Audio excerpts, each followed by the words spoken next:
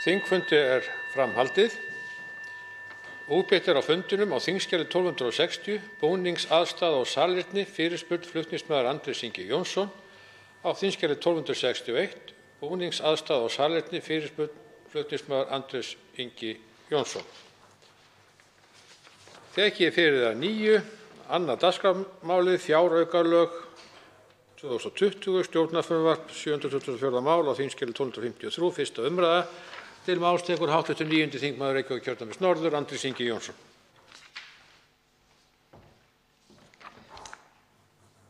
Virðulegur forseti. Fyrst er þetta að geta þess að sá aðgerðapakki sem ríkisstjórnin leggur hér fram í dag margt mjög ágætur. Kannski sérstaklega þær félagslegu áherslur sem birtast í ýmsum aðgerðum. Þær virka kannski litlar og léttvægar en atriði eins og að veita fjármagni til tómstundastyrkjar til barna á tekjulágum heimilum stór aðgerð til að vinna gegn barnafátækt. Þannig að hér erum við á köflum að ná að slá tvær flugur í einu höggi, að milda áfallið vegna COVID en byggja á sama tíma upp betra samfélag. Ég verð samt að viðurkenna að tillögurnar eru talsvert minni en ég hefði reiknað með. Kannski var þetta bara meinloka í mér en ég sá alltaf fyrir mér að aðgerðapakki 2 yrði jafnvel stærri en aðgerðapakki 1 í ljósi þess að vandinn hefur birst okkur sem enn dýpri og meira langvarandi en í fyrstu var talið. Þess vegna er ekki mjög mikið að bæta þriðjungi ofan á aðgerðapakka 1. Aðgerðapakki 2 ekki nema þriðjungur af þeim fjármunum sem voru í fyrsta pakkanum. Svo opinberast í gögnum málsins eitthvað sem við rekum okkur oft á sem veldur samt þessum áhyggjum þegar við erum að takast á við erfitt ástand eins og núna, og það hversu lítil geta virðist oft vera hjá stjórnvöldum til djúprar greiningar á ástandi eða afleiðingum mögulegra lagasetningar. Þetta kannski einna skýrast bara vegna þess að það hreinlega orðað í greinargerð málsins. Þetta einna skýrast varðandi kynjasjónarmiðin. Í gær birtist viðtal við hæstv. Forsætisráðherra sem sagði að það skipti miklu máli að við séum með kynjasjónarmið að leiðarljós í viðbrögðum okkar við COVID-19 og tryggjum að þessi kreppa valdi ekki bakslagi í kynjajafnréttismálum. Þetta vitum við, þetta þekkjum við frá kreppunni eftir hrun 2008, það skiptir miklu máli. Engu að síður þá kemur fram í greinargerð með frumvarpi til fjáraukalaga að aðeins félagslegar aðgerðir pakkans hafi verið metnar út frá áhrifum á jafnrétti kynjanna. Aðeins félagslegar aðgerðir. Æskilegt hefði verið að meta aðra aðgerðir með sambærilegum hætti stendur í greinargerðinni. Meira en æskilegt, það hefði bara þurft að gera það. Við hefðum ekki átt að fá þetta í hendurnar nema þetta væri greint, og þetta er mikið grundvallaratriði varðandi það hvernig við úthlutum opinberu fé, sérstaklega í krísuástandi. Það hefur mikið verið rætt samráð og samráðsleysi í tengslum við aðgerðir stjórnvalda og það kannski að koma í ljós svona ákveðin aðferðafræði varðandi samráð við stjórnarandstöðuna í þessu plaggi. Það felst í því að endurvinna hugmyndir stjórnarandstöðunnar mánuði eftir að þær hafa verið lagðar fram sem breytingartillögur og felldar af stjórnarliðum, en kannski draga aðeins úr metnaðinum sem birtist á þeim tíma. En engu að síður, góðar hugmyndir eru þetta og þær eru komnar inn í plaggi núna, eins og til dæmis álagsgreiðslur til heilbrigðisstarfsfólks. Og hópurinn hafi bæði verið þrengdur og heildarframlögin minnkuð frá því sem að minnihlutinn lagði til hér fyrir nokkrum vikum. Eins jákvætt að hér sé stuðningur við nýsköpun í matvælaframleiðslu þó að reyndar vanti þau skýru grænu markmið sem voru í breytingartillögum minnihlutans á sínum tíma.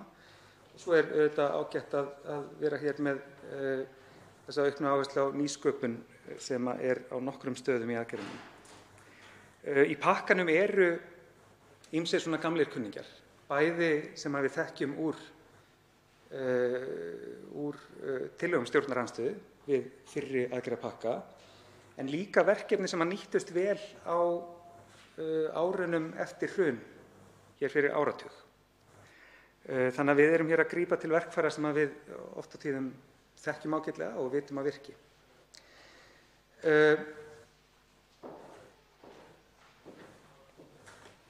Svo varðandi samráð og bara samtal almennt, þá mætti velta fyrir sér hvers vegna ekki rætt meira við almenning eða fólk sem og aðstandendur fyrirtækja, smærri rekstraraðila í ferðaþjónustu til dæmis, varðandi það hvaða aðgerðir þarf til að bregðast við þeirra aðstæðum.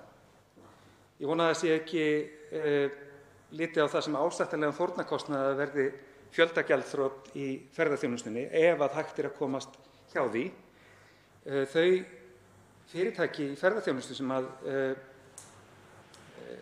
bent hefur verið á síðan að tillögurnar komu fram að ekki njóti nægilegs skjóls í þessum aðgerðum eru oft lítil fjölskyldufyrirtæki í vítt og breitt landið sem stunda nýsköpun í ferðaþjónustu og standa nú frammi fyrir fordæmalausu tekjufalli sem verður að bregðast við á einhvern hátt.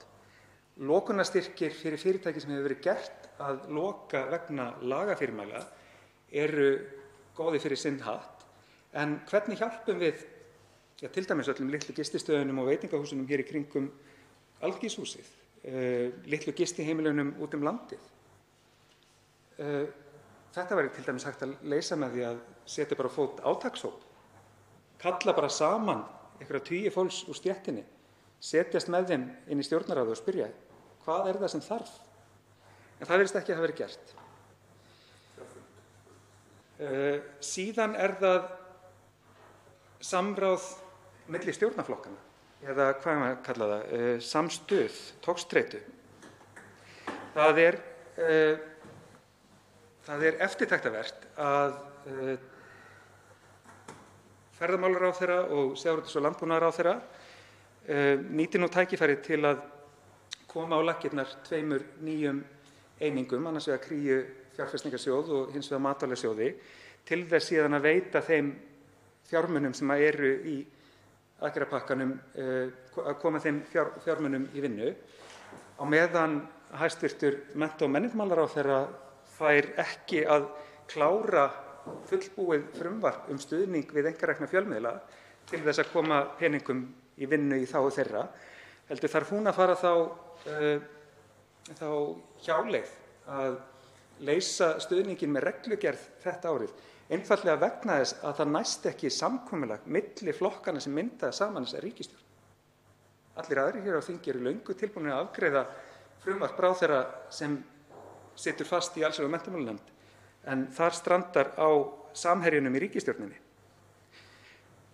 Svo virðist eitthvað skorta á það að ræða við sveitarfélögin, sérstaklega varðandi þær aðgerðir þar sem gert ráð fyrir hreinlega mótframlagi frá þeim. Hér erum við að endurvekja hið ágæta verkefni Sumarstörf fyrir námsmenn sem reyndist vel á árunum eftir hrun. Það á að geta skapað 3.000 störf ef að sveitarfélögin koma að borðinu. Sveitarfélögin hins vegar að kalla eftir auknum fjármunum til að standa undir grundvallar þjónustu sveitarfélaganna.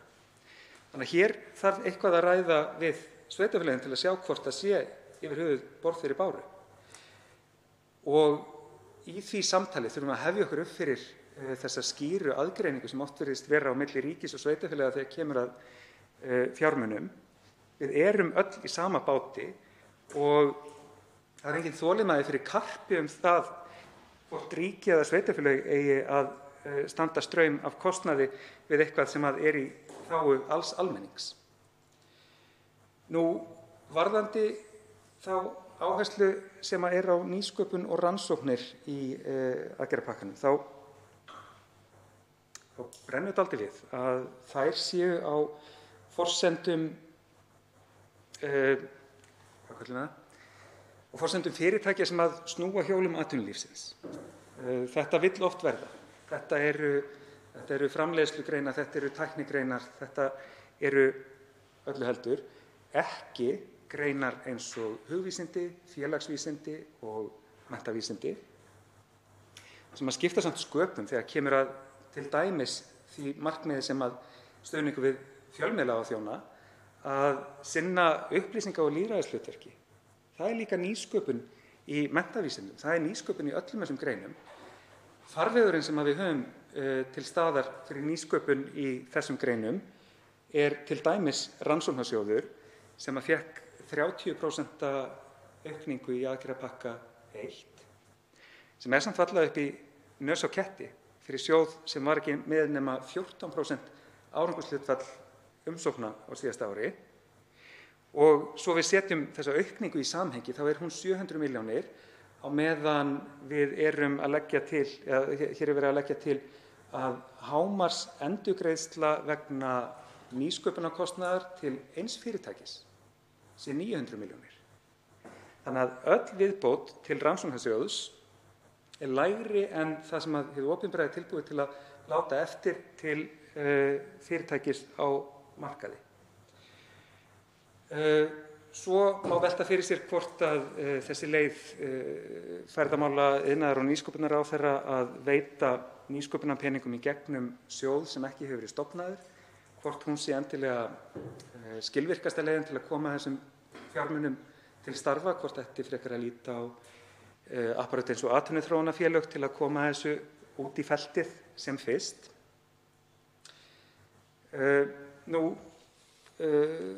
Þá langar mér rétt að nefna það sem hefur nú borið aðeins á í umræðunni hérna, sóknarfæri sem felst í því að fjölga opinberum störfum á þessum tímum. Þetta er ekkert út af einhverjum kreddum varðandi það að ríkið eigi að vera stórt eða ríkið eigi að vera lítið, heldur bara að horfast í augu við þá staðreynd að ríkið er nú þegar að greiða stórum hópi fólks laun og mun gera það að minnstakosti út þetta ár. Við erum að tala að í dag eru 35.000 manns á hlutabótum og önnur 15.000 á fullum atvinnuleysisbótum. Það mætti taka módelið sem að sumastörf fyrir námsmenn byggja á, sem er að kalla eftir hugmyndum frá stofnunum að átaksverkefnum sem væri hægt að ráða fólki. Það væri hægt að útvíkka þetta fyrir tímabundna fjölgun opinbers starfsfólks. Fullt af stofnunum hefðu gott að því að fá nokkra starfsmenn í 1 eða 2 ár til að vinna átaksverkefni og koma þjónustunni upp á ákveðið plan. Það væri hægt að kalla eftir ótalmörgum hugmyndum frá stofnunum vítt og breitt um landið til þess að koma fólki einfaldlega af atvinnuleysisskrá og í það að vinna samfélaginu gagn. Og síðan þarf að greina hvar má fjölga opinberu starfsfólki varanlega til þess að styðja við ýmsa grunninnviði samfélagsins. Við vitum svo sem vel hvar skóinn kreppir helst. Nefnum bara hjúkrunarfræðinga og kennara. Þetta eru 2 stéttir sem vantar fleiri hendur inn í þau kerfi sem að þær standa undir. Og hérna þurfum við að hafa hugfast að græn uppbygging er ekkert bara Tesla og Carbfix og einhverjar tæknilausnir. Græn uppbygging er líka að vera með metnaðarfulla, vel launaða og vel menntaða kennara á öllum skólastigum. Því með því byggjum upp samfélag framtíðarinnar. Græn uppbygging er að vera með ókeypis og öflugt heilbrigðiskerfi, að vera með námsstyrki, að styðja fólk til mennta þannig að öryggisnet einstaklinga byggja ekki á stöðu þeirra fjárhagslegri í samfélaginu. Hérna eru gríðarleg sóknarfæri og ég vona að sú kreddufesta sem að heyrðist frá fjármálaráðherra hér í umræðunni fyrr í dag gagnvart því að það væri mesta fásinna að fjölga opinberum störfum á tíma þegar ríkið er bara takk fyrir farið að borga laun stórs hluta vinnumarkaðarins. Ég vona að ráðherrann vindi ofan af þessari kreddu sinni. Nú svo langar maður að nefna bara örstutt það hversu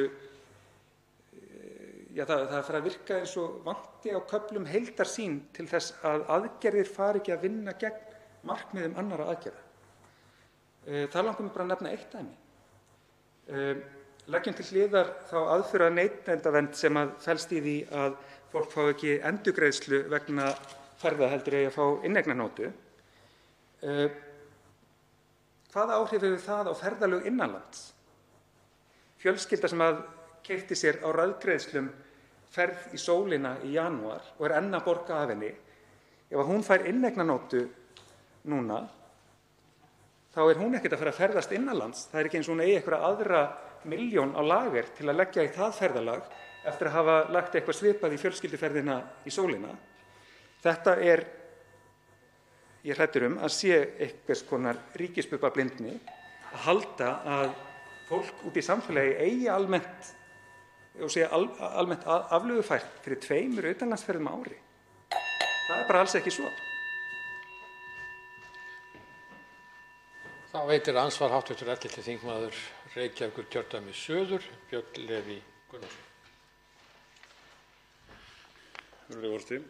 Það er að spjalla hérna við hv. þingmannum með fjölgun opinberra starfa sem að mér finnst mjög áhugavert af því að á vissum svona sviðum hins opinbera þá er tilfinnanlegur skortur á einmitt opinbera starfsmönnum til svona í ákveðinni réttindavörslu.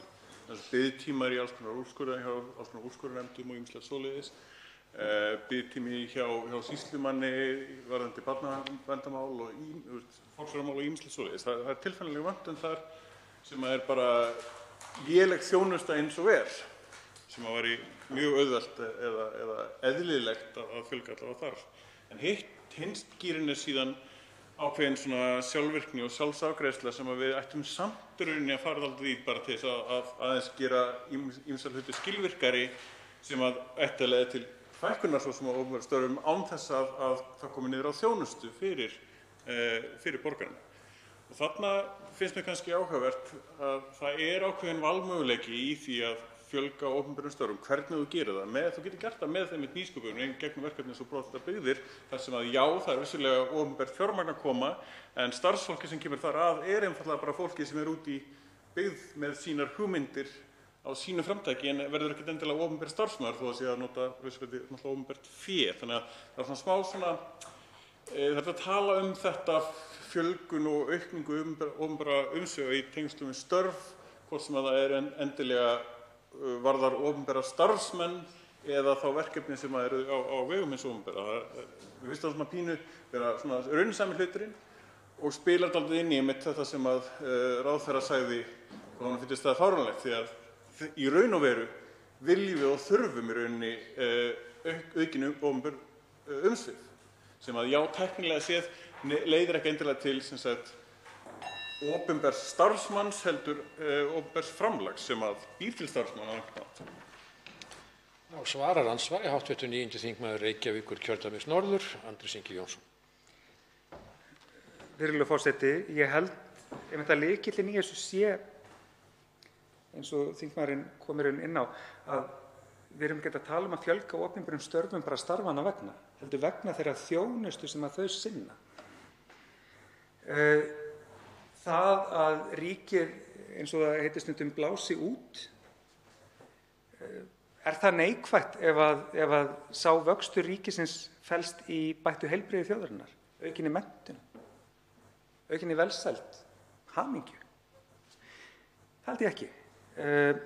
Og við hljótum að komast að einhverri skynsamlegri niðurstöðu með þetta einmitt á þessum tímum þar sem að stefnir í það að gríðarlega stórir hópar fólks sem oft eru með mikla og góða reynslu úr atvinnulífinu ganga verkefnalausir.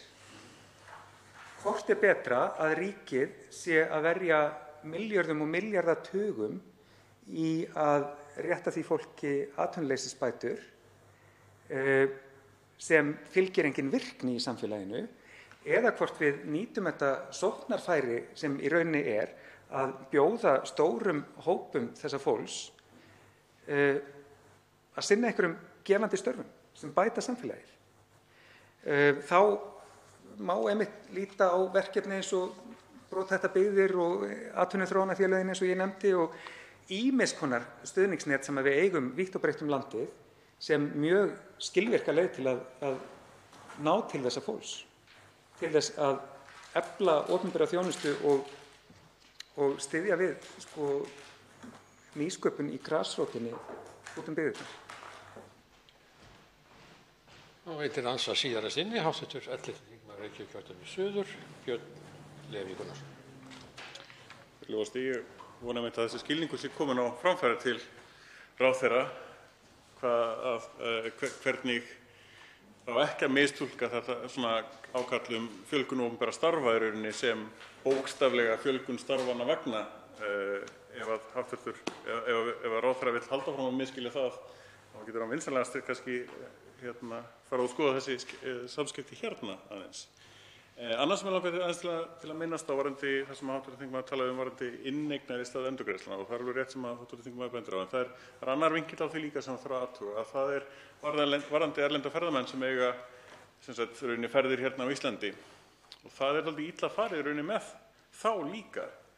Ef þá að bjarga íslensku fyrirtækjum og eitthvað svoleiðis varðandi ferðir erlendra ferðamanna hingað, þannig að þeir haldi ferðunum sínum í staðinn fyrir endurgreiða þeim.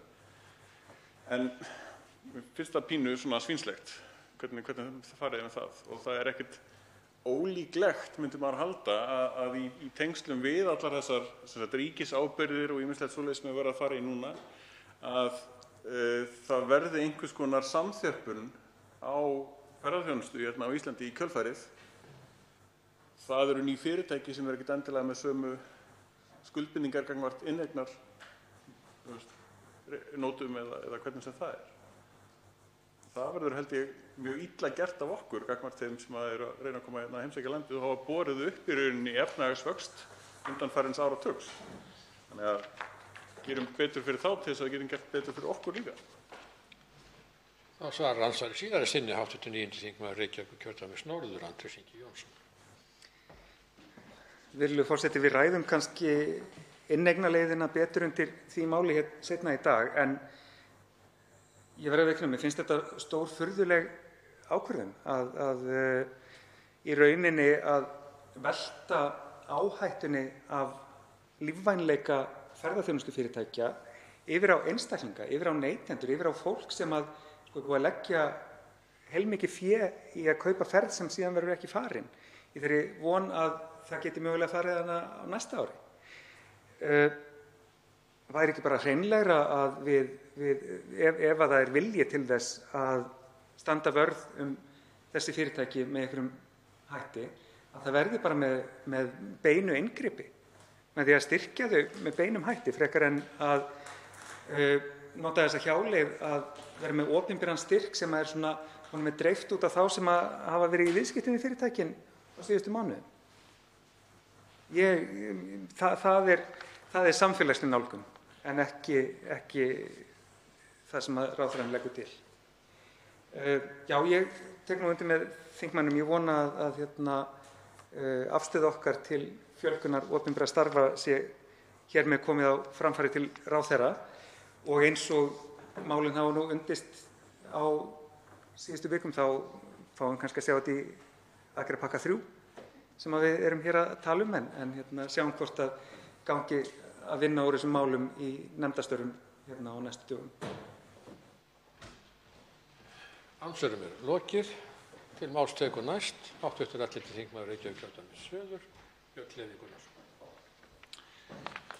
Virðulegur forseti. Fjáraukalög 2022, áhugavert. Í fyrsta hluta var fjallað nokkur atriði eins og hlutastarfaleiðina, brúarlán til atvinnulífs, frestun skattgreiðslna fyrirtækja, laun í sóttkví, barnabótaauki, úttekt séreignarsparnaðar, styrking ferðaþjónustu, útvíkkun og allir vinna, greiðari innflutningur, fjárfestingar, átak, 25,5 milljarður þar sem þetta endaði í. Það er ekkert skjól fyrir heimili landsmanna nema óbeint eins og ráðherra hefur komist að orði að styrkja fólk og landsmenn óbeint í gegnum fyrirtæki. Engin skilaboð fjárheimildir fyrir heilbrigðiskerfið, áherslur sem gagnast fyrirtækjum en ekki fólki á þann hátt að markmiðið virðist vera að allt eigi að vera eins eftir að ástandinu er lokið. Allt eigi að vera eins og áður en þetta byrjaði, eins og heimurinn verði einhvern veginn óbreyttur eftir þetta ástand. Það liggur í augum uppi að þetta svokallaða efnahagskerfi sem við höfum verið að reyna að vinna eftir undanfarna áratugi sem byggir á stöðugleika alls ekkert svoleiðis. Það er nokkrar ástæður fyrir því. Aðalástæðan fyrir því rauninni, svo sem að taka til gjaldmiðlar og svo framvegis, en líka hvernig Íslendingar hafa sífellt lagt eggin í sömu körfuna, í sjávarútveginn, í álið, í bankaiðnaðinn og núna síðast í ferðamannaiðnaðinn. Við erum með rosalega fábreytni. Og svo erum við rosalega hissa þegar koma sveiflur. Við sveiflumst eftir þessum fáu körfum. Þegar að markmiðið hefur verið í langan tíma en hefur aldrei náðist að raungerast af því að áherslan stjórnvalda hefur aldrei verið á þeim nótunum að byggja upp þessa svokölluðu fjórðu stoð sem þá var, sem átti að vera nýsköpun, sem átti að búa til fjölbreytt störf sem á rauninni sveiflujafnandi, byggja undir ekki stöðugleika heldur sjálfbærni. Hún mikilvægast þarna. Því að sjálfbærnin hluti af því hugtaki að geta tekið við áföllum. Að reyna að stilla stöðugleikann á þann hátt að við reynum að forðast áföllin, það gengur einfaldlega ekki. Við verðum að reyna að byggja okkur fram hjá honum og gera ráð fyrir því að hann komi á óvæntasta hátt sem að getur komið. Hver hefur búið? Jú, það var búist við svona faraldri í þó nokkuð tíma. Var tímaspursmál, hafa vísindagreinar sagt.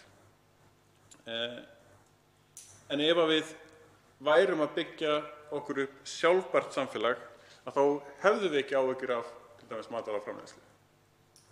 Við hefðum ekki áhyggjur af því að missa þakið ofan á höfðinu á okkur.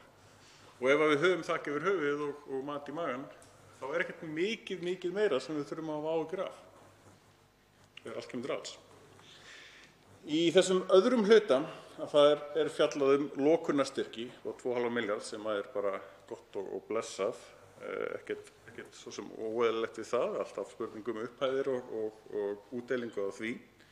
Það verður erfitt í framkvæmd, get ég ímyndað mér, og hlakka til þess að skoða hvernig farið verður með það. Það talað stuðningslán með 100% ríkisábyrgð sem ekki alveg farið vel yfir að því að sáum hver upphæðin á bak við það. Hluti af þessari vantarlega svona 60 milljarða tölu sem hefur verið notað þennan annan pakka sem mjög erfitt í rauninni að rekja sig niður á eða rekna sig út í eða rökstyðja í rauninni á nokkurn hátt. Þetta sé upp á 60 milljarða að gera því að hluti af þessu eru lán sem á endurgreiða og ýmislegt svoleiðis. Vissilega með ríkisábyrgð. En þegar við fjöllum til dæmis ríkisábyrgð fyrsta pakkans, þá kemur þar í ljós að það á bara lána til lífvænlegra fyrirtækja. En á sama tíma gert ráð fyrir því í útdeilingu ríkisábyrgðarinnar að ansi mikill hluti af henni falli niður og falli á ríkið. Og þá dettur manni í hug, hvernig stenst það saman að lána bara til lífvænlegra fyrirtækja, því að lífvænleg fyrirtæki vantarlega geta greitt tilbaka ríkisábyrgðina. Þannig að það stangast ýmislegt svona á í þessu. Fáum að heyra eitt en framkvæmdin síðan önnur og eftirlitið verður áhugavert með þessu öllu. Það sérstaklega einmitt mikilvægt í svona ástandi þegar það verður að taka ákvarðanir í flýti að það sé vel fylgst með því hvernig síðan farið með þær fjárheimildir sem hérna útdeilt. Hérna talaði tekjuskattsjöfnun. Það tiltölulega óljóst en virðist vera svona ákveðin samfinning hagnaðar fyrirtækja á 2019 yfir á 2020 eitthvað þvílíkt, óljóst líka hversu margir milljarðar það eru. Geðheilbrigði og fjarþjónustu upp á 540 milljónir, mjög fínt. Vernd fyrir börn og fjölskyldur upp á 895 milljónir.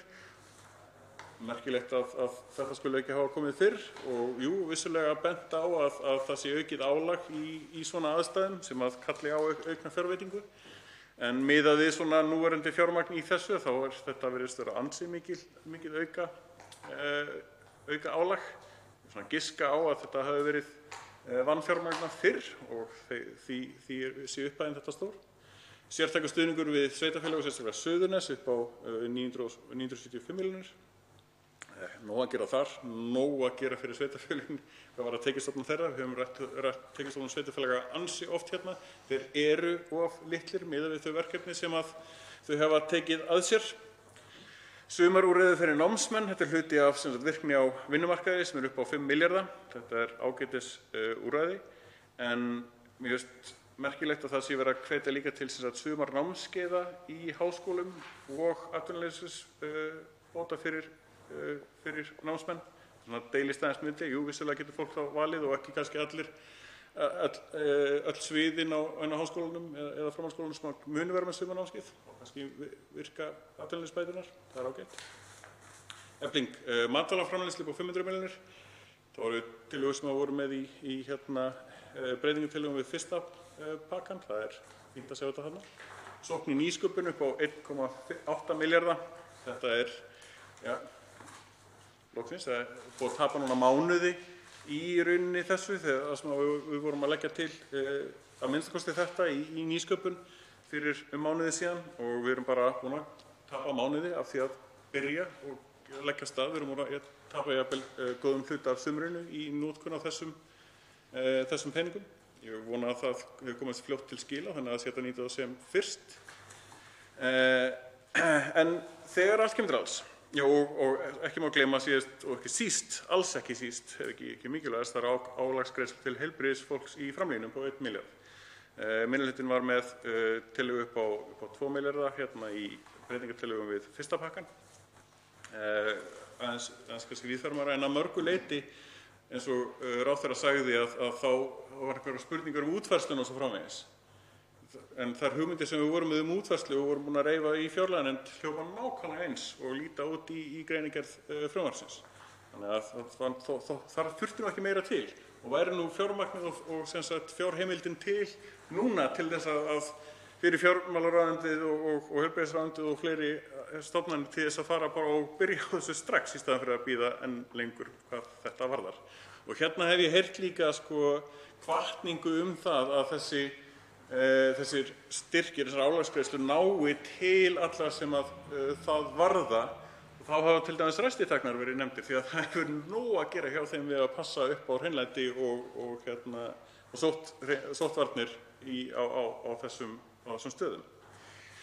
Grundvallarspurningin sem ég hef eins og svona venjulega, hvaða vanda er hver aðgerð að mæta og hver er væntur viðsnúningur þeirra aðgerða? Það er null svarað eins og venjulega í svona fjárlagavinnunni. Við höfum ekki hugmyndum í rauninni hvert umfang vandans er og höfum enga mælikvarða til þess að miða við hvaða ávinning við höfum af þessum fjárheimildum þegar allt kemur til alls.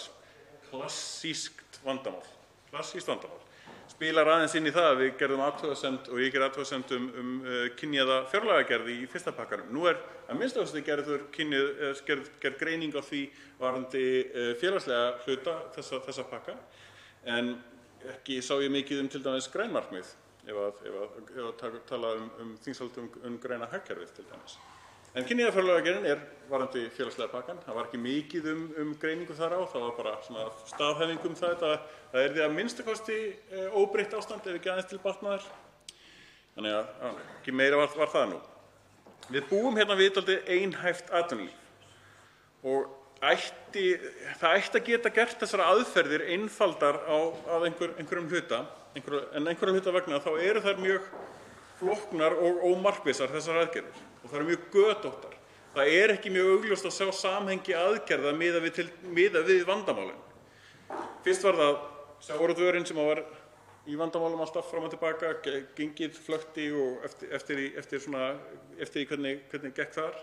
Svo hefur álið verið svona lífæð ákveðin þegar það var að byggja upp orkukerfi. Bankastarfsemin fyrir hrun sem var nú ein stór bóla og síðast var nú ferðamannaiðnaðurinn. En það bólar eins og ég sagði ekkert á þessari fjórðu stoð sem það var nýsköpun. Svo við séum ekki alltaf að setja þessi öll egg í sömu körfu. Við verðum að fara að hugsa öðruvísi til framtíðar. Það er jákvætt að setja til dæmis fjárheimild í skilgreind verkefni eins og heilsuefling í heimabyggð. Við ættum að vera með meira af svona skilgreindu verkefnum. þar sem að það liggur bara mjög augljóslega fyrir hvaða verkefni eru næst á verkefnalistanum. Þannig að Alþingi geti farið í auknar fjárveitingar á verkefnum sem eru þegar greind varðandi ábata, varðandi umfang og því um líkt. En nei, við erum ekki svo heppin. Þannig að mjög jákvætt allavega að sjá að það allavega verkefni sem að nýtist í þessi viðbrögð. Eitt sem ég hef svona sérstaka athugasemd við að við erum að mæta þessum vanda af því að mér finnst tiltölulega litlum skrefum. Og við sjáum það núna á umfangi vandamálsins og þessa hversu lengi þetta getur komið til með að vara, að þetta eru vissulega lítil skref sem hafa verið stigin hingað til í þessum pakka 1 og 2. Ég hef ágjörð því að við séum í rauninni að missa af ákveðnum tækifærum sem að hefðu getað byrjað fyrr ef stærri skref hefðu verið tekin strax. Við viljum í þessu umhverfi, þar sem var bent á hérna í umræðin til að byrja með að fyrsti aðgerðapakkinn, það var búið að tilkynna hann einhverjum 3 vikum áður en hann kom fram. Það breyttist gríðarlega mikið hvað fólk vissi það hversu umfangsmikil þetta vandamál var, en pakkinn breyttist að því að virtist ekki mikið. Við hefðum viljað byrja stórt og taka minni skref í svona glöfunar í kjölfarið, en við erum ekki að byrja stórt, við erum að taka svona tiltölulega lítil skref eftir því sem að líður á, og þá eru götin miklu stærri heldur en þau gætu annars verið. Við þurfum að hugsa dálítið í þessu að skuldsetning ríkissjóðs aldrei vandamál ef arðsemi þess verkefnis sem að skuldin fjármagnar meiri en skuldin pluss vextir. Það verður að telja þann kostnað sem að skaðinn sem við erum að reyna að koma í veg fyrir, það verður að telja hann með líka. Við þurfum að hugsa þetta þetta, sérstaklega þegar við erum að sjá þessi PPP-verkefni sem á að vera að reyna að koma hérna inn á þingið. Jú, vissuleyti geta þau verið alveg ágætis hugmynd, en þau verða alltaf skilvirkari með opinberri fjármögnun, svo lengi sem að opinber fjármögnun ódýrari heldur en fjármögnun á einkamarkaði. Það alltaf, ef að verkefnið arðbært, þá alltaf arðbærara fyrir opinbera að gera það sjálft í staðinn fyrir að fara í samvinnu við einkaaðila. Ef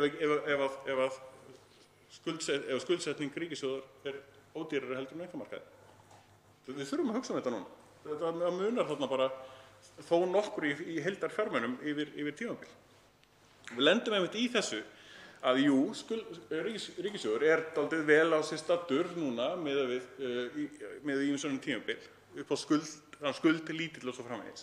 En eins og við minnst oft á áður, að þá erum við með innviðaskuld. Hún mjög falin af því við sjáum ekki hvað hún að kosta okkur. Við felum góða stöðu ríkissjóðs dálítið í þessari innviðaskuld sem að núna þurfum við að fara að glíma við og skuldsetta ríkissjóð þá í staðinn fyrir að ef við hefðum ekki verið með innviðaskuld, þá hefðum við betri innviði til að taka á þessu álagi sem hefur orðið til dæmis í heilbrigðiskerfinu. Ástæðan fyrir því, eins og var sögð, fyrir því að við þurftum að fara í svona harkalegar aðgerðir varðandi samfélagsbann og svo framvegis, samkomubann og svo framvegis, var til þess að hlífa heilbrigðiskerfinu við álagi. Ef að heilbrigðiskerfið hefði getað tekið við meira álagi, þá hefði allt verið mun frjálslegra og ekki alveg eins takmarkað. Við verðum að hugsa þetta dálítið frá byrjun. Þessi fjárauki hérna, hann mjög fyrirtækjamiðugur og jú, það óbeint hægt að hjálpa fólki í gegnum fyrirtæki, en við erum hérna í umboð fólks, þá vera fyrsta áherslu atriðið okkar, hugsa fólk, ekki í gegnum fyrirtæki, heldur bara hugsa fólk. Byrjum á fólki, það býr til fyrirtæki, fólk býr til fyrirtæki, fyrirtæki býr ekki til fólk. Snýst ekki við. Þannig að ef við styðjum fólk, þá styðjum við líka fyrirtæki. Ef við styðjum fyrirtæki, þá styðjum við kannski fólk.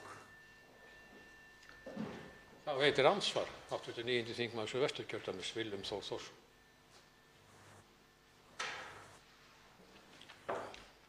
Hæstvirtur forseti, ég þakka hv. þingmanni ræðuna. Það var nú einhverjum hér alveg rétt í lokin sem að þessar vangaveltur fyrirtæki og fólk.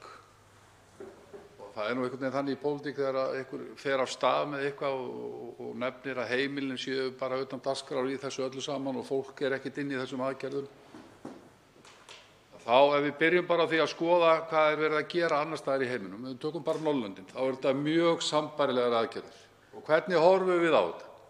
Þar og hér. Við horfum á efnahagshringrás sem mjög löskuð. Hverjar eru tvær megin grundvallarstoðir í efnahagshringrás? Það fólk og það fyrirtæki. Og þau eru háð hvort öðru. Vinnuafl annars vegar og framleiðslutækin hins vegar. Síðan borgað í formi vinnulauna sem eru síðan notuð til þess að kaupa vöru og þjónustu. Þetta kallast verðmæti. Og þessi umræða verður bara að stoppa. Það getur ekki hver komið á fætur öðrum og talað þetta í þessu samhengi. Það bara ekki hægt. Því að þetta bara rangfærsla. Þetta bara vitleysa, hv. þingmaður, fyrirgefðu. Og ég trúi því ekki. Hér ætla að koma fleiri upp í þessa umræðu og tala með þessum hætti. Það bara ekki hægt. Síðan ákveðin mótsögn í ræðu hv. þingmanns af því ég veit að hann mjög nákvæmur með markvissar aðgerðir, útfærðar og í takti við stefnu. En á sama tíma segir hv. þingmaður hér að við hefðum átt að taka stærstu skrefin í byrjun þegar það var fullkomin óvissa. Út frá hvaða greiningu?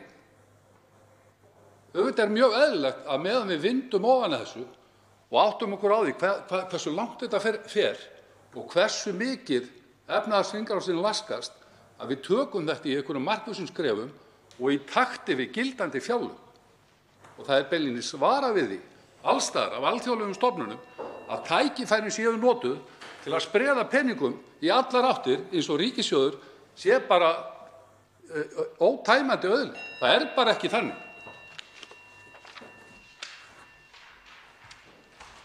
Svarar andsvari hv. 11. þingmaður Reykjavíkurkjördæmis suður, Björn Leví Gunnarsson.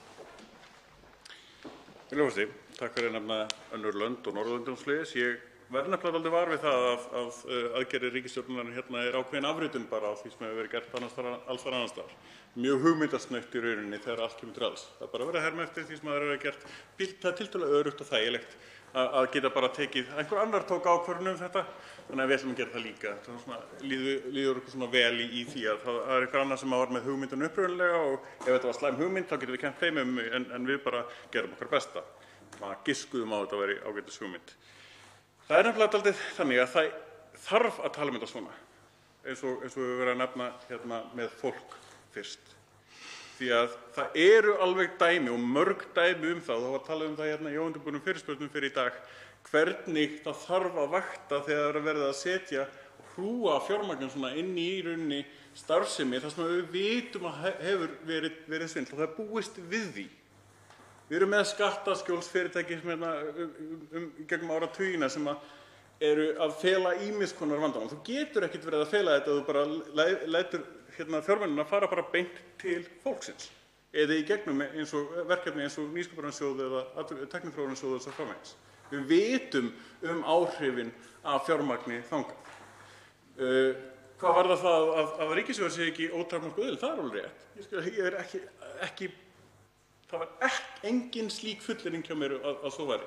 Það sem ég að segja, að taka stór skref fyrst, það getur vel verið að það leiði til þess að seinni tíma greiningar sýni að umfangi sé ekki eins mikið og mögulega gat orðið, en það fjárheimild þýðir ekki eyðsluheimild. Gerir það ekki. Þannig að það sem að fjárheimild og stórt skref til að byrja með snýst að það allavega öryggi til þess að nýta það sem að hægt að nýta án þess að vera að koma alltaf hingað í salinn aftur og biðja eftir á pening með mjög óljósum formerkjum eins og við könnumst við núna frá undanfarnum árum. Þá veitir andsvar síðara sinni hv. 9. þingmaður Suðvesturkjördæmis Willum Þór Þórsson. Hæstv. forseti, ég ætla að grípa boltann hér þar sem hv. þingmaður lauk hér í andsvari fyrir andsvari og þakka fyrir svörin. Ég hef talað fyrir því og ég mjög fylgjandi því að við gerum þetta í smáum skrefum og við tökum þetta í nokkrum pökkum og einmitt í gegnum fjáraukann. Við erum vön því að taka hér fjárauka inn í árslok og biðja eftir á heimildir fyrir útgjöldum sem hafa orðið á árinu. Mér finnst mjög góður bragur á þessu. Hér séum við að fá þetta inn í þingið,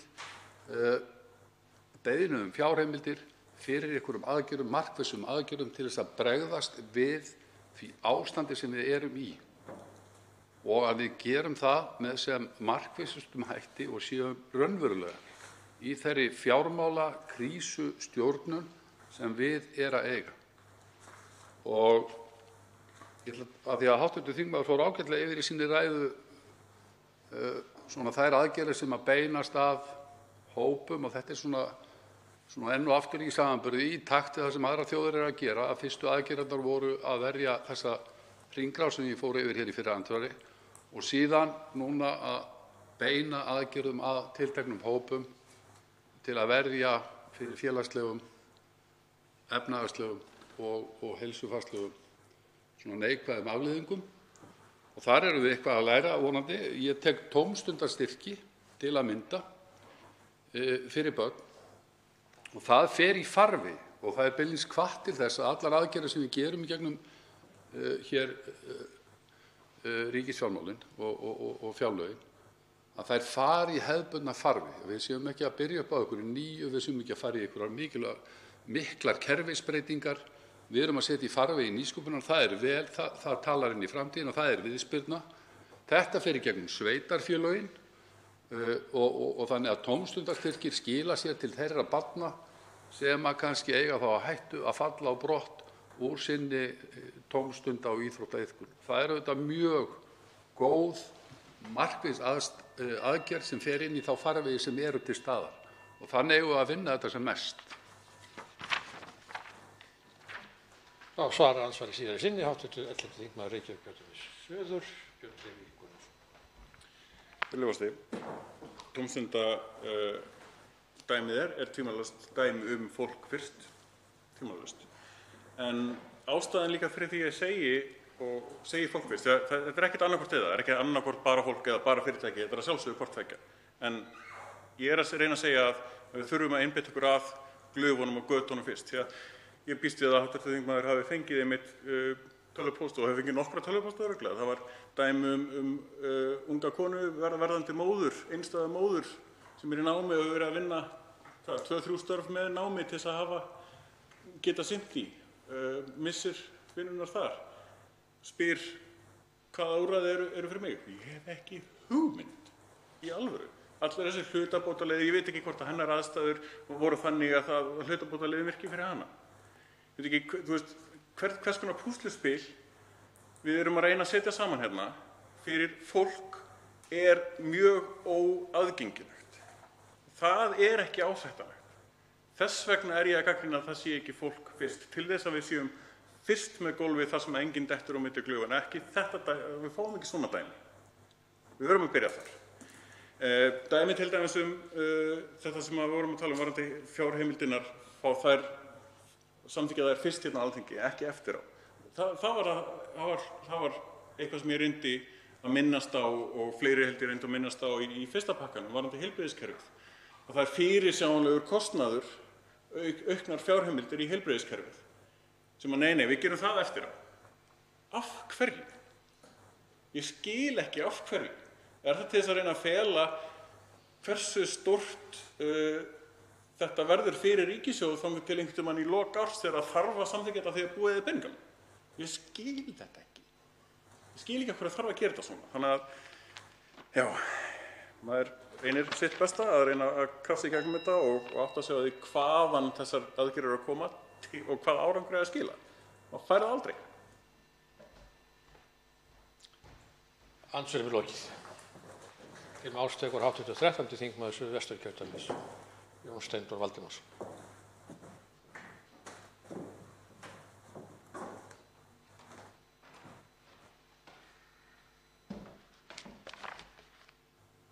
Herra forseti.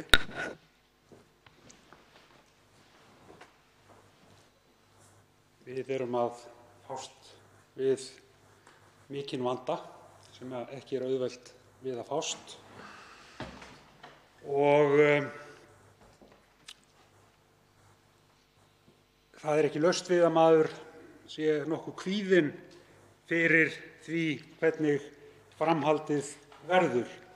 Og þess vegna skiptir miklu máli að þau skref sem við tökum séu fumlaus og þau séu fullnægjandi miðað við það sem við sjáum framundan.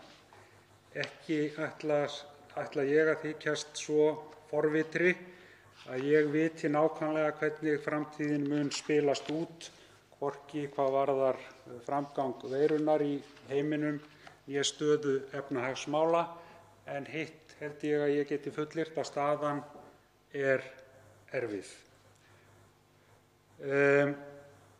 Í upphafi þegar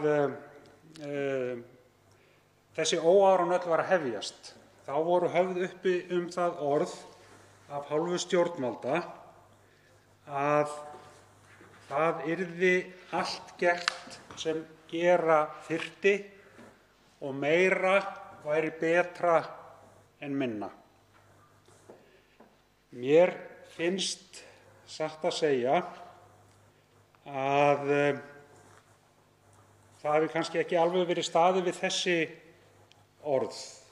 Sá pakki sem við erum að skoða núna, hann hefur valdið vonbrigðum og ég held að það sé óhætt að segja að hann hafi valdið vonbrigðum mjög víða í samfélaginu. Auðvitað er það með öll mannanna verk og það er að sjálfsögðu með þetta eins og allt annað að sjálfsögðu það þarf eiginlega ekki að taka það fram, er það sem gert er til bóta. En það er ekki nóg og þess vegna sýnist mér að það sé ástæður í samfélaginu segja menn, þetta var ekki það sem ég þurfti, þetta var ekki það sem ég átti von á. Þannig að ég held að það sé mjög brýnt að það séu stigin fastari og sterkari skref í öllum þessum málum. Nú gengur þetta tiltekna frumvarp sem akkurat er til umræðu núna og síðan þau frumvörp sem eru hluti af þessum pakka til nefnda og ég trúi því og treysti að þar verði svigrúm til þess að bæta verulega í þennan pakka. Við megum ekki falla í þá gryfju að ýta vandanum of á undan okkur. Það verður að takast á við hann. Mikið af þessum aðgerðum eru þess eðlis að það er verið að ýta skaflinum á undan, en skaflinum er ekki rutt úr vegi. Og mikið af þessu snýst það að fresta greiðslum, geta tekið lán og svo framvegis. Það eru ekki bestu leiðirnar. Við erum svo heppin að við stöndum vel efnahagslega. Við erum með tiltölulega sterkan og öflugan ríkissjóð. Skuldahlutfall okkar er lágt og ef ekki núna, hvenær þá eigum við að geta nýtt okkur þessa góðu stöðu. Við verðum líka að gæta þess í öllu því sem framundan að við sköpum þannig aðstæður að það sé ávallt gætt fyllsta jafnræðis og fullkomið gegnsæi ríki allar aðgerðir og það sé fyrirsjáanleiki. Það er alltaf hætta þegar mikið umrót verður í samfélagi og mun gilda núna eins og hingað til að það sé tilhneiging til þess að gæðunum verði misskipt og þess vegna er mjög mikilvægt að við höfum með því gott og strangt eftirlit hvernig þetta fer allt saman fram og að þeir sem að best standa geti ekki sópað til sín verðmætum í krafti þess að illa árar. Ef við víkjum kannski aðeins að nokkrum tilteknum atriðum í þessu, þá er náttúrulega óhjákvæmilegt kannski að byrja á ferðaþjónustunni. Og þar held ég að vonbrigðin séu trúlega mest með það sem lagt er á stað með hér. Það virðist ekki vera mjög margir sem að telja að þetta muni verða til hjálpar. Auðvitað vitum við það að ferðaþjónustan stóð að mörgu leyti ekki eins vel sem skyldi. Það var orðin offjárfesting og það var ljóst að það yrði samdráttur. En við megum samt ekki láta það henda okkur að við skiljum við þessa mikilvægu atvinnugrein þannig að hún sé á algjörum brauðfótum og geti ekki tekist á við það þegar að ferðamenn byrja að koma aftur til landsins. Annað sem að mér finnst rétt að nefna bara í samhengi við ferðaþjónustuna sem að veldur mér örlitlum heilabrotum. Nú er það þannig að Íslendingar eru mjög ferðaglöð þjóð og stór hluti Íslendinga hafði ráðgert það að fara til útlanda í sumar. Þær ferðir eru meira og minna, eða ekkert meira og minna, þær eru allar, þeim hefur öllum verið aflýst og menn mun ekki ferðast til útlanda trúlega á næstu mánuðum. Það er þannig að í mörgum tilvikum voru neytendur búnir að greiða þessar ferðir að fullu sem nú hefur verið aflýst. Og nú er gripið til þess ráðs með afturvirkum hætti að biðja fólk að bíða með að ferðast þangað til hægt er að viðkomandi fyrirtæki getur aftur hafið sínar ferðir. Við þetta eru nokkur atriði sem ég held að hafi mjög neikvæð áhrif. Ég er sannfærður það að meginþorri þeirra sem hefði fengið endurgreitt að fullu núna, hann myndi nota þessa fjármuni til þess að ferðast innanlands. Þú ferð ekki í 2 dýr, meðalmaðurinn gerir það ekki í 2 dýr sumarleyfi á sama árinu. Við erum raunverulega annars vegar að biðja fólk að ferðast innanlands og hins vegar að sætta sig við að fá ekki endurgreiddar ferðir sem ekki voru farnar.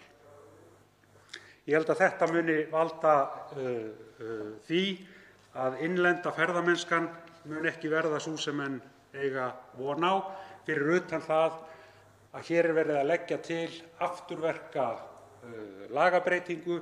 Ferðaskrifstofur voru þegar búnar að lofa viðskiptavinum sínum endurgreiðslu sem að nú verður ekki staðið við. Ég held að þetta sé röng aðferðafræði, ég held að það þurfi að fara einhverja aðra leið. Ég geri mér að sjálfsögðu fulla grein fyrir þeim mikla vanda sem ferðaskrifstofur eiga við að etja, en það verður að fara aðra leið til þess að leysa þennan vanda. Annað atriði sem mig langar til að minnast sérstaklega á líka, það er það að við stöndum frammi fyrir því, einu sinni enn, að stór atvinnugrein verður fyrir miklum áföllum.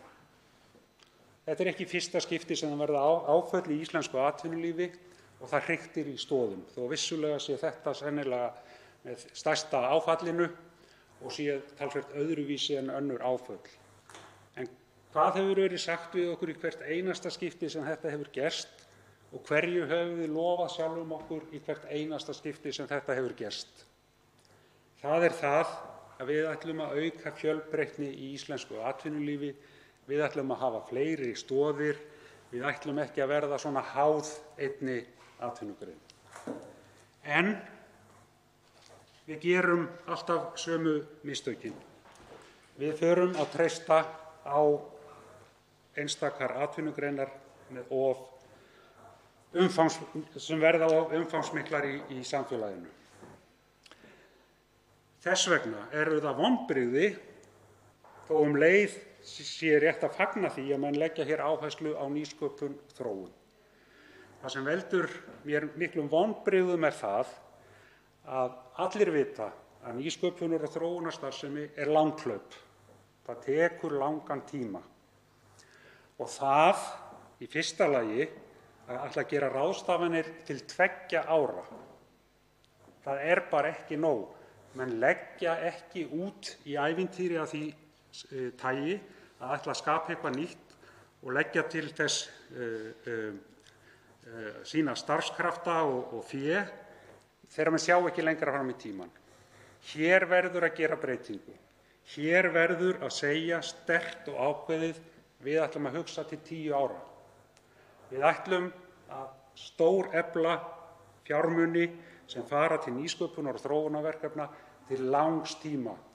Allir sem eru að tala um nýsköpun, þeir geta treyst því að þetta verður til langs tíma.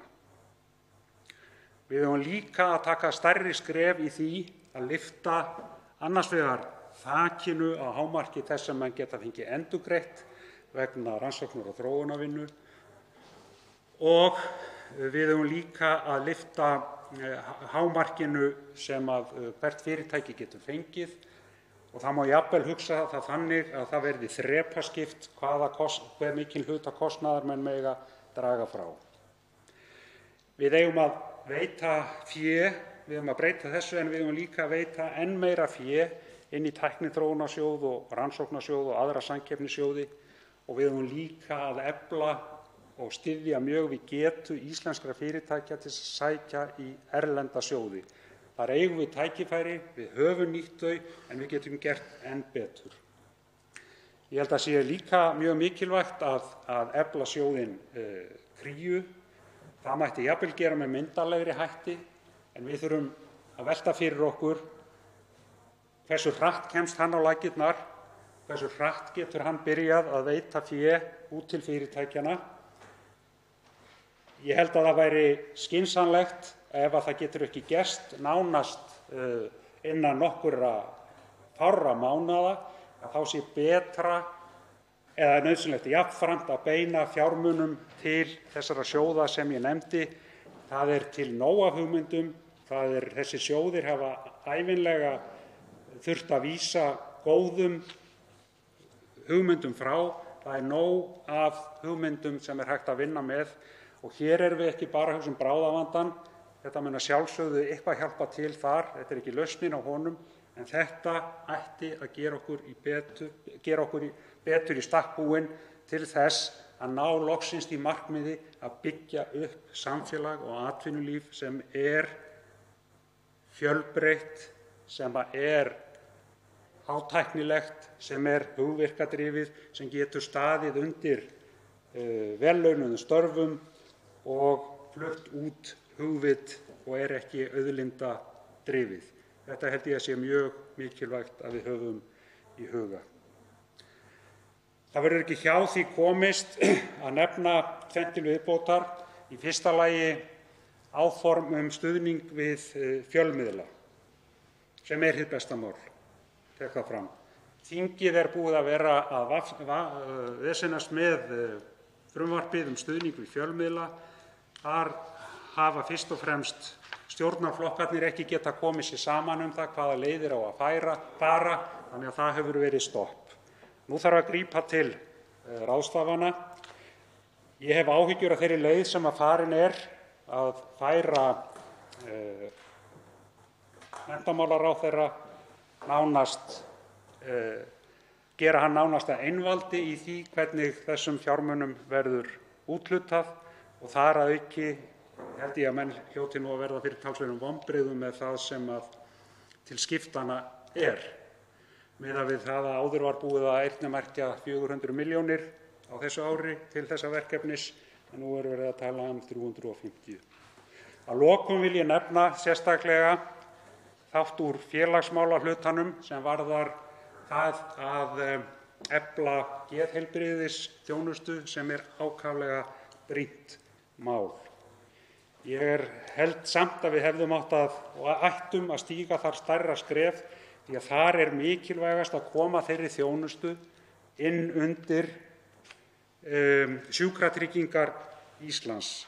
Ég er ekki viss um að það sé endilega besta leiðin að reyna að setja þetta allt saman inn undir hið opinbera kerfi.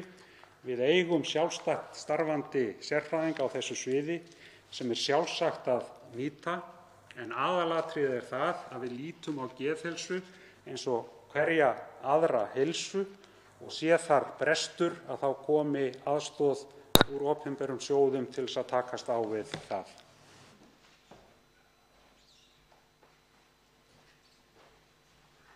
Til máls tekur hv. 3. þingmaður Suðurkjördæmis, Birgir Þórarinsson.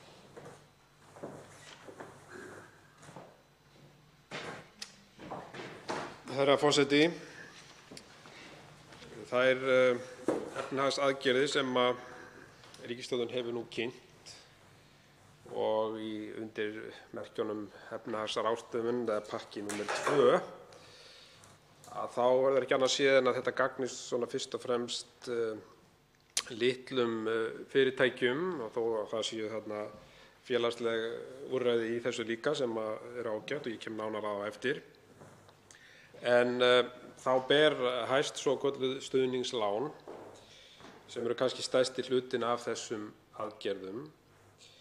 Þetta er mikilvæg og jákvæð aðgerð hvað þessi fyrirtæki varðar, en þetta er þó einungis að ná til það bil 15% viðskiptahagkerfisins í heild sinni, eins og ég kom á hér í andsvari við hæstv. Fjármálaráðherra, ef að litið er til veltunnar. Og eftir standa þá 85% sem geta í raun og veru ekki nýtt sér þetta úrræði. Þannig að það er alveg ljóst að stuðningslánin þurfa að ná til fleiri fyrirtækja. Og það er ekki síður meðalstór fyrirtæki sem eru að lenda í vanda. Ákvæðið jöfnun tekjuskatts milli ára er þarna jákvætt og kem nánar að því á eftir, og auk þess félagslega úrræði eins og ég nefndi. Ég fagna því sérstaklega að það eigi að setja aukið fjármagn í nýsköpun, sprotastarf, rannsóknir og þróun. Þetta er jákvætt útspil hvað varðar þessar skapandi greinar. Og ég ætla að vona það að stjórnvöld sýni það í verki að styðja við nýsköpun á landsbyggðinni. Dæmin sýna því miður að það hefur ríkt svona ákveðið áhugaleysi hjá ríkisstjórninni í málefnum nýsköpunar á landsbyggðinni. Og hagsmunafélög hugvitsmanna hafa ekki einungis verið svipt öllum opinberum stuðningi á síðustu árum, heldur eru þau markvisst sniðgengin í stjórnkerfinu. Það er staðreynd. Og það er mikill aðstöðumunur þegar kemur á stofnunum og háskólaumhverfi annars vegar og almennum frumkvöðlum hins vegar varðandi umsóknir í samkeppnissjóði. Stofnun sem borin er upp af ríkisfé, til dæmis Matís eða Nýsköpunarmiðstöð Íslands, er í yfirburðastöðu til að hljóta styrki samkeppnissjóða. Og stofnunin getur sýnt fram á tryggt mótframlag sem fjármagnað er af ríkissjóði og mikið mannval sérfræðinga sem einnig eru á launum hjá ríkissjóði. Við þetta þarf hinn almenni umsækjandi að keppa sem oft á tíðum er búinn að setja allt handbært fé í sitt verkefni og undir högg að sækja með öflun sérfræði aðstoðar. Það er því miður allt of mikill aðstöðumunur milli landshluta þegar kemur að nýsköpun. Og ég vona svo sannarlega að þessi aukafjárveiting verði nýtt til þess að draga úr því. Flestar stofnanir sem þessara forréttinda njóta eru á höfuðborgarsvæðinu, en almennir frumkvöðlar eru, eins og við þekkjum, dreifðir allt land. Og frumkvöðlamiðstöðvar þar sem hugvitsfólk getur komið saman og unnið að verkefni sínum sameiginlega eða sér í lagi gegn hóflegu leigugjaldi er mikilvægur þáttur í þessum frumkvöðlastuðningi sem stjórnvöld verða að horfa frekar til og sérstaklega núna í þessum aðstæðum. Ég vil minna á það hér og minntist á það hér í andsvari við fjármálaráðherra að stjórnarandstaðan kom hér sameinuð með breytingartillögu við síðasta fjárauka hækkun til nýsköpunar og þróunar. Og þessar tillögur voru felldar og hljóðuðu upp á svo til sambærilega upphæð og nú er lagt til hér í þessum fjárauka. Þetta er athyglisvert í ljósi þess að ríkisstjórnin hefur kallað eftir því að stjórnarandstaðan og allir vinni hér saman í þessum erfiðu aðstæðum. Og þess vegna höfum við í Miðflokknum stutt allar tillögur ríkisstjórnarinnar vegna þess að það bara munar allt í þessum efnum að mæta og lágmarka það tjón sem við stöndum frammi fyrir. En hins vegar hefur ríkisstjórnin fellt allar tillögur stjórnarandstöðunnar og þar á meðal tillöguna nýsköpun sem er núna komin á dagskrá. Þannig að það er eins og það sé ekki sama hver leggur tillögurnar fram, bara það því miður lítur þannig út og það náttúrulega eitthvað sem almenningur vill nú ekki sjá hér þegar við erum að reyna að takast á við þetta erfiða vandamál. Og ég vil nú bara hvetja hér ríkisstjórnina til þess að sýna nú þennan samstarfsvilja sem þeir eru að óska eftir að stjórnarandstaðan sýni, að þau sýni þetta nú í verki og samþykki hér góðar tillögur sem við höfum lagt fram. Og það eru fleiri tillögur sem við lögðum fram hér í fyrstu umræðu eða fyrsta pakkanum, aðgerðapakkanum, sem voru felldar og eru komnar hér inn núna. Ég sjálfsögðu fagna því, en þetta eru sérkennileg vinnubrögð af hálfu þeirra sem eru að kalla eftir samstarfi og samvinnu.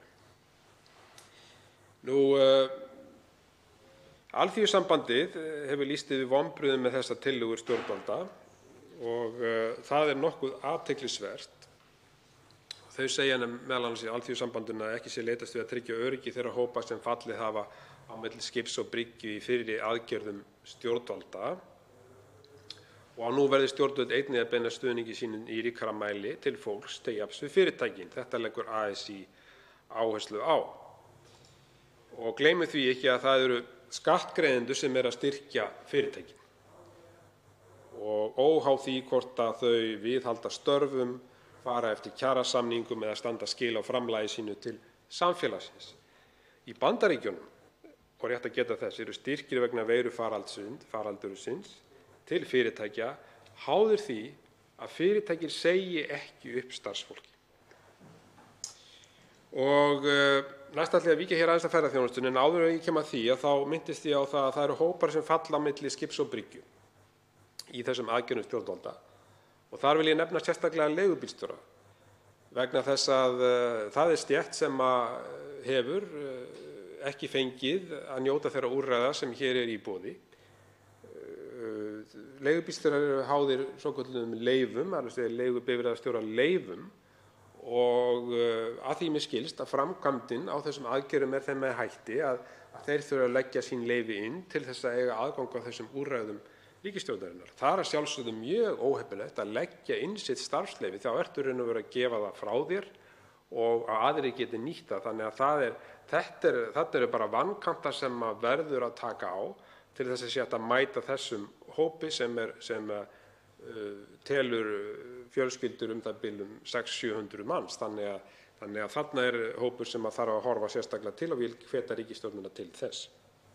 Nú hvað ferðaþjónustuna varðar, þá þekkjum við það að framlag ferðaþjónustunnar við öflun gjaldeyristekna verulegt og hún hefur verið okkar stærsta útflutningsgrein og þar hafa einnig verið fjölmörg störf. Horfur í greininni hafa því veruleg áhrif á efnahagsforsendur okkar til framtíðar og nú ríkir fullkomin óvissa það hvenær greinin kemur til með að ná sér á strik á ný. Og næstu mánuðum þarf hún að búa við sérstaka aðlögun í formi takmarkana á komu ferðamanna hingað til lands þegar þeir á annað borð fara að láta sjá sig. Og í fjármálaáætluninni fyrir 2020–2024 kemur fram að fyrirhugað sé að gera breytingar á gjaldtöku ferðamanna á gildistíma áætlunarinnar. Og þannig að menn sjá það og í síðasta fjárlagafrumvarpi var boðuð ný skattheimta í formi gjalda á ferðamenn. Það nokkuð ljóst að það getur engan veginn orðið af þessum áformum. En menn hafa kannski ekki gert sér grein fyrir því og þá horfi ég sérstaklega til ríkisstjórnarinnar í upphafi hversu gríðarlegt högg þessi veirufaraldur fyrir ferðaþjónustuna. Þegar þetta hófst allt saman vonuðust menn til þess að þetta yrði stutt, kannski 4 til 5 vikur og svo síðan hefði staðan versnað dag frá degi og við búum í fullkomnri óvissu framhaldið. Miðflokkurinn styður allar þessar tillögur ríkisstjórnarinnar og við látum ekki okkar eftir liggja í þeim efnum. Við höfum komið með tillögur, boðið fram aðstoð og annað slíkt. Á það hefur ekki verið hlustað. Tillögur sem sá sem hér stendur hefur lagt fyrir fjárlaganefnd, til dæmis álagsgreiðslur til heilbrigðisstarfsmanna. Þeim var bara tekið fálega í fjárlaganefnd og engin áhugi með meirihluta nefndarmanna gagnvart því máli. Sama og við brugðum þá á það ráð að stjórnarandstaðan að flytja tillögu um það, sérstaka breytingartillögu við fjáraukann sérstaka álagsgreiðslu til heilbrigðisstarfsfólks. Meiri hlutinn ríkisstjórnin, Framsóknarflokkurinn, Sjálfstæðisflokkurinn, Vinstri grænir felldu þessa tillögu og svo hún komin hér upp á borð núna, sem ég sjálfsögðu fagna. Ég fagna því sannarlega að það eigi að greiða hér álagsgreiðslu til heilbrigðisstarfsfólks. Það á það svo sannarlega skilið og ég hef alltaf talað fyrir því frá upphafi. En þetta sýnir þessi vinnubrögð hjá ríkisstjórninni sem að kalla eftir samstöðu. Og ég bara kalla eftir því að þessu verði breytt. Þessu verði breytt af hálfu ríkisstjórnar. Hún bara hlusti á okkar tillögur. Við erum í þessu öll saman að reyna að finna bestu lausnirnar til þess að mæta þessum vanda. Efnahagsaðgerðir ríkisstjórnarinnar verða að taka mið af því að niðursveiflan verði meiri heldur en svartsýnustu spár gera ráð fyrir.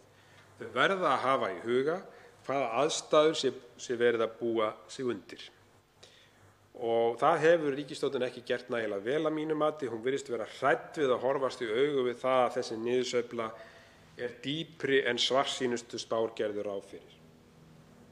Og ríkisstjórnin setur aðgerðir sína fram í smá skömmtum til þess að bregðast við því sem þegar er orðið. Það er ekki rétta aðferðafræðin á okkar mati í Miðflokknum. Það þarf framsýni og djörfung til að takast á við versta ástandið í efnahagsmálum í 100 ár. Og það er óraunhæft að gera ráð fyrir því að hlutirnir lagist síðar í sumar eða haust. Aðgerðirnar þurfa að taka mið af þessu. Og það verður að segjast eins og að það þarf að grípa til róttækra aðgerða, grípa til fordæmalausra aðgerða í fordæmalausum aðstöðum. Og við höfum talað fyrir því í Miðflokknum að það sé nauðsynlegt að fella niður tryggingagjaldið tímabundið og þá sérstaklega á þessum fyrirtækjum sem að koma einna verst út úr þessu. Að minnsta kosti fram að áramótum er nauðsynlegt að fella niður tryggingagjaldið. Og það þarf að útvíkka hlutabótaleiðina og hreinlega koma á föstum styrkjum til fyrirtækja eins og kynnt hefur verið í Danmörku. Það stefnir allt í það vegna þess að við gerum okkur grein fyrir því að markmiðið er það að vernda störfin, verja störfin og koma í veg fyrir að atvinnuleysið aukist enn frekar og er það nú orðið verulega hátt og sem er mikið áhyggjuefni. Hvert starf er mikilvægt og það er til mikils að vinna til þess að koma í veg fyrir uppsagnir starfsfólks og það verður að leita allra leiða í þeim efnum. Ég vil síðan koma aðeins nánar að því að hversu mikilvægt það er að koma strax fram með öflugar tillögur vegna þess að hver dagur er virkilega dýrmætur í þessum efnum og ég nefni þessar tillögur sem við komum með hérna í fyrstu aðgerðunum, breytingartillögur stjórnarandstöðunnar. Það hafa tapast 3 vikur hjá ríkisstjórninni frá því að við fluttum þessar tillögur þar til þeir eru að flytja þær núna, sömu tillögurnar. Þessir gátu ekki hugsað sér að styðja tillögur stjórnarandstöðunnar. Þetta sýnir það að stjórnarandstaðan að hún er bara framsýnni og gerir sér betur grein fyrir vandanum heldur í ríkisstjórnin. Vandi ferðaþjónustufyrirtækjanna er langstærstur þegar horft er yfir fyrirtækin almennt og mikil vonbrigði að ekki hafi verið nægilega til móts við þeirra þarfir í þessum pakka sem kynntur var í gær.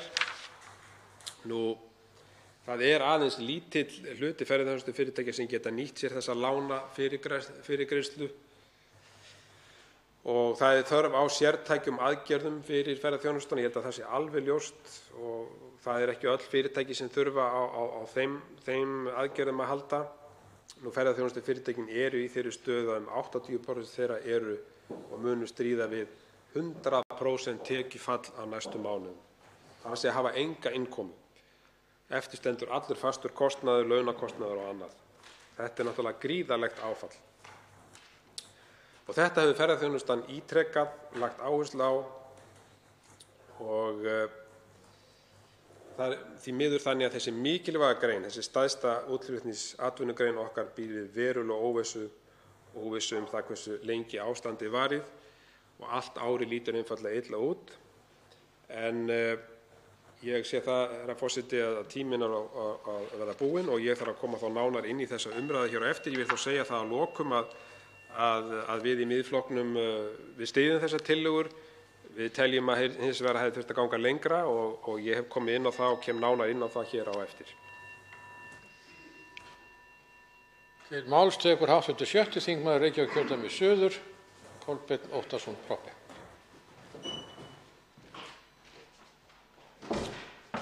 Forseti. Ég ætla að leyfa mér í umræðu það mál sem akkúrat á dagskrá núna, það er að segja fjáraukann, fara örlítið víðamöll í þeim aðgerðapakka sem ríkisstjórnin kynnti, jafnvel það sem þegar hefur verið gert, talað að þurfi að gera meira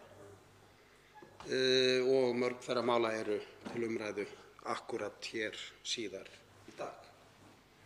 Ríkisstjórnin hefur frá upphafi þessa ástand sem við nú erum að kljást við haft það í huga að horfa þríþætt á þær aðgerðir og tilkynnt að þær værið þannig og maður horfa þríþætt hvernig aðgerðirnar verða, hvernig viðbrögð ríkisstjórnarinnar verða. Við höfum sagt að við séum óhrædd við að gera það sem þarf að gera til að koma okkur í gegnum þetta. Það er alveg augljóst að það tekur breytingum en nánast viku frá viku, eða degi frá degi. Við sem stóðum hér og ræddum aðgerðir sem nauðsynlegar væru í upphafi þessa ástands, allt sem við sögum þá er úrelt. Við getum flettið upp í þingtíðindum og lesið upp á ásatíðum þingmanna fyrir hve skammsýn við öll vorum. Öðrulega höfum við sagt að þetta verði ekki eina stóra töfralausnin, ekki pakkinn sem segir til að nákvæmlega núna ætlum við að leysa öll þessi vandamál, ekki síst út af því sem ég nefndi hér áðan. Í þriðja lagi höfum við alltaf sagt að þetta verði sérsniðnar og sértækar aðgerðir sem muni ekki endilega ná heilt yfir, þó að það geti vel komið til greina einhverju þeirra að gera það.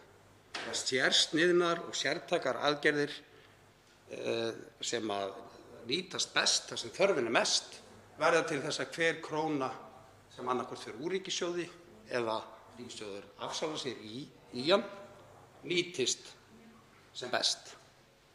Þess vegna höfum við alltaf sagt hvert einasta skref sem við höfum stigið, þetta er ekki lausnin með stóru elli og greini.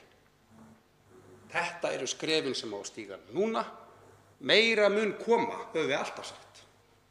Og meira hefur komið og meira mun koma. Mig langar, forseti, að koma aðeins inn á það sem að mér hefur þótt leitt að sjá í umræðunni aðgerðir ríkisstjórnarinnar, bæði pakkan sem kynntur var í gær og eins fyrri skref sem ríkisstjórnin hefur stigið. Við höfum heyrt það hér aðeins í umræðunni í dag hjá sumum í stjórnarandstöðu. Við höfum heyrt þetta víðar í samfélaginu, við meira að segja heyrt þetta frá verkalýðshreyfingunni. Þessa möntru að aðgerðir ríkisstjórnarinnar snúist ekki fólk. Og forseti, ég ætla að leyfa mér að mótmæla þessu harðlega. Hér ef einhvern tímann hlutum algjörlega snúið á haus. Af þeim fjármunum sem verið að greiða þessa dagana út úr ríkissjóði fara sennilega milljarðatugir inn á launareikninga fólks ef viðkomið í fyrirtækinu. Ríkið hefur tekið þess að greiða alltaf 75% af launum starfsfólks. Er það launafólk ekki fólk? Já, ríkisstjórnin hefur haft það fyrst og fremst í huga með sínum aðgerðum að vernda og varðveita ráðningarsamband, vernda störfin, til að sem fæst lendi í því að missa vinnuna. Auðvitað munu einhver missa vinnuna, auðvitað munu við þurfa eins og ég nefndi í upphafi að endurhugsa allar okkar aðgerðir eftir sem framvindur. Þetta hefur verið það sem við höfum fyrst og fremst haft í huga. Í gær voru kynntar og eru reddar hér á þingi í dag. Meðal annars styrkir til þeirra fyrirtækja sem var gert að loka starfsemi sinni. mörg hundruð þúsund krónur hver starfsmann, alltaf 2,4 milljónir að hámarki, eru starfsfólk þeirra fyrirtækja ekki fólk. Hér er talað um 600 milljónir í frístundastarf barna. Það eru börn ekki fólk. 200 milljónir í barnahús, hjálparsíma Rauða krossins, félagasamtök sinna ráðgjöf. Eru skjólstæðingar allra þessara aðila ekki fólk? Hér er sérstaklega gripið utan einyrkja. Þau í þeim hópi sem orðið fyrir meira en 40% tekjufalli geta fengið lán upp á allt að 6 milljónir króna með 100% ríkisábyrgð. Eru einyrkjar ekki fólk? Forseti. 1,5 milljarður króna fyrir að bæta aðgengi fyrir fatlað fólk og lagfæra byggingar. Er fatlað fólk ekki fólk? 500 milljónir króna frá matvælasjóð til að efla innlenda matvælaframleiðslu. Hver neytaði þessara matvæla? Er það ekki fólk? Hver framleiðaði þau? Er það ekki fólk? Listamannalaun aukin 4 milljarði. Fjölga sem fá listamannalaun. Eru listamenn ekki fólk? 1 milljarður í launaauka til heilbrigðisstarfsfólk sem staðið hefur í framlínu í baráttunni gegn veirunni. Er heilbrigðisstarfsfólk ekki fólk? 2,2 milljarðar króna í sérstakt átak til að fjölga störfum fyrir námsmenn. 800 milljónir í sumarnám. Eru námsmenn ekki fólk? Hér ber að geta þess forseti áherslu ríkisstjórnarinnar hvað varðar þann vanda sem að námsmenn standa augljóslega frammi fyrir í sumar, hefur fyrst og fremst verið á það að skapa störf fyrir námsmenn. Skapa leiðir fyrir námsmenn til að stunda sumarnám og halda þannig áfram sin námsframvindu. Ég geti hér haldið áfram, forseti, að nefna þá hópa sem beint munu njóta þeirra aðgerða sem við erum að fjalla hér í dag. Allt tal það að þessar aðgerðir snúist ekki fólk er rangt. Allar þessar aðgerðir sem að ríkisstjórnin hefur kynnt, hefur sumum þeirra komið til framkvæmda, við erum að fjalla einhverjir þeirra núna, hafa fyrst og fremst snúist fólk. Það sér allt fólk, þetta sama fólk, að það hugsar út í og skoðar þessar aðgerðir og metur þær af sanngirni. Við erum ekkert annað en fólk, við sem að byggjum þetta samfélag. Hvort sem það eru við hér í þessum þingsal, við í samfélaginu öllu, við í smærri samfélagum eins og fyrirtækjum. Öll erum við fólk sem saman erum að komast í gegnum þetta ástand og að því fólki er ríkisstjórnin að huga. Til máls tekur hv. 7. Nei, fyrirgefið, ég gleymdi ansvarinu. Fyrirgefið hv. þingmaður Björn Leví Gunnarsson. Þá veitir ansvar hv. 11. þingmaður Reykjavíkurkjördæmis suður, Björn Leví Gunnarsson. Vel fyrirgefið. Það gerist. Ég verið að fjalla aðeins hvernig allavega mér finnst eins og áherslur ríkisstjórnarinnar hafi fyrst verið á fyrirtæki en ekki fyrst á fólk. Og ég verið að reyna að útskýra að þetta er ekkert annað hvort eða. Að sjálfsögðu er hægt að styrkja fólk í gegnum fyrirtæki eins og hefur komið inn á. En það er í gegnum fyrirtæki. Og við erum með og þurfum á að halda og önnur lönd hafa þurft að setja í gang þó nokkuð stórt svona eftirlitsverk hvort að fyrirtækin séu að fara rétt og vel með þá fjármuni sem að þau fá í gegnum ýmiss konar styrkingar frá hinu opinbera. Á meðan það yrði mun minna það í rauninni ef að fjármuni væri fara bara fyrst til fólks.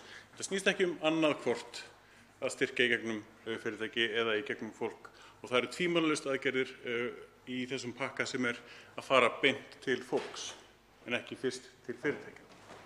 Þannig að ég myndi aðeins vilja að orðræðan væri ekki á þann hátt að það væri verið að snúa út úr því sem hefur verið sagt hérna að þetta sé ekki fólk eins og verið að tala heldur það að það er ábendingar sem eru að koma fram að við byrjum á að koma í veg fyrir þær glufur sem hafa verið nefndar hérna í umræðinni. Við höfum öll fengið tölvupósta frá ýmsum aðilum sem eru að útskýra aðstæður sínar og þær glufur sem það hafa lent í sem að hlutastarfaleiðin og ýmislegt svoleiðis nær ekki utanum. Það er vísbending það að við séum ekki að hugsa fólk fyrst. Og hv. þingmaður talaði að það verið að verja ráðningarsamninga. Þá er verið að verja ráðningarsamninga en ekki fólk.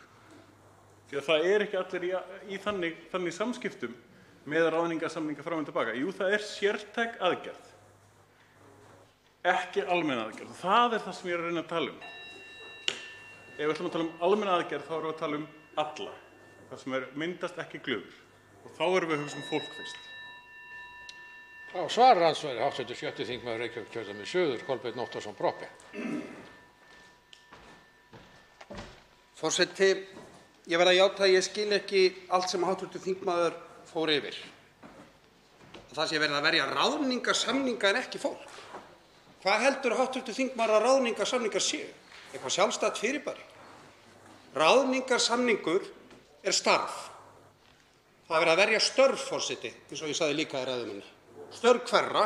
Jú, störf fólks. Það er verið að eyða miklum fjármunum í að koma í veg fyrir að fleira fólk missi vinnuna sína, missi ráðningarsamninginn sinn. Er það ekki fyrir fólk, hv. forseti? Að sjálfsögðu.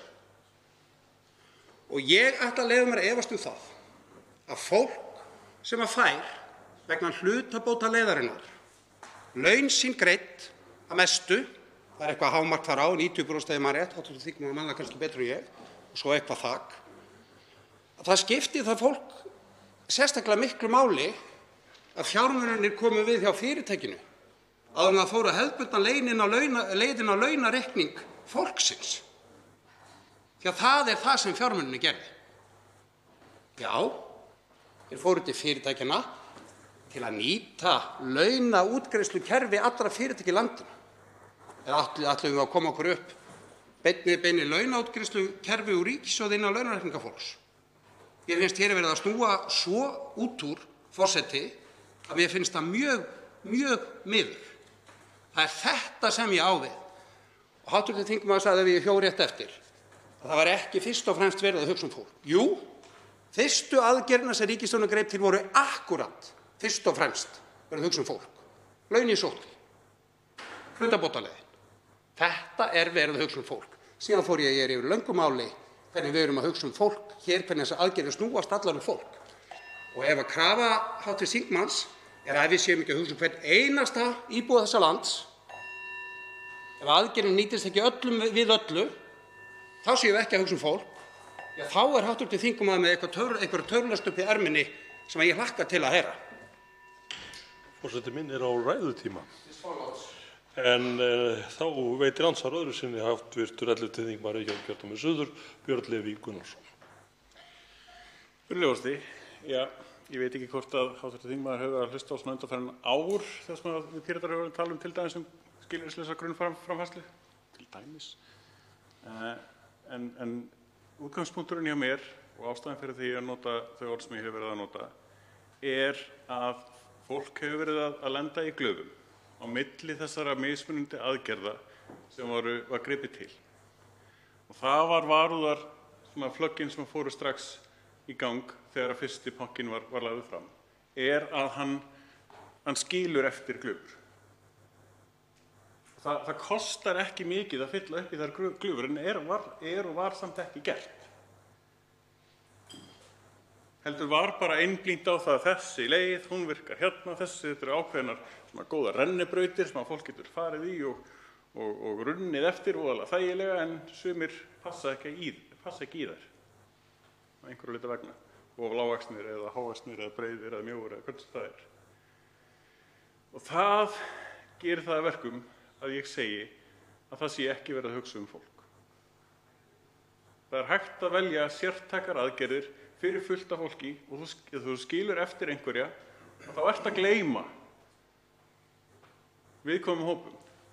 Eins og ég nefndi áðan, þingmenn hafa fengið ótal tölvupósta frá ýmsum aðilum sem að lýsa aðstæðum sínum þar sem þeir finna enga af þessum úrræðum sem var gripið til í fyrsta pakkanum eða núna, finna ekki hvar þau detta inn.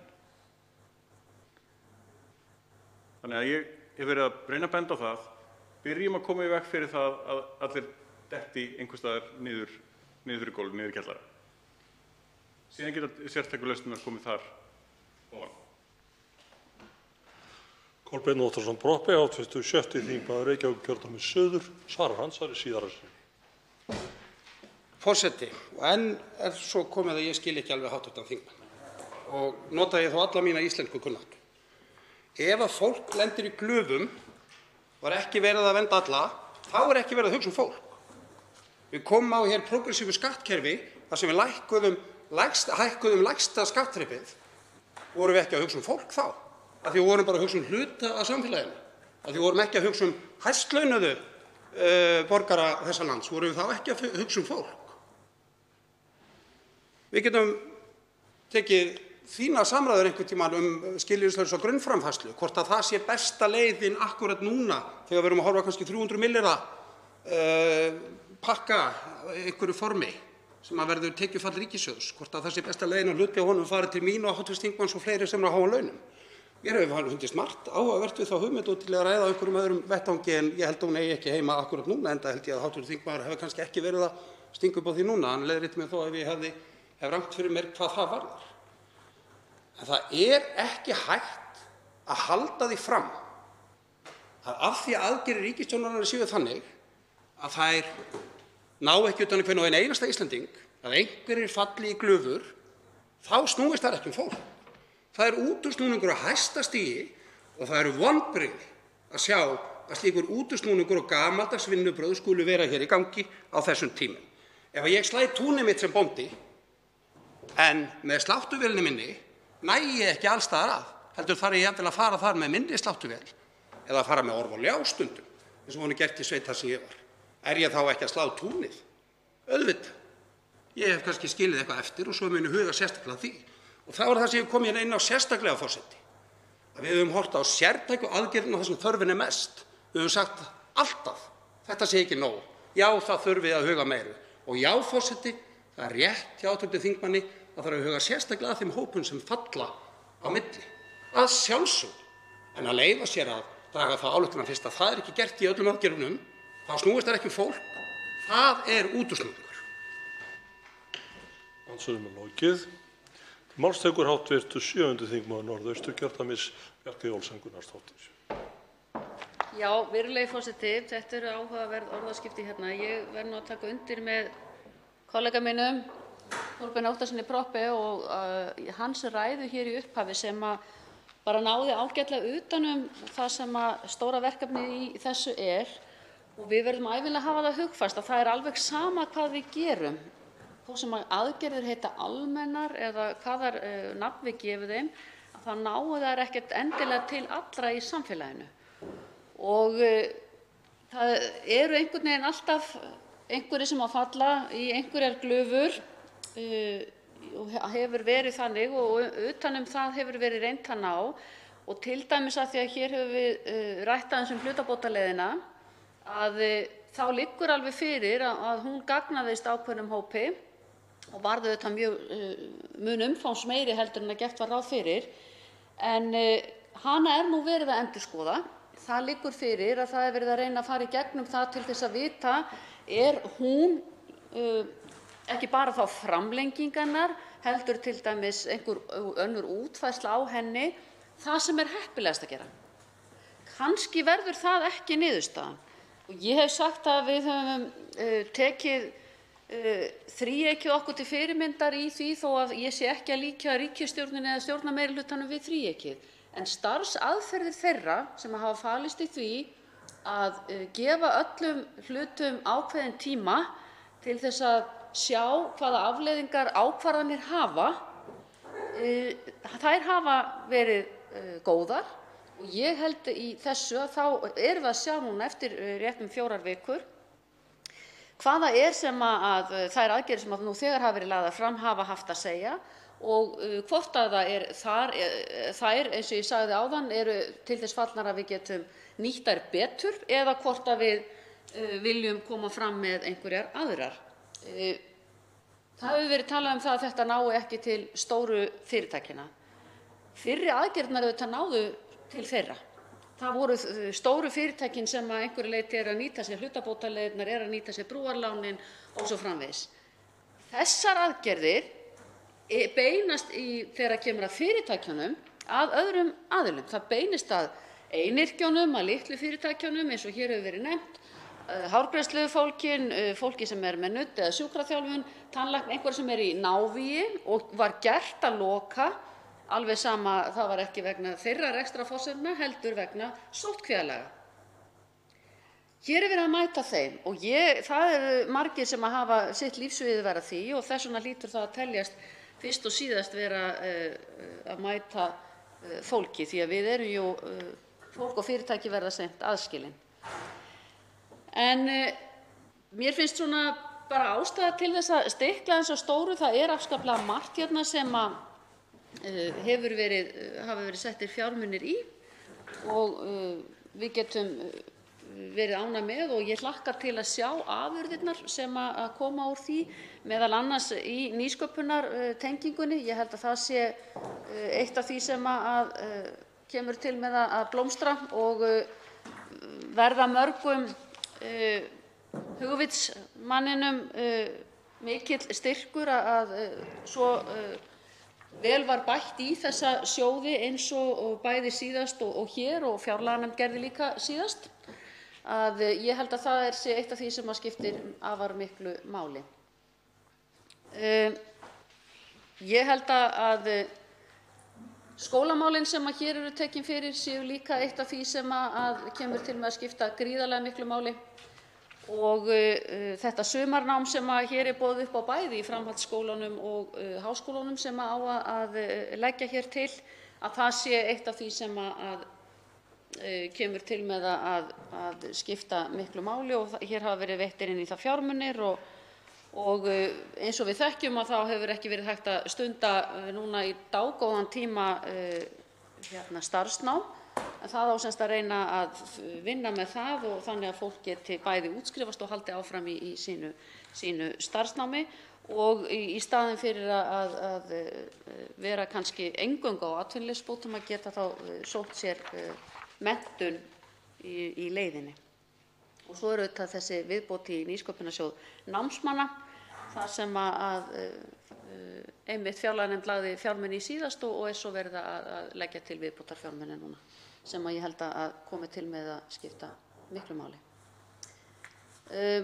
Síðan þessar álagsgreiðslur sem að verða hér til fólksins í framlínunni í sjúkrahúsþjónustunni og svo þetta líka í heilbrigðisþjónustunni sem utan sjúkrahúsa, sem að ég held að við séum öll ánægð með. Og síðan á að stórefla heilsugæsluþjónustuna, það sem á að fara í verkefni sem heitir heilsuefling í heimabyggð. Og það eins árs verkefni, það sem að gera á geðrækt og andlegu heilbrigði hátt undir höfði og veitir sjálfstykki af eftir svona erfiðleika eins og við erum enn að kljást við og verðum að kljást við áfram og sjáum ekki fyrir endan á hvernig mörgum kannski reiðir af. Það á að bæta við geðlæknum, sálfræðingum og félagsráðgjöfum og það gert í ráð fyrir fjölgunum kringum 20 ný stöðugildi í tengslum við þetta átak og Þróunarmiðstöð íslenskrar heilsugæslu á að leiða þessa þróun, þar sem henni meðal annars falið að hafa umsjón með eflingu geðræktar, forvarna og stuðnings við börn og ungmenni í skólum. Hér hefur auðvitað verið farið ítarlega yfir og þessi umræða að klárast, en fjölskyldumálin sem að hér eru lögð til, þar að segja fjármunir, þessi milljarður sem að þar í, ég held að það sé líka eitt af því sem að kemur til með að skipta máli, yfir kringum 50.000 krónur á barn, 600 milljónir sem að hér veitt í stuðning til lágtekjuheimila til að tryggja jöfn tækifæri barna til íþrótta og tómstundastarfs og allt skiptir þetta máli, sem og aðgerðir gegn heimilisofbeldi og aðgerðir sem að beinast gegn ofbeldi gagnvart börnum og þjónustu til handa þeim.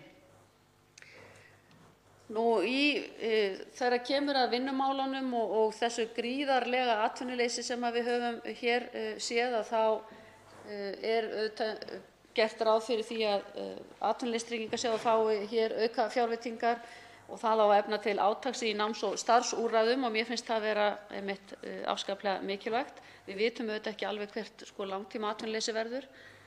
Það er að segja sem að varir í lengur en kannski 8 til 12 mánuði, eitthvað svoleiðis. En það fer að skýrast núna með sumrinu.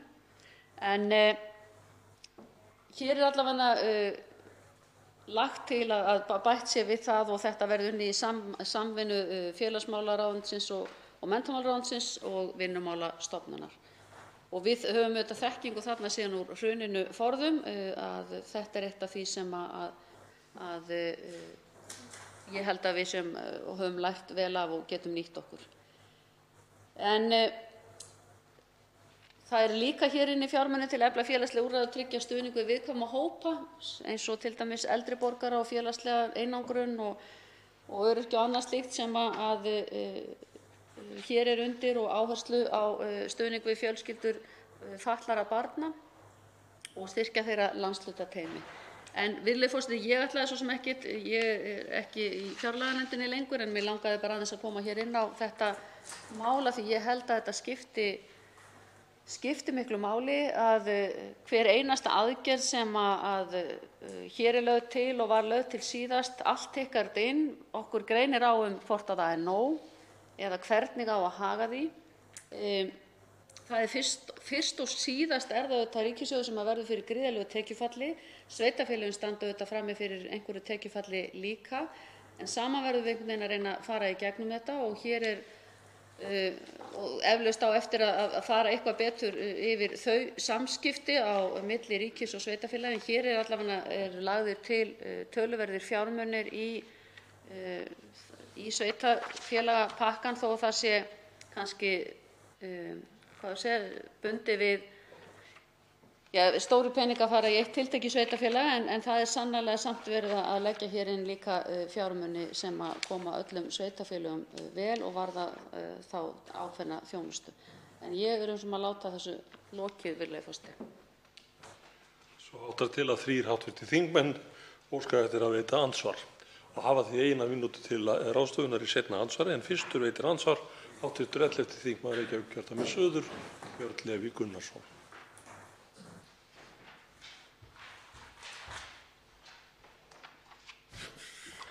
Virðulegi forseti.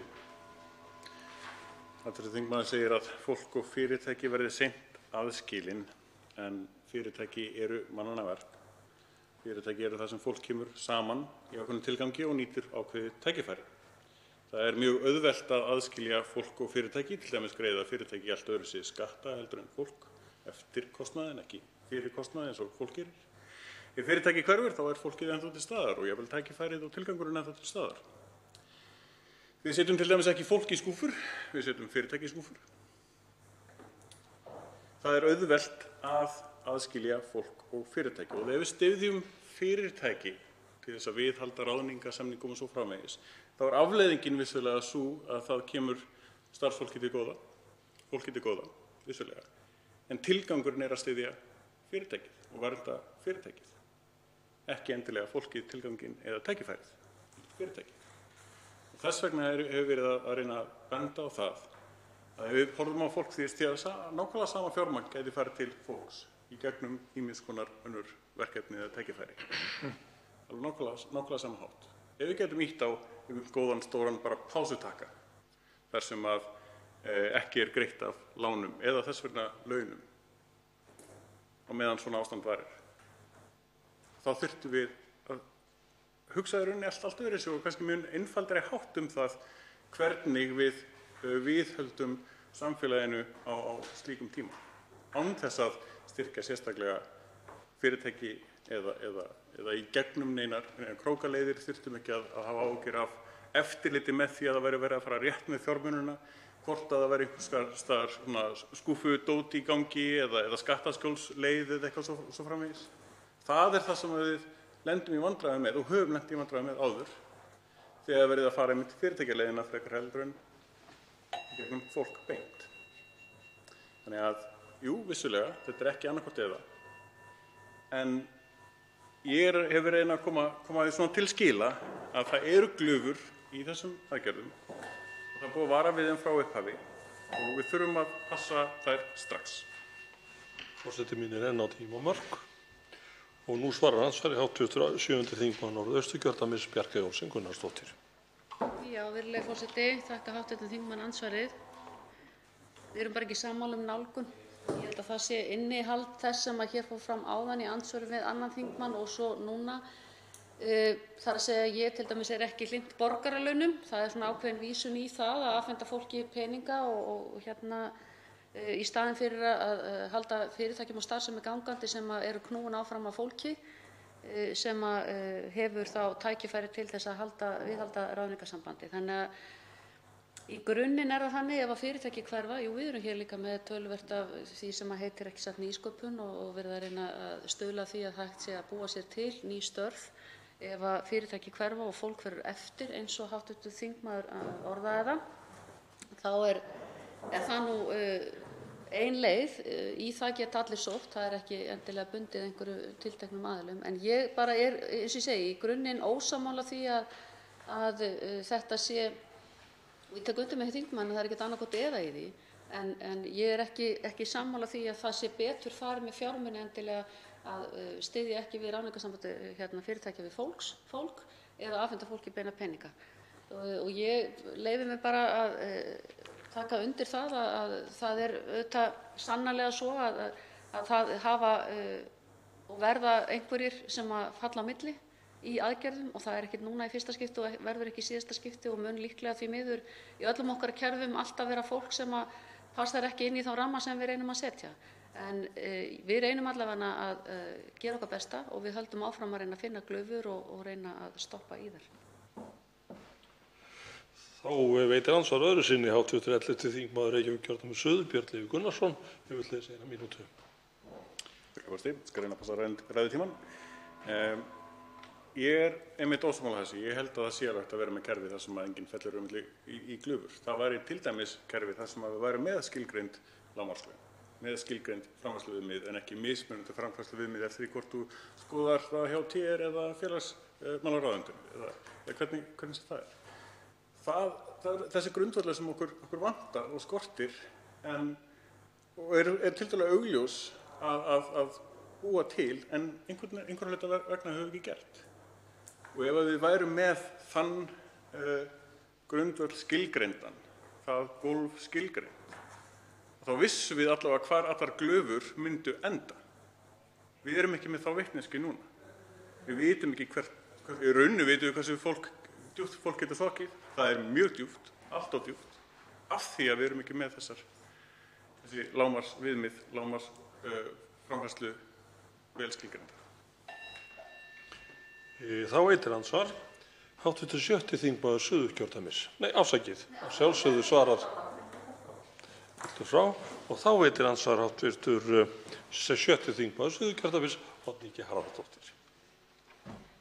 Herra forseti, það voru mjög mikil vonbrigði að heimilin skyldu ekki vera nefnd sérstaklega. Það var ekki sérstakur heimilispakki í þessum aðgerðapakka stjórnvalda og það kemur mér, ég segi ekki á óvart, en mér finnst athyglisvert hvernig hv. þingmaður reynir að verja það og hefur gert það hér fyrir í dag einnig.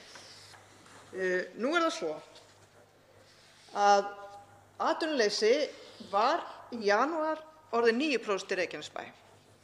Núna er fjórði hver vinnandi maður atvinnulaus í Reykjanesbæ. Og þessi 9% væntanlega hafa nú ekki haft mörg atvinnutækifæri á þessum tímum og lenda á strípuðum atvinnuleysisbótum núna og lentu núna bara 1. apríl. Það eru 289.000 kr. rúmar á mánuði. Hv. þingmaður sagði í andsvari við hv. þingmann Ágúst Ólaf Ágústsson fyrr í dag þar sem hún var að gagnrýna það að Samfylkingin vildi hækka atvinnuleysisbæturnar og hún sagði orðrétt með leyfi forseta: „Þarf ekki að fjölga störfum í stað þess að fjölga fólki á atvinnuleysisbótum? eins og þingmaðurinn vill gera. Og ég vil spyrja hv. þingmann út í þessu ummæli af því þau eru, eins og ég segi, sannarlega athyglisverð.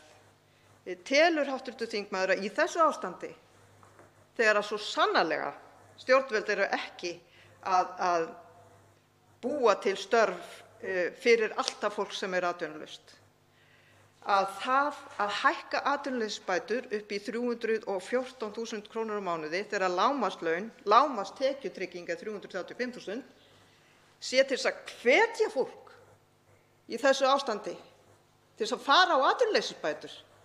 Ég spyr, herra forseti, hvers lags málflutningur er þetta hjá þingmanni Vinstrihreyfingarinnar – græns framboðs? Þá svarar andsvari hv. 7. þingmaður Norðausturkjördæmis, Bjarkey Olsen Gunnarsdóttir. Já, herra forseti, þakka þingmanninum andsvarið. Ég mótmæli því að það sé ekki verið að fjalla hér heimilin þó að það standi ekki heimili. Og það að orðið heimili kom ekki fyrir í aðgerðapakkanum þýðir það ekki að hér séum við ekki að fjalla aðgerðir sem að gagnast fólki sem að byggir heimili. Þannig að mér finnst þetta hártogun og ég bara verð að segja það að ég er líka hissa á hv. þingmönnum að tala með þeim hætti sem þeir gera, að láta eins og það komi heimilum ekki við og snerti þær ekki og skipti ekki máli fyrir þær að hér sé verið að gera það sem við erum að gera. Það er kannski eitthvað eitt eða tvennt sem að Samfylkingin vill gera sem að skilgreinir heimili og væri þá bara fínt að fá að vita það. Það hefur verið rætt það. Það eru aðgerðir vegna húsnæðismála sem að tilheyra líka lífskjarasamningum og öðru slíku sem að verið að vinna og það væntanlega flokkast á undir heimili. Það er eitthvað sem að við eigum eftir að takast á við hér mjög fljótlega. En varðandi atvinnuleysisbæturnar, já, ég skildi hv. þingmann Ágúst Ólaf Ágústsson þannig að hann vildi frekar setja námsmenn á atvinnuleysisbætur frekar heldur en að búa til störf, meðal annars sumarstörf, og það sem hann hefur verið að skrifa líka hef ég ekki annað skilið með öðrum hætti. Og mér finnst bara það eiga að vera forgangsatriði. Ég get alveg tekið undir það, þetta eru lágar, afskaplega lágar bætur. Og við erum öll sammála það og höfum verið það mjög lengi. Og ég vona það svo sannarlega að þessi innspýting sem að verið er að setja til Suðurnesja og kannski á eftir að koma eitthvað meira og búa til fleiri og fleiri störf verði til þess að við verðum með sem allra fæst fólk á bótum. Munum svo líka þá, sannarlega þó að lágar séu, að sveitarfélögin, að það er þeirra líka að grípa fólk sem að á í erfiðleikum. Það er ekki bara ríkisins og mér finnst einmitt hafa verið talað svolítið þannig að það er eins og ríkið eitt eigi að bjarga öllu því sem að bjarga þarf en ekki sveitarfélögin. Þau eru líka að taka á sig tekjufall að vísu eins og ríkið en sannarlega ekki með sambærilegum hætti og mér finnst skrýtið að ætla að útiloka þau frá því að taka þátt í þessu vegna þess að þau þurfa að leggja til fjármuni. En leggur forseti áherslu á það að þingmenn háttvirtir verið tímamörk og nú veitir andsvar öðru sinni háttvirtur 7. þingmaður Suðurkjördæmis Oddný Harðardóttir og hefur til þess 1 mínútu. Herra forseti, og enn veldur hv. þingmaður mér miklum vonbrigðum. Hér eru allir að reyna að leggja hönd á plóg og reyna að vinna með stjórnvöldum í því að fjölga atvinnutækifærum, til þess að vinna gegn atvinnuleysi. Hins vegar er það algjörlega ljóst að það verða einhverjir sem að fá ekki atvinnu og það verða einhverjir sem að þurfa að framfleyta sér langt undir lágmarkslaunum nema að við hækkum atvinnuleysisbæturnar eins og Samfylkingin hefur lagt til. Við erum að tala það fólk sem að fær ekki notið þeirra úrræða sem að stjórnvöld eru að leggja hér á borðið. Og það vill svo til, herra forseti, að heimilin í landinu glíma líka við fastan kostnað, jafnt og fyrirtæki, og það á að mæta þeim að mínu mati. Og okkur jafnaðarmönnum finnst það að það eigi að mæta þeim heimilum sem hafa orðið fyrir mesta tekjufallinu og finna leiðir til þess leið og það er reynt að skapa fleiri störf bæði fyrir karla og konur. Þá svarar andsvari síðara sinni háttvirtur 7. þingmaður Norðausturkjördæmis og hefur til þess 1 mínútu.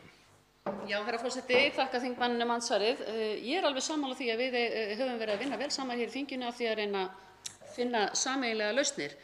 og það er eitt af því sem við þurfum að gera og ég tók það líka fram hér áðan að það verði einhverjir sem að þurfa áfram eða fá öllu heldur ekki vinnu og falla einhvers staðar á milli í öllu því sem við erum að gera og við þurfum að reyna að bregðast við því. En varðandi þau atvinnutækifæri og annað sem að hér hv. þingmaður fór hér yfir og varðandi heimilin og hvað þurfti að gera, það er eitthvað sem við kannski, eins og ég benti líka á, tökum enn frekar fyrir í þeim pakka sem framundan og við þekkjum í sambandi við lífskjarasamninginn, en ég tel það að það hafa ekki komið fram neina konkrét tillögur hvaða nákvæmlega sem við eigum að gera. Sveitarfélögin þeim hefur verið uppálagt að koma til móts við fyrirtæki vegna fasteignagjalda. Það hefur ekki verið lján máls á því að gera það gagnvart íbúðum. Þannig að það er eitt af því sem við þurfum líka bara að velta fyrir okkur, á ríkið að borga það eða verða sveitarfélögin að taka þann skell? Það er bara eitt af því sem við getum verið sammála eða ósammála Forseti brýnir enn fyrir þingmönnum að við virða tímamark og næstur veitir andsvar hv. 3. þingmaður Suðurkjördæmis Birgir Þórarinsson.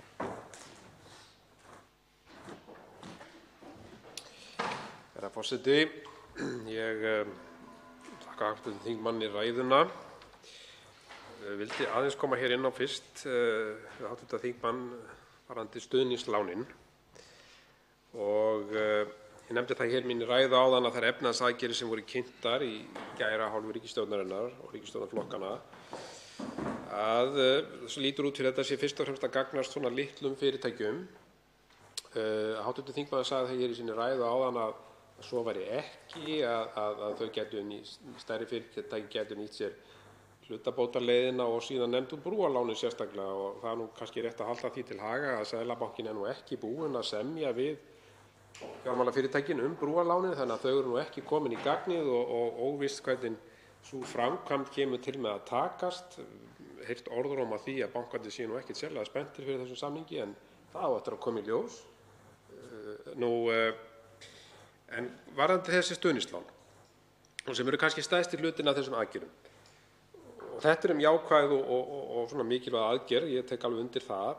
En það er þó einungis verið að taka þá til eða ná til 15% fyrirtækja eða fyrirtækja sem hafa 15% viðskipta inn í hagkerfinu og séð lítið til veltunnar og eftir standa þá þessi 85% sem geta ekki nýtt sér þetta úrræði.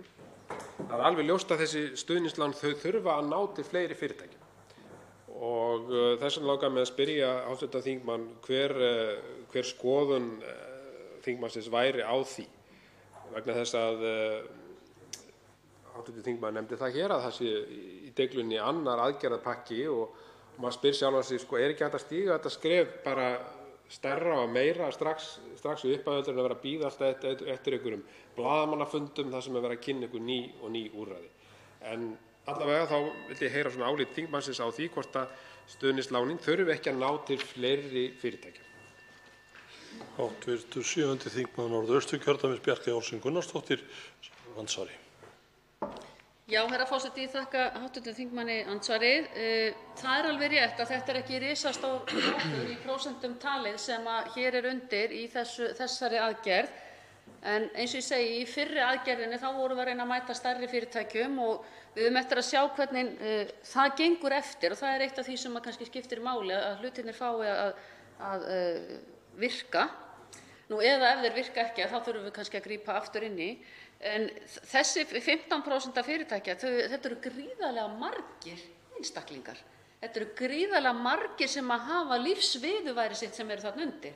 Og þeir eru dreifðir út allt land og mér finnst það bara skipta mjög miklu máli að þessum fyrirtækjum sé gert kleift að halda áfram, hvort sem það eru einyrkjar eða hvort það eru 10 manns eða hvað það nú er. En ég er alveg sammála því að það þarf að svona reyna að hraða þessu eitthvað með brúarlánin til þess að við sjáum hvort að þau virki fyrir eins marga eins og kannski lagt var upp með að gæti gert. Varðandi útvíkkun á þessu úrræði, nefndin verður þetta bara svolítið að taka það fyrir, sjá hvort að hvað er verið að tala um í útvíkkun, hvað myndi það kosta, erum við að tala um að bæta þá fjármunum í aðgerðina til viðbótar eða erum við að tala um að einungis að útvíkka úrræðið? Af því að þá held ég kannski að það yrði orðið lítið eftir, þannig að svona miðað við held ég uppleggið að þá ímynda ég mér að þingmaðurinn myndi leggja til að það yrðu bættir verulegir fjármunir hér í og ég hef auðvitað ekki bara hreinlega yfirsýn yfir það hvað þyrfti að bæta við ef við ætluðum að útvíkka þetta og ná til einhverja X fyrirtækja sem væru innan einhverjar ákveðinnar veltu en væru samt töluvert fyrir ofan það sem hér er undir.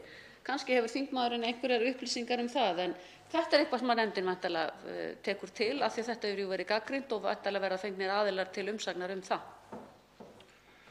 Þá veitir andsvar öðru sinni hv. 3. þingmaður Suðurkjördæmis Birgir Þórarinsson. Hefur til 1 mínútu.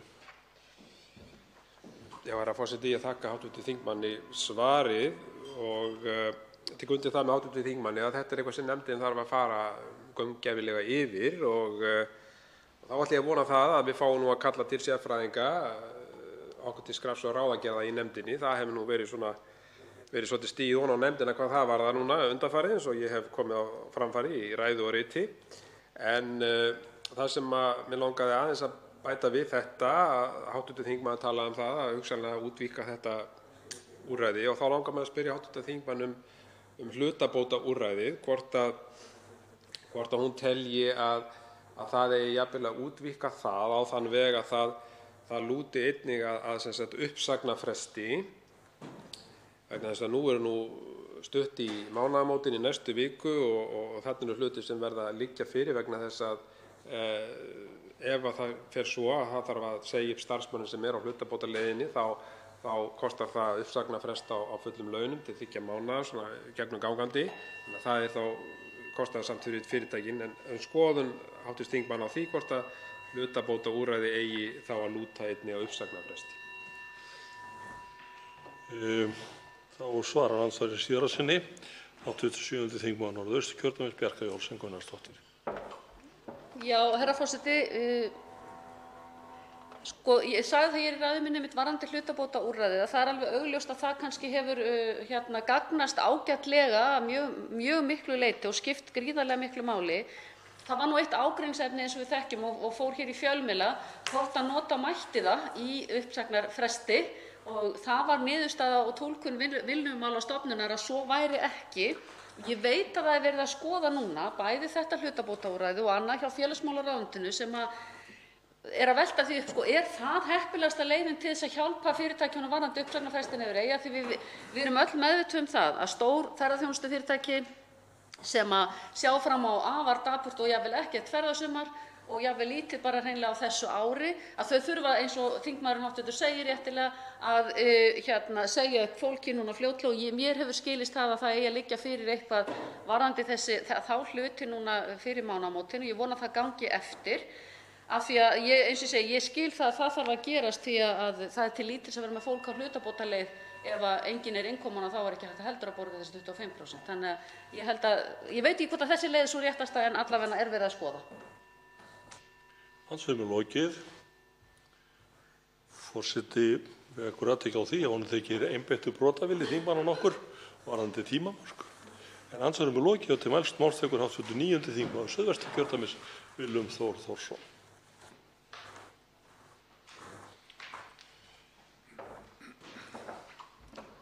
Hæstv. forseti, við erum að ræða hér frumvarp til fjáraukalaga á vorþingi 2020.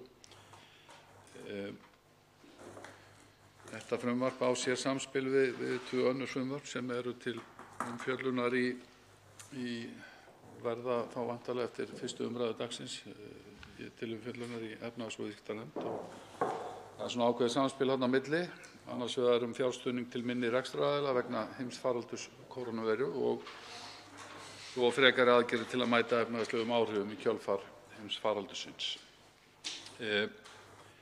Hér er að ræða annan fjárauka á skömmum tíma og venjulega erum við að afgreiða fjáraukalög til að bregðast við tímabundnum, ófyrirséðum, óhjákvæmilegum útgjöldum og hefur þá verið beitt öðrum úrræðum eins og þar er talað í lögum opinber fjármál eins og millifærslum, varasjóðum, málaflokka og almenna varasjóðnum og ætla að mæta öllum svona helstu frávikum frá því sem ætlað er í gildandi fjárlögum. En hér er ekki að ræða nein venjubundin frávik eða úrræðum sem mögulegt er að mæta með hefðbundnum tækjum laganna.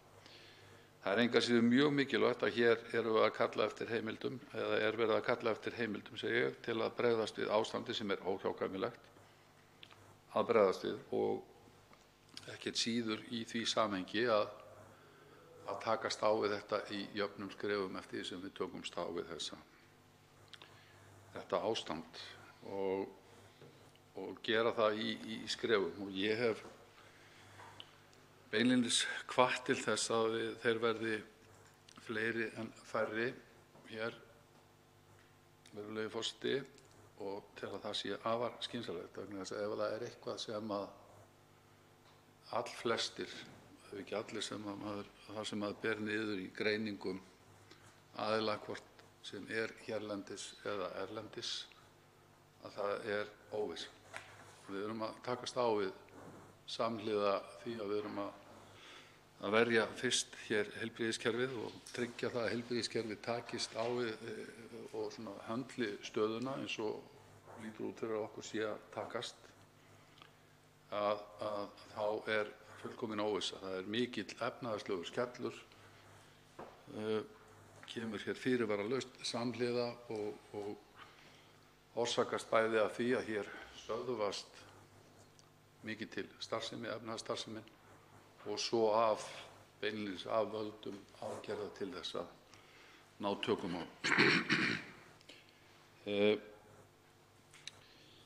En myndin hún svona raungerist eftir því sem framvindur en óvissan er enn mikil og þegar kemur að efnahagslegu stöðunni og auðvitað veirunu enn sem komið er. En þetta hangir jafnframt eða er háð tíma sem það tekur, því að það er óvissa þennan tíma, hvað þetta mun taka langan tíma að koma öllu af stað og í svona venjubundið horf og við segjum gjarnan að í þeim efnum erum við öll almannavarnir. Ég held að, virðulegi forseti, við ættum að hugsa ríkisfjármálin eins. Leið og við erum öll almannavarnir að þá erum við öll ríkissjóður. Og við megum ekki gleyma þegar við tökumst á við þessa stöðu hvert hlutverk ríkissjóðs er öllu jafna. Að standa undir þeirri almannaþjónustu sem er svo mikilvæg og svo að sinna sínu hlutverki í jafnvægi efnahagsmála. Og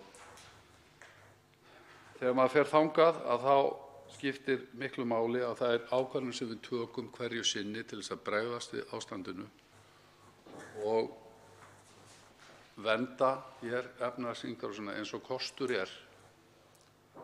Þessi hringrás það eru tvær grunnstoðir í þessari hringrás. Það eru fyrirtækin annars vegar og það eru heimilin hins vegar. Og við getum ekkert rætt þetta án þess að það sé samofið fullkomlega. Og þetta er tvöföld hringrás eins og við þekkjum, vinnuaflið, framleiðslutækin sem skapa verðmæti, vinnulaunin eru síðan notuð til þess að kaupa vöru og þjónustu og þannig verða verðmætin til og eru mæld og þetta er svo mikilvægt við þessar aðstæður. Þetta eru allar þjóðir meira og minna að gera, að tryggja það sem hægt er að verja afkomu heimila og fyrirtækja í gegnum þetta ástand.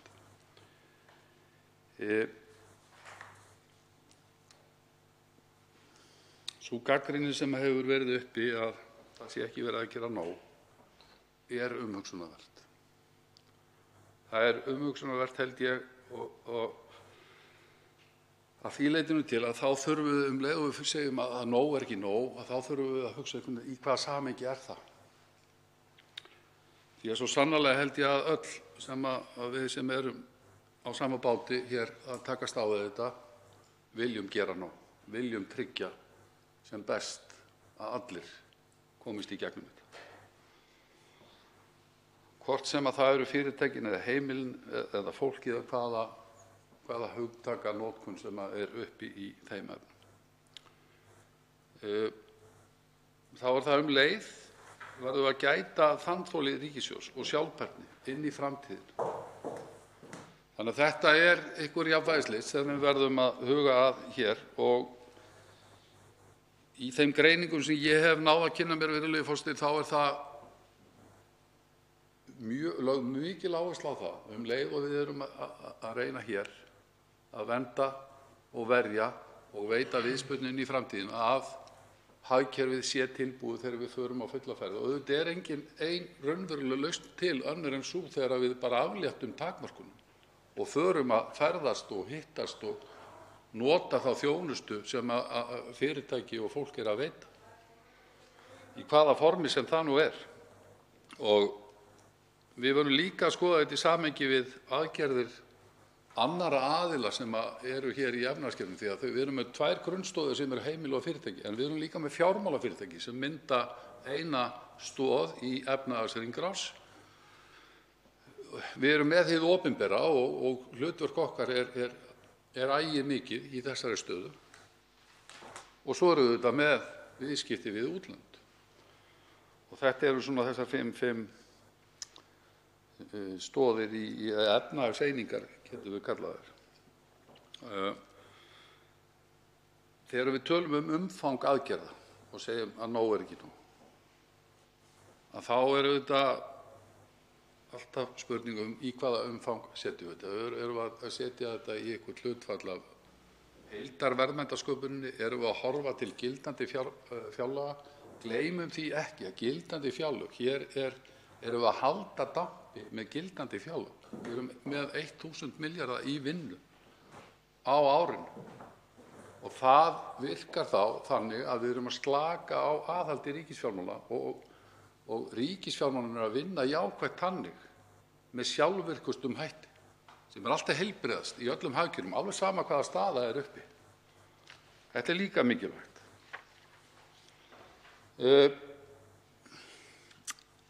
Í þessum aðgerðapakka sem við erum hér, og maður hefur séð svona úr þeirri skýrslu sem til að mynda OECD hefur gefið út samanburð aðgerða á milli þjóða, þá voru fyrstu viðbrögðin að verja afkomu heimila og fyrirtækja.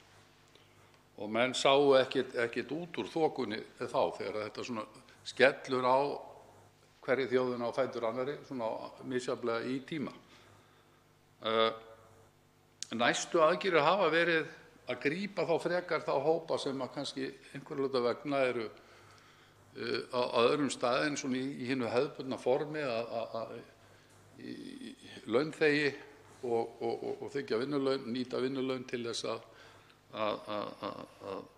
standa undir útgjöldum, svona hefðbundnum útgjöldum heimilis. Og næstu aðgerðir víðast eru þá til að grípa þessa hópa. Þessi pakki hér þannig. Hér eru í beinum útgjöldum 13,2 milljarðar sem skiptast að megninu til félagslegra aðgerða. Við erum að setja meira í nýsköpun, það gerðum við líka hér í síðasta pakka. Það viðspyrnan og mjög mikilvægt. Sammála öllum þeim sem hafa komið vel inn á það hér í dag. Í svona alveg, vil ég meina, virðulegi forseti, bara góðri fyrstu umræðu. Og svo eru hér, það eru 2,3 milljarðar í nýsköpun, að bæði verið og það spilar saman við það mál sem inni á fer til efnahags- og viðskiptanefndar. Það bæði að lyfta þakinu og hækka endurgreiðsluhlutfall. Og svo fjalla nefndirnar þetta, hvort að það sé skynsamlegt og í takt við stefnu og áætlanir og ástandið að auka þetta jafnvel enn og frekar. Svo hér að ræða lokunarstyrki, 2,5 milljarð til þess að bæta þeim aðilum tekjutap sem hafa orðið að loka, hafa þurft að taka þátt, taka þá erfiðu ákvörðun að loka loka hreinlega alveg og missa allar sínar tekjur af þeim sökum. Þannig að 2,5 milljarðar sem að fer í það. Og svo auðvitað fjallar fjárlaganefnd háttvirt þetta mál hér, fjáraukinn fer til háttvirtrar fjárlaganefndar og þá fáum við tækifæri til þess að fara yfir rökin á bak við allar þessar fjárhæðir og útfærsluna með ráðuneytum og þeim aðilum sem hafa teiknað upp þessi frumvörp. En þetta er svona í grunninn og þetta er alveg í takt við það sem aðrar þjóðir eru að gera. Þegar ég segi umfang þá get ég dregið hér fram, virðulegi forseti, til að mynda að sá fjárfestingarpakki sem að fylgdi fyrsta aðgerðapakkanum er þriðjungur af opinberum fjárfestingum gildandi fjárlaga á þessu ári. Það er verulegt í fjárauka. Það er bara fáheyrt að sjá svoleiðis aðgerð og ég myndi segja mikil umfangi ef við erum að tala umfang. Þannig að það skiptir máli í hvaða samhengi við setjum þessa hluti. En nú bíður sem sagt vinna við þennan aðgerðapakka og þessi 2 önnur frumvörp sem fara inn í, og við ræðum síðar í dag, og fara inn í hv. efnahags- og viðskiptanefnd. Þegar ég tala óvissu, sem er sannarlega mikil ennþá, þá er í besta falli hægt að finna sviðsmyndir. Og það má ráða þeim alþjóðlegu sviðsmyndum og hérlendis líka, AGS var til að mynda með sviðsmynd daginn, að vestræn hagkerfi munu mögulega svona í neikvæðari sviðsmyndum vera að þola hér 7–10% samdrátt af vergri landsframleiðslu. Það er veruleg sveifla frá þeim spám sem við vorum að skoða bara fyrir einhverjum mánuðum síðan. Þannig að það er ekki bara það að þetta verði mikill samdráttur, heldur gerist hann mjög snögglega.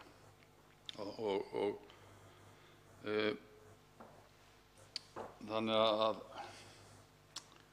þriðji aðgerðapakki sem ég reikna nú með að verði, og auðvitað verður fjárauki þegar við þurfum með hausti, þegar við þurfum að grípa allar þær aðgerðir sem að snúa að vinnumarkaðnum,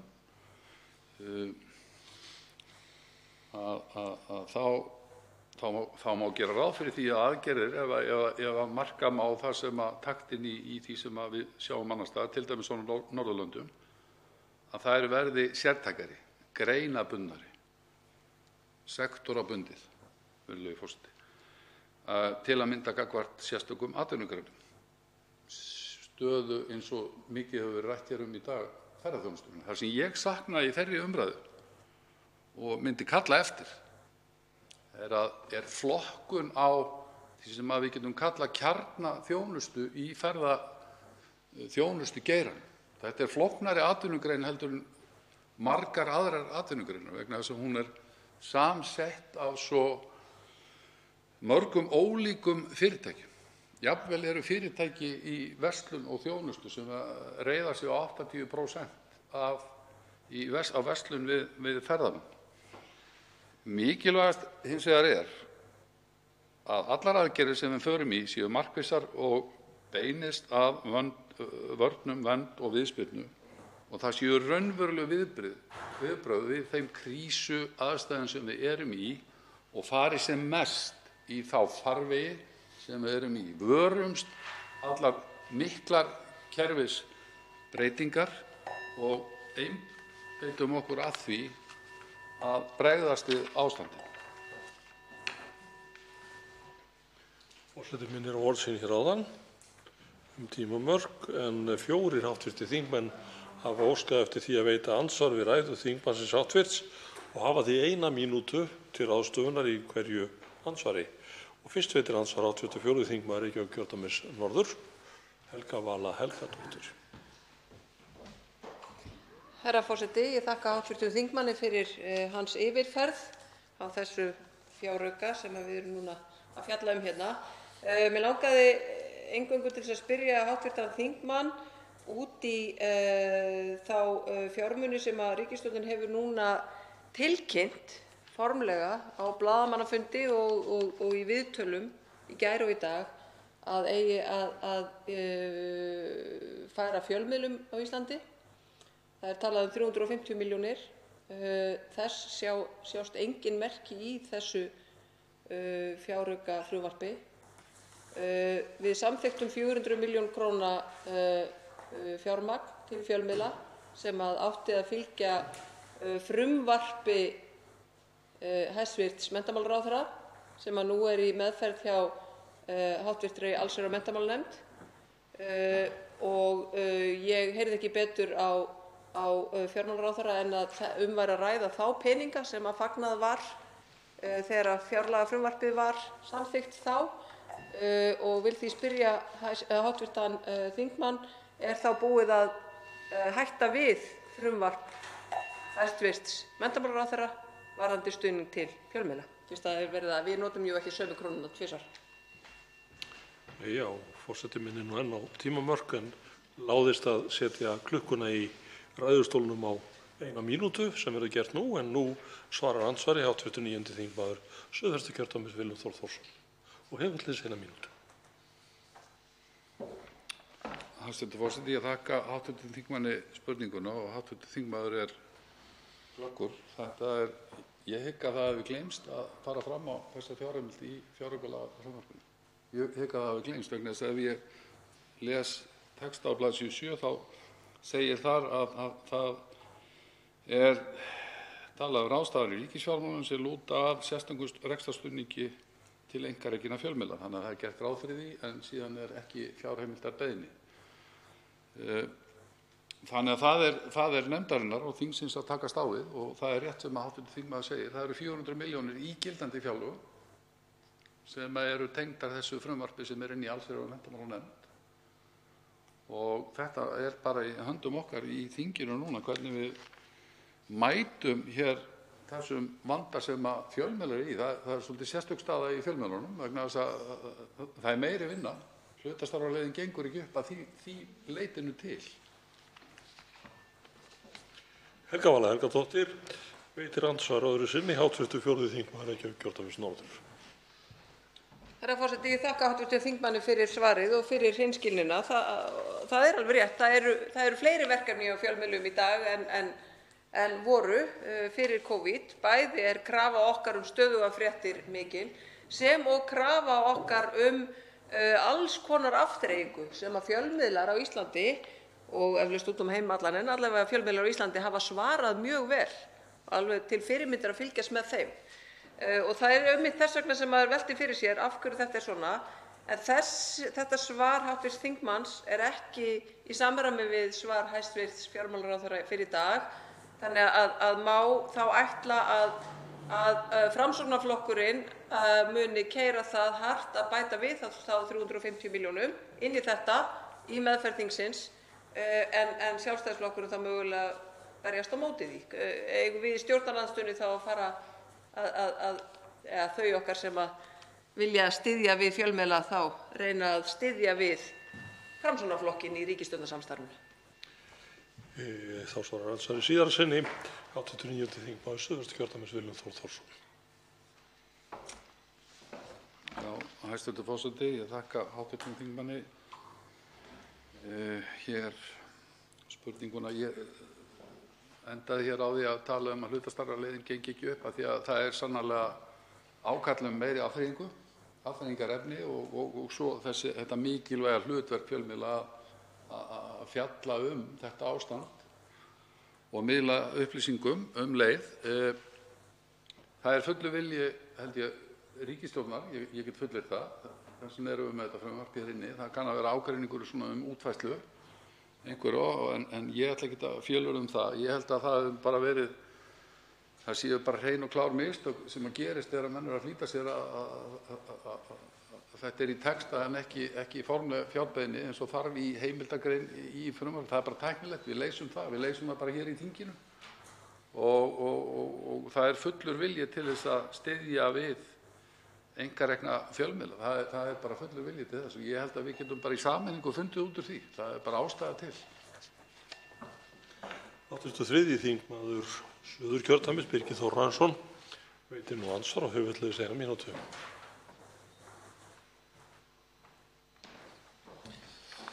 Herra forseti, ég þakka hv. þingmanni fyrir ágætisræðu og ég vil taka undir það sem hv. þingmaður sagði að við værum öll ríkissjóður. Sameiginlegur sjóður okkar allra stendur undir velferðarkerfinu og margvíslegum öðrum mikilvægum verkefnum.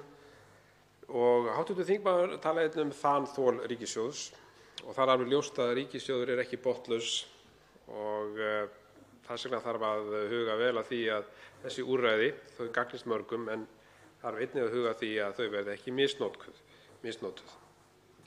Ég vildi nú bara rétt nefna þetta vegna þess að hv. þingmaður kom inn á þetta. Það sem mig langar hins vegar að spyrja hv. þingmann er varðandi tryggingagjaldið, hvort að hann sjái fyrir sér breytingar á því, það er að segja að það verði hugsanlega fellt niður tímabundið og einnig langar mig að spyrja hann um hlutabótaleiðina, hvort að hún verði útvíkkuð og svo hvort að komi til greina að veita fyrirtækjum jafnvel fasta styrki eins og hefur verið að kynna í Danmörku.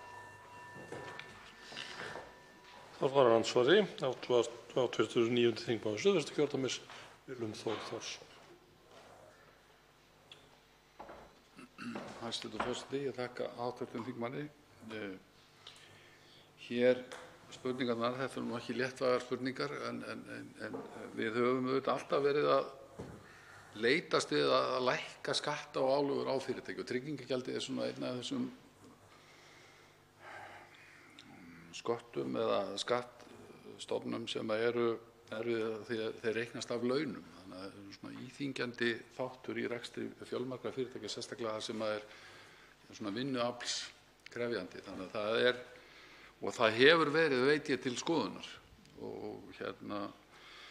en hlutabótaleiðin hefur svona kannski verið svona stærsta aðgerðin og ég held að það sé óhjákvæmilegt að horfa til hennar í einhvers konar útvikun þegar við erum í svona næstu skrefum að ná til þeirra hópa sem einhvern veginn falla á milli vita og eru í þeirri stöðu eins og við þekkjum með námsmenn, með verktaka ýmiss konar og svo framvegis sem í nokkrum störfum. Þannig að já, ég meina svarið já, við bara skoðum þetta áfram. Ég deili ekki svarað því öðruvísi. Birgir Þór Rannsson, 3. þingmaður Suðurkjördæmis, veitir andsvar öðru sinni. Herra forseti, þakka hv. þingmanni svarið og ánægjulegt að heyra það að þessi hlutir verði skoðaðir vegna þess að ég held að það sé afar mikilvægt vegna þess að það lítur út fyrir að staðan sé því miður verri heldur en verstu sviðsmyndir gerðu ráð fyrir. En að sjálfsögðu vonum við það að þegar þetta allt saman gengið yfir að þá náum við okkur tiltölulega hratt á strik og við Íslendingar höfum góð tækifæri í þeim efnum þegar við horfum til ferðaþjónustunnar að þetta er öruggt land og fámennt og hér er falleg náttúra, eitthvað sem gæti fallið vel að eflaust nýrri ferðatilhögun margra eftir þessa veiru.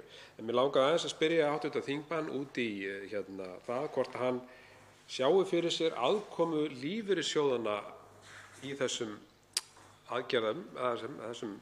aðgerðum til að lágmarka tjónið sem við stöndum frammi fyrir með einhverjum hætti.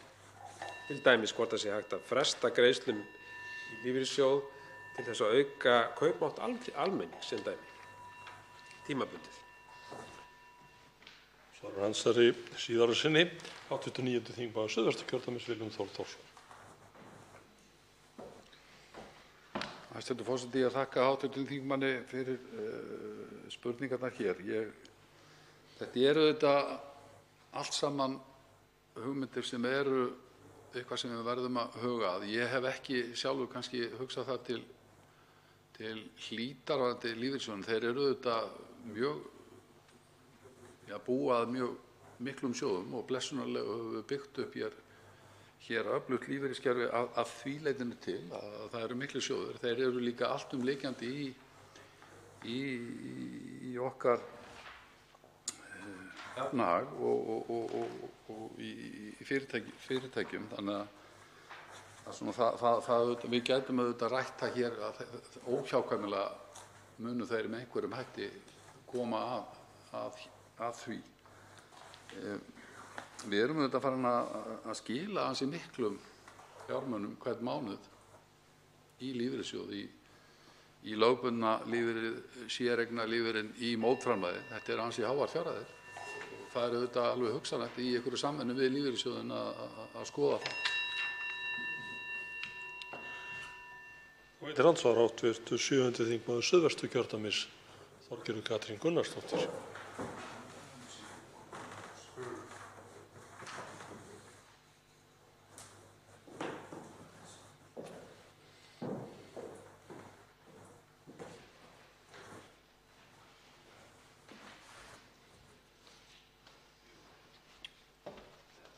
Virðulegur forseti, ég vil þakka hv. þingmanni fyrir ræðuna og góðs gengis með að útfæra þetta, því það er tvímælalaust þannig að okkar afstaða í Viðreisn er að það er margt ágætt en það þarf að gera miklu meira. Og mér finnst eins og orð fjármálaráðherra fyrir 6 vikum síðan að það verði að gera meira heldur en minna, mér finnst þau hafa svolítið gleymst. Og ég er ekki að segja þetta bara út frá mínu hjarta, ég er líka að fá skilaboð, ég er að lesa fréttir og umsagnir ferðaþjónustuaðila um land allt fyrir vestan með ferðaþjónustufyrirtæki hér og það er ákall eftir meiri aðgerðum. Ég get tekið undir það hvenær er nóg. Það er hægt að fara í þá fabúlasjón og þá spyr ég, er nóg þegar ríkisstjórnin fellir allar tillögur stjórnarandstöðu, ríkisstjórnarflokkarnir, en ætlar sér síðan að samþykkja sömu tillögu hér? Eru eitthvað sem var allt of mikið síðast orðið nóg í dag? Hv. 9. þingmaður Suðvesturkjördæmis, Willum Þór Þórsson, svarar andsvar. Hæstv. forseti, ég þakka góðar spurningar. Við eigum auðvitað að finna út úr því hvað þarf að gera. Við eigum að gera það sem gera þarf og við erum ekki hætt. Varðandi þetta að fella allar tillögur, ég bara þakka kærlega fyrir þá spurningu vegna þess að það var nú einu sinni þannig að nefndirnar unnu þetta og hv. fjárlaganefnd vann þetta alla leið í sameiningu og það var hér fjórðungsaukning á málinu í krónum talið og þar voru inn vegna þess að það var góð samvinna í nefndinni og góðar tillögur frá stjórnarandstöðu skynsamlegar aðgerðir. Og það er ekki hægt að koma síðan og segja, já, svo komum við bara inn í þingsal og fellum allar tillögur stjórnarandstöðunnar og við samþykkjum allt ykkar. Nei, við samþykktum allt okkar. Þannig var það. En það er alveg rétt. Við felldum síðan allar tillögur sem stóðu fyrir utan sameiginlegar tillögur. Þorgerður Katrín Gunnarsdóttir, hv. 7. þingmaður Suðvesturkjördæmis, veitir andsvar öðru sinni.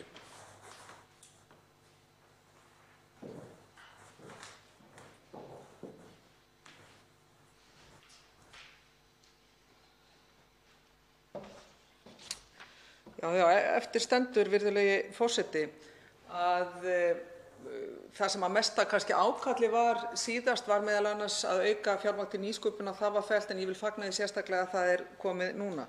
Mig langar að spyrja hv. þingmenn, því að nú eru Norðmenn að leggja alltaf 1,6% af vergri landsframleiðslu í beina styrki, Danir eru aukað í 1,9%, Þjóðverjar af öllum, heilarinn páfinn kaþólskurinn páfinn varðandi öflug ríkisfjármál, þau eru að spýta inn 2,7% af vergri landsframleiðslu af eigin fé í fyrirtækjum. Sér hv. þingmaður það fyrir sér að ríkisvaldið muni þá í næstu aðgerðum, ef það tekur ekki breytingu hér í þinginu, koma með beinskeyttari hætti inn í það að styðja við fyrirtækin, því að það sem við megum ekki við er að þegar viðspyrnan verður, að við verum búin að veikja íslenskt efnahagslíf og atvinnulíf það mikið að viðspyrnan verði ekki til staðar. Ég held að lykilatriði fyrir okkur núna til þess að verja störf, til þess að verja lífsviðurværi fólks, sem skiptir náttúrulega öllu máli, er að verja fyrirtækin. Og ég óttast það að ef aðgerðirnar verði ekki meiri heldur en nú er verið að boða, að þá verði viðspyrnan lengri og erfiðari fyrir Íslendinga fyrir vikið. Willum Þór Þórsson, hv. 9. þingmaður Suðvesturkjördæmis, svarar andsvari síðara sinni.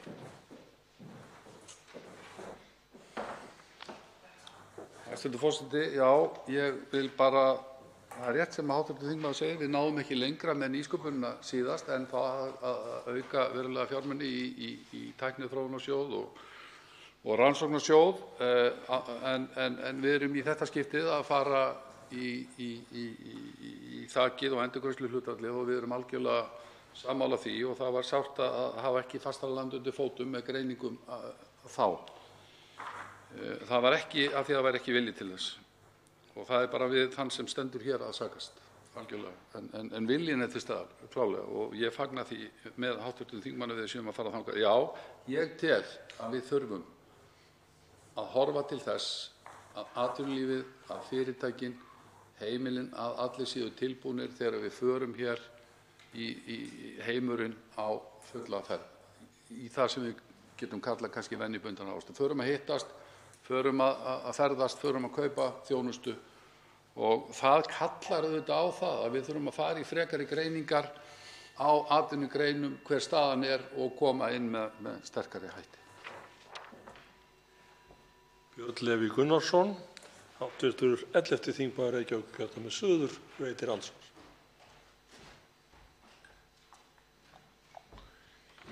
Virðulegur forseti, hv. þingmaður talar þessa óvissu ástand sem hefur verið og hversu erfitt nú að búa til einhvers konar áætlanir og aðgerðir og svo framvegis ofan í þetta óvissu ástand. En tilgangur okkar hérna og tilgangur ríkissjóðs sem slíks að búa til og eyða þessu óöryggi, búa til vissu, búa til öryggi, fjármagna það sem þarf að gera, fjármagna tækifæri, viðhalda réttindum og þjónustu.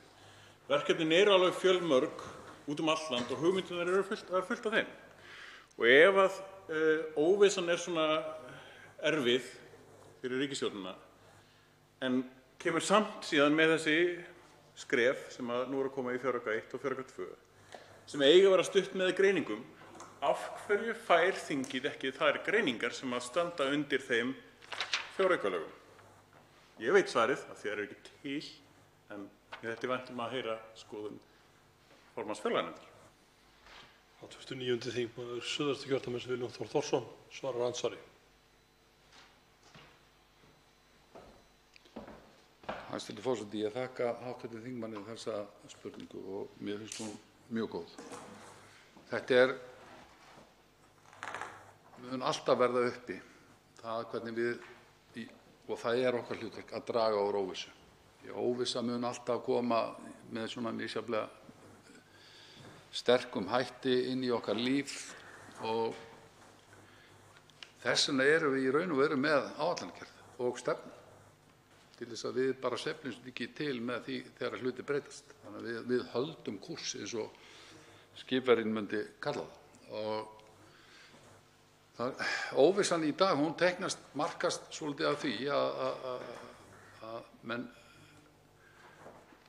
það er í raun og veru engar greiningar til. Menn treysta sér ekki til í þessar eiginlegu greiningar sem að módelin eiga að grípa, þessi hefðbundnu hagfræðimódel til að segja okkur fyrir hver landsframleiðsla verði og þannig að menn eru bara að teikna upp sviðsmyndir, ólíkar sviðsmyndir eftir því hvernig þessi veira þróast. Þess vegna tel ég að við séum að gera rétt með því að taka þetta í svona smærri bitum og skrefum eftir því sem við eyðum óvissum. Forseti mín er enn á tímamörk og nú veitir andsvar síðari sinni hv. 11. þingmaður Reykjavíkurkjördæmis suður, Björn Leví Gunnarsson. Virðulegur forseti, við eyðum óvissunni einmitt með því máli til dæmis þeim málum sem við erum að fjalla hérna í dag. Á bak við þessi mál eins og hv. þingmaður segir ekki svo mikið af sviðsmyndagreiningum. Við erum í raun og veru að giska eins og við höfum alltaf gert. Það er alveg þannig.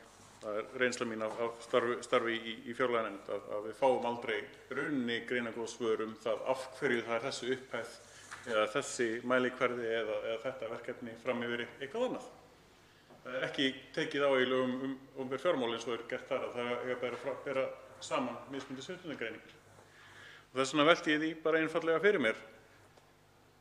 Þegar óvissu ástandið einmitt núna og við erum hvort þið að giska, Okkur giskum við ekki nægilega vel til þess að eyða ástandinu þá þeim mun meira, eyða óvissunni þeim mun meira. Lítið gisk á móti stóru giski. Þegar allt kemur til alls eins og ég hef sagt, að þá þetta fjárheimild en ekki fjáreyðsluheimild. Willum Þór Þórsson, hv. 9. þingmaður Suðvesturkjördæmis, svarar andsvari síðara sinni. Hæstv. Forseti, því að hv. þingmaður er mjög nákvæmur lög opinber fjármál og við séum að gera hlutina svona,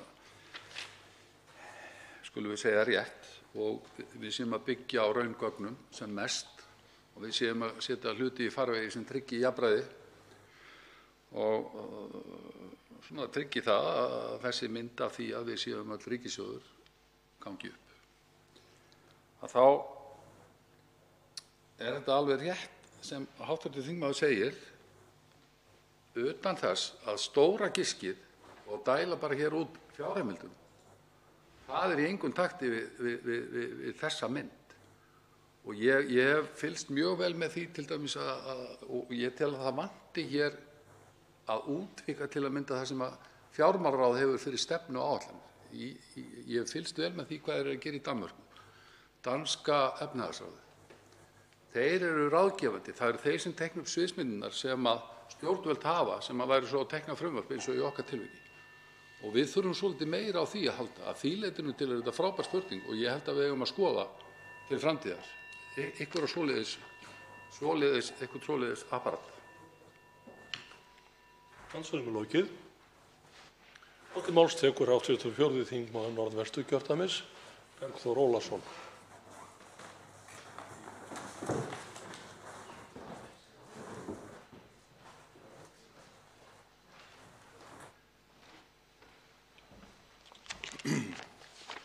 Virðulegur forseti,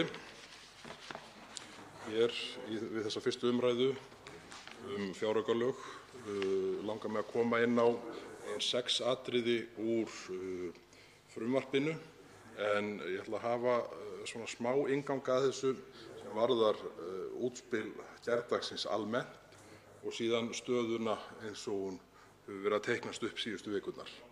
Ég held að það sé engum ofsögum sagt að fyrir býsna marga var kynning gærdagsins á svokölluðum öðrum aðgerðapakka ríkisstjórnarinnar voru það gríðarleg vonbrigði.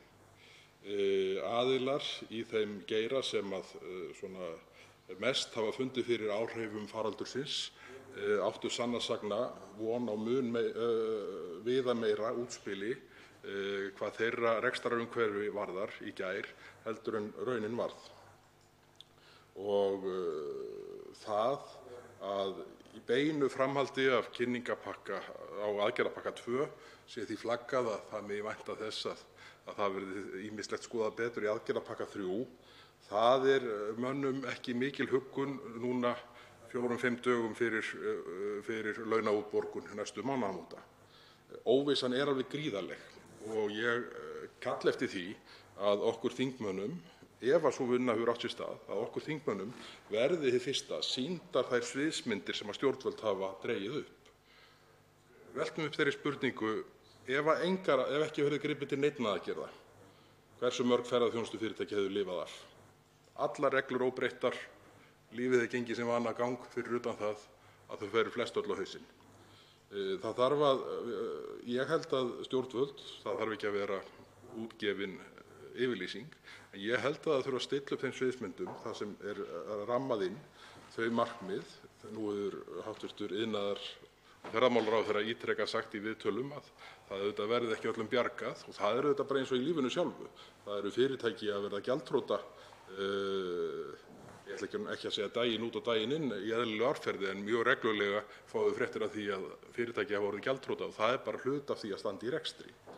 En sú staða sem uppi núna svo fordæmalaus að það réttlætir allt aðra nálgun heldur en hefðbundið er. Og ég bara kalla eftir því að okkur í stjórnarandstöðunni verði gerð grein fyrir þeim sviðsmyndum sem að ríkisstjórnin hefur teiknað upp. Því að þó að allir sé að gera sitt besta núna og það sé margt í gangi, þá engu að síður rúmur mánuður síðan fyrsti kynningarfundur fyrsta pakka ríkisstjórnarinnar var í Hörpu. Þannig að það er alveg tími til þess að leggja þessi spil á borðin svo að menn viti hvert ríkisstjórnin ætlar sér. Því að það er kannski fyrir utan þau vonbrigði sem að margir urðu fyrir í gær, þar sem reiknað var með því að gærdagurinn yrði svona sá dagur þar sem óvissan myndi minnka. Þá held ég mikilvægast núna að stjórnvöld sannfæri bæði fyrirtæki, atvinnulíf í heild sinni og heimili það að þau hafi eitthvað plan, að það sé eitthvað plan þó það sé súrt og kosti mikið, hvernig þau ætla að komast til lands. Því að ef það er engin sannfæring fyrir því að atvinnulífið komist til lands í þessum hremmingum, þá eru þeir sem svigrúm hafa til þess að setja til að mynda viðbótar eigið fé inn í fyrirtæki sín ekki að fara að gera það. Ef það er bara upp á von og óvon það að stjórnvöld sjálf viti hvert þau ætla að fara hvað úrlausn málsins varðar. En þetta er það sem ég vildi segja sem inngang hér í tengslum við þetta frumvarp fjáraukalög. Og það eru 6 atriði sem mig langar að koma sérstaklega inn á og vona og óska þar með eftir þar sem tilefni til að þau atriði verði rædd sérstaklega í nefnd milli 1. og 2. umræðu. Í fyrsta lagi þá eru það atriði sem ég nefna. Í fyrsta lagi eru það lokunarstyrkir til fyrirtækja sem verða að hætta starfsemi vegna sóttvarna. Ég vil bara fagna þessari tillögu. Ég á erfitt með að átta mig á þeim forsendum sem gefnar eru varðandi ætlaðan fjölda aðila og hvernig þak virðist vera á heildarútgjöldum, en ég tek þeim tölum sem settar eru fram hvað þessu varðar með smá fyrirvara eftir þær tölur sem sýndar voru í tengslum við hlutabótaleiðina í fyrsta aðgerðapakka stjórnvalda, þar sem reiknað var með því í frumvarpinu að heildarkostnaðurinn við hlutabótaleiðina yrði 758 milljónir plús 2 tímabundnir starfsmenn ríkisins, sem auðvitað endar einhvers staðar langt fyrir ofan 22 milljarða eins og þetta lítur út fyrir okkur núna. Þannig að hér er reiknað með að þessi hópur verði 2000 aðilar sem nýti sér og njóti þessara lokunarstyrkja, og þetta er bara sanngirnismál og ég er ánægður að þetta sé komið fram svo að maður hrósi líka því sem vel er gert. Í öðru lagi langar mig að nefna stuðningslánin til lítil og meðalstórra fyrirtækja. Þarna er reiknað með að það séu 8 til 10.000 aðilar sem uppfylli þau skilyrði sem sett eru fram þarna. Það er auðvitað þannig að þarna er horft til þess að það sé verið að veita þessi lán til fyrirtækja sem eru innan við 500 milljónir í veltu. Ferðaþjónustufyrirtæki, svo við tökum bara dæmi úr ferðaþjónustunni, af því að það er sá geiri sem mest brennur á þessar vikurnar, sem er með 500 milljóna veltu. Það er ekki ólíklegt að slíkt fyrirtæki sé með 250 milljóna launaveltu af þeirri veltu. 50% launahlutfall er algengt í ferðaþjónustunni. Fyrirtæki sem er meðan allt er á fullu með 250 milljóna launaveltu, þegar það er búið að setja alla starfsmenn sína í 25% starf, þá eru launagreiðslur fyrir þau 25% rúmar 5 milljónir á ári. Þannig að hámarks lánsupphæðin í þessu tilviki, hún gerir ekki annað en að tomma laun einna mánaðamóta, laun eins mánaðar fyrir starfsmannafjöldan í 25% starfi. Og þá á eftir að greiða allan annan kostnað sem á fyrirtækinu hvíli, hvort sem það er húsaleiga, tryggingar, annar rekstur, hvað eina. Og það auðvitað blasir við að sú nálgun sem var í kynningu stjórnvalda í gær hvað þetta varðar, hún er því miður mjög óraunsæ, sérstaklega hvað varðar þau fyrirtæki sem eru í efri hluta tekjumarkana innan þessarar leiðar. Það má vel vera að þetta sé, og vissulega skiptir þetta hlutfallslega miklu meira máli fyrir minni fyrirtæki. En síðan verður líka inn í nefndina að huga því að fyrirtæki sem eru virkilega búin að vera að reyna og grípa til allra leiða til að bjarga sér, og þá er ég kannski sérstaklega að hugsa veitingastaði í því samhengi, að þarna er sett fram krafa 40% tekjufall. Það verður að tryggja það inn í nefndinni, hæstvirtri fjárlaganefnd, við meðferð þessa máls, að þessu viðmiði verði að þar lendi fyrirtæki ekki í þeirri stöðu að hafa komið sér, útiloka sig frá þeirri lausn með því að berjast með öllum tiltækum ráðum, eins og til dæmis veitingastaðir sem hafa verið með sitjandi þjónustu, hafa farið í heimsendingar og þar fram eftir götunum, og það væri bölvað, svo ég orði það nú bara þannig, ef að fyrirtæki hafa með slíkum lausnum, þar sem verið að reyna að bjarga því sem bjarga verður, náð að koma sér í þá stöðu að tekjufallið væri bara 35 eða 38% og útilokast þar með frá leiðinni. Það hefði verið betri valkostur fyrir slíkan aðila að sitja með hendur í skauti og bíða upp á von og óvon að einhver lausn kæmi. Þannig að það þarf að hafa svigrúm til að líta til með þessu inn í nefndinni og bara vil ég vísa því til þeirrar vinnu sem framundan er. Þriðja atriði sem ég langar til að nefna er heimild fyrirtækja til að jafna tekjuskatt 2019 með tapi 2020. Ég vil fagna þessari útfærslu og þessari leið. Þetta er leið sem hefur verið farin meðal annars í Noregi og hún er einföld og hún er sanngjörn og hún skiptir máli hvað peningaútflæði fyrirtækja innan ársins varðar. Og þetta eru sérstaklega fyrirtæki sem eru, ég reyna að forðast að notkun þess hugtaks, lífvænleg þessa dagana. Þetta eru fyrirtæki sem voru þá með það góðan rekstur í fyrra að þau horfðu fram á það að borga tekjuskatt af þeim hagnaði sem þar myndaðist á þessu ári. Þannig að þetta eru þau fyrirtæki sem njóta þessara leiðar, má segja séu fremst í röðinni hvað það varðar að líkindum, að eiga tækifæri á því að vera í góðri stöðu til öflugrar sóknar þegar þessu réttir þessu ástandi. Þannig að ég vil fagna þessu og tel þetta góða leið. Í fjórða atriði sem ég vil nefna hérna við þessa fyrstu umræðu eru álagsgreiðslur til heilbrigðisstarfsfólks vegna COVID-19. Og ég vil, eins og með síðasta atriði sem ég nefndi, fagna þessari tillögu en leið minna á að samhljóða tillaga nokkurn veginn var felld hér í þingsal með meirihluta atkvæða fyrir 3 vikum síðan, en við skulum nú ekki láta það trufla okkur í dag. Þetta er bara mjög gott mál. En það er eitt í þessu, ég veitti því athygli á blaðsíðu 12 og í blaðsíðu 30 í frumvarpinu, þá eru sundurgreindir fjárlagaliðir sem þarna eru undir og þar er samtalan nær ekki upp í 850 milljónir. Annars vegar í sérhæfða sjúkrahúsþjónustu 750 og síðan í almenna sjúkrahúsþjónustu 100. Og ég bara kalla eftir því að fá upplýsingar hvort að þær 150 milljónir sem vantar inn í þessa lausn séu tilgreindar annars staðar í þessu regluverki, en ég sá það ekki í fljótu bragði. En milljarður er talan sem hefur verið vísað til hvað þetta atriði varðar. Það er eitt þarna atriði sem ég vil nefna hér og tryggja að það verði tekið til skoðunar inn í nefndinni. Það er það hvort að ekki er öruggt að starfsmenn hjúkrunarheimila og annarra fyrirtækja undir þaki Samtaka fyrirtækja í velferðarþjónustu, sem mikið hefur mætt á undanfarið, séu hluti af þeim hópi sem fái þessar álagsgreiðslur.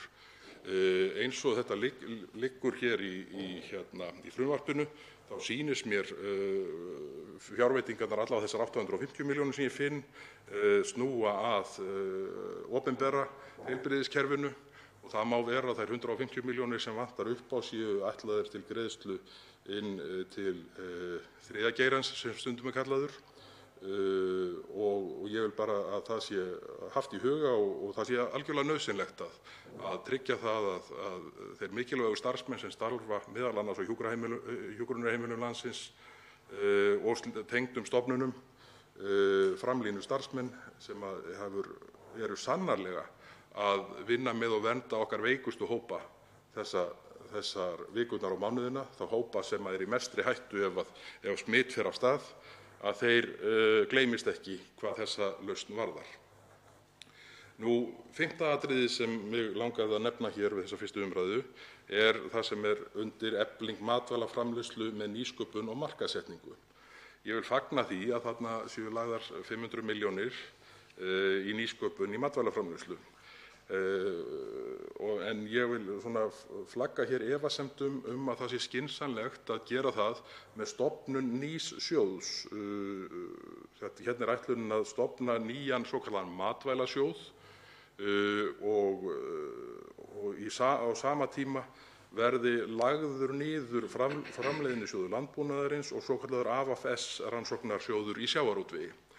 Ef að viljinn er til þess að koma þessum 500 milljónum í vinnu hvað þessa þróun annars vegar í sjávarútvegi og hins vegar í landbúnaði varðar, þá eru þessar leiðir til að koma þessum peningi í vinnu nú þegar. Og ég held að það ætti að nota þessar leiðir til að koma þessum peningum í vinnu, ekki að leggja í þá vinnu núna að setja þennan nýja sjóð á laggirnar, því að menn virðast margir vera búin að gleyma því að það var hér frumvarp fyrir þinginu sem var fellt niður öðru hvoru megin við áramótin, sem einmitt hafði það ein af markmiðum sínum að setja þennan matvælasjóð á laggirnar. Þannig að vel ígrunduðu máli var hætt við það þá. Þannig að ég bara ég er efins það að hugmyndin sem að þótti ekki nógu góð þegar þingheimur hafði nógan tíma til að hugsa hana hér undir áramót og upp úr áramótum, að hún sé allt í orðin alveg sérstaklega góð núna í COVID-ástandinu sem nú við að glíma. Þannig að ég held að plan A í þessu máli ætti að vera það að setja þessar 500 milljónir út til eflingar matvælaframleiðslu í gegnum þá sjóði sem fyrir eru. Nú, sjötta atriði sem mig langar að ræða hér við þessa fyrstu umræðu snýr að fjárveitingum til fjölmiðla. Það er þannig að það verður rætt hér sérstaklega í máli á eftir þessar fjárveitingar sem lagt til upp á 350 milljónir, og ég vil bara flagga því hér að ég þekki ekki dæmi til þess að ráðherra verði falin jafn rúm heimild til þess að ráðstafa fjármunum eins og í þessu máli, eins og það er upplagt hér þó ég haldi því til laga í máli sem verður rætt hér á eftir, innan svokallaðs bandorms sem fjármála- og efnahagsráðherra mælir fyrir. Ég held að nefndin verði að ganga þannig frá málum að þetta verði rammað inn hér í lagasetningu, hvernig á þessu verður haldið, hvernig stuðningi við fjölmiðlana verður háttað og þar fram eftir götunum, og það verði mun eðlilegra heldur en það upplegg sem lagt er til hér í frumvarpinu sem verður rætt síðar í dag. En að öðru leyti þá bara vona ég að þetta frumvarp vinnist vel inn í nefndinni og taki þeim breytingum sem þörf er á.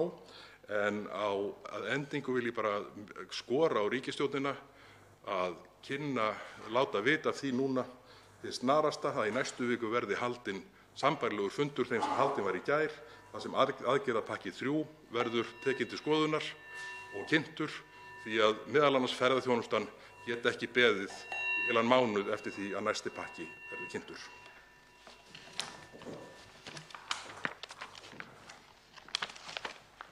Til máls tekur hv. 7. þingmaður Suðvesturkjördæmis, Þorgerður Katrín Gunnarsdóttir. Virðulegi forseti, ég vil nú byrja á því að fá að hrósa þingmönnum sem eru búin að halda hér bæði í stjórn og stjórnarandstöðu fínar ræður, og mér finnst gott að skynja þessa alvöru, að við erum öll áhyggjufull og við viljum öll verða leiðir. Mér finnst það skipta máli, mér finnst það mikilvægur tónn sem kemur héðan úr þinginu, og ég vona að hann sé ekki bara einhliða héðan af hálfu stjórnarandstöðunnar, og mér hefur nú ekki fundist það allavega innan nefnda, þó að atkvæðagreiðslu hér í þinginu meðal annars í tengslum við fyrsta orkupakkann að hluta til, að fyrsta aðgerðapakkann hafi gefið það til kynna að ríkisstjórnin vildi hafa þetta skipt í þessi lið stjórn og stjórnarandstöðu. Við í Viðreisn a.m.k. við höfum ekki viljað nálgast verkefnið þannig. Við höfum viljað sjá hvað hægt er að gera betur. Við höfum verið í samskipti við fólk út í samfélaginu, í hinum ólíku atvinnugreinum, til þess að átta okkur á nákvæmlega hvernig aðgerðirnar og tillögur ríkisstjórnarinnar hafa komið niður á og komið inn í fyrirtækin og heimilin. Við styðjum eindregið það meginmarkmið sem hefur meðal annars komið fram af hálfu forystu ríkisstjórnarinnar, að lykilatriðið er að tryggja lífsviðurværi fólks. Lykilatriðið er að taka utan um fólkið okkar og heimilin. En það verður ekki slitið í sundur við atvinnulífið. Og til þess að verja lífsviðurværin þá þurfum við að verja störfin og við þurfum að verja fyrirtækin. Og það er lykilatriðið þegar við erum í svona krísu, stöndum frammi fyrir svona kreppu sem við höfum aldrei séð áður. Við getum ekki lesið um þetta í sögubókum. Þannig að við þurfum annars konar aðgerðir, og það er meðal annars þess vegna sem við í Viðreisn, og mér heyrist öll stjórnarandstaðan vera að ítreka, að við erum að minna orð fjármálaráðherra hæstv. Sem að sagði fyrir 6 vikum: gerum frekar meira heldur en minna. Gerum frekar meira heldur en minna. Og við í Viðreisn erum sammála þeirri nálgun. En það verður að segja satt best eins og er að síðan að fyrsti aðgerðapakki var kynntur fyrir rúmum mánuði síðan, að þá héldum við einfaldlega, og það var margt gott gert þar. Við tókum meðal annars í fyrstu skrefunum stjórnarandstaðan vel undir með ríkisstjórninni í því að breyta og laga stjórnarfrumvörpin varðandi hlutastarfaleiðina. Þau voru meingölluð þegar við komum hingað inn, en við lögðumst á árarnar hvað það varðaði og breyttum frumvarpinu yfir í ágætislög. En það hefur nú þegar komið fram, og ekki fyrir svona 2-3 vikum síðan, að það þarf nú þegar að breyta hlutastarfaleiðinni. Og ég hélt í minni einfeldni að það yrði hluti af þessum pakka, tillögupakka sem var kynntur í gær, þær breytingar sem er verið að kalla eftir til þess að mæta raunverulegu þörfum atvinnulífsins, til þess að geta haldið úti störfum eða haldið uppi störfum til lengri tíma fyrir fólki. Þannig að starfsöryggi verði eitthvað meira, en það var ekki. Og þess vegna verð ég að segja að þó að það sé margt, og ég kem að því, það er margt fínt í þessum tillögum, og við munum styðja tillögurnar eins og þær koma fyrir, en við munum náttúrulega beita okkur fyrir því að þær taki breytingum. Að okkar mati þurfa að taka breytingum, og við munum beita okkur innan efnahags-, fjárlaganefndar í þá veru, innan velferðarnefndar, leiða fram spurningar í atvinnuveganefnd og sama gildir allsherjar og mennta. Og ef að það verður ekki hlustað, þá munum við eðlilega koma með okkar tillögu til þess að breyta. Ég talaði margt gott, bara nefna strax nýsköpunina. Já, þá eru mikilvæg skref tekin með nýsköpun, og ég vil fagna því að það er stefnubreyting af hálfu ríkisstjórnarinnar frá því að fyrsti aðgerðapakki var kynntur. En við munum það að tillögur okkar í stjórnarandstöðunni voru felldar, en ég er mjög glöð með það að ef að þetta er leiðin fyrir ríkisstjórnina, fyrir okkur til þess að ríkisstjórnin kveiki aðeins á perunni, að þá er það bara fínt. Og mér finnst gott að sjá mikilvæg skref í þágu nýsköpunar og sprotafyrirtækja, en það liggur líka ljóst fyrir, talandi það að hafa verið í samskiptum við sprotafyrirtækin, við lítil og meðalstór fyrirtæki, þar þurfa að eiga sér breytingar. Endurgreiðsluhlutfallið, sem er gott að er hækkað úr 20% í 25%, það gildir í rauninni bara fyrir og er mikilvægt fyrir stóru fyrirtækin í nýsköpunar- og sprotageiranum. Við eigum að fara svipaðar leiðir og Norðurlönd og Evrópusambandið og flokka þetta niður í 3 hluta, þar að segja lítil, millifyrirtæki og stórfyrirtæki. Það er hægt að fara út í alls konar svona, en ég vil einblína á stóru myndina. Og ég segi að það er margt gott þarna, en ég rek frekar augun í það sem er ekki þarna. Og það er það sem veldur mér miklum áhyggjum, eins og í rauninni þjóðinni allri. Það eru frekar óskýr skilaboð það hvað á að gera. Það er verið að drepa niður fæti víða, en ekki verið að taka á stóru myndinni. Og auðvitað verður ríkisstjórnin, og undirstrika það að hlutastarfaleiðin er að nýtast vel, en hún er ekki að nýtast nákvæmlega aðstæðum eins og þær eru í dag, og henni þarf að breyta. Brúarlánin líka, gríðarlega mikilvæg aðgerð, en samkvæmt mínum upplýsingum að þá hefur ekkert enn komið að lánsfjármagni, og það er liðinn heill mánuður síðan að brúarlánin voru tilkynnt. Og til að gæta sannmælis að þá kláraði fjármálaráðherra fyrst samkomulagið í síðustu viku við Seðlabankann og bankana, en það er enn ekki byrjað að miðla neinu viti og neinu magni eitthvað að brúarlánum. Og það segir mikið til það hvort að þetta séu þær aðgerðir sem við þurfum núna að halda. Og þess vegna höfum við verið að kalla við í Viðreisn sérstaklega eftir aðgerðum fyrir litlu og meðalstóru fyrirtækin, lögðum meðal annars til síðast tímabundna lækkun á tryggingagjaldi fyrir lítil fyrirtæki, allt upp í 7 manna fyrirtæki, en það var fellt. En við erum enn þeirrar skoðunar að það þurfi svona tímabundnar aðgerðir í beinan stuðning. Og ég greini það, og það er eðlilegt að formaður fjárlaganefndar hafi varann á sér, eins og hann var hér í ræðu áðan, varðandi það að skuldsetja ríkissjóð of mikið. Og það er rétt, við verðum að átta okkur á því að að skuldsetning er í rauninni, skuldsetning núna er framtíðar skattheimta á heimilin og fyrirtækin, og minna svigrúm fyrir okkur sem viljum frekar einfalt skattkerfi og lægri skatta til þess að fara þá leið. En það er lykilatriði í þessari fordæmalausu krísu að við gætum að tekjuhliðinni núna. Þannig að við verðum að fara í það að styrkja viðspyrnuna í atvinnulífinu, styrkja einkageirann til þess að viðspyrna verði til staðar þegar þar að kemur. Því ef við gerum það ekki, ef við förum ekki í stórtækar aðgerðir til stuðnings fyrirtækjunum núna, eins og í ferðaþjónustunni, eins og annars staðar í kerfinu og í samfélaginu, það þýðir það aukinn kostnað á velferðarhliðinni í gegnum atvinnuleysisbætur, í gegnum sálfræðiþjónustu, í gegnum ýmsa umönnun í tengslum við velferðarkerfið og við munum sjá tekjuhliðina minnka.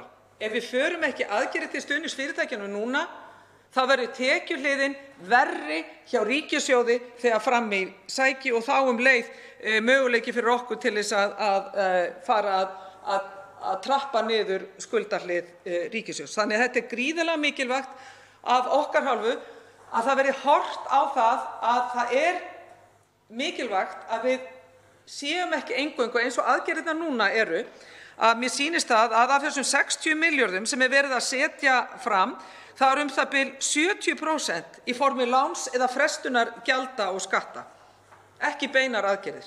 Það er að segja 10% fer í beinar aðgerðir viðspyrnu eins og mikilvægar aðgerðir styrk til þeirra fyrirtækja sem hafa gert að loka á grundvelli veirunnar og síðan 20% til fara í verndaraðgerðir fyrir viðkvæma hópa.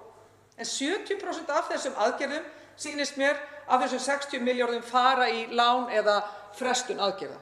Og við megum ekki hafa umhverfið þannig að þegar við förum út úr viðspyrnunni að þá erum við búin að setja viðbótarklafa á atvinnulífið, á einkageirann. Einkageirinn hefur vissulega minnkað sína skuldsetningu á síðustu árum, en hann er samt skuldsettari en til að mynda Bandaríkin og Bretland og er á svona kannski svipuðu róli og ýmsar aðrar þjóðir og jafnvel meiri. Þannig að hann hefur minnkað en hún er samt mikil skuldsetning atvinnulífsins hér miðað við annars staðar.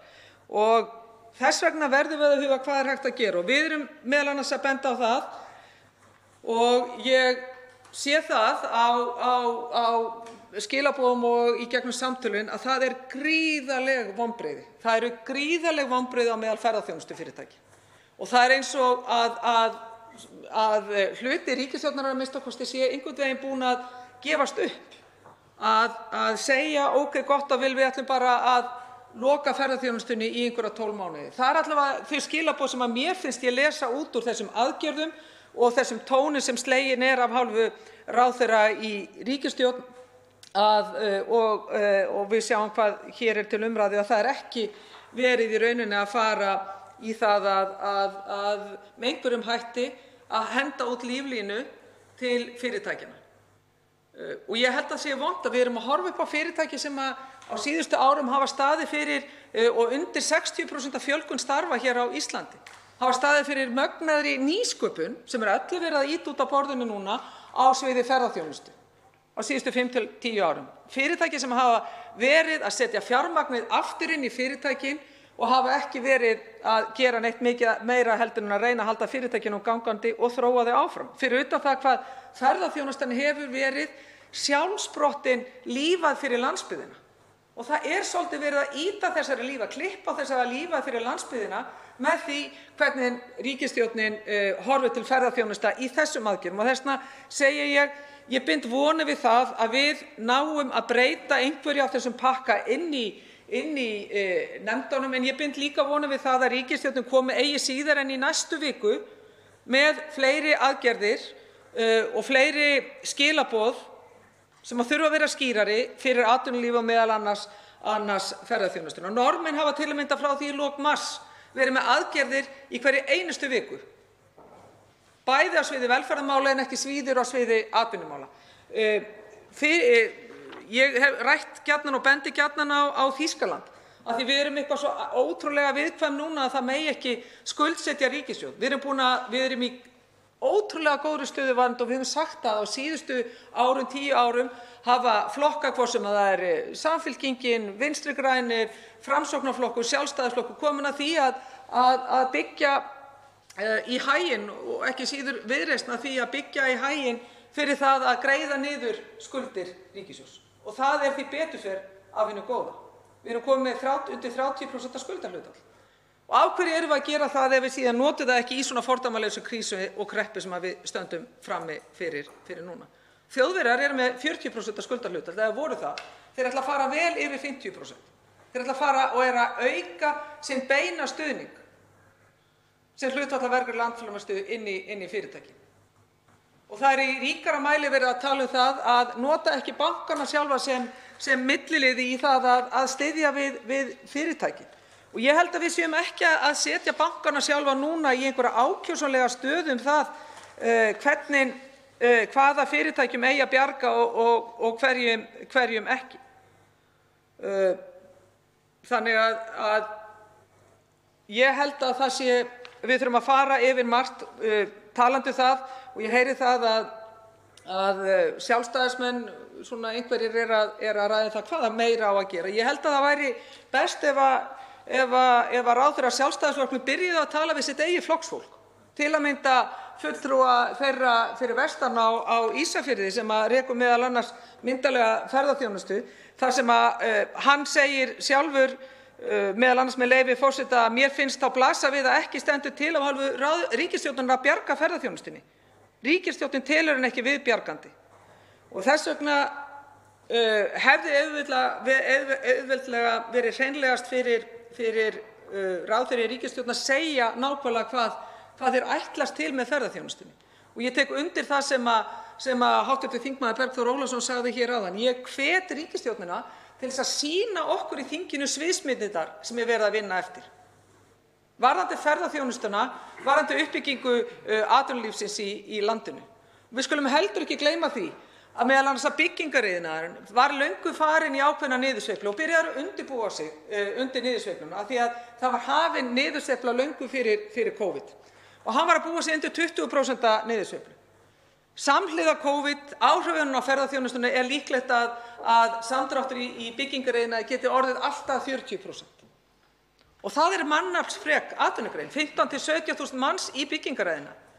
Og samhliða þessu áfalli og í rauninni algjöru lokun núna ferðaþjónustunnar, tímabundið, af því ferðaþjónustan mun rísa upp aftur, þá er líka byggingariðnaðurinn mannaflsfrek grein að draga saman.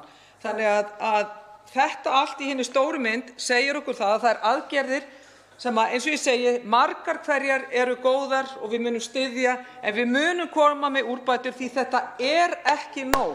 Og ég vil hvetja ríkisstjórnina til þess að koma hið fyrsta með fleiri aðgerðir og skýrari skilaboð við í Viðreisn viðrum til. Þá tekur næsti máls hv. 10. þingmaður Reykjavíkurkjördæmis suður, Þorsteinn Sæmundsson.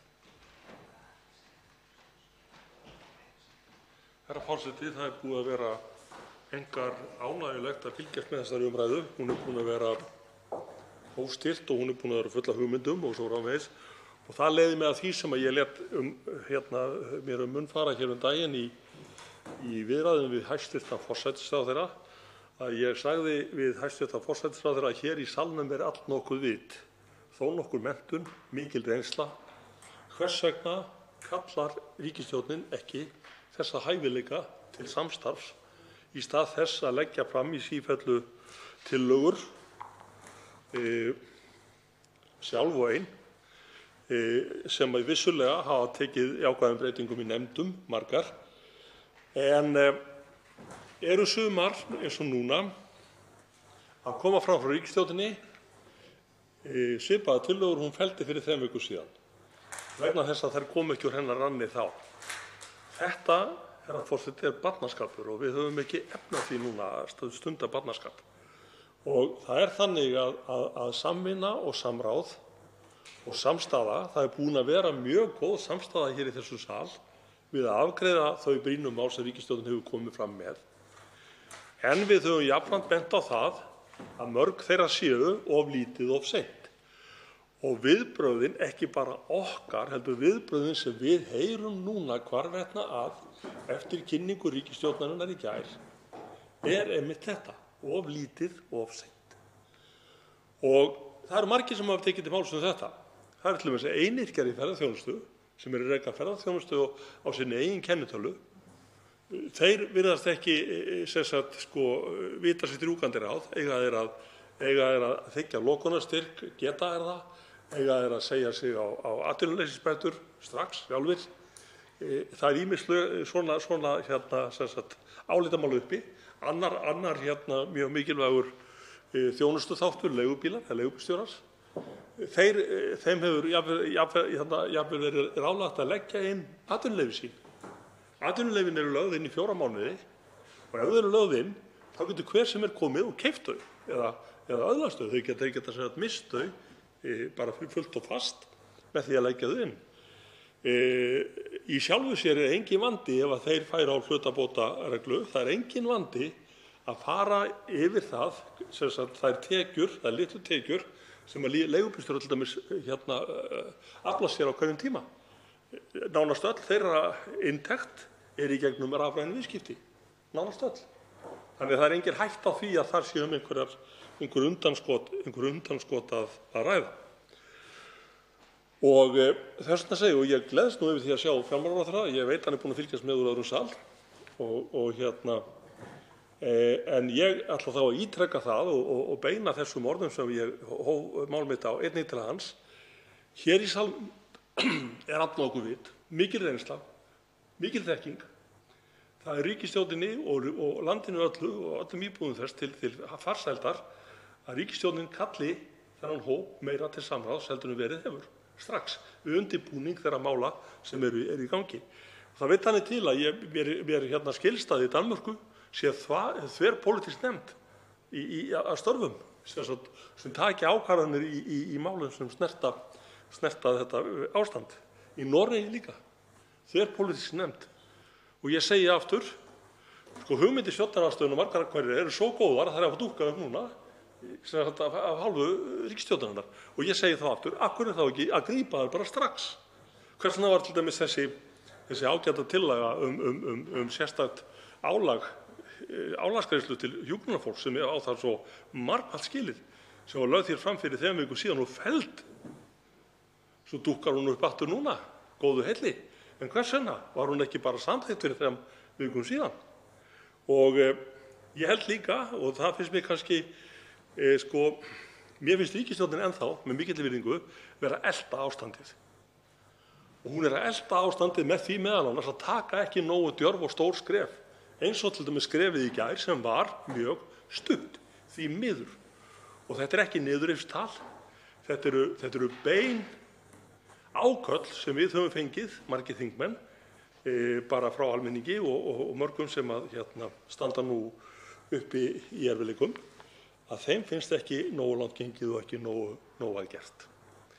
Síðan eitt furðumál sem kemur hér upp, þar sem er stofnun sérstaks matvælasjóðs og ég held einmitt núna á þessum tímapunkti þá eigum við ekki að vera að dreifa kröftunum. Að búa til eitt apparat enn fyrir fólk að sækja í. Af hverju í ósköpunum? Af hverju bara leggja menn þetta ekki inn í þá sjóði sem fyrir eru?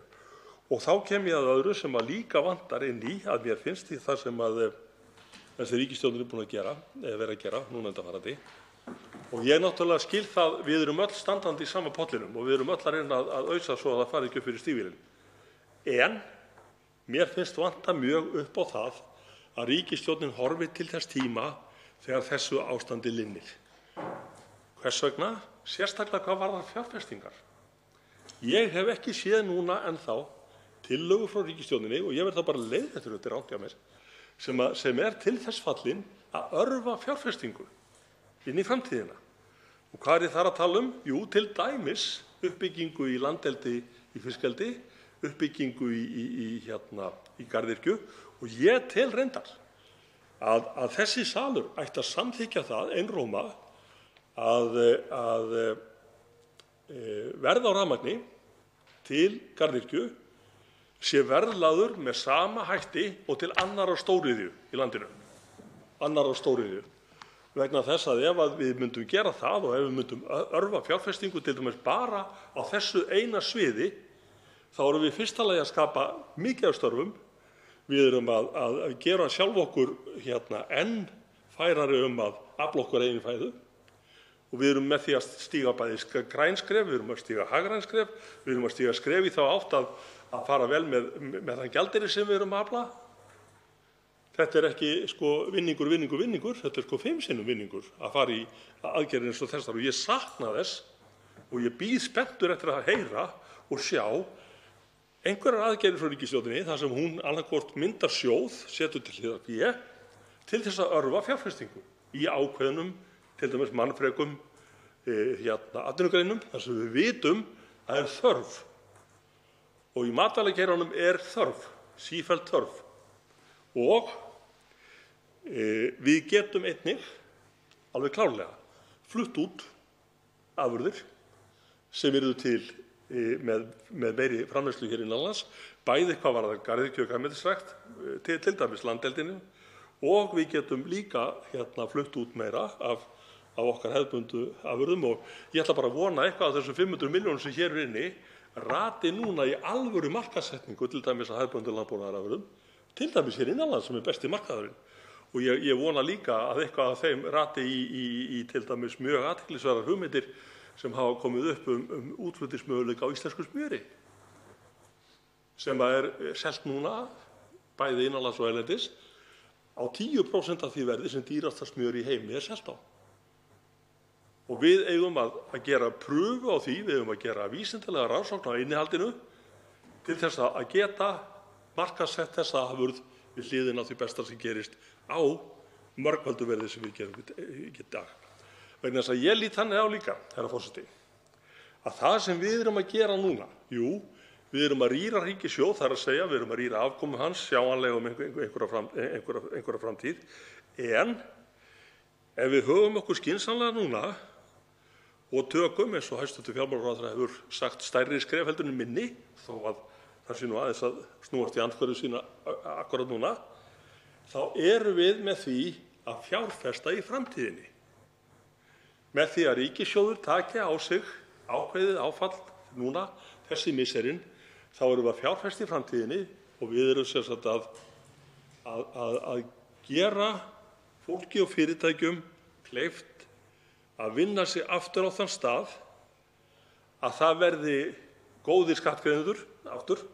Og ég verð að hrósa hv. formanni fjárlaganefndar fyrir orð sem hann flutti hér í dag, og ég tek svo heils hugar undir með honum. Við erum öll ríkissjóður. Þetta á að setja á bol og selja til hagnaðar fyrir ríkissjóð, vegna þess að þetta er akkúrat mergurinn málsins. Við erum öll ríkissjóður, og þetta segi ég sem gamall fjárgæslumaður sama sjóðs, mér þykir vænt ríkissjóð, og við eigum að bera virðingu fyrir honum og við eigum að bera virðingu fyrir því að það á að greiða til hans það sem honum ber þegar svo árar. Og það leiðir hugann að því að við eigum ennþá eftir að sjá, og kannski gerist það núna á næstunni, við eigum eftir að sjá tillögur að aðhaldi og í ríkissjónum, það er að segja í ríkisrekstrinum sjálfum. Og að því ég talaði áðan það að við dreifum kröftum, við erum núna að tala það að við þurfum að efla vegferðaþjónustuna strax, það er að segja strax og þessu ástandi linnir, og gera ferðaþjónustunni það kleift að liggja svona eins og björn í hýði og rísa svo upp þegar betur árar. Að við erum núna, það er að segja ríkið, er með líklega 3 eða 4 fjárlagaliði þar sem ferðamennskan er undir. Það er ferðamálastofa, það er Íslandsstofa, það er markaðsstofur, það er fjárfestingarsjóðir. Af hverju er þetta ekki á einum stað þannig að menn hafi heildaryfirsýn? Vegna þess að það er kannski líka það sem okkur öll skortir núna, standandi í þessu sama polli, ausandi til þess að fara ekki ofan í stígvélin hjá okkur. Okkur vantar nauðsynlega yfirsýn og þess vegna þurfum við að taka þar á. En það eru 2-3 atriði viðbót. Ég er svolítið sundurlaus, ég viðurkenni það, því að ég er svona bara að fara yfir þetta heildstætt. En það eru 2-3 atriði sem ég vildi mjög gjarnan taka á hér. Í þessu ágæta fjáraukalagafrumvarpi eru 15 milljónir til löggæslu. Og ég ætla ekki að vanþakka það að ráða annaðhvort 4 menn í 3 mánuði eða 3 menn í 4 mánuði til þess að vinna að barnaverndarmálum og svo framvegis og stuðla að vinna gegn heimilisofbeldi, sem nota bene fer ekki bara fram á dagvinnutíma, bara svo það sé sagt. Til þess að ná árangri á þessu sviði hefði náttúrulega þurft að ráða sólarhringsfólk og þá minni ég enn á það að einn sólarhringsmaður í lögreglu eru 6 stöðugildi. 6 stöðugildi. Þannig að fyrir þrátt fyrir góðan ásetning og 15 milljónir, nei, þetta er ekki nóg. Og talandi um lögregluna, herra forseti, þá er það svo að lögreglan er í framvarðasveitin okkar og hún á eftir að verða í framvarðasveitin okkar þegar að heilsufarsástandinu léttir, vegna þess að þá taka við efnahagserfiðleikarnir og þá tekur við togstreitan og þá taka við erfiðleikarnir sem lenda fyrst og fremst á lögreglunni til að byrja með. Og hvernig er ríkið að verðlauna þessa stétt þessa dagana? Með því að bjóða sífellt á kjarasamningafundum upp á sama tilboðið aftur og aftur og aftur. Tilboð sem er ekki aðgengilegt fyrir lögreglumenn, en því er varpað fram til þeirra aftur og aftur og aftur. Og gömul álitamál allt frá 1987 fást ekki rædd. Hvers vegna? Gæti það verið, herra forseti, að það er vegna þess að þessi stétt, hún hefur ekki verkfallsrétt. Það er þetta að veifa framan í hana tilboðum sem eru móðgandi, æ og ní æ, aftur og aftur og aftur sömu tilboðin af því að þessi stétt hefur ekki verkfallsrétt. Og ég skora á hæstv. Fjármálaráðherra, fyrst að hann er hér staddur, sem ég gleðst yfir. Ég skora á hann að beita sig fyrir því að nú þegar verði samið við lögreglumenn, þessa framvarðasveit sem að við stólum svo mjög á. Þetta er sama stéttin og varði þetta hús fyrir rúmum 10 árum síðan með lífi sínum. Og svona komum við fram við á núna. Og mér finnst það, herra forseti, ekki sæmandi. Svo ég segi það bara hreint út. Þannig að þó ég hafi svona drepið á mjög mörgum þáttum í þessu, þá vona ég samt að ríkisstjórnin taki sérstaklega til sín þetta. Að vinna nánar með stjórnarandstöðunni. Ég stakk upp á því við forsætisráðherra hæstv. Daginn og skal stinga upp á því við hæstv. Fjármálaráðherra nú að haldinn verði hugarflugsfundur. Þverpólitískur hugarflugsfundur þar sem að menn leiti bestu lausna í þeim málum þar sem við höfum ekki fundið þar ennþá og þau eru allmörg, herra forseti.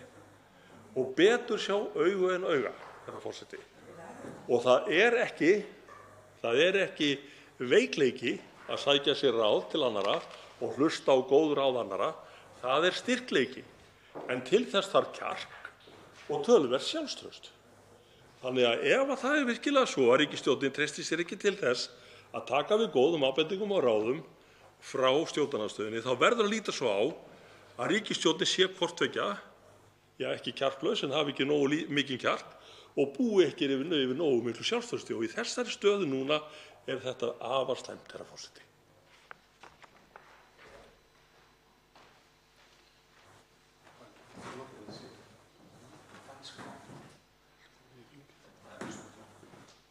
Tekur til máls hæstv. Fjármála- og efnahagsráðherra Bjarni Benediktsson. Virðulegi forseti, ég vil þakka fyrir þessa umræðu sem hefur farið fram hér í dag, þar sem hafa komið fram bæði jákvæð viðbrögð og eðlilegt aðhald með verklagi ríkisstjórnarinnar. Ég heyri vel að það er kallað eftir því að það sé hlustað eftir góðum hugmyndum og við höfum viljað gera það. En hér í þinginu er auðvitað hinn augljósi vettvangur til þess að senda mál til umsagnar og hlýða í nefndum á hugmyndir til úrbóta eins og venja er til.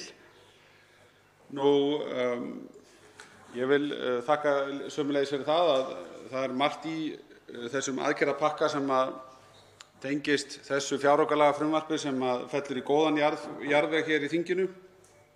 Það er rætt hérna ýmis af þessum atriðum, bæði því sem snýr að félagslega þættinum, sköpun starfa, fjölmiðlum og öðru, og eru mjög verðug verkefni til þess að vera áfram í góðu sambandi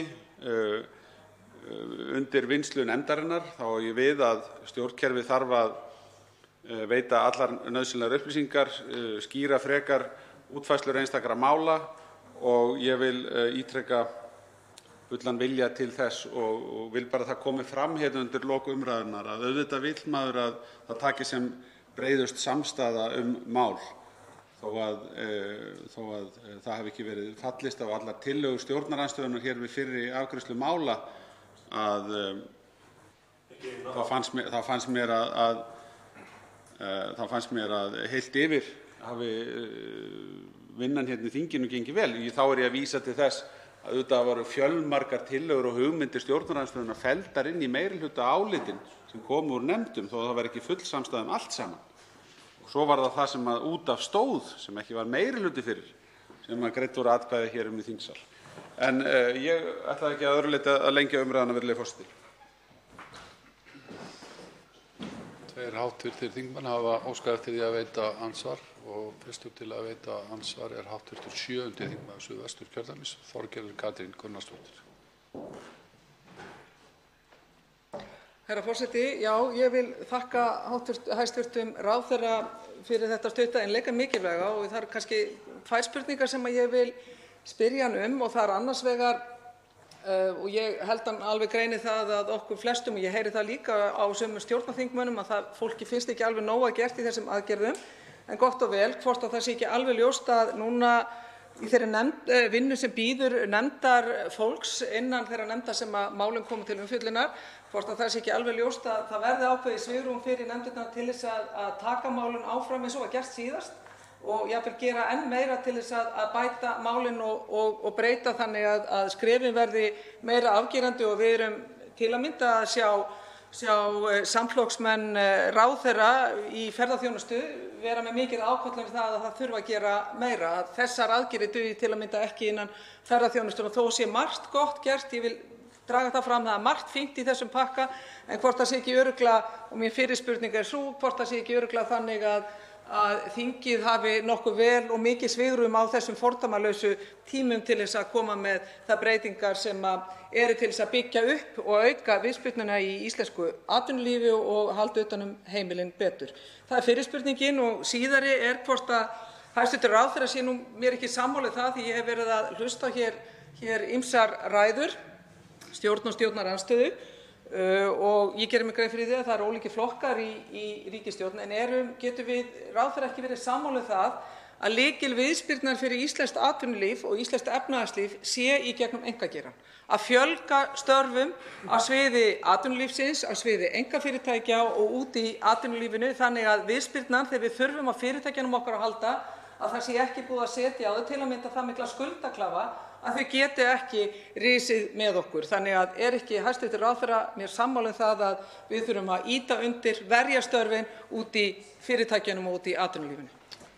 Þá svarar andsvari hæstv. Fjármála- og efnahagsráðherra Bjarni Benediktsson. Virðulegi forseti, jú, ég get strax svarað því til að vandinn sem hefur skapast er að það hafa tapast störf í einkageiranum og við eigum að koma með meðöl við vandamálinu sem að endurspegla rót vandans. Þannig að það er alveg hárrétt og það er sömuleiðis ástæða til að hafa áhyggjur af því að fyrirtæki sem hafa verið tekjulaus en setið uppi með fastan kostnað í langan tíma geti orðið of skuldsett eftir þetta tímabil eða ekki jafnvel ráðið við það. Og varðandi ferðaþjónustuna þá er það dugar ekki að segja bara út af fyrir sig að þetta mæti ekki væntingum allra sem við erum að gera. Við verðum auðvitað að spyrja dýpri spurninga heldur en það. Við verðum til dæmis að spyrja hversu lengi er eðlilegt að ríkið taki hluta launakostnaðar hjá fyrirtækjum sem eru tekjulaus og verða tekjulaus margra mánaða skeið. Er það lausn fyrir slík fyrirtæki að halda þeim í hlutastarfaleiðinni og framlengja það úrræði? Ég held að við þurfum að vera dálítið heiðarleg í þessari nálgun. Og jafnvel þótt að það myndi henta sumum fyrirtækjum að fá fullan ríkisstuðning frá ríkissjóði til þess að komast í gegnum slíkt tímabil, þá er ekkert endilega víst að það sé besta lausnin. En við getum þurft að aðlaga til dæmis hlutastarfaleiðina að þessum breytta veruleika því að krísan er að lengjast og komið ný úrræði og ég er sérstaklega að horfa til þess að styðja fyrirtæki sem standa skyndilega frammi fyrir þeirri ótrúlegu stöðu að allar tekjurnar eru horfnar og þau bera ábyrgð á því að greiða full laun allan uppsagnarfrest hjá öllum starfsmönnum. Þetta er auðvitað staða sem aldrei, ég man ekki til þess að hafa áður komið upp. Í þeim tilvikum sem svona hefur komið upp, til dæmis í fiskvinnslu, þá höfum við sett sérstök lög til að takast á við það. Og það er þess vegna mjög erfitt að koma á hlaupum með svör við þessu, en þetta er eitt af stóru verkefnum sem okkar bíða. Á öðru leyti segi ég bara sjálfsögðu hefur þingið hér fullt forræði á málinu og getur gert breytingar. Það eru ótal margar skrúfur sem búið að stilla með ákveðnum hætti í alls konar skilyrðum fram og tilbaka í stuðningslánum og öðru sem hægt að hafa skoðun á. Líka varðandi aukningu lífeyrissjóða, auknar heimildir lífeyrissjóða til að fjárfesta í nýsköpunarsjóðum. Þar má eflaust spyrja sig hvort að allt sé nákvæmlega rétt stillt. Til andsvara öðru sinni hv. 7. þingmaður Suðvesturkjördæmis, Þorgerður Katrín Gunnarsdóttir. Já, virðulegi forseti. Já, vil þakka hæstv. Ráðherra fyrir svarið og ég er einmitt alveg sammála því að verkefnið er flókið og það þarf að stilla og við erum svolítið að vinna okkur áfram. Þess vegna segi ég bjóst við í þessari aðgerð núna breytingu á hlutastarfaleiðinni af því það er búið að liggja fyrir í meira en 2 vikur. Ég myndi segja alveg nokkurn veginn frá síðasta aðgerðapakka að þessi leið, hlutastarfaleiðin, það þarf að útfæra hana betur og ég bjóst við því að það yrði gert en ég vil hvetja hæstv. Ráðherra að beita sig fyrir breytingum helst sem fyrst, helst í byrjun næstu viku og helst fyrir næstu mánaðamót þegar uppgjör fyrirtækja liggur fyrir varðandi launastrúktúr og fleira.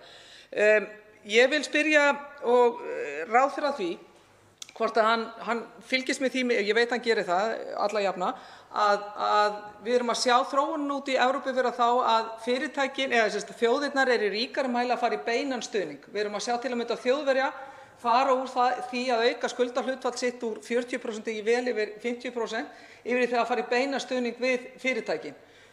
Sér hæstv. Ráðherra það gerast þá á næstunni að það verði gert. Við erum af þessum 60 milljörðum sem voru kynntir í gær, þá eru 70% í lán og frestun á skattgreiðslum.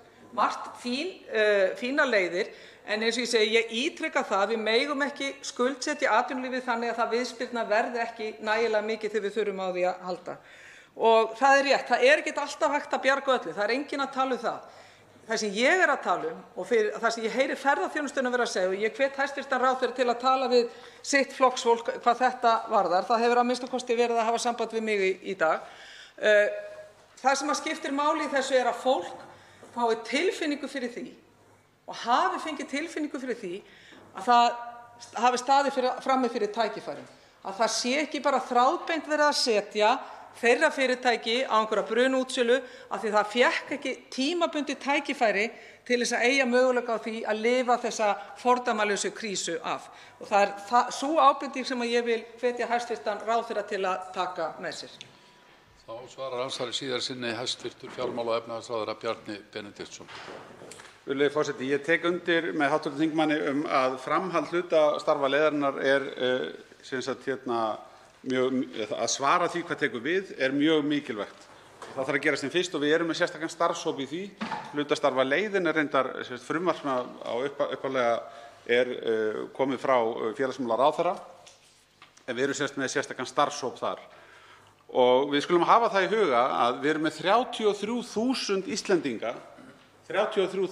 Íslendinga í hlutastarfaleið í dag, þar sem að ríkið er að taka þátt í launakostnaði. Þetta er engin smá aðgerð. Og hún á við ferðaþjónustufyrirtæki. Því ég heyri hér í dag að sumir kalla eftir sértækri aðgerð fyrir ferðaþjónustufyrirtæki. Fjöldinn allra ferðaþjónustufyrirtækjum er að njóta góðs af því. Ríkið er í dag að taka stóran hluta af launakostnaði þessara fyrirtækja. En það er þessi staða sem við blasir, sem ég nefndi áðan, sem felst í því að sum þessara fyrirtækja eru með öllu tekjulaus og spyrja hvernig þau eigi að glíma við uppsagnarfrestinn hjá jafnvel öllum starfsmönnunum í framhaldinu og hvort að hér á þingi verði teknar ákvarðanir til þess að létta mönnum og komast í gegnum það tímabil. Og þar er augljóslega ólíkar leiðir að ræða. Það er hægt að styðjast við félagslegu kerfin sem við eigum. Það er hægt að hugsa sér hreinlega lántökur vegna þess. Nú er ég bara að fleyta hugmyndir sem hafa verið nefndar við mig og síðan geta menn séð fyrir sér að það geti verið réttlætanlegt að ríkið haldi áfram með sambærilegum hætti á við í hlutastarfaleiðinni að styðja fyrirtæki í gegnum slíkan tíma. Þetta eru allt atriði sem mér finnst að koma til greina og við þurfum að vera fljót að svara þessu. Og ég er sammála því að við þurfum að gefa fyrirtækjum tækifæri og að fólk upplifi það að við höfum gert allt það sem í okkar valdi stendur og er raunhæft að hafa væntingar að við gerum til að styðja menn á þessum erfiðu tímum. En þegar við skoðum öll úrræðin sem eru komin fram og stuðning frá fjármálafyrirtækjunum, held ég nú að flestir geti sagt með góðri samvisku að akkúrat í dag er fjöldinn allur af úrræðum að gagnast mjög vel og það er verið að bæta í. Svo erum við lokið og umræðunni þar með, þar sem ekki hafa fleiri hvatt sér hljós. Frumvarpið gengur nú til 2. umræðu og fjárlaganefndar ef enginn hreyfir andmælum og það er samþykkt. Og þá er tekið fyrir 3. dagskrármálið, fjárstuðningur til minni rekstraraðila vegna heimsfaraldurs kórónuveiru, stjórnarfrumvarp 725. mál á þingskjali 1254. Það er 1. umræða. Til máls tekur hæstv. fjármála- og efnahagsráðherra Bjarni Benediktsson. Virðulegi forseti, hér mæli ég fyrir frumvarpi til laga fjárstuðning til minni rekstraraðila vegna heimsfaraldurs kórónuveiru. Frumvarpið er hluti af öðrum aðgerðapakka ríkisstjórnarinnar til að bregðast við áhrifum faraldursins hér á landi. Í frumvarpinu er fjallað 2 úrræði, lokunarstyrk og stuðningslán, sem eru einkum sniðin að minni fyrirtækjum og einstaklingum í atvinnurekstri. Við mótun úrræðanna var sérstaklega hugað að samspili þeirra við þau úrræði sem þegar hefur verið ráðist í vegna faraldursins, svo sem frestanir á skattgreiðslum og hlutastarfaleiðina. Úrræðin ná til rekstraraðila sem bera ótakmarkaða skattskyldu á Íslandi og höfðu hafið starfsemi fyrir 1. febrúar á þessu ári. Fyrra úrræðið, svokallaður lokunarstyrkur, tekur til þeirra rekstraraðila sem hafa tímabundið þurft að hætta alveg eða draga mjög úr atvinnustarfsemi vegna opinberra tilmæla takmarkanir á samkomum og hafa orðið af verulegum tekjum af þeim sökum. Lagt er til að þessi hópur rekstraraðila geti sótt sérstakan einskiptis lokunarstyrk til Skattsins. Til að rekstraraðili eigi rétt á lokunarstyrk úr ríkissjóði verður hann að uppfylla öll eftirfarandi skilyrði. Fyrsta lagi að hann hafi þurft að loka starfsstöð eða var óheimilt að stunda starfsemi eða veita þjónustu á tímabilinu frá 24. mars 2020 til og með 3. maí 2020 vegna fyrirmæla í 5. grein auglýsingar heilbrigðisráðherra nr. 243/2020 takmarkanir á samkomum vegna farsóttar. Í öðru lagi voru tekjur hans í apríl 2020 að minnsta kosti 75% lægri samanborið við sama mánuð árið áður. Hafi rekstraraðili hafið starfsemi eftir 1. apríl 2019, þannig að erfitt sé að gera samanburð við fyrra ár, þá skulu tekjur hans í apríl 2020 bornar saman við meðaltekjur hans á 30 dögum frá því að hann hóf starfsemi til loka febrúar 2020. Í þriðja lagi voru tekjur hans að minnsta kosti 4,2 milljónir króna árið 2019 eða sambærileg fjárhæð umreiknuð ef starfsemi hófst síðar. Í fjórða lagi er hann ekki vanskilinn með opinber gjöld sem komin voru eindaga fyrir lok árs 2019 og álagðir skattar og gjöld byggjast ekki á áætlunum sem þýðir að viðkomandi hafi skilað framtali. Í fimmta lagi hefur hann hvorki verið tekið til gjaldþrotaskipta né slita. Fjárhæð styrks nemur að meginstefnu þeim rekstrarkostnaði sem féll til á lokunartímabilinu. Styrkurinn getur þó aldrei orðið hærri en 800.000 krónur á hvern launamann og að hámarki verður hann 2,4 milljónir á hvern rekstraraðila. Hægt verður að sækja styrkinn til 1. september 2020 og umsóknarferlið verður rafrænt. Skatturinn mun sjá afgreiðslu umsókna og verða synjanir kæranlegar til yfirskattanefndar. Ef vafi er hvort rekstraraðila var skylt að loka starfsemi geta Skatturinn og eftir atvikum yfirskattanefnd leitað umsagnar heilbrigðisráðherra sem gaf út auglýsinguna. Áætlað er að kostnaður ríkissjóðs vegna styrkjanna geti numið allt að 2,5 milljörðum króna. Með síðara úrræðinu, svokölluðum stuðningslánum, er lagt til að ríkissjóður ábyrgist að fullu lán frá lánastofnun til minni rekstraraðila sem orðið hafa fyrir verulegu og tímabundnu tekjutapi vegna áhrifa af kórónuveirufaraldrinum. Hópurinn sem getur átt rétt að lánum er mun stærri en sá sem getur sótt styrkinn. Til þess að rekstraraðili eigi rétt á stuðningsláni verður hann að uppfylla öll eftirfarandi skilyrði. Í fyrsta lagi voru tekjur hans á 60 daga samfelldu tímabili frá 1. mars til 30. september 2020 eða fyrirséð að þær verði að minnsta kosti 40% lægri en á sama 60 daga tímabili 2019.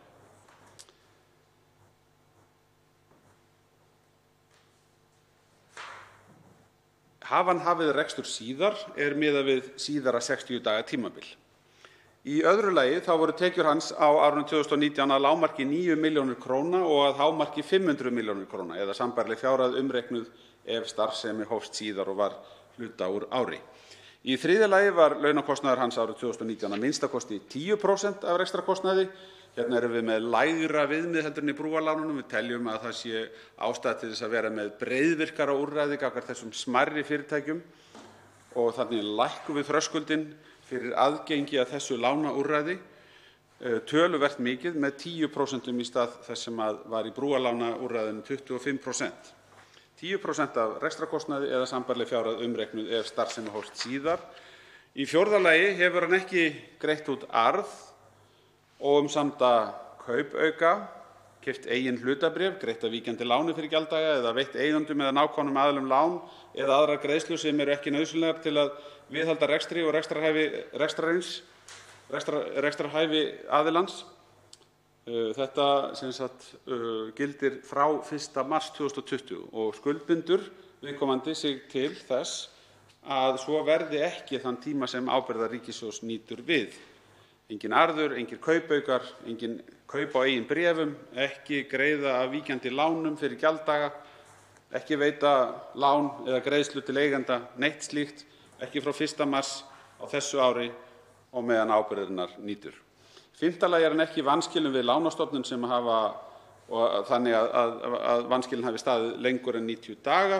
Í sjötta lagi má hann ekki hafa verið í vanskilum með opinber gjöld sem voru komin inn daga fyrir lok síðasta árs og það má ekki vera þannig að álagðir skattar og gjöld byggist á áætlunum. Í sjötta lagi hefur bú hans hvorki verið tekið til gjaldþrotaskipta né slita og í áttunda lagi verður að mega ætla að starfsemi hans verði rekstrarhæf þegar bein áhrif faraldursins og aðgerða stjórnvalda til að verjast honum verða liðin hjá. Þetta er auðvitað nokkuð matskennt atriði en enga síður sjálfsagt að hafa með og hér það sama að fjárhæð stuðningslána getur numið 10% af tekjum rekstraraðila á árinu 2019 en lán til hvers rekstraraðila getur þó ekki orðið hærra en 6 milljónir króna.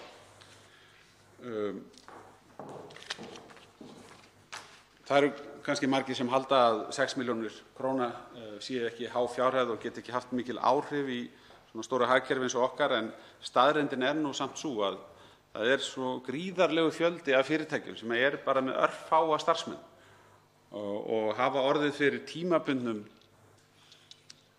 áhrifum af veirufaraldrinum, meðal annars út af samkomubanninu, þar sem hefur mjög dregið úr veltu til dæmis hérna á höfuðborgarsvæðinu og víða land. Smásöluverslunin hefur mjög fundið fyrir áhrifunum og þetta hefur orðið til þess að menn hafa úr færri krónum að spila til að standa undir föstum rekstrarkostnaði og þar geta fjárhæðir á borð við 1, 2, 3 og upp í 6 milljónir bara haft verulega mikil áhrif til þess að rétta stöðu viðkomandi aðila.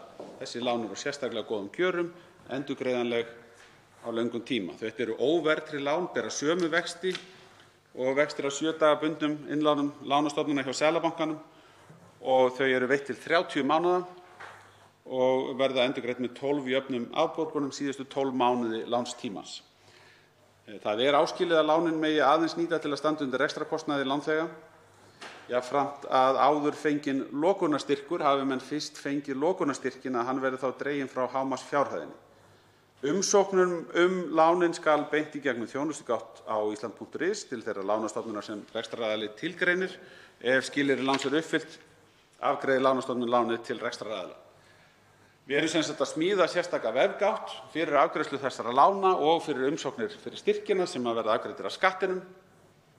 Þar skráir viðkomandi rekstraraðili sig inn, gefur allar upplýsingar, hakar við að hann beri ábyrgð á því að þær séu allar réttar, geri sér grein fyrir þeim viðurlögum sem að finna í frumvarpinu það að veita rangar upplýsingar eða misnota sér úrræðið.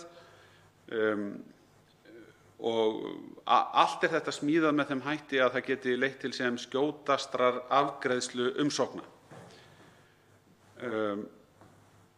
Mér sýnist að ef ekkert óvænt kemur upp á að við getum verið tilbúin, það stefnt að því að við verðum tilbúin að taka við umsóknum styrkina leið og breytingin á samkomubanninu tekur gildi, semst þarna í kringum 4. maí. Ef að þingið verður búið að afgreiða málið á þeim tíma þá ætti að vera komnar allar forsendur fyrir því að við séum í stakk búin til þess að taka við umsóknum strax þá og afgreiða hratt í framhaldinu styrkja hluta þessa máls. Ég held ég geti sömuleiðis fullyrt að við verðum við munum geta afgreitt lánahlutann með sambærilegum hætti, tekið við umsóknum og sett afgreiðslu þeirra mála í réttan farveg á fyrri hluta maímánaðar. Það eru allar okkar áætlanir gera ráð fyrir því. Þannig að þess er ekki langt að bíða að þessi hlutir geti komið á hreyfingu þó að hafi tekið okkur lengri tíma heldur en ég hefði vonast til að koma brúarlánunum út til viðskiptavina. Það er reyndar ekkert sem kemur í veg fyrir það nú þegar að bæði lög og skilmálar milli fjármálaráðuneytis og Seðlabanka liggja fyrir að fyrirtæki séu í samtali við sínar lánastofnanir möguleg brúarlán, en auðvitað þarf að loka umgjörðinni milli Seðlabanka og fjármálastofnana til þess að slík lán geti fengið afgreiðslu. Og það er hér það sama í þessu úrræði hér, þessum stuðningslánum, að þær lánastofnanir sem taka þátt í úrræðinu þurfa að hafa gert samning við Seðlabankann framkvæmd lánanna og hann verður eins og átti við í brúarlána fyrirkomulaginu. Þá er samningurinn byggður á samningi fjármála- og efnahagsráðherra við Seðlabankann. Við höfum gert áætlun sem er hægt að lesa í greinargerð með frumvarpinu það hvert gæti orðið mögulegt umfang þessara lána, og þetta er auðvitað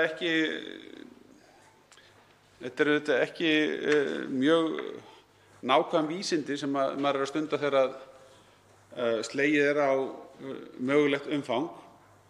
En í frumvarpinu er gerð grein fyrir því að við séum með 18.000 fyrirtæki í viðskiptahagkerfinu sem eru með fólk á launaskrá og 14.000 þeirra teljast uppfylla þessi almennu skilyrði veltuviðmið og starfsmannafjölda.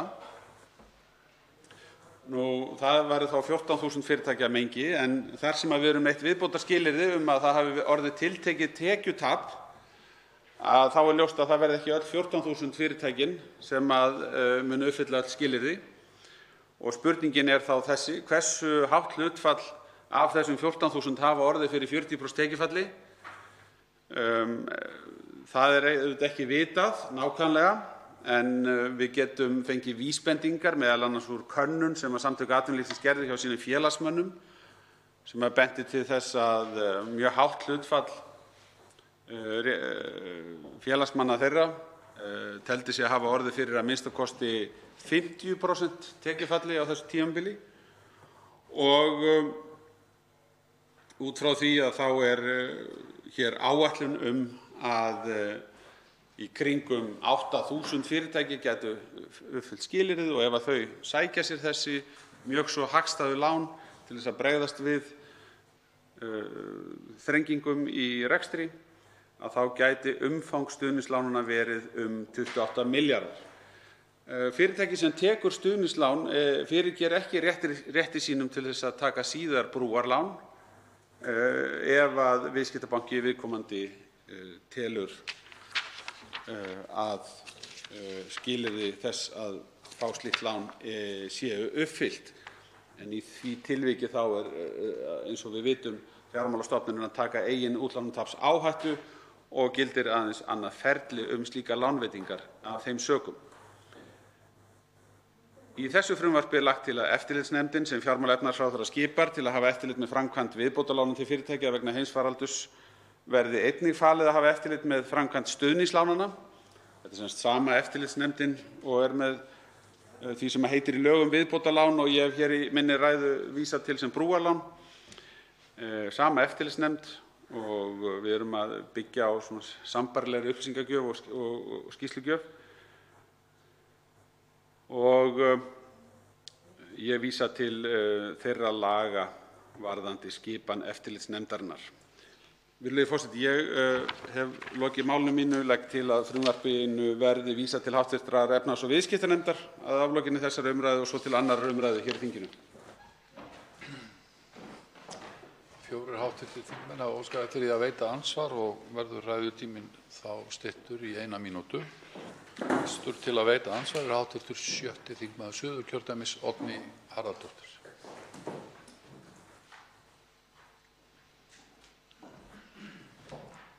Herra forseti. Nú þegar verið að setja fjármuni úr sameiginlegum sjóði okkar allra til þess að mæta mjög alvarlegu ástandi, til þess að vinna gegn atvinnuleysi og stuðla að því að umsvif geti farið strax af stað og aukist þegar faraldurinn hefur gengið yfir, þá hljóta stjórnvöld leið að leggja vandlega mat á það hvernig það er best gert og þess vegna skil ég vel að það sé sett skilyrði fyrir stuðningslánum og öðrum aðgerðum stjórnvalda. En í greinargerð með frumvarpinu segir að rekstraraðili geti ekki fengið stuðningslán nema ætla megi hann verði rekstrarhæfur þegar bein áhrif heimsfaraldurs kórónuveiru og aðrar aðgerðir stjórnvalda til að verja útbreiðslu hennar er liðin hjá. Og síðan er sagt að skilyrðin verði útfærð nánar með reglugerð eins og hæstv. Ráðherra fór yfir hér áðan. Ég vil þá spyrja hvernig hyggst ráðherrann hæstv. Meta á þessum óvissu tímum til dæmis hvaða ferðaþjónustufyrirtæki verða rekstrarhæf og hver ekki eftir að faraldurinn er genginn yfir og hvenær er von á reglugerðinni? Svarar andsvari hæstv. fjármála- og efnahagsráðherra Bjarni Benediktsson. Virðulegi forseti, það verður að ljúka þinglegu meðferð málsins til þess að svara því hvaða atriði kemur til greina að útlista nánar í reglugerðinni. En hér erum við meðal annars að vinna með þá stöðu að það kann að vera að rekstraraðila sé kunnugt atriði sem leiðir til þess að hann verði hvort eð er ekki rekstrarhæfur að einhverjum tíma liðnum, og með því að láta þetta standa í lögunum, að gera menn ábyrga fyrir upplýsingagjöf að þeim sé ekki kunnugt nein slík atriði, að þá erum við að koma í veg fyrir að við séum að veita lán á sérstaklega hagstæðum kjörum til þeirra sem að geta hvort eð er ekki bjarga sér með þessum stuðningsaðgerðum. Það er grundvallarhugsunin. Þetta er auðvitað vandasamt að útfæra í lögum og fylgja eftir og hafa eftirlit með, en ég held engu að síður að það sé gríðarlega mikilvægt að við sammælumst að við séum ekki að grípa til aðgerða sem að fyrirtæki ætla að njóta góðs af sem hvort eð er hafa engan rekstrargrundvöll þegar aðstæður hafa lagast. Þá veitir andsvar öðru sinni hv. 6. þingmaður Suðurkjördæmis, Oddný G. Harðardóttir. Já, herra forseti, þetta er sannarlega vandasamt verkefni en það blasir samt við að hæstv. Ráðherra verður að leysa það með einhverjum hætti. Og ferðaþjónustan er í algjörri óvissu. Ferðaþjónustan var okkar stærsta atvinnugrein og er núna hrunin nánast. Og ég vil því spyrja aftur, hvernig geta ferðaþjónustufyrirtæki metið hvort það sé líklegt að þau verði rekstrarhæf þegar að faraldurinn er genginn yfir og hvernig ætlar hæstv. Ráðherra að gera það til þess að geta þá afgreitt stuðningslánin? Þannig ég átta mig engan veginn á þessari stöðu. Ég vil bara spyrja hæstv. Ráðherra, hvert er planið? Er búið að gera einhverjar áætlanir það hvernig atvinnulíf mun þróast hér eftir Covid-19? Gerir hæstv. Ráðherra ráð fyrir því að þegar að faraldurinn hefur gengið yfir þá verði bara allt eins og ekkert hefði í skorist og öll ferðaþjónustan fari bara algjörlega á fullan skrið? Hvernig í ósköpunum á að leysa þetta vandamál? Þá svarar andsvari síðar sinni hæstv. fjármála- og efnahagsráðherra Bjarni Benediktsson. Virðulegi forseti, hér er hv. þingmaður að vísa til reglugerðar heimildar ráðherra. og ekkert sjálfgefið að það verði talin þörf á að gefa út reglugerð. Ég sæi helst fyrir mér að það þyrfti að gefa út reglugerð ef það koma upp í ferlinu einhver álitamál sérstök sem að fjármálafyrirtækin telja að valdi vandræðum við afgreiðslu mála og snerti til dæmis sérstaklega 10. greinina þar sem hin ýmsu skilyrði eru talin ekki einungis það sem hv. þingmaður hér að leggja áherslu á. Ég held að við hljótum að vera sammála það að þetta getur verið erfitt mat, en þetta enga síður rétt skilaboð til þeirra sem ætla að sækjast eftir láni, að við erum ekki að reyna að teygja okkur til þeirra sem að hafa upplýsingar atriði sem að valda því að þeir eigi sér enga framtíð. Segjum til dæmis að ef allt hangir á því að menn hafi ætlað að skrá eitthvað einkaleyfi eitthvað slíkt, þeir hafa nýlega fengið erindi að einkaleyfi fáist ekki skráð. Þá hafa menn upplýsingar stöðuna sína og rekstri sem að varða mikilvæg atriði í framtíðinni. Ég nefni þetta bara svona handahófi sem eitthvað skólabókardæmi tilvik sem að gæti átt hérna við. En við erum að gera alla umgjörð þessara mála þannig að það verði auðsótt, uppfylli menn allar þessar megin kríteríur að fá lánin. Næst veitir andsvar hv. 6. þingmaður Suðvesturkjördæmis Gunnar Bragi Sveinsson.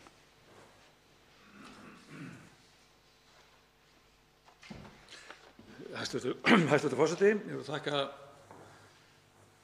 hæstv. ráðherra fyrir ræðuna hér og flytja okkur þetta mál. Aðeins veltaði fyrir mér og fagna ég reyndar að nú komið fram þingmál sem að verið að horfa til einstaklingana, til litlu fyrirtækjanna sem að hafa þurft að loka eða að berast í bökkum við að horfa til framtíðar. Við vitum það öll að einkageirinn er okkur mjög mikilvægur, hann þarf að geta þróast og vaxið og dafnað áfram. Ég saknaði þess þegar fyrsti pakkinn kom að þar var ekki upplýst það hvað mikið af störfum átti að vera þar til í einkageiranum eða þá hjá ríkinu. Mér fannst margt þar vera fókusað á ríkið. Mér langar að spyrja hæstv. ráðherra út í það hvort að það sé útilokað að setja skýra mælikvarða varðandi þetta rekstrarhæfi sem hér er verið að ræða Er útilokað að setja slíka mælikvarða sem eru skýrir, augljósir og gegnsæir? Því að það er alltaf erfitt og vandasamt þegar við erum með einhvern svona huglagt mat á hlutunum. Og í öðru lagi að þetta á að gilda til 3. maí, þar að segja þessi stuðningur. Hvað gerist eftir 3. maí? Svarar andsvari hæstv. fjármála- og efnahagsráðherra Bjarni Benediktsson. Virðulegi forseti, ég ætla að lesa upp þetta tiltekna skilyrði sem að menn hafa staldrað hér við og hv. þingmaður spyr út í, sem að hljómar svona í greininni.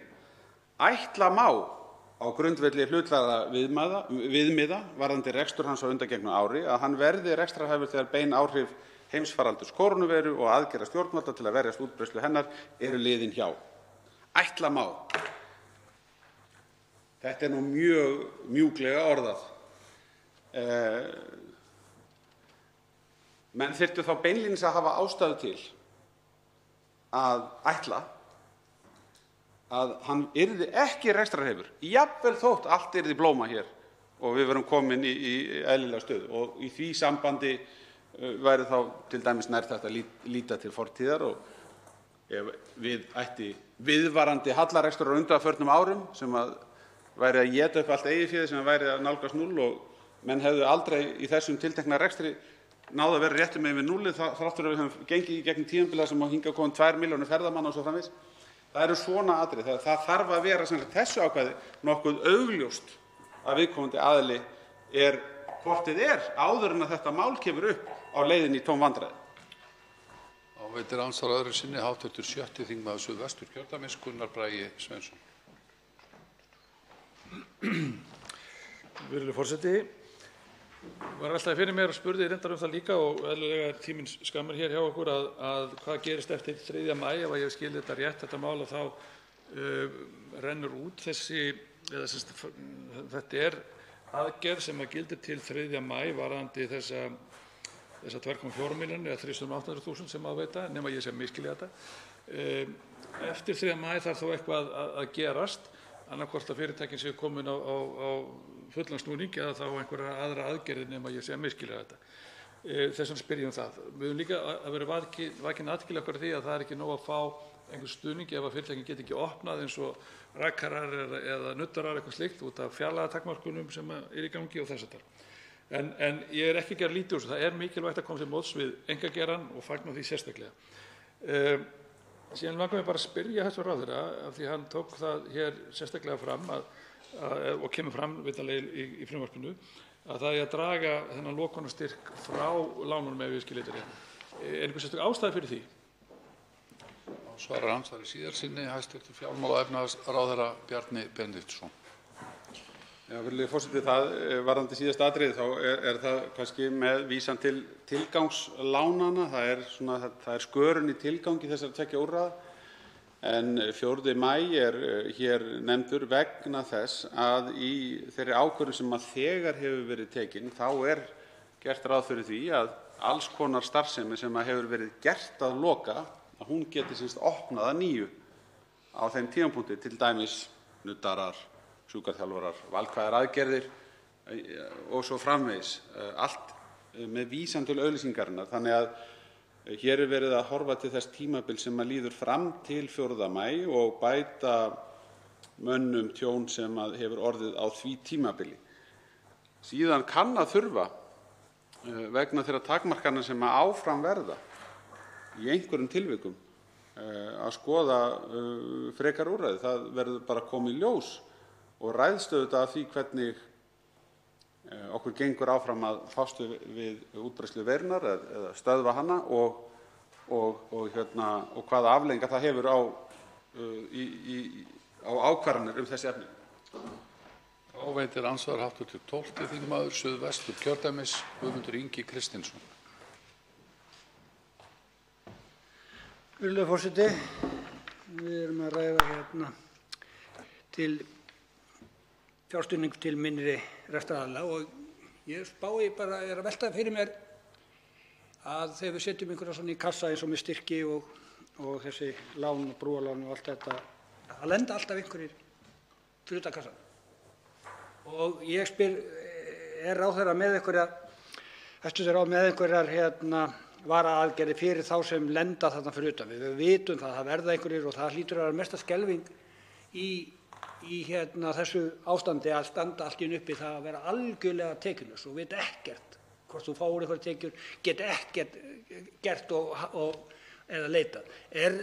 Og ég segi fyrir mitt liti, þeir sem lendi í þessu, þeir fara nú alla hringi í 1717, hjálparsíma Rauða krossins, heldur, einhver í ráðuneytum sem þeir geta að leita til og skráir og fylgist með til þess að vera tilbúin til þess að grípa þessa aðila, vegna þess að annars erum við bara að henda þeim fyrir björg. Ég spái bara hvernig allir að tækla það, vegna þess að það verður þá hægt að bjarga þeim þá seinna.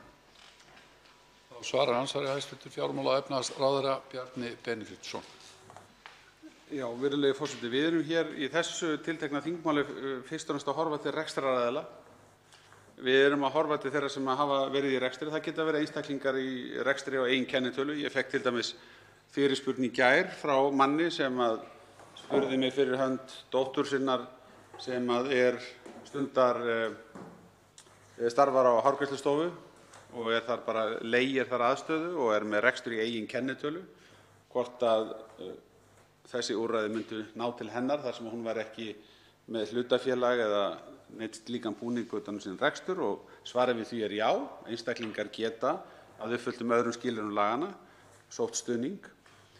Þannig að ég tel að við séum að ná mjög vel til einstaklinga sem hafa tímabundið orðið að loka rekstrinum eða hafa orðið fyrir skakkaföllum og þurfa á stuðningi að halda. Þannig að mér finnst að úrræðið tali vel til þessara aðila. Það hafa fleiri haft samband við mig sem áttu jafnvel ekki von á því að við værum að horfa til svona lítilla rekstrareininga. Það er fólk til dæmis í heilbrigðiskerfinu sem sér að það mun geta notað þessi úrræði. Þá veitir andsvar öðru sinni hv. 12. þingmaður Suðvesturkjördæmis, Guðmundur Ingi Kristinsson. Virðulegur forseti, ég þakka hæstv. ráðherra fyrir svörin og það er frábært að vita af því og það væri eiginlega ennþá betra að vita af því að þeir hefðu einhverja netfang eða eitthvað til að senda fyrirspurnir til að fá svör við þessu. En síðan annað sem ég að raka á, nú erum við að tala rosalega upphæðir, svo 28 milljarða og það fer nú kringum yfir 30 milljarða gætu ferið. Og það kemur fram í frumvarpinu að og ég veit ekki hvort að það að þeir segir hérna orðrétt með leyfi forseta að laust fé í umferð gæti aukist sömu fjárhæð og nýtist við að draga úr mögulegu greiðsluvanda í hagkerfinu. Að teknu tilliti til aðstæðna í efnahagslífinu nú um mundir ekki talið að þessi aukning lausra hafi óæskileg áhrif á verðbólgu. Þarna slegin varnagli og þetta það alltaf áttin að verðbólga fara af stað. Og þarna boðið upp á hvað? 1,75% vexti sem mjög hagstæðir vextir. Og þetta bara svona varnagli eða óttinn að þetta verðbólga gæti fara af stað?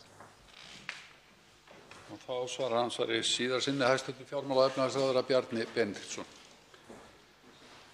Já, virðulegi forseti, það alveg ástæða til að spyrja sig að því þegar við erum að draga svona verulega úr aðhaldi ríkisfjármálanna, hvort að við sem að bjóða heim hættunni á verðbólgu og mjög skiljanlegt að hv. þingmaður kemur ítrekað hér upp og bendir á slæmar afleiðingar verðbólguskots ef til þess kæmi.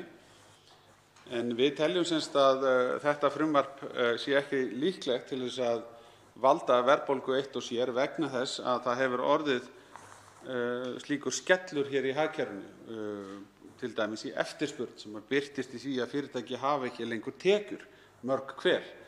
Ég átti samtal hér eftir hádegi við mann sem sagði mér að það væri einfalt að tekjurnar í hans fyrirtæki hefðu sem sagt algerlega hætt að streyma inn. Það hefði orðið 100% tekjufall. Og við svona mikla breytingu þá þarf að grípa hratt inn í og við erum að gera það með öflugum hætti en þó ekki þannig að það sé líklegt til þess að valda verðbólguáhrifum. Og að lokum veitir andsvar hv. 3. þingmaður Suðurkjördæmis Birgir Þórarinsson.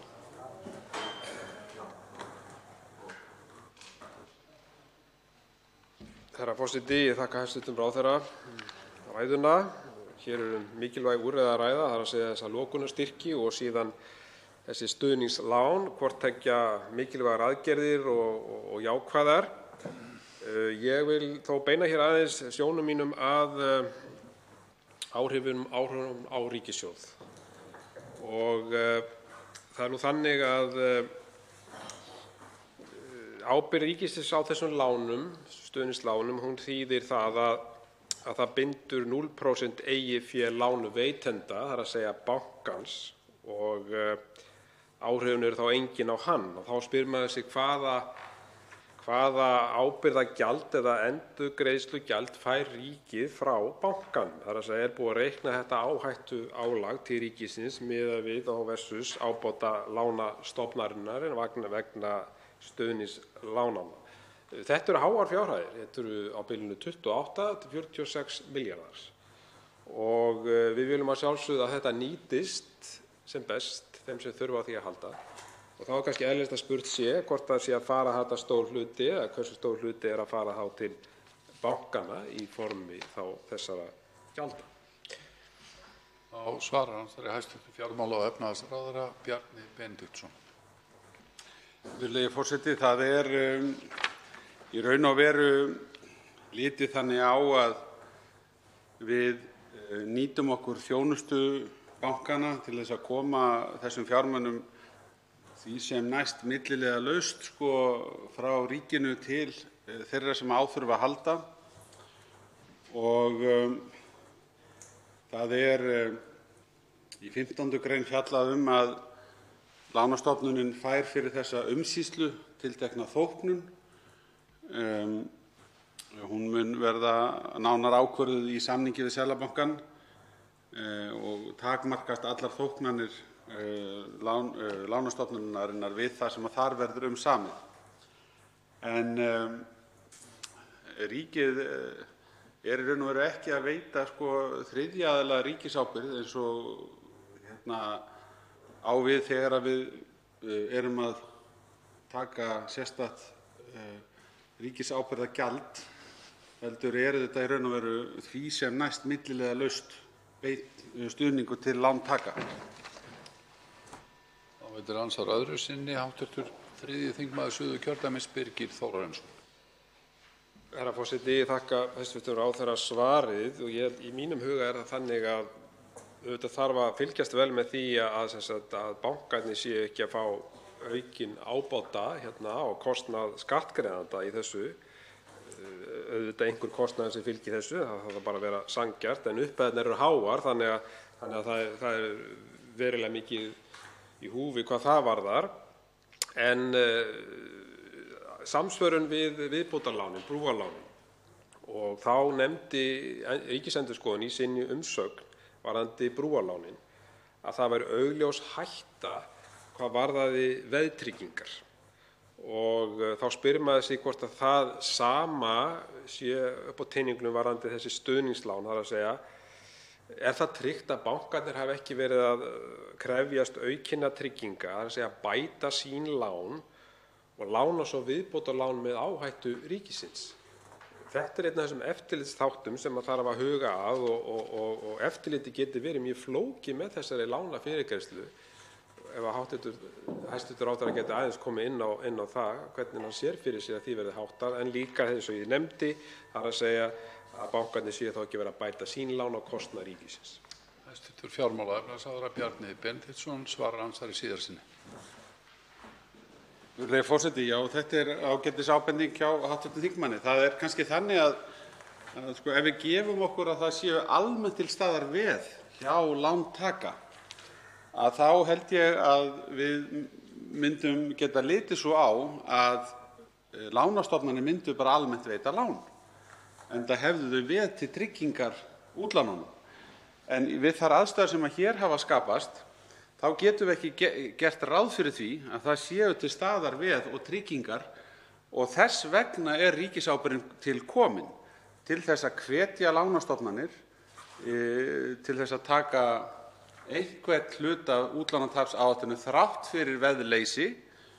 Og í þessu tilviki erum við að ganga út frá því í þessum stuðningslánum að það sé í raun og veru sama staðan uppi, nema við ætlum bara að taka 100% ábyrgð á þeim lánum. Ég vil segja til viðbótar við þetta að það er ekki þannig að fari sum fyrirtækja á hausinn sem að fá stuðningslán að þá hafi þessi aðgerð misheppnast með einhverjum hætti. Það er það alvarleg staða uppi í kerfinu hjá okkur að við verðum að gera ráð fyrir því að þetta dugi ekki mörgum fyrirtækjum. Það er bara því miður þannig. Það var andsvörum lokið og næstur tekur til máls hv. 4. þingmaður Norðvesturkjördæmis, Bergþór Ólason.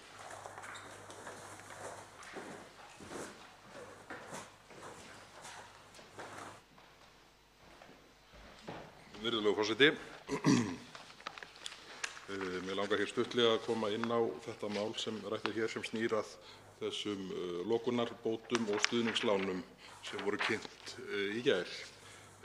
Ég bara vil byrja á því að fagna eins og öllum öðrum aðgerðum sem gengið er til í þessari stöðu sem uppi er og lýsa yfir ánægju minni hvað lokunarstyrkina varðar. Ég held að þetta sé sanngjörn leið og vel útfærð. Ég veit til þess að hún hefur verið innleidd í Noregi til dæmis og þetta er einföld útfærsla og á að geta tekist að klára það án þess að skapa margar flækjur og óþarfa. Ég verð að segja það fyrst að maður reiknuðu þetta margir með kannski því að pakkinn væri svolítið öðruvísi í laginu, aðgerðapakkinn sem var kynntur í gær, annar aðgerðapakki stjórnvalda, en ég bara vona að það sé styttra í þriðju kynningu á þriðja aðgerðapakka heldur en var á milli fyrsta og annars. Mér langar hérna aðallega í þessari ræðu minni til þess að koma inn á stuðningslánin. Þetta er horft til þess að þetta sé til aðila sem eru með að hámarki 500 milljóna veltu og þá er horft til svona minni rekstraraðila í kerfinu. Til að setja tölun í samhengi fyrir þá sem eru svona í efri mörkum þessara tekjuviðmiða, þá er ferðaþjónustufyrirtæki sem er með 500 milljóna veltu. Það eru töluverðar líkur á því að launaútgjöld slíks fyrirtækis séu 250 milljónir á ári. Þegar slíkt fyrirtæki er búið að setja alla sína starfsmenn í 25% hlutastarf, þá er mánaðarleg launagreiðsla slíks aðila rétt rúmar 5 milljónir á mánuði. Þannig að hámarks upphæð láns er ekki að tomma nema rétt rúmlega mánaðar launagreiðslu. Þannig að ég held að það eitt og sér ætti að undirstrika að það er nú líkur til þess að frekari aðgerða sé þörf. En vissulega kom hæstv. Fjármálaráðherra inn á það hér í ræðu sinni, í framsögu sinni, að stuðningslánin, þau lokuðu ekki á það að fyrirtæki gætu nýtt sér brúarlánaleiðina. Ég bara beini því til hæstv. Fjármálaráðherra ef hann kemur hér í ræðu aftur undir þessu máli þá væri áhugavert að heyra hver staðan er hvað frágang brúarlánanna varðar, því í þeim efnum hef ég miklu meiri áhyggjur af leggnum á milli Seðlabanka og viðskiptabankana, frágangi á þeim legg, heldur en frágangi á samningi milli fjármálaráðuneytis og Seðlabanka sem liggur fyrir er klár og allt í góðu með það.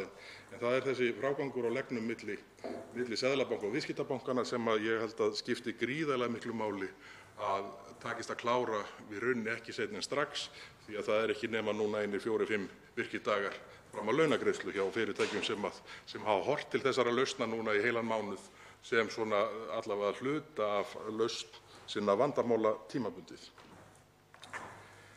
Mig langar aðeins varðandi stuðningslánanna að koma inn á skilyrðin. Eitt skilyrðanna eru 40% tekjulækkun. Auðvitað þurfa að vera skilgreind viðmið inn í regluverki sem þessu, en það þarf samt í nefndarvinnunni, ég gef mér að málið fari núna til nefndar að aflokinni þessar umræðu, þá þarf að tryggja það að fyrirtæki sem hafa slegist með öllum tiltækum ráðum síðan þessi staða kom upp, að reyna að tryggja það að reksturinn haldi áfram þó að með gjörbreyttum hætti sé. Ég nefni í þessu samhengi veitingastaði sem hafa farið í það í stað þess að þjóna fólki, gestum sem mæta á staðinn og þar fram eftir götunum, þá hafa veitingastaðir sem aldrei hafa staðið í heimsendingu farið í heimsendingaþjónustu og svo mætti telja áfram. Að fyrirtæki sem hafa lagt nótt og dag og rekstraraðilar við það að halda kerfinu gangandi hvað sinn rekstur varðar, að finna sig ekki þeirri stöðu að fá það í bakið núna með kannski 35–38% tekjuskerðingu, en búin að gjörbylta öllu því að slík aðgerð er heldur ekki ókeypis að breyta rekstrarforsendum síns fyrirtækis yfir nótt til þess að halda því sem mögulegt er að halda gangandi. En bara þetta verði skoðað. Mig langar til þess að koma jafnframt inn á atriði sem að snýr hér og er 4. punkturinn í skilyrðunum. Hann snýr að arðgreiðslum sem að ég held að sé alveg sjálfsagt og eðlilegt að séu takmarkanir á, rétt eins og var í brúarlánaleiðinni, en hvort að það hafi verið eitthvað skoðað inn í ráðuneytinu og mögulega í nefndinni hvað hlutabótaleiðina varðar, því nálgunin er svo sama, hvort að það sé ástæða til þess að horfa einhverjum öðrum augum á þegar arðgreiðsla fer til móðurfélags og þaðan til greiðslu lána. Ég er ekki með einhverja mjög formaða skoðun á sem þetta getur auðvitað bara samsetning og skipulag fyrirtækja með fjölbreyttum hætti, og það er þekkt að fjármögnun rekstrar getur legið í móðurfélagi og arðgreiðslur sem koma frá dótturfélagi gangi þá til uppgjöra við lánastofnun. Þannig að þetta atriði sé skoðað. Það er síðan þetta atriði sem snýr að því að lokunarstyrkur dragist frá hámarki lánsfjárhæðar samkvæmt 1. málsgrein. Þarna er í rauninni verið að ramma það inn að hámark til hvers fyrirtækis séu þá 6 milljónir í þessu tilviki. Ég þykir nú líklegt ég allavega þekki ekki margar sögur af mjög fjölmennum fyrirtækjum sem var lokað vegna sóttvarnareglna, en þau kunna þó að vera til. En bara þannig að hæstv. Fjárlaganefnd, er málinu ekki vísað þangað, hæstv. ráðherra, hæstv. Efnahags- og viðskiptanefnd hafi svona allavega takið einn snúning á því að skoða þessa tilteknu klásúlu. Og síðan þarf auðvitað að skoða það sérstaklega með hvaða hætti það er rammað inn. Annars vegar segir hér í 14. grein að stuðningslán megi aðeins nýta til að standa undir rekstrarkostnaði lánþega. Í skilyrðunum segir í 5. grein að rekstraraðili megi ekki vera í vanskilum við lánastofnun sem hefur staðið lengur en 90 daga. Það eru auðvitað veruleg vanskil, þykir manni líklegt, sem hafa hlaðist upp í kerfinu núna síðustu 2 mánuði og bara þannig að þetta verði ekki rykssugað í heild sinni það sem eftir upp í vanskil gagnvart lánastofnunum. En það er aftur útfærsla sem ég hef svo sem ekki einhverja sérstaka tillögum hér en legg til að efnahags- og viðskiptanefnd ræði sérstaklega. Að þessu sögðu þá vil ég bara segja að bara ítreka ég ánægður með þennan hluta aðgerðanna en það breytir því ekki að það svona viðfangsmeiri og viðfangsmeiri aðgerða þörf hvað aðra þætti varðar en því að það blasir við öllum sem að fylgjast með þeirri stöðu sem nú að þróast að ef atvinnulífið nær ekki að komast út úr þessum hremmingum þá verður þröngt að standa undir fúnkerandi góðu velferðar menntakerfi og víðar í ríkisrekstrinum ef tekjuöflunar möguleikar atvinnulífsins falla varanlega. Þá veitir andsvar hæstv. Fjármála- og efnahagsráðherra Bjarni Benediktsson. Virðulegi forseti. Hv. þingmaður hefur komið hérna inn á nokkur af skilyrðunum sem sjálfsagt að staldra við og eðlilegt. Eitt þetta með veltuviðmiðið. Þetta alltaf álitamál. Í undirbúningsvinnunni var skoðað að hafa veltuviðmiðið jafnvel lægra eða hærra, 300 milljónir, 500 milljónir og þegar maður ber þetta saman við fyrirtækjaskrána þá sér maður að það munar ekki öllu í fjölda fyrirtækja að færa viðmiðið svona einhver 100 milljóna. En í þessu tilviki sem nefnt var að þá gæti einmitt brúarlánaleiðin, viðbótarláni sem þar til skoðunar, komið fyrirtæki að notum. Og Seðlabankinn vinnur núna hörðum höndum að því að ljúka samningsgerðinni við fjármálastofnanir og miðað við þær upplýsingar sem ég hef fengið þá hef ég væntingar að við skulum segja ekki síðar en fyrri hluta maímánaðar verði komið á afgreiðslu umsókna vegna þess úrræðis. Það sömuleiðis komið hér inn á viðmið tekjutap og það slæmt með svona viðmið að það verða mjög mikil jaðaráhrif. Þú ert annaðhvort inni eða úti. Ef þú nærð ekki 40% tekjutapi vegna þess að þú ert með 38% þá stendur úrræðið bara hreinlega ekki til boða, ekki í neinu hlutfalli. Það bara að þú ert úti. Og mér finnst ekkert að því að menn velti því fyrir sér. Ég hins vegar hvort að þessu sé nákvæmlega rétt stillt þarna í 40%. Ég hef hins vegar eftir umræðuna hér í dag og undanfarna daga ekkert síður verið að hugsa fyrirtæki sem ekki var gert að loka, svipað á fyrirtæki sem hv. þingmaður nefndi, en hafa orðið fyrir verulegum skakkaföllum, jafnvel allt að 100% tekjutapi og eru núna að treysta á hlutastarfaleiðina og spurt mig hvernig við getum komið til móts við þessi fyrirtæki, ekki síst í ljósi þess að ástandið virðist ætla að vara miklu lengur heldur en að við vorum að vonast til kannski þegar við ræddum saman fyrir mánuði síðan. Og þá svarar andsvari hv. 4. þingmaður Norðvesturkjördæmis Bergþór Ólason. Virðulegur forseti, ég þakka hæstv. Fjármálaráðherra svarið. Ég held að sé mikill kostur ef að það svona teiknast upp núna og fyrirtæki geta farið að vinna út frá því að svör eða niðurstaða fyrirgreiðslubeiðna hvað brúarlánin varðar sé að til lúkningar þarna fyrir part maí. Ég held að mjög margir hafi verið að vonast til þess að þetta ferli yrði búið í tíma þannig að mál væru afgreidd fyrir þessi mánaðamót. Manni heyrist það mjög víða úr atvinnulífinu að margir hafi treyst á að svo yrði en ég held að sé þó allavega kostur að það liggi fyrir núna, einhverjum 4-5 virkum dögum fyrir útborgun, að svo verði ekki heldur en að menn sé í rauninni fram á síðustu stundu að treysta á að það verði lausnin. Þannig að þetta sendir auðvitað þau skilaboðin til bankakerfisins svolítið þegar nú þurfið þið að standa með ykkar fyrirtækjum. Þannig að ég held að það sé mjög gott. Ég ánægður að heyra viðbrögð hæstv. Ráðherra við því að skoða þessi viðmið en hvað veltulækkunina varðar en ég átta mig á því sömuleiðis að þetta ekki einfalt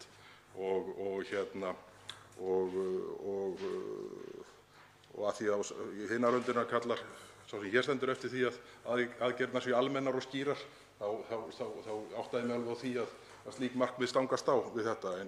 En mig langar að spyrja hæstv. Fjármálaráðherra, þó að það sé ekki hluti af þessu máli og hann kemur sér þá bara kemur hér hjá því að vonum hugnast ekki að ræða núna, en ég hef miklar áhyggjur af hlutabótaleiðinni og reiknaði svona frekar með að breytingar á henni yrðu hluti af aðgerðapakkanum sem kynntur í gær.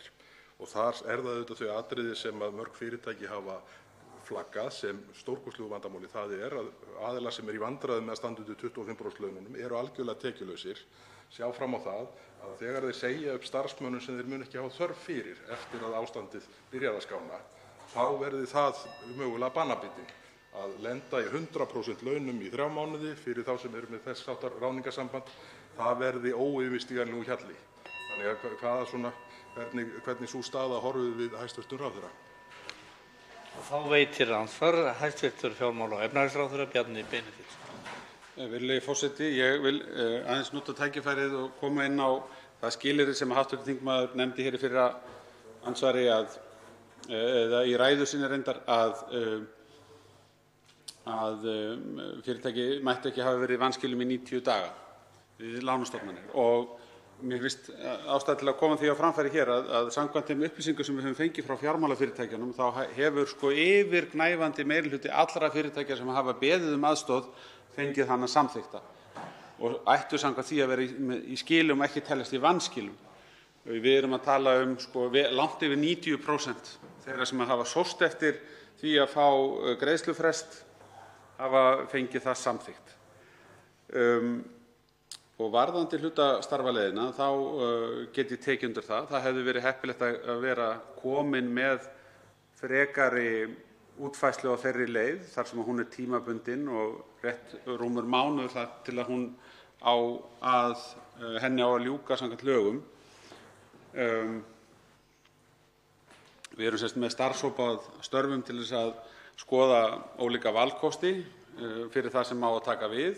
Við þurfum að láta nýjar lausnir tala inn í þennan breytta veruleika, það er að segja þá staðreynd að það er mjög litlar líkur á að hingað komi margir ferðamenn í sumar og það hefur verulega mikil áhrif, ekki bara á hrein ferðaþjónustufyrirtæki, heldur alls konar fyrirtæki hérna upp allar götur, allt í kringum okkur. Einn aðila talaði við í dag sem hreinlega þurfti að loka verslun sinni hér steinsnar frá því þar sem við stöndum og þar eru tekjurnar þá 0, en það þarf að standa undir leigugreiðslum og menn sjá ekkert fram á það að sá rekstur taki við sér þar sem að hann er borinn uppi af komu ferðamanna. Við þessu þarf að bregðast. Það er eitt varðandi hlutastarfaleiðina sem við þurfum að vera meðvituð að það eru forsendurnar fyrir gerð hlutastarfssamnings af hálfu launamanns frá upphafi og breytingar á því fyrirkomulagi á þeim tíma sem að samningurinn átti að gilda. Og þá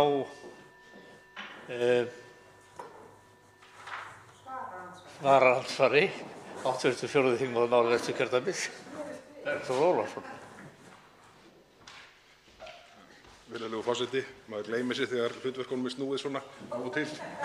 En ég vil bara ég vil þakka hæstv. Fjármálaráðherra fyrir svörin og ég held að það sé, þó að það sé ekki efnisatriði þessa tiltekna máls sem hér er til umræðu, þá tengist þetta allt svo nánum böndum. Þá held ég að það sé mjög mikilvægt að einmitt þetta forsendur samningssambandsins hlutabótaleiðina verði teknar til skoðunar og það verður þá bara að þó að einhverjum hugnist það illa þá held ég að sé mikilvægt að skoða að það verði meira horft til þess að þetta sé beinn stuðningur við fyrirtæki, einfaldlega vegna þess að án fyrirtækjanna þá er ekkert ráðningarsamband að vernda.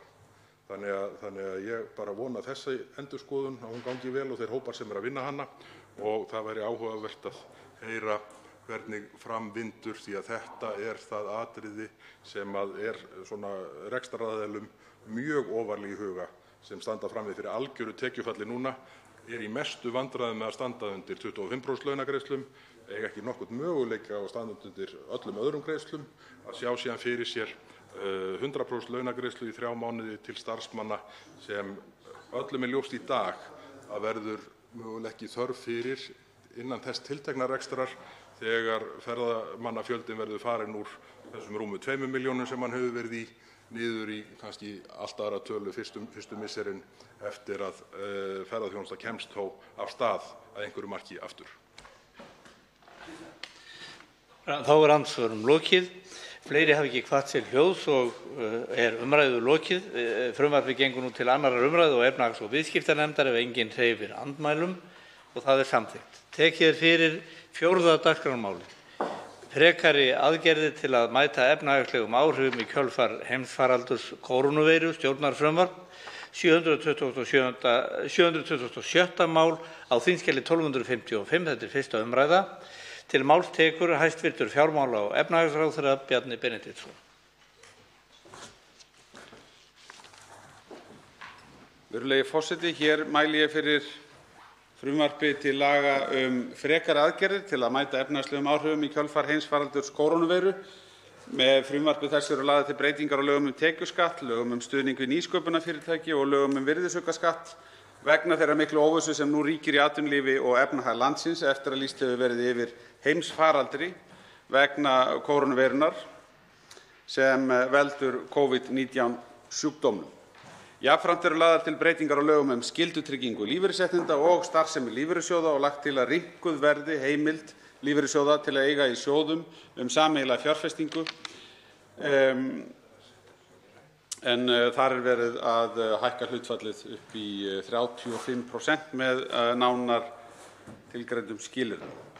Þegar hafa verið samþykkt lög breytingu á ýmsum lögum til að mæta efnahagslegum áhrifum þessa faraldurs. Hér er því að ræða annað skref stjórnvalda í þá átt að koma til móts við þann samdrátt sem orðið hefur í íslensku atvinnulífi og í þessu frumvarpi jafnframt að finna breytingar á lögum tekjustofna sveitarfélaga, lögum tímabundnar greiðslur vegna launa einstaklinga sem sæta sóttkví samkvæmt fyrirmælum heilbrigðisyfirvalda án þess að vera sýktir og lögum fjölmiðla. Ég ætla nú að fjalla einstök efnisatriði frumvarpsins. Í fyrsta lagi frestun skattgreiðslna lögaðila. Fyrirséð er að mörg fyrirtæki munu skila hagnaði vegna rekstrar á árinu 2019 en tapi vegna rekstrar á árinu 2020. Lagt er til að lögaðilum með takmarkaða ábyrgð verði gefinn kostur á að fresta skattgreiðslu vegna 2019 og jafna á móti tapi ársins 2020 þegar það raungerist. Aðgerðin leiðir til þess að fyrirtæki sem sjá fram á tap á yfirstandandi ári geta sótt frekari frestun á greiðslu tekjuskatts þar til álagning næsta árs liggur fyrir og lækkað skattkröfuna sem nemur reiknaðri skatteign af tapi ársins að uppfylltum skilyrðum laganna. Samkvæmt núgildandi skattalögum er heimilt að færa tap yfir á næstu 10 rekstrarár og er nefnt yfirfæranlegt tap, en ekki hefur verið heimilt að færa tap yfir á fyrri ár, afturfæranlegt tap. En nú er lagt til að þetta verði gert. Aðgerðin mun styrkja lausafjárstöðu fyrirtækja og rekstur þeirra og gera fyrirtækjum betur kleift að takast á við þær krefjandi aðstæður sem nú eru uppi vegna COVID-19. Hámark þess skatts sem heimilt verður að fresta greiðslu á er 20 milljónir króna. Miðast úrræðið þannig við að litlum og meðalstórum fyrirtækjum en við teljum að það megi skilgreina það þannig að það séu 98% þeirra fyrirtækja sem skiluðu fyrirgefið.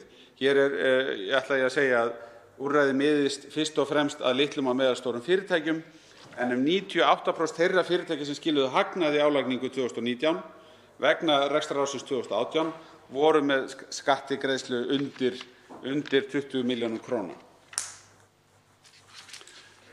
Þannig myndi það hafa verulega mikil áhrif að hækka þetta viðmið úr 20 upp í 25 milljónir hvað varðar heildarfjárhæðina en við værum þá fyrst og fremst að fresta skattgreiðslu stórra fyrirtækja.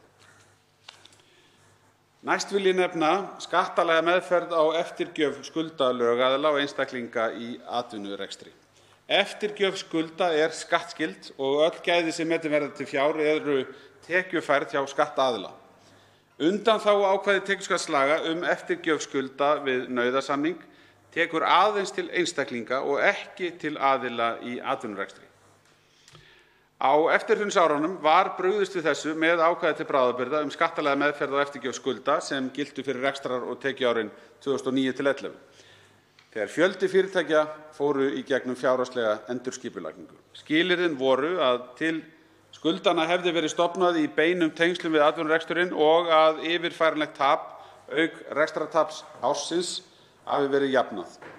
Gengið var svo skrefinu lengra með nýju ákvæði til bráðabirgða til frekari rýmkunar á reglum með ákveðnum skilyrðum, það er að félaginu væri ekki heimilt að taka þátt í samsköttun, sameiningu eða skiptingu á sama tímabili án heimildar ríkisskattstjóra.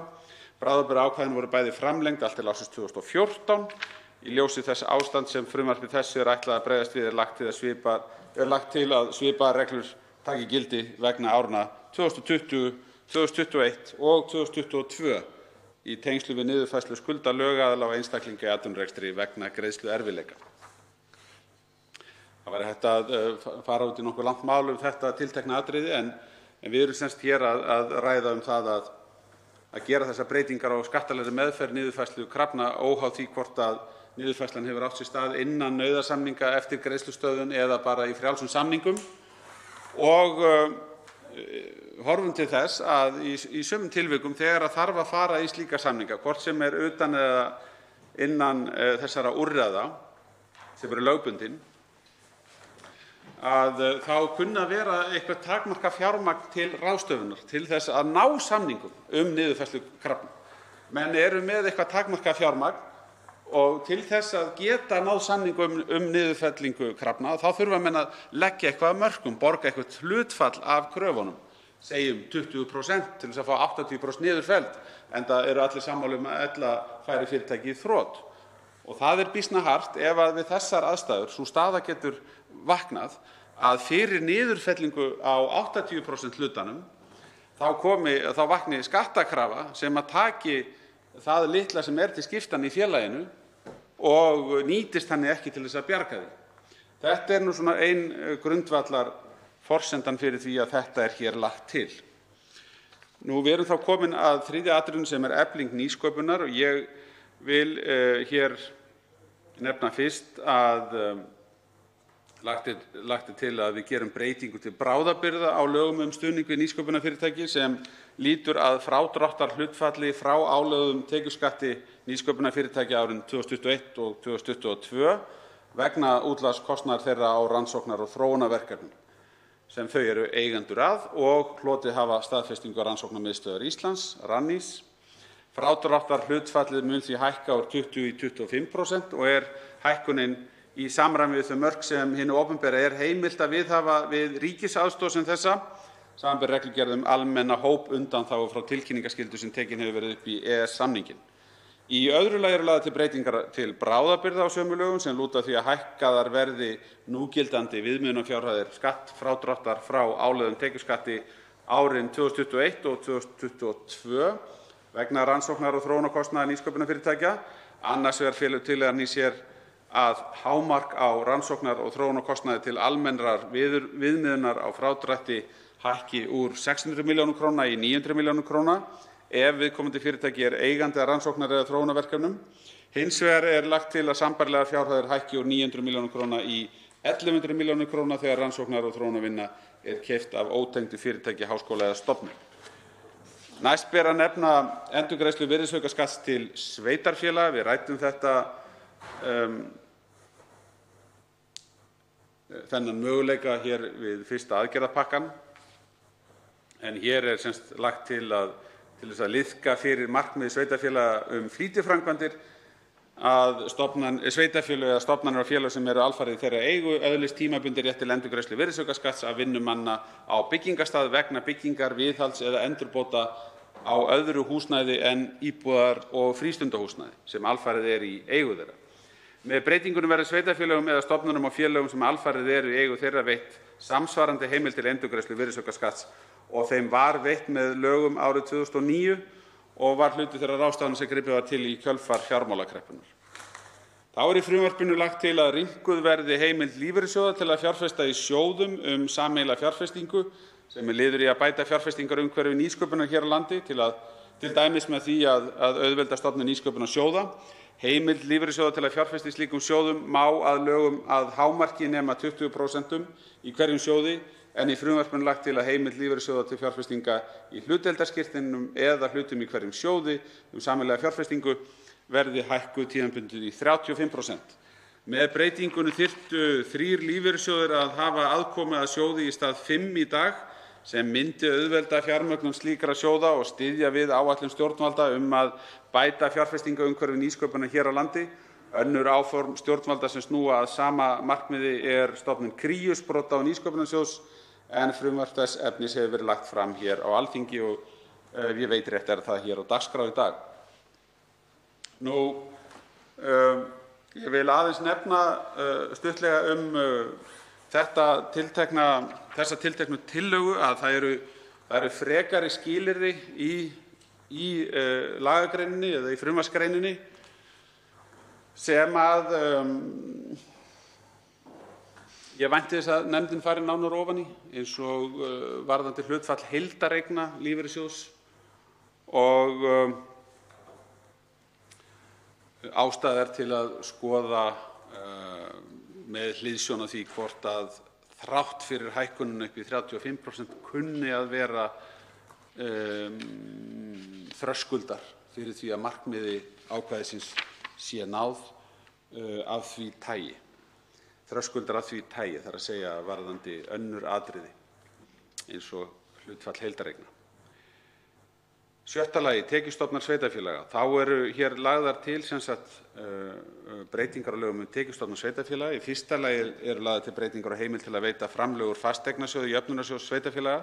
Sjóðnum var komið á fót í tengslum við yfirfærslu á málefnum fatlaðs fólks frá ríki til sveitarfélaga 1. janúar 2011. Hlutverk sjóðsins var að taka yfir réttindi og skyldur tengdar fasteignum í eigu ríkisins sem nýttar höfðu verið í þjónustu við fatlað fólk. Jafnframt tók hann yfir eignir, réttindi og skyldur framkvæmdasjóðs fatlaðra sem var lagður niður. Með lögum var sjóðnum markað það hlutverk að veita sveitarfélögum framlög vegna uppbyggingar eða breytinga á fasteignum sem nýttar eru í þjónustu við fatlað fólk með miklar eða skertar stuðningsþarfir. Eru framlög sjóðsins því bundin við verkefni tengjast fasteignum sem eru fyrst og fremst nýttar í þjónustu við fatlað fólk með miklar eða sérstakar stuðningsþarfir svo sem sambýli. Sem hluti af aðgerðum sveitarfélaganna vegna áhrifa heimsfaraldurs COVID-19 var lagt til að sjóðurinn kæmi einnig að verkefnum varðaði aðgengismál fatlaðra en ljóst þótti að slík verkefni myndu falla fyrir utan hlutverk sjóðsins eins og það var skilgreint í lögum tekjustofna sveitarfélaga. Því lögð til sú breyting að sjóðnum verði einnig heimilt að veita framlög til sveitarfélaga vegna framkvæmda sem hafa þann tilgang að bæta aðgengismál fatlaðra í byggingum og útisvæðum á vegum sveitarfélaga. Það var einnig lagt til að Jöfnunarsjóði sveitarfélaga verði veitt heimild til að nýta fjármuni fasteignasjóðs Jöfnunarsjóðs sveitarfélaga til að greiða almenn framlög, grunnskólaframlög og framlög vegna málefna fatlaðs fólks á árinu 2020. Tilgangurinn að minnka áhrif tekjutaps Jöfnunarsjóðs vegna COVID-19 á almenn framlög sjóðsins á þessu ári. Ég ætla næst að ræða tímabundna greiðslur vegna launa einstaklinga sem sæta sóttkví. Í lögum þær greiðslur vegna launa einstaklinga sem sæta sóttkví samkvæmt fyrirmælum heilbrigðisyfirvalda án þess að vera sýktir kemur fram að lögin taki til greiðslna til atvinnurekenda sem greitt hafa launamönnum sem sæta sóttkví laun á tímabilinu frá 1. febrúar til og með 30. apríl 2020. Enn fremur kemur fram að lögin gildi greiðslur til launamanna sem sæta sóttkví á sama tímabili en fá ekki greidd laun frá atvinnurekanda. Þá kemur fram að lögin gildi greiðslur til sjálfstætt starfandi einstaklinga sem sæta sóttkví á sama tímabili. Lagt til að tímabilið sem lögin taka til verði framlengt þannig að þau taki til þeirra tilvika þegar framangreindir einstaklingar sæta sóttkví á tímabilinu 1. febrúar 2020 til og með 30. september 2020. Markmið laganna að styðja atvinnurekendur sem greiða launamönnum sem sæta sóttkví laun þegar önnur réttindi, svo sem veikindaréttur samkvæmt kjarasamningum, eiga ekki við. Með því stefnt að því að einstaklingar geti fylgt fyrirmælum heilbrigðisyfirvalda að sæta sóttkví án þess að hafa áhyggjur af afkomu sinni. Þess vegna þykir mikilvægt að gildistími laganna verði framlengdur til 30. september þar sem enn nokkur óvissa þróun faraldursins þó okkur hafi gengið vel að undanförnu að kveða hann niður og að nýsmittum sé mjög að fækka. Þá lagt til að skýrt verði kveðið á að lögin gildi ekki hafi launamaður eða sjálfstætt starfandi einstaklingur farið utan, þrátt fyrir að honum hafi mátt vera ljóst þegar hann fór að hann þyrfti við heimkomuna að sæta sóttkví, enda hafi heilbrigðisyfirvöld gefið það út að þeir sem dvelji viðkomandi landi þurfi að sæta sóttkví við heimkomu. Þá lagt til að unnt verði að sækja greiðslur samkvæmt lögunum til loka þessa árs. Að lokum, virðulegi forseti, með breytingartillögu við lög um fjölmiðla lagt til að mennta- og menningarmálaráðherra verði á þessu ári heimilt með reglugerð að útfæra fyrirkomulag á greiðslu sérstaks rekstrarstuðnings til einkarekinna fjölmiðla vegna þess víðtæka rekstrarvanda sem steðjar nú að einkareknum fjölmiðlum vegna faraldursins. Verulegur fjöldi einkarekinna fjölmiðla hér á landi hefur staðið höllum fæti síðustu ár. Rekstrarforsendur þeirra hafa versnað til muna, svo sem vegna örra tæknibreytinga og minnkandi auglýsingatekna samhliða breyttri neysluhegðun fyrirtækja á markaði. Samhliða þessum erfiðu áskorunum sem einkareknir fjölmiðlar hafa staðið frammi fyrir blasir nú við fyrirsjáanlegt tekjufall vegna samdráttar í fjölda atvinnugreina vegna farsóttarinnar. Í ljósi þessa í frumvarpinu lagt til að brugðist verði við með einskiptisaðgerð til að greiða fyrir rekstri einkarekinna fjölmiðla hér á landi vegna þeirra tímabundnu rekstrarerfiðleika sem rekja má til heimsfaraldursins. Sterkir einkareknir fjölmiðlar eru sérstaklega mikilvægir á tímum sem þessum vegna hlutverks þeirra við að stuðla að upplýsingu og umræðu í samfélaginu, auk þess að veita stjórnvöldum aðhald og efla almannavarnir í þeirri víðtæku merkingu sem hugtakið hefur öðlast á meðan faraldurinn hefur staðið yfir. Lagabreytingar þær sem lagðar eru til í frumvarpinu munu hafa neikvæð áhrif á afkomu ríkissjóðs til skemmri tíma litið verði frumvarpið óbreytt að lögum. Gróflega má áætla að tillaga frumvarpsins lýtur að nýtingu rekstrartaps með afturvirkum hætti geti lækkað tekjur ríkissjóðs allt að 13 milljarða króna á þessu ári.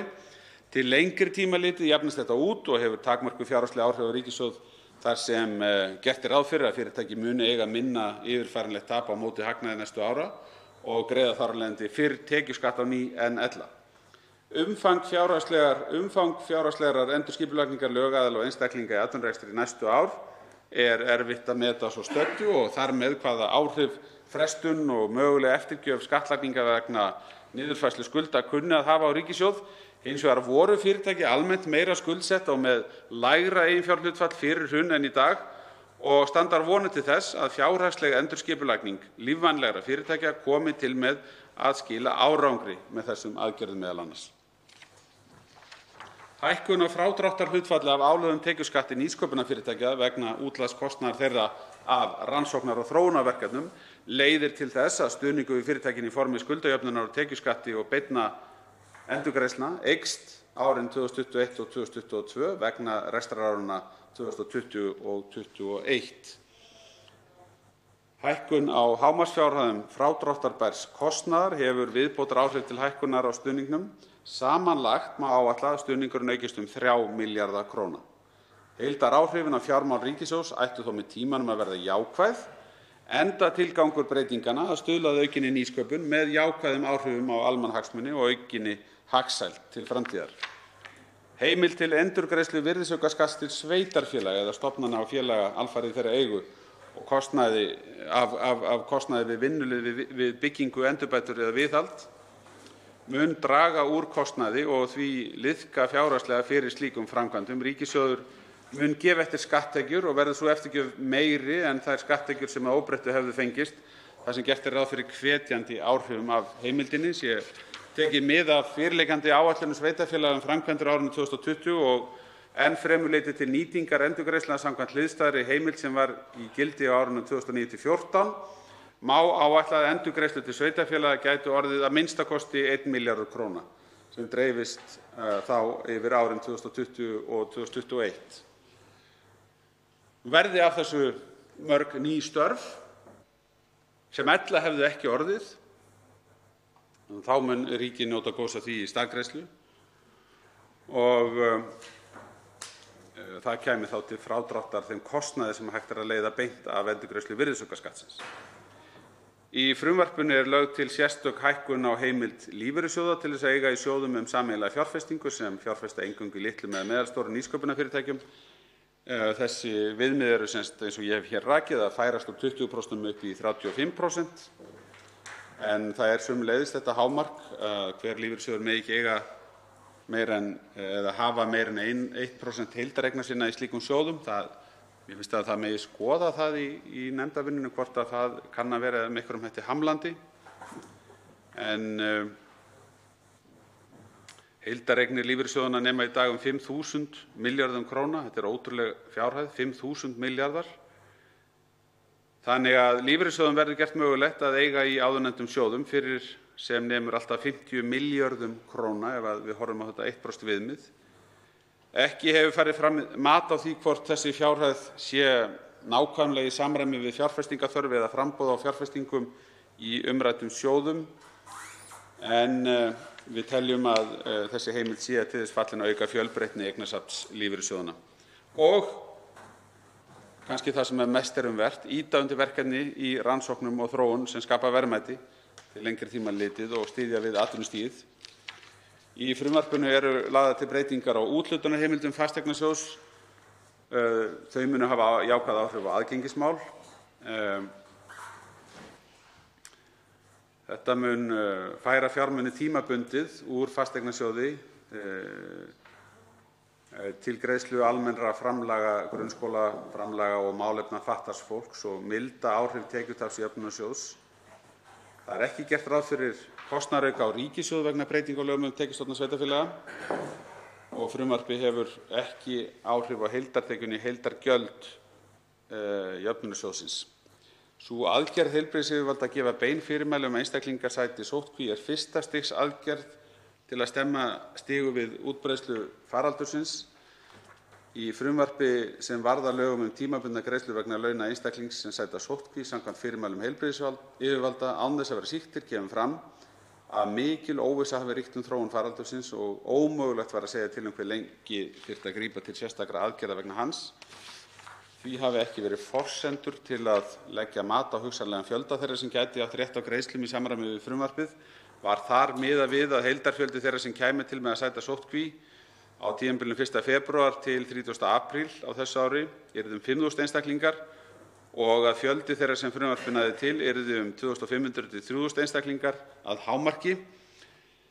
En þetta hefur spilast þannig að þann 20. apríl höfðu rúmlega 18.000 einstaklingar lokið sóttkví og rúmlega 1.100 einstaklingar voru í henni þann dag, voru í sóttkví þann dag.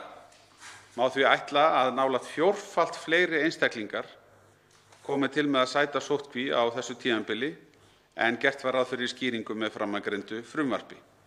Áfram ríkir óvissa um þróun faraldursins og ekki eru forsendur til að leggja mat á hve margir munu fara í sóttkví fram til 30. september, en það má gera ráð fyrir því, eins og ég hef aðeins komið inn á hér, að útbreiðsla sjúkdómsins fari minnkandi og þá mun þeim einnig fækka sem fá fyrirmæli um að sæta sóttkví.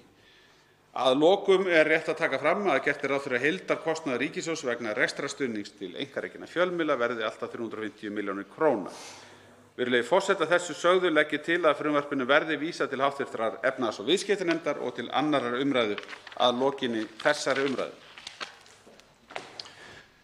Svo háttar til að 3 hv. þingmenn hafa óskað eftir að veita andsvar og er tíminn til að veita andsvar síðara sinni styttur í 1 mínútu. Fyrstur til að veita andsvar er hv. 7. þingmaður Reykjavíkurkjördæmis suður, Hanna Katrín Friðriksson.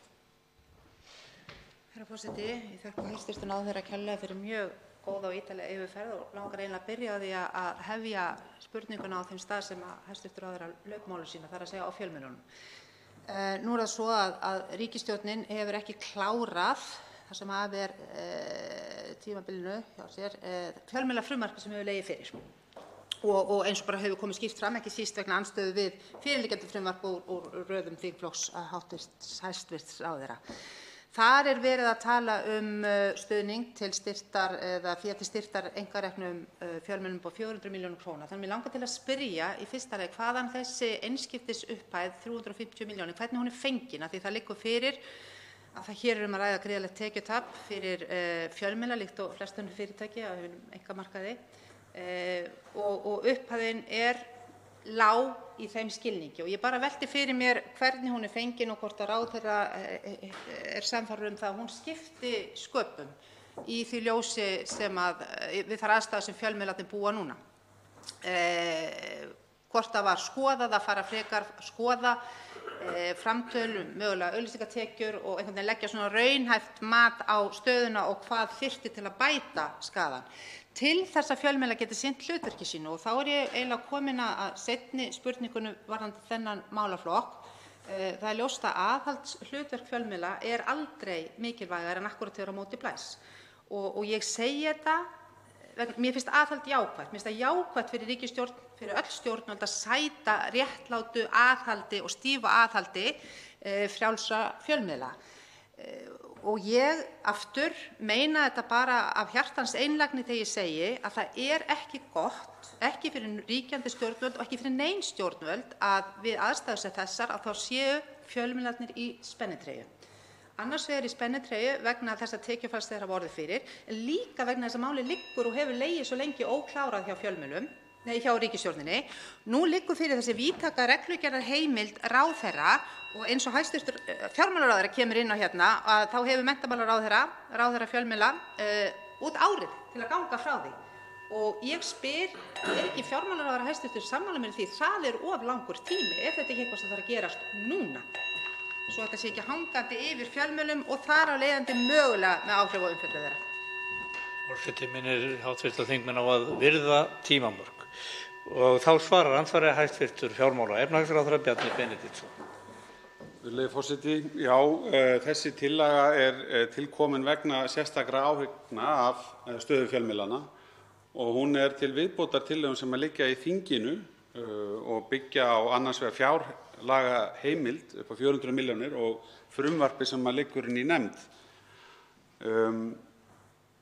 Nú það svo að ef ekki kemur til sérstök fjárheimild til viðbótar við þá sem til staðar í fjárlögum, þá þarf að tryggja hana ætli menn að ljúka báðum þessum verkefnum á þessu ári. Hérna í raun og veru verið að stíga inn í þá stöðu sem hefur skapað ákveðna óvissu og leiðir af því að málið hefur ekki klárast og segja hvað sem öðru líður þá ætlum við að tryggja að lágmarki þessa fjárhæð á árinu 2020 og við viljum helst kominni frá þinginu sem allra fyrst. Ég sé fyrir mér samtal við menntamálaráðuneytið og ráðherrann undir þinglegri meðferð þar sem verður farið nánar ofan í saumana á því hvernig slík reglugerð gæti litið út, hvaða hugmyndir ráðherrann hefur það og ég hef nú almennt verið mikill talsmaður þess þann tíma sem ég hef setið hér á þingi að heimildir til að ákvarða mikilvæg atriði í reglugerðum eða sérstakri útfærslu ráðherra að því séu nú einhver mörk sett. Hér erum við með mjög opið ákvæði sem mér finnst að það kalli þá á að það komi einhver skýrari svör. Þetta mál hins vegar kemur alls ekki í veg fyrir að þingið komist að niðurstöðu afgreiðslu hins þingmálsins. Og það alveg sjálfstætt ákvörðunarefni hvenær það þingmál ætti þá að taka gildi, hvenær lögin ætti að taka gildi, hvort vilji þingsins stendur til þess að láta það mál gilda frá síðustu áramótum eða næstu áramótum eða miðju ári eða haustinu eða hvenær. Og samspil þessara tveggja úrræða ræður því þá hversu mikla fjárheimild þarf í heild sinni vegna ársins 2020 til þess að mæta þeirri niðurstöðu sem þannig fæst. Þá veitir andsvarstíðara sinni hv. 7. þingmaður Reykjavíkurkjördæmis suður og það 1 mínúta í boði. Herra forseti, ég þakka hæstv. Ráðherra kærlega svarið. Það alveg ljóst að þetta mál verður rætt frekar. Mig langar að nota mínútuna sem ég á eftir til að tala nýsköpun og þessa endurgreiðsluheimildir, það að segja hækkun á þakinu og aukning hlutfalli endurgreiðslna. Það kemur fram í máli hæstv. Ráðherra heildarkostnaður metinn 3 milljarðar króna og svo segir ráðherra með réttu en heildaráhrifin eru jákvæð. Og þá langar mig til þess að spyrja af hverju bara verið að tala árið 2021 og 2022, af hverju nota menn ekki tækifæri hér í dauðafæri að gefa vel í nýsköpunina, til lengri tíma litið, þannig að ég held við séum öll sammála það að þetta er fjárfesting sem margborgar sig. Við höfum oft talað meðal annars hér í þessum stól, að það sé tímabært til að spýta raunverulega í og við vitum líka að tímabundin innspýting í nýsköpun, í frumkvöðlastarfsemi, hún er að minnsta kosti mun síður líkleg til að skila árangri heldur en ef vegurinn er lagður til lengri framtíðar með þessu. Þannig að ég hef einlægan áhuga á því að vita hvort að það hafi ekki verið mögulega rætt að breyta þessu til lengri tíma. Þá svarar hæstv. Fjármála- og efnahagsráðherra Bjarni Benediktsson andsvari síðara sinni. Virðulegi forseti, ég held þegar allt er saman tekið þá sjáum við að við höfum verið í samfelldu átaki til þess að styrkja rannsókna- og þróunarstarf og nýsköpunarstarfið á Íslandi undanfarin ár. Við sjáum það í raun og veru breytast fyrst með stór auknum framlögum inn í samkeppnissjóðina í ríkisstjórninni sem tók við hér á árinu 2013, að þá var þetta eitt af svona forgangsmálunum að koma stórauknum fjárhæðum inn í samkeppnissjóðina. Síðan höfum við breytt lagaumhverfinu mjög verulega og við erum nýlega búin að setja sérstaka innspýtingu inn í þessa samkeppnissjóði með fyrsta aðgerðapakkanum og hérna erum við að stíga enn frekari skref. Ég tel að með því að láta úrræði gilda fyrir þetta og næsta rekstrarár, þessa hækkun á viðmiðunarfjárhæðum, þá munum við geta örvað fyrirtæki til þess að skapa enn fleiri störf í landinu og það er sjálfsagt að meta það bara næsta ári, hvernig til hefur tekist og taka þá umræðu það hvort við höfum að halda áfram. Þá veitir andsvar hv. 12. þingmaður Suðvesturkjördæmis Guðmundur Ingi Kristinsson. Virðulegi forseti, við erum að ræða hérna frekari efnahagsaðgerðir vegna kórónuveirunnar og ég ætla bara að fagna sérstaklega þeirri sem varðar fjármunum til þess að efla aðgengi fatlaðra og sérstaklega að opinberri byggingum og sveitarfélagsbyggingum og atvinnuhúsnæði og bara löngu tímabært og ég bara vona heitt og innilega að það verði settið það miklu fjármunir í þetta að við bara eitt skipti fyrir öll viðjum þessum hundrarinn og vegi sem eru þetta alveg okkur til ábyrgðar skammar að sé í dag að það sé ekki hægt að komast inn í opinberar byggingar eins og til þess bara umboðsmanns Alþingis. Og síðan hitt sem nýsköpun sem á að leggja í nýsköpunarfyrirtæki og það eru lífeyrissjóðirnir. Og þar erum við að tala 1% hjá lífeyrissjóðum, við erum að tala gífurlegar fjárhæðir, 50 milljarðar. Þetta eru þetta áhættu fjárfesting og þetta eru þetta lífeyrir framtíðarinnar. Já, við komum til lífeyrissjóðum í þessu sjóðum og þar af leiðandi verið að taka ákveðna áhættu á þessum við vitum það að sumt virkar og sumt ekki í þessu eins og öllu og ég spyr þá líka á móti að ætlar ríkið að leggja svipaðar upphæðir og að hvetja lífeyrissjóðum til þess að gera og ekki veitir það, ég ger mér alveg grein fyrir það, veitir ekkert að því að spýta í nýsköpun og annað vegna þess að við vitum að ferðamannaiðnaðurinn sem við treystum eiginlega orðið allt of mikið á ef algjörlega hruni. Þannig að við þurfum eitthvað nýtt. Og ég spyr bara hvað ætlar og ríkissjóður að sjá til þess og mun að sjá til þess að verði útrýmt hindrunum fyrir fallara og líka að þeir leggja bara jafn mikla fjármuni og lífeyrissjóðurinn myndi leggja á móti í nýsköpun. Þá svarar andsvari hæstv. Fjármála- og efnahagsráðherra Bjarni Benediktsson. Virðulegi forseti, við erum sammála mikilvægi þess að bæta aðgengi fyrir fatlað fólk og vonandi opna þessi heimild sem í sjálfu sér felur ekki í sér neina nýja fjármuni en mætir ákveðnu tekjutapi sem fyrir séð hjá jöfnunarsjóðnum, mætir brýnni þörf í þessum málaflokki með þeim hætti að menn geta fært þarna til fjármuni. Og varðandi nýsköpunarmálin og heimildir lífeyrissjóðanna til fjárfestinga þá í sjálfu sér ekki verið að gera annað en að veita lífeyrissjóðunum heimild til þess að taka ákvörðun slíka fjárfestingu. Ég held að þetta sé eftir sem áður mjög hóflegt hlutfall af heildarfjárfestingu lífeyrissjóðanna þó að þetta sé há heildarfjárhæð þá verður hún að skoðast í samhengi við heildareignir sjóðanna. Það er spurt hversu miklum fjármunum ríkissjóður vilji sjálfur kosta til. Já, það ríkissjóður auðvitað að gera með ýmsum ívilnandi aðgerðum þar sem að hann veitir fyrirgreiðslu eða skattafslætti og annað þess háttar.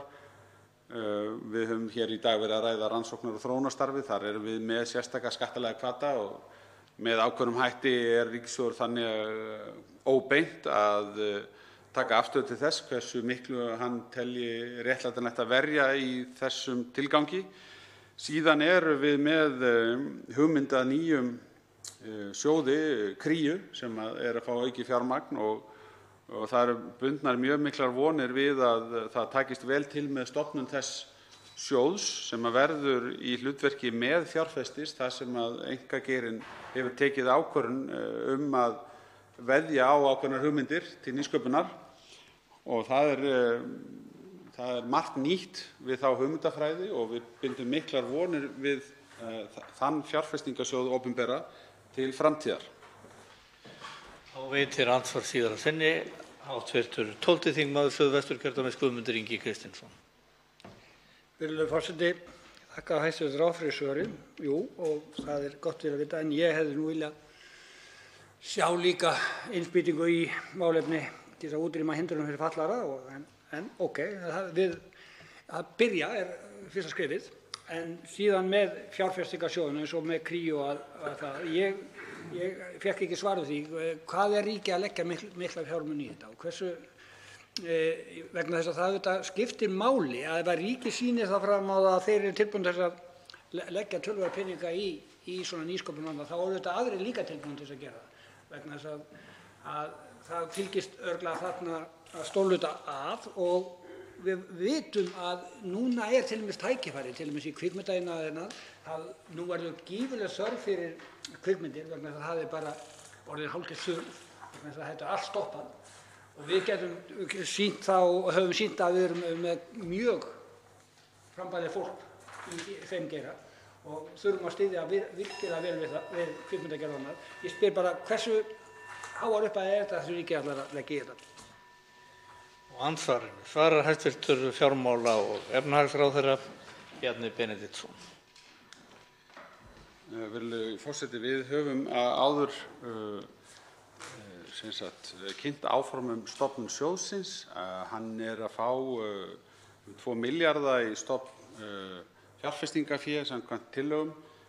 Hérna verið að tala að bæta rúmlega milljarði við þá fjárhæð. Þetta stofnframlagið og mun reyna í framhaldinu hvernig fjárfestingagetan byggist upp. Við höfðum í upphaflegu hugmyndunum gengið út frá því að allt varðandi umgjörð sjóðsins yrði klárt á þessu ári, öll formlegheit og hugmyndir nýjar fjárfestingar myndu berast stjórn sjóðsins á þessu ári og þannig væri stefnt að því að fjárfestingar færu af stað á næsta ári en hérna verið að boða að sjóðurinn fái strax aukið fé og geti þannig byrjað fjárfestingar strax á þessu ári. Það breyting frá því sem áður var áformað. Þá veitir andsvar hv. 4. þingmaður Norðvesturkjördæmis Bergþór Ólason.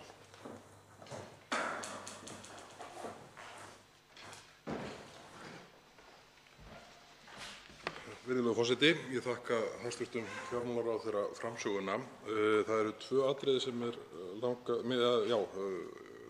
ætla að fá að koma inn á hérna. Tek fyrra andsvarið í það að ræða það sem snýr að fjölmiðlum. Það í fyrsta lagi, þá held ég að það blasir við öllum sú staða sem að fjölmiðlar eru í verulega snúnari stöðu en áður var, bara meðal annars vegna falls í auglýsingasölu og þar fram eftir götunum. En það tvennt.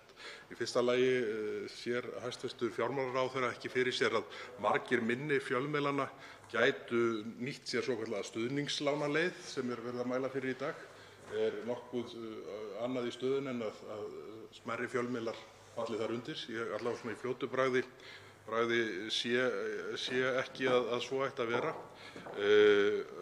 En svona áhugavert að heyra skoðun ráðherrans á því.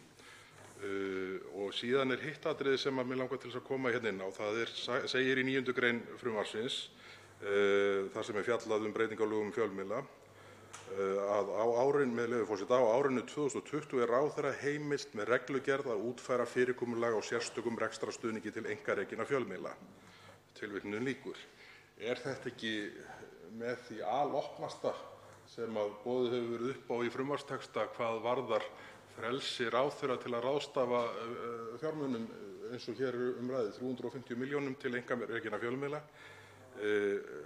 Sjálfum þykir mér einhvern veginn blasa við að þetta þurfi að formfesta meira í lögunum og þar með þá í vinnu inni í nefndinni. Það auðvitað þannig að það ekki ástæðulausu sem fjölmiðlafrumvarpið hefur ekki verið klárað. Það auðvitað af því að það verulegur ágreiningur og mörg efnisatriði þess. Þannig að það eru þessi 2 atriði sem mig langar að spyrja hæstv. Ráðherra um. Í fyrsta lagi hvort að hann sjái fyrir sér einhverja vankant á því að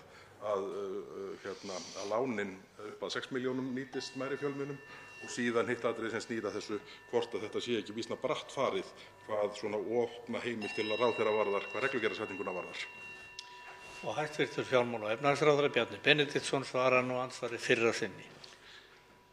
Virðulegi forseti, jú, ég tel að ég sé ekki til fyrirstöðu að fyrirtæki í fjölmiðlun geti stuðst við þessi stuðningslán, enda séu þessi viðmið önnur uppfyllt og tilgangurinn með lánunum að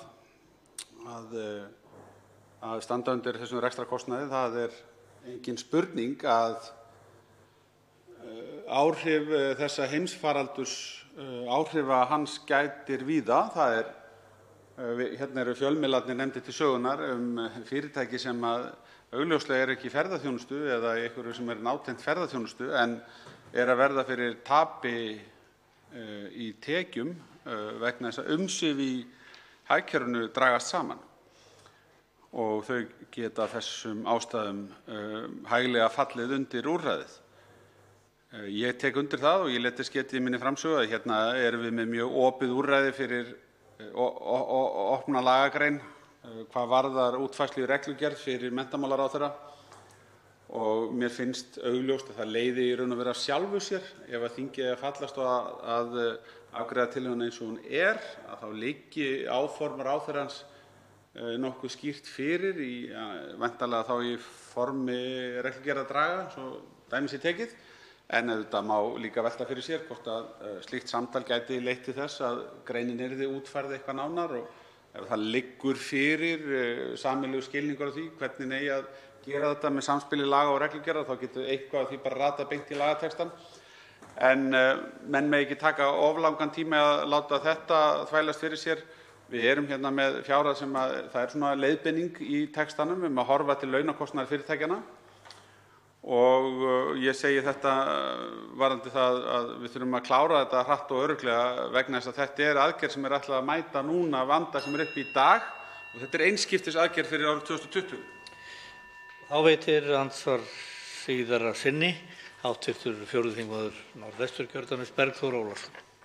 Virðulegur forseti, ég þakka hæstv. Ráðherra svarið og bara tek undir það sem fram kom varðandi að það auðvitað hljóti að þróast með þeim hætti að þingið vilji hafa svona meiri aðkomu að útfærslu því hvernig reglurnar verða útfærðar. En hitt atriði sem ég langaði að spyrja hæstv. Ráðherra snýr að endurgreiðslu virðisaukaskatts til sveitarfélaga. Ég vil bara fagna þessu ákvæði mjög og tel þetta virkilega góða viðbót við þá breytingu sem gerð var á lögum um virðisauka hvað varðar endurgreiðslu af vinnu á verkstað í tengslum við fyrsta aðgerðapakkann. En það sem ég langar að spyrja hæstv. Ráðherra hvort að það komi til greina í hans huga að fella þarna undir vinnu við fráveituframkvæmdir sveitarfélaga. Það voru lög sem tryggðu endurgreiðslu virðisaukaskatts af fráveituframkvæmdum sveitarfélaga í gildi þar til, það stolið úr mér hvenær þau runnu út en það ekki langt síðan. Þannig að formið til og það mikil þörf á framkvæmdum. Það eru ætlaðar 200 milljónir í að styðja við svona framkvæmdir í framkvæmdapakkanum sem var samþykktur hér daginn. Það nú varla upp í nös og ketti í þessu samhengi þannig að ég vil bara spyrja hæstv. Ráðherra kæmi til greina hans huga að fella fráveituframkvæmdirnar undir þetta ákvæði. Það væri bæði einfalt, gott, formið þekkt og það eru gríðarlega umfangsmiklar framkvæmdir sem þessu tengjast og þetta auðvitað mikið umhverfismál. Þá svarar hæstv. fjármála- og efnahagsráðherra Bjarni Benediktsson andsvari síðara sinni. Virðulegi forseti, varðandi fráveituframkvæmdirnar þá skipuðum við sérstaka nefnd þar sem var aðkoma bæði fjármálaráðuneytis og umhverfisráðuneytis og við skoðuðum valkosti í þessu. Ásetningur okkar alveg skýr, hann að styðja sveitarfélögin í þessu. Ég þeirrar skoðunar að sveitarfélögin muni ekki ráða við þetta, sérstaklega mörg þeirra sem eru smærri og fjárhagslega ekki með burði til þess að ráðast í svona stórar framkvæmdir. Þannig að það mun þurfa að koma stuðningur frá ríkinu og niðurstaða þessa starfshóps sem við skoðum var sú að fara bara í beina styrki af fjárlögum og fyrsta skrefið var tekið eins og hv. þingmaður vísaði til með því að taka frá fjármuni á þessu ári til þess að hefja þetta átak. Við sjáum fyrir okkur 10 ára átak þar sem þurfi að jafnaði á fjárlögum að vera framlag beint úr ríkissjóði og ef við stöndum við það sem við getum gert jafnvel samning við Samband íslenskra sveitarfélaga í þessu þá næðum við þessum markmiðum okkar þó við færum ekki virðisaukaskattsleiðina. Andsvörum lokið. Til máls tekur hv. 3. þingmaður Suðurkjördæmis Birgir Þórarinsson.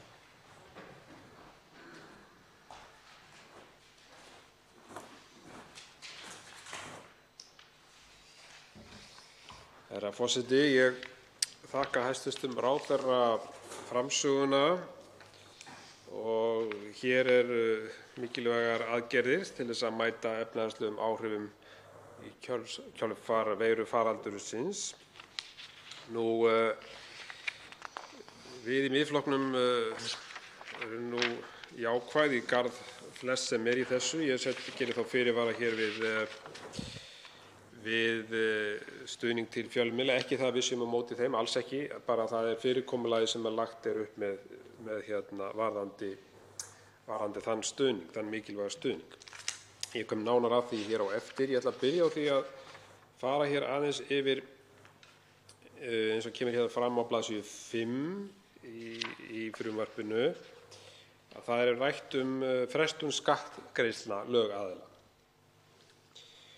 Og nú það þannig að í fyrsta aðgerðapakka ríkisstjórnarinnar kom heimild til handa fyrirtækjum að fresta því fram í janúar á næsta ári að skila staðgreiðsluskatti á allt að 3 greiðslum ásamt því að fresta skilum á virðisaukaskatti án sérstakrar álagningar.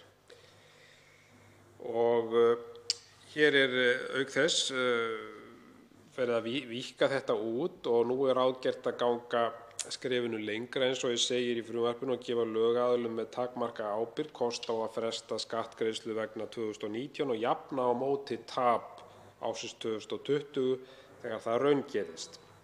Aðgerðin leiðir til þess að fyrirtæki sem sjá fram á tap á yfirstandandi ári geti sótt frekari frestun og greiðslu tekjuskatts þar til álagning næsta árs liggur fyrir. Þetta er mikilvægt úrræði sem ég held að skipti máli en það sem ég vildi koma inn á hér í þessu það að hvað svo, ef það má orða það þannig, að það að segja þegar kemur að því að fresturinn rennur út og þarf að fara að standa skil á því sem var frestað, þeim opinberu gjöldum sem heimild fékkst fyrir til þess að fresta. Ef ástandið versnar það mikið hjá þessum fyrirtækjum að þau geta ekki staðið við þessar greiðslur þegar að því kemur, hvað gerist þá? Jú, þá standa menn frammi fyrir því að hafa framið skattalagabrot. Það bara ósköp einfalt. Og við því liggja sektir og fangelsisrefsing. Og hjá fyrirtækjum sem hafa misst nær allar tekjur og nánast allar tekjur bara og sjá fram á tekjuleysi næstu mánuði og jafnvel út árið, þá getur valið staðið á milli þess að greiða laun eða greiða skatta. Og ríkisstjórnin hefur ekkert gefið út það hvort að vanskil á frestuðum skattgreiðslum verði gerð refsilaus tímabundið á meðan ástandið er hvað verst. Og ég held að sé full ástæða til þess að skoða þetta vegna þess að það er alveg ljóst að það verða einhverjir í vandræðum með það að greiða þessi gjöld sem hafa þá fengist, frestur hefur fengist til þess að greiða. Og það er bara ekki sanngjarnt í þessum aðstæðum að þegar að menn hér dynur yfir okkur veirufaraldur sem enginn ber ábyrgð á, að þá þurfum menn jafnvel að sæta refsingu fyrir það að hafa reynt að nýta sér þetta úrræði sem er hér verið að tala og síðan kom á daginn að það var ekki hægt að standa við það. Þetta þarf að skoða mjög gaumgæfilega í þeim aðgerðum sem á eftir að fara nánar yfir og ríkisstjórnin hefur boðað í sínum tillögum að það komi þá fleiri tillögur. Ég legg áherslu á þetta, herra forseti, að þetta verði skoðað.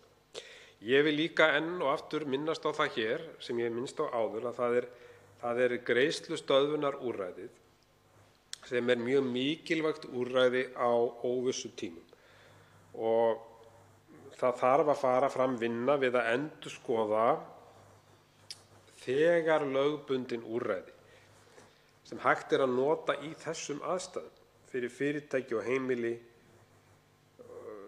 þannig að við þurfum ekki að fara í einhverja nýja lagasmíð, umfangsmikla lagasmíð sem er verið að gera í flýti og síðan er hægt á mistökum sem á framvegis. Það eru til úrræði sem hægt er að nýta og þar er greiðslustöðvun. Það sem þarf hins vegar að fá á hreint er það hvort að þessar aðstæður, þessi veirufaraldur, falli undir skilyrðin hvað varðar greiðslustöðvun. Og ég hef spurt hæstv. Dómsmálaráðherra að því hvort það sé ekki hægt að fá þetta í gegn, að þetta skilyrði, þar að segja veirufaraldurinn, falli undir lögin greiðslustöðvun og skilyrðin sem þar er kveðið á. Það eru nokkuð ströng skilyrði til þess að fá greiðslustöðvun og það þarf að leggja fram trúverðuga áætlun rekstur og svo framvegis. Þannig að það er alveg ljóst að það er ekki hægt að leggja fram slíkar áætlanir í þessum aðstæðum sem við erum í dag. Og þess vegna er eðlilegt að þessi þáttur, veirufaraldurinn, þessi fordæmalausu aðstæður falli undir þetta skilyrði. Og ráðherra svaraði því til, hæstvirtur, að þetta yrði skoðað. Ráðherra hefur lagt hér frumvarp um rafræna stjórnsýslu þegar kemur að ýmsum ákvörðunum sem er á hendi sýslumanns og þar var ekkert minnst á þetta úrræði. Þannig að ég hvet hæstv. Dómsmálaráðherra til þess að fara yfir þennan mikilvæga þátt sem er til staðar í lögunum og þarf eins vegar að fá bara skýrt hvort það sé ekki hægt að láta þá þessar fordæmalausu aðstæður falla undir það ákvæði.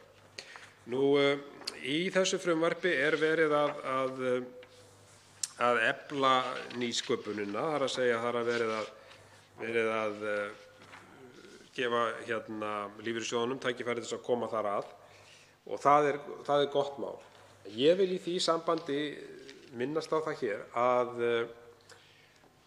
það er að mínum dómi eðlilegt að við skoðum það hvort að lífeyrissjóðirnir geti ekki komið að þessum aðgerðapökkum, þessum aðgerðum í ríkara mæli.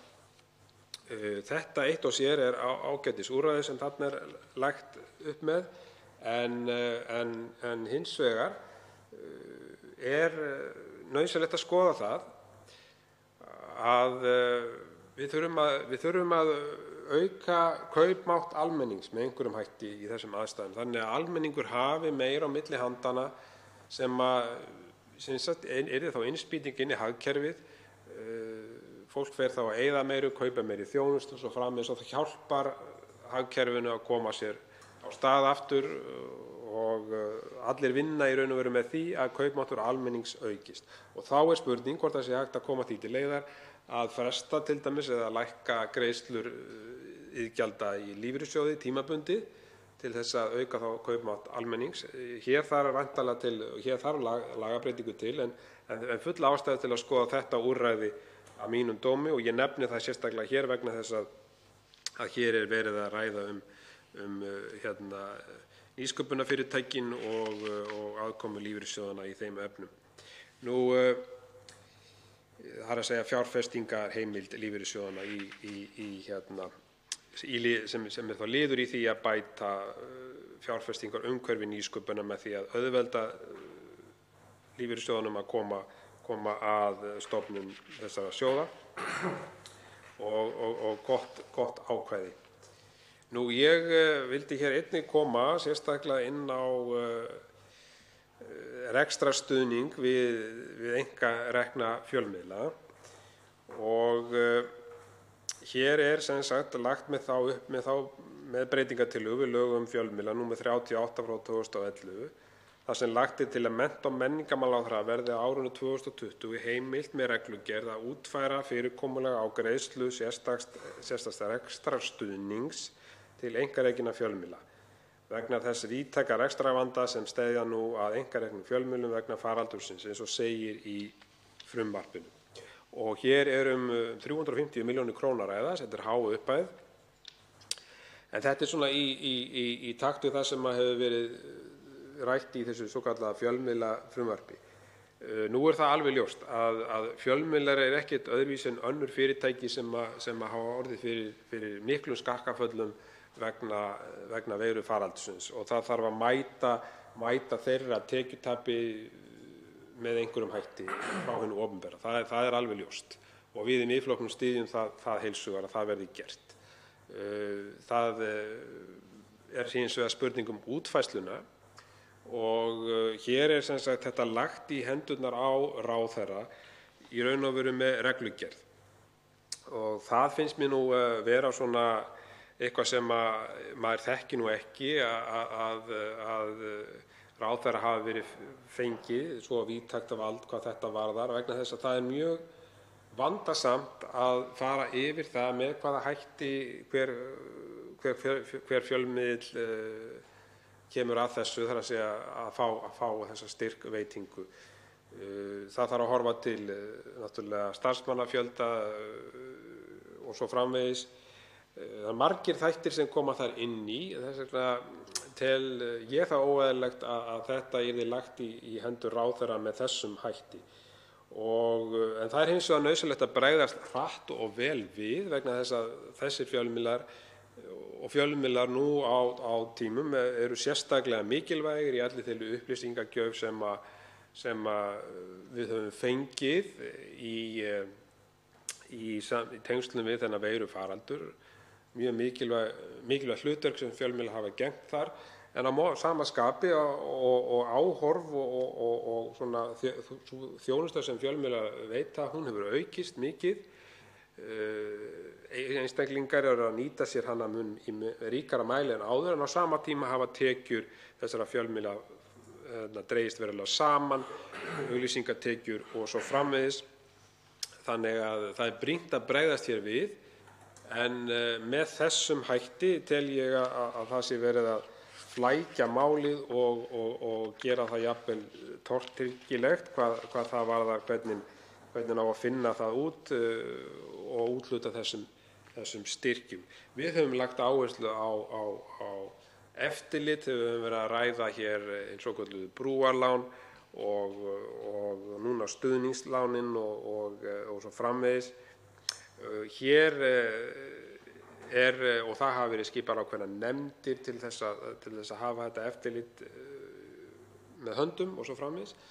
En hérna er þetta bara lagt í hendur ráðherra og setja hér reglugerð. Þetta teljum við að verði að fara mun betur yfir og sé eitthvað sem að gangi ekki upp eins og þetta er sett fram. Svona að lokum, herra forseti, þá vil ég segja það að hér eru nauðsynlegar aðgerðir í þessu frumvarpi sem er gott og gjaldravert og Þarna til dæmis launagreiðslur, tímabundnar greiðslur vegna launa einstaklinga sem hafa sætt sóttkví. Þetta er mjög mikilvægt úrræði og það er nú þannig að það er ekki hægt að líta svo á og á ekki að vera þannig að þeir einstaklingar sem hafa þurft að fara í sóttkví samkvæmt fyrirmælum stjórnvalda eigi að þurfa að horfa upp á tekjutap vegna þessa. Ríkissjóður verður að koma inn í það með einhverjum hætti og þetta ákvæði er nauðsynlegt. Síðan veldi ég svona aðeins að lokum nefna það að það er í þessu varðandi nýsköpunina að þá er mikilvægt að horft sé til landsbyggðarinnar þegar kemur að þessum nýsköpunar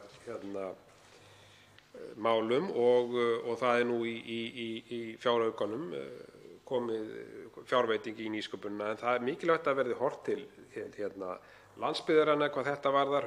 Það er nú bara þannig að landsbyggðin hefur verið út undan þegar kemur að nýsköpunarmálunum og ekki setið við sama borð og höfuðborgarsvæðið hvað þetta varðar vegna þess að nú sem aldrei fyrr að þá skiptir nýsköpunum verulegu máli fyrir sveitarfélög á landsbyggðinni. Við erum að horfa upp á atvinnuleysi á sveitarfélögum eins og Vík í Mýrdal allt upp í 40% og það er mjög mikilvægt að þessi styrkir hvað nýsköpunina varðar rati til landsbyggðarinnar einnig.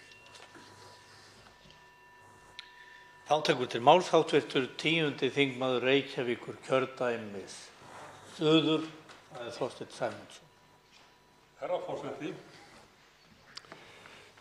þetta frumvarp er margt gott og til dæmis að þá er ég mjög hrifinn af þeirri hugmynd sem er svona í sjálfu sér svona nýstárleg og hugmyndarík að gefa fyrirtækjum sem að högnuðust árinu 2019 möguleika á því að jafna á móti væntanlegu og eða fyrirséðu tapi á þessu ári. Og það er víst að þetta atriði mun verða mörgum burðugum fyrirtækjum, kannski þessi nauðsynlega brú sem þau þurfa til þess að komast yfir þetta tímabundna ástand sem við erum nú í, en sem við óttumst náttúrulega mörg að verði mun lengra heldur en menn ætluðu í fyrstu. Þannig að þetta er náttúrulega mjög mikilvægt og mér þykir eiginlega svona dálítið varið í það að menn skyldu beita svona hugkvæmni við þetta atriði. Ég vil einnig fagna þessum breytingum sem að hér eru varðandi stuðning við nýsköpunarfyrirtæki og ég talaði nú töluvert hér í fyrri ræðu minni í dag nýsköpun sem byggist á sko þegar þekktum grunni, þar að segja eins og nýsköpun varðandi matvælaframleiðslu og í tækniframleiðslu og svo framvegis. Og ég held að þarna sé verk að vinna og ég ætla að ítreka það sem ég sagði í ræðu minni þar og þá að ríkið ætti núna að koma inn með fjármagn, annaðhvort að setja það í gegnum fyrirliggjandi sjóði, sem sagt þannig að það hvetji menn til framkvæmda sem að verða til þess og fjárfestingar sem verður til þess að auka hér atvinnu vegna þess að þegar að þessu ástandi linnir að þá þurfum við að vera tilbúin þegar með áætlanir og með haldbær verkefni sem við getum snúið okkur beint að fara á framkvæma og til þess að koma sem flestum að störfum og til þess að hagkerfið geti hægt og rólega rétt sig við. Ég vil einnig taka undir það sem að fyrri ræðumaður sagði hér réttindi þeirra sem eru settir í sóttkví. Það er náttúrulega liggur í hlutarins eðli að nógu þungbært er að sæta sóttkví yfir höfuð en að hafa í ofankaupið áhyggjur af launum og framfærslu á sama tíma er náttúrulega langt frá því gott og þess vegna það mjög gott að þetta skuli vera sett hér inn.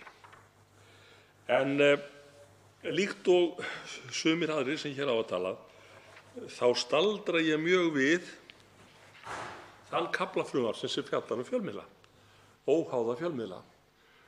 Og það nú þannig að það frumvarp sem hér kom fram fyrr á þinginu frjálsa og óháða fjölmiðla, það frumvarp var náttúrulega langt í frá útrætt. Og ef við værum að ræða hlutverk frjálsra og óháðra fjölmiðla í eins og maður segir eðlilegu ástandi, ekki þessu ástandi sem nú ríkir, þá verð ég að viðurkenna allavega fyrir mig persónulega, þá sé ég ekki hvernig fjölmiðill, óháður fjölmiðill sem að nýtur ríkisstyrkja getur kallað sig óháðan, herra forseti. Og ég spyr mig hvernig myndi, og nú ég að tala um eðlilegt ástand en ekki ástandi sem nú uppi, og ég spyr mig hvernig myndi í eðlilegu ástandi fjölmiðill sem nýtur ríkisstyrkja fjalla annan atvinnuveg sem nýtur ríkisstyrkja, til dæmis á gagnrýninn hátt. Ef að fjölmiðillinn í sömu sporum og sá sem hann að beina gagnrýni að eða hafa eftirlit með. Og þetta á við bæði einstakar atvinnugreinar, menningarviðburði, íþróttafélög og svo framvegis. Þannig að væri ástandið eðlilegt og hefði þetta fjölmiðlafrumvarp komið hér til frekara umræðu sem hér var fyrr á þinginu, þá hefði maður náttúrulega spurt þessara spurninga. Og maður hefði náttúrulega líka spurt hvers vegna ríkið ætti við svona eðlilegar aðstæður að styrkja óháða fjölmiðla. Ég meina ríkið þegar að styrkja einn fjölmiðil 7 milljarða króna á ári ef ég man rétt og þykir mörgum nóg Og þess vegna kom nú þessi hugmynd fram sem við Miðflokksmenn höfðum á þessum tíma að almenningi væri einfaldlega gefið sett það frjálsræði í hendur að velja sjálf hvert nauðungaráskriftin sem nú í dag á ríkisfjölmiðlunum að hún gæti þess vegna farið bara á þann fjölmiðil sem menn kjósa, líkt og gert sóknargjöld milli trúfélaga. Þannig en þarna ég að tala eðlilegt ástand.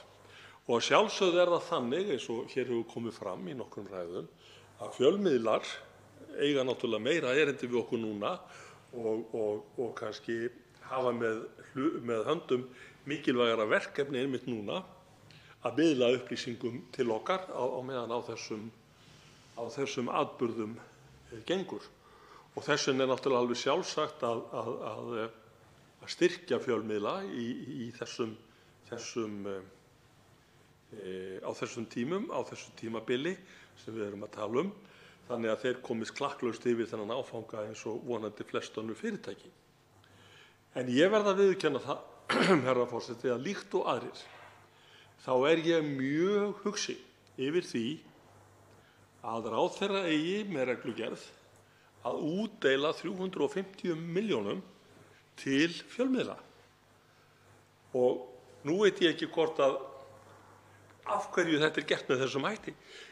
Mig rennir í grun að hæstv. Menntamálaráðherra hafi haft sitt fram þetta mál í ríkisstjórninni í staðinn fyrir það að láta þinginu það eftir hvernig þessu fjármagni skyldi eða þessu fjármuni skyldi útdeilt eins og við gerum yfirleitt þegar ríkisfé er að ræða. Og ég get ekki neitað því, herra forseti, og nú veit ég ekki hvort að hæstv. Menntamálaráðherra sér sig í þessu hlutverki, en ég bara sé fyrir mér hæstv. Menntamálaráðherra eins og álfamey í Disneymynd sem flögrar og dreifir gulldufti yfir þá fjölmiðla sem henni hvað hún hefur veltað hún á. Þannig svona sé ég þetta fyrir mér og ég eiginlega losna ekki við þessa mynd úr hausnum vegna þess að mér finnst þetta mergurinn málsins að það í sjálfu sér bara óeðlilegt með öllu að ráðherra skuli fá svona drjúg völd til þess að fara með opinbert fé. Þetta eru 350 milljónir króna. Mikið fé. Þannig að von mín stendur til þess að ráðherra sem sagt fari ekki í þetta hlutverk sem ég lýsti áður, vegna þess að ég vænti þess að þegar þetta mál gengur til nefndar að þá muni nefndin taka þennan þátt sérstaklega til gaumgæfilegrar athugunar og gagnrýninnar umfjöllunar. Þannig að undið verði ofan af þessu ákvæði og að Alþingi sjálft komi að því að setja ramma það hvernig þessu fé verður úthlutað. Vegna þess að það líka annar flötur á þessum teningi og það það að fjölmiðlar allir verða að búa við þá vissu að þessum peningum sé skipt milli þeirra á einhvern þann hátt sem hafinn yfir vafa og sem byggður á einhverjum ákveðnum gildum eða ég má ekki segja kríteríum, herra forseti, ég veit það, en það sé byggt á þeim rökum að þau haldi sem sagt hvar sem er. Og þess vegna geri ég bara alvarlega athugasemd við það að menntamálaráðherra hæstvirtur geti í sjálfu sér búið til svona mörg lítil rúf með því að mylgra peningum í þessar áttir með reglugerð. Þannig að eins og ég segi, ég vænti þess og vona að þetta atriði sérstaklega verði gaumgæft verulega vel í nefndinni vegna þess að öðru leyti, eins og ég hef lýst í máli mínu hér að framan, að þá margt mjög gott í þessu frumvarpi og margt þetta svona, framsýnasta frumvarp og með svona ferskastri hugsun sem ennþá hefur komið fram frá ríkisstjórninni í öllu þessu ferli, herra forseti. Þannig að það svona mikill ljóður á því að þetta atriði skuli vera þarna inni. En að þessu sögðu þá ítreka ég það að ég vænti þess að þetta frumvarp fái gaumgæfilega yfirferð í nefndinni og nú segi ég aftur, það hefði verið betra að hafa hér haft góðan tíma til að ræða þetta mál til fullnustu hér í þingsal. Nú erum við náttúrulega klemmd af því að þetta þarf að gerast eins fljótt eins og verða má til þess að forða fyrirtækjunum frá tjóni og það náttúrulega aldrei gott að afgreiða mjög stór mál í miklu hasti eins og við vitum. Það hætt á mistökum. Hérna inn í þessu máli eru innbyggð ein mistök sem að engu síður hægt að komast hjá ef að menn leggja sig fram það efni. Nú á síðustu þá vil ég enn ítreka það að skoðun mín sú og trú mín sú að ríkisstjórnin eigi að kalla stjórnarandstöðuna fyrr að verki þegar að undirbúin eru mál sem að hafa áhrif á svona marga og svo stór mál sem ræðir. Og ég segi aftur bara í ljósi þessara reynslu sem við höfum nú þegar, herra forseti, frá því að þetta ástand hófst. Stjórnarandstaðan hefur lagfært og leiðrétt mikið af þeim málum sem ríkisstjórnin hefur lagt fram og gert þau betri í góðri samvinnu í nefndum. Og hvers vegna þá ekki að stytta sér leið og leggja þau fram í góðri samstöðu, í góðu samráði, vegna þess að ég ætla að ítreka það enn einu sinni að núverandi stjórnarandstaða hefur sannarlega staðið undir ábyrgð sinni við þessar erfiðu aðstæður og þessi núverandi stjórnarandstaða hefur hvergi verið að reyna að tefja mál eða sem sagt standi í vegi fyrir því að nauðsynlegir hlutir verði framkvæmdir. Þvert á móti hefur til dæmis Miðflokkurinn fagnað hverju því sem kemur frá þessari ríkisstjórn og lýst yfir vilja sínu til þess að styðja það og stutt það sem fram hefur komið og lýst vilja sínu til þess að leggja gott til mála. en ríkisstjórnin hefur ekki enn fundið hjá sér þörf eða hvöt til þess að þiggja það góða boð. En ég vona nú að þegar enn herðir að og fleiri mál þarf að taka til og núna þurfum við, ríkisstjórnin og við öll hér, við þurfum að hætta að elta vandamálið, við þurfum að komast fram fyrir vandamálið og vinna þannig að það sem við erum að gera hér núna komi að fullu gagni en sé ekki gert í einhverjum flýti þegar í óefni er komið. Við eigum að vera á undan þeirri atburðarás og við getum það vel. Við ráðum alveg yfir því hér á þinginu að geta gert það. Þá tekur til máls hv. 6. þingmaður Suðurkjördæmis, Oddný G. Harðardóttir. Herra forseti.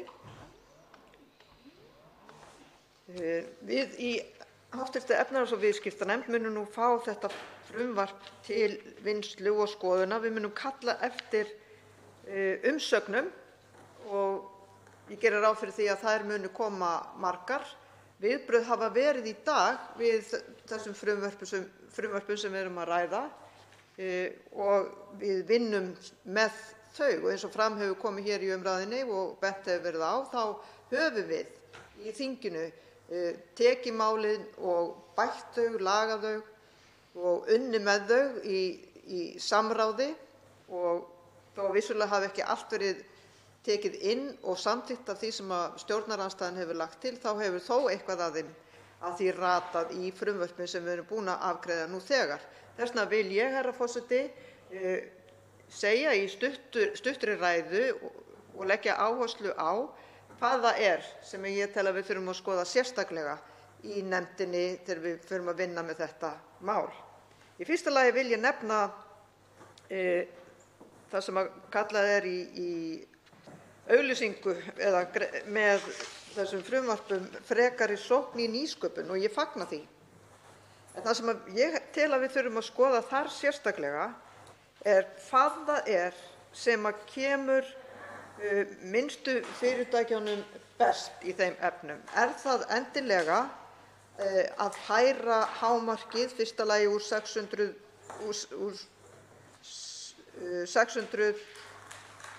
milljónum í 900 milljónir eða úr 900 milljónum í 1100 milljónir?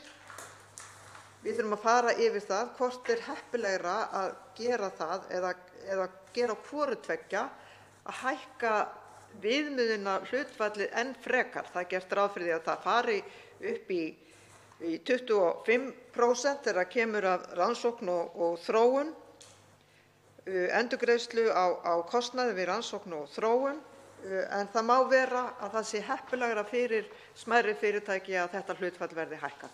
Og ég legg ríka áherslu á það að við förum vandlega yfir það í nefndinni, efnahags- og viðskiptanefnd, sem þetta fjallar, og einnig það hvort að þetta ætti að vera tímabundnar ráðstafanir, hvort það sé ekki einmitt það sem að talað er þegar verið er að auglýsa þessi úrræði, þá er talað nýsköpun til framtíðar og nýsköpunin þarf einmitt að vera til framtíðar og það verður nýsköpun, rannsóknir og þróun í atvinnulífinu sem að mun lyfta okkur upp úr þessari miklu lægð sem við erum í núna, ásamt símenntun og endurmenntun og að menntakerfi komi með í að renna fleiri stoðum undir atvinnulífið. Það er þannig, herra forseti, að okkar atvinnulíf er of einhaft og horfum sannarlega í augu við það núna þegar stærsta atvinnugreinin okkar, ferðaþjónustan,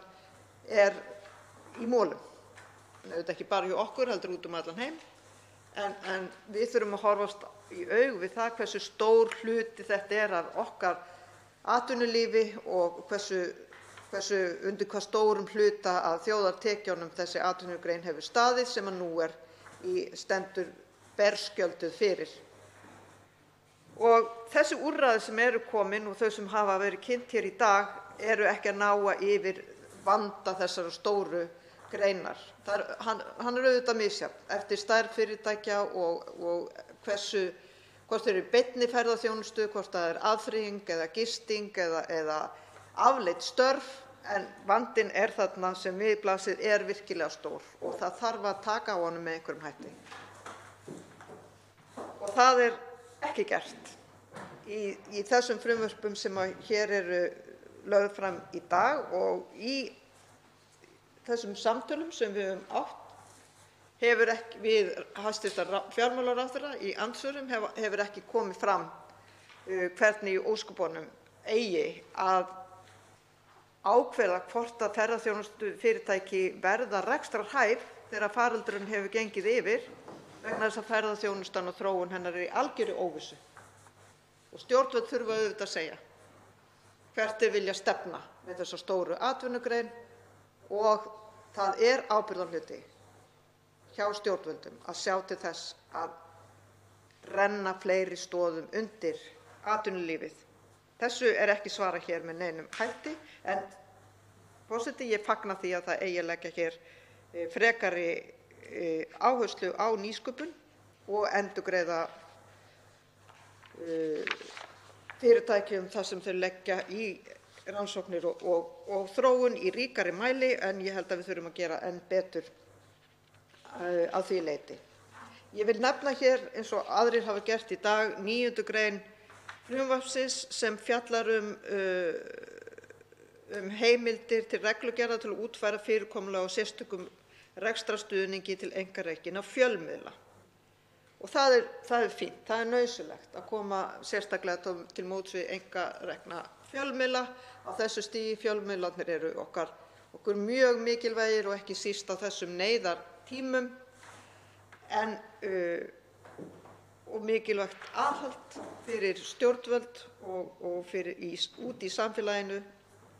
En spurningin sem við þurfum að velta upp í nefndinni er ástæða til að hafa þessa reglugerð svona opna. Og ég held að við þurfum að leggjast yfir það. Af hverju þarf hún að vera svona opin? Vill löggjafinn ekki setja niður einhverjar frekari línur hvað þetta varðar? En forseti, þarna ég að nefna það sem í frumvarpinu, en ég vil líka tala það sem ekki í frumvarpinu. Það að vísu talað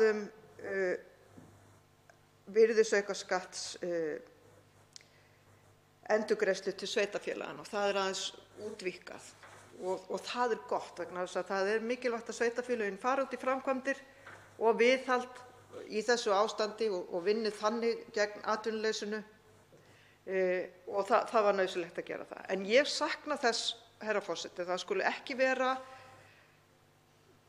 gengið gegn þeim kynjahalla sem hefur verið í þeim úrræðum sem stjórnvöld hafa lagt til. Því það eru bæði konur og karlar sem eru atvinnulausir og reyndar það þannig að tölurnar eru nánast jafnar sem þýðir að það hallar á konur vegna þess að þær eru færri á vinnumarkaði. En það var ekki gert í þessu. Ég mun óska eftir umræðu þetta í hv. efnahags- og viðskiptanefnd því að við getum mörgum leiðum hvatt til viðskipta við greinar þar sem að konur eru fjölmennar eins og í hárgreiðslu, eins og í snyrtifræðum, saumastofum og fleira mætti telja. Og þetta þurfum við að fara yfir í nefndinni. Og það kemur ekki til greina af minni hálfu í þessum aðgerðum sem við erum að setja í gang sem margar eru mjög góðar til þess að vinna gegn atvinnuleysi að það halli svona á konur þegar kemur að þeim úrræðum. Og herra forseti, ég hef miklar áhyggjur af sveitarfélögunum og það þarf að taka þeirra málefni föstum tökum. Ég ánægð með að það eigi að hvetja til verkefna vegna aðgengis fatlaðra, nýta tímann til þess að fara í þau verkefni. Það eru nauðsynleg verkefni og þau eru tímabær. Hins vegar það svo að sum sveitarfélög og sum landsvæði verða sérstaklega illa úti og það þarf að beina sjónum sérstaklega ákveðnum svæðum. Það að einhverju leyti gert í fjáraukalagafrumvarpinu til dæmis hvað varðar Suðurnesin, en ég get ekki séð að það sé nægilegt þar sem þar er fjórði hver maður atvinnulaus, allavega í Reykjanesbæ. Það er hátt í 25% atvinnuleysi komið þar. Og ég get nefnt Mýrdalshrepp, þar sem er 40% atvinnuleysi. Og það eru fleiri svona svæði fyrir norðan og sem þarf að horfa sérstaklega til. Og almennt eru sveitarfélög að tapa miklum tekjum, bæði vegna þess að útsvarið fellur þegar að tekjur fólks falla og þegar að tekjur ríkissjóðs draga saman, þá dregst jöfnunarsjóðurinn saman. En sveitarfélögin hafa lögbundnum skyldum að gegna og þau eru að vinna að afskaplega mikilvægum verkefnum fyrir börnin okkar. Þjónusta þau reka leikskóla, þau reka grunnskóla, alls konar frístundastarf fyrir börn og þau sjá líka málefni fatlaðra og að hluta til aldraðra. En þau eru í tekjufallinu líka hvött til að fara í framkvæmdir og mörg hver eru þau núna að skuldsetja sig en sjá ekki alveg fram úr hvernig þau geta síðan rekið sig næstu árin. Og þetta er mál sem við verðum að taka föstum tökum. Það má vel vera að við þurfum að gefa okkur aðeins lengri tíma til að ákveða hvernig þetta á að vera, en það er ekki hægt að skilja þau eftir bara og láta eins og að þau geti bæði farið í framkvæmdir, glímt við sitt tekjufall og líka staðið undir öllum þeim skyldum sem við viljum leggja á þau. Hitt er, forseti, að í þessum málum sem við erum að ræða í dag eru heimilin ekki ávarpuð sérstaklega og það getum við gert með margvíslegum hætti. Við viðurkennum að það þarf að hjálpa fyrirtækjum og fyrirtækjum sem þurfa að standa undir föstum kostnaði og engar eru tekjurnar. Það sama á við nefnilega heimili. Það eru fastur kostnaður við að reka heimili. Og þegar fólk verður atvinnulaust, og ég tala nú ekki þegar það er komið á grunnatvinnuleysisbæturnar sem eru 289.000 rúmar, þá verðum við að grípa til ráðstafana. Þá er ekki hægt að setja heimilin í tugum skipti á fátækra styrk og þess vegna höfum við í Samfylkingunni lagt fram hér mál að hækka atvinnuleysisbæturnar. Við verðum með öllum ráðum að vinna gegn fátækt í þessu ástandi og við í Samfylkingunni höfum einnig lagt fram frumvarp að hækka lífeyri yfir þessar aðstæður og ég veit að það eru lönd úti í heimi sem hafa einmitt gert þetta, hækkað atvinnuleysisbætur, hækkað lífeyrisgreiðslur og bæði fyrir aldraðra og öryrkja til þess að örva einkaneysluna.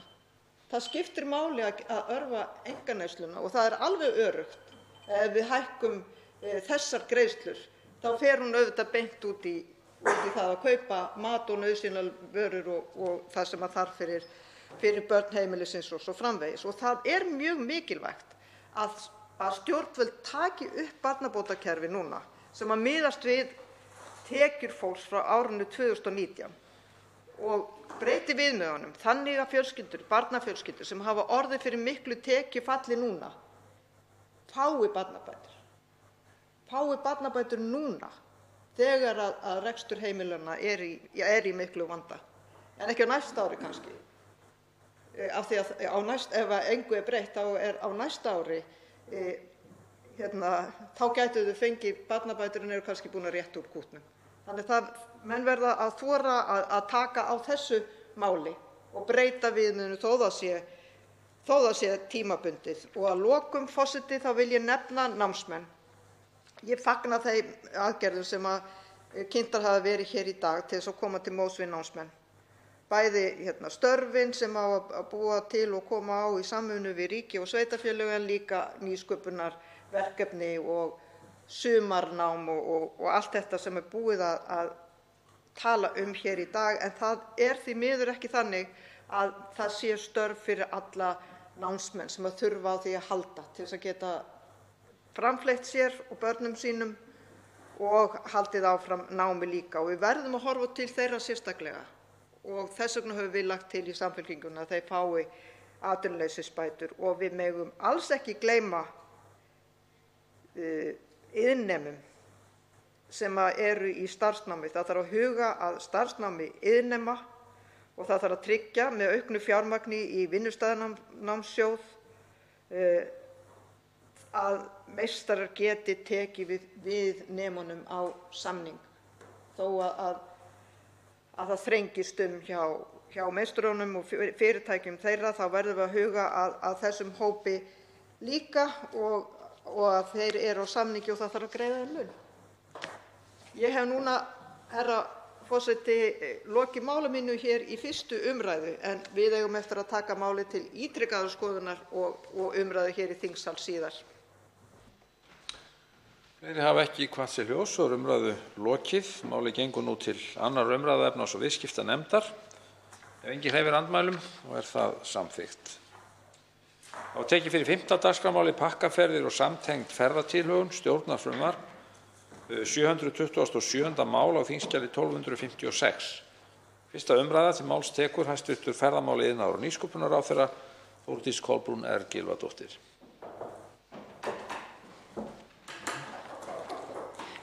Virðulegi forseti. Ég mæli hér fyrir frumvarpi til laga breytingu á lögum pakkaferðir og samtengda ferðatilhögun.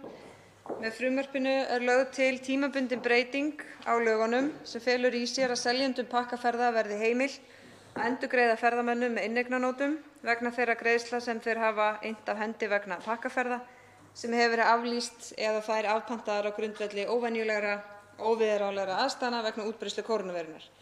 Heimildin gildir fyrir ferðir sem áttu að vera farnar á tímabilinu 15. mars til og með 30. júní næstkomandi. Heimild ferðaskrifstofa til að endurgreiða ferðamönnum í formi inneignarnóta er þannig tímabundin og felur í sér frestun á endurgreiðsluskyldu þeirra í 12 mánuði. Að 12 mánuðum liðnum geta ferðamenn sem hafa þó ekki nýtt inneignarnótuna til kaupa á nýrri pakkaferð fengið inneignarnótuna endurgreidda. Í 2. málsgrein 1. greinar frumvarpsins kemur fram að inneignarnóta skuli greinilega vera inneign vegna pakkaferðar. Hún skal að lágmarki vera að sömu fjárhæð og þær greiðslur sem ferðamaður hefur innt af hendi fyrir pakkaferðina. Mikilvægt er að kveða á þessi skilyrði enda eru þau forsenda þess að inneignarnótan falli undir tryggingavernd pakkaferðatrygginga. Í því sambandi er einnig rétt að vísa til tilkynningar á heimasíðu atvinnuvega- og nýsköpunarráðuneytisins frá 23. mars síðastliðnum þar sem fram kemur að inneignarnótur vegna pakkaferða falli undir pakkaferðatryggingarnar og leiðbeiningar Neytendastofu sem birtust á heimasíðu stofnunarinnar sama dag efni og innihald inneignarnóta svo þær falli undir tryggingavernd pakkaferðatrygginganna. Með þessu er tryggð að inneignarnótur sem gefnar eru út á grundvelli þeirra tímabundnu heimildar sem lögð er til með frumvarpi þessu njóti verndar pakkaferðatrygginga líkt og allar aðrar greiðslur vegna pakkaferða.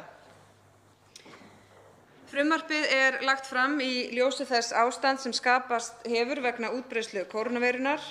Ástandið er alvarlegt og án fordæma og mikilvægt fyrir stjórnvöld að koma til móts við fyrirtæki í ferðaþjónustu. Ef ekkert er að gert er fyrirsjáanlegt að til fjölda gjaldþrota muni koma. Frumvarpinu er þannig ætlað að draga úr hættu á gjaldþrotum og veita þannig fyrirtækjunum svigrúm til þess að komast yfir erfiðasta hjallann sem fram undan er en endurgreiðsluskylda innan 14 daga líkt og kveðið er á í lögum pakkaferðir og samtengda ferðatilhögun leggst sérstaklega hart á seljendur pakkaferða. Er að ræða ferðaskrifstofur sem bæði selja ferðir hingað til lands og erlendis. Frumvarpið er hluti af aðgerðum stjórnvalda til aðstoðar atvinnulífinu en jafnframt er reynt eftir fremsta megni að gæta jafnvægis með því að tryggja að inneignarnótur falli undir tryggingavernd pakkaferðatrygginga. Virðulegi forseti, að lokinni þessari umræðu legg ég til að málið gangi til 2. umræðu og hv. atvinnuveganefndar. 4 hv. þingmenn óska eftir að veita andsvar og þá ræðutími styttur í 1 mínútu í hverri umferð. Fyrst veitir andsvar hv. 10. þingmaður Norðausturkjördæmis, Albertína Friðbjörg Elíasdóttir. Herra forseti, ég hef ríkan skilning á þeirri stöðu sem ferðaþjónustufyrirtæki eru í og að þetta sé mikilvæg aðgerð til þess að létta á þeim fyrirtækjum. En það er gríðarlega stórt skref sem hér er verið að stíga, það er að taka raunverulega réttinn af neytendum. Neytendur geta þá ekki valið hvort þeir þiggi endurgreiðslu eða hvort þeir þiggi inneign. Ég geri mér grein fyrir því að tryggingar þær sem að fyrirtækin eiga að hafa lagt fram eiga að duga fyrir endurgreiðslum eins og hæstv. ráðherra kom inn á, þar á meðal inneigna. En það felst einnig áhætta fyrir neytendur í því að mögulega gera þeir það ekki. Og því spyr ég hæstv. ráðherra, liggur fyrir að það sé öruggt að þessar tryggingar dugi til að greiða inneignir neytenda ef til gjaldþrota kemur? Telur hæstv. ráðherra að neytendur séu hér að taka áhættu? Eru neytendur hér að taka áhættu með því að taka við inneign í stað þess að fá endurgreitt? Og telur hæstv. ráðherra að breytingin brjóti gegn eignarákvæði 72. greinar stjórnarskrárinnar eins og Neytendasamtökin telja og hafa komið fram með í dag? Nú svarar hæstv. ráðherra andsvari. Herra forseti, fyrst til að svara síðustu spurningu hv. þingmanns að þá nei, ég tel þetta ekki brot á eignarréttarákvæði stjórnarskrár, í fyrsta lagi vegna þess að það eru tryggingar þarna að baki og í öðru lagi er ekki verið að skerða neina kröfu. Spurt er hvort það sé öruggt að tryggingar muni duga fyrir alla viðskiptavini ferðaskrifstofa. Ég get ekki sagt það með fullri vissu að svo sé, en við erum þó að leggja til þessa breytingu byggða á þeim bestu fálu upplýsingum sem hægt var að afla og þær eru meðal annars sú að allar stærstu ferðaskrifstofur sem eru með þó 70% umfangs í pakkaferðum á Íslandi, hvort sem það erlendir ferðamenn hér á landi eða Íslendingar erlendis, eru með tryggingar þar sem fjárhæðin er hærri heldur en útistandandi kröfur í dag. Og það er aðgerðin, hér er verið að leggja til breytingu á lögum þar sem lögin í dag eru með skýlausan endurgreiðslurétt innan 14 daga og það er alveg ljóst að forsendur þessara tilskipunar eru að einhverju leyti brostnar. Enginn gat gert ráð fyrir því að allar ferðir myndu falla niður á í svona langan tíma. En ég get ekki fallist á það sé að ræða brot á stjórnarskrá og eins og ég segi þá eru tryggingar þarna að baki, þannig að neytendur eiga að fá endurgreitt. Þá veitir andsvar öðru sinni hv. 10. þingmaður Norðausturkjördæmis, Albertína Friðbjörg Elíasdóttir. Herra forseti, ég þakka hæstv. ráðherra fyrir svarið, en ég hef þó enn áhyggjur af því að hér sé verið að láta neytendur í óeðlilega aðstöðu. Er örugglega tryggt að inneignin fáist endurgreidd ef það fyrirtæki sem inneignin er hjá verður gjaldþrota? Hvað gerist með fyrirtæki sem verður gjaldþrota og hafa ekki greitt þessa tryggingu eins og dæmi nú fyrr í vetur?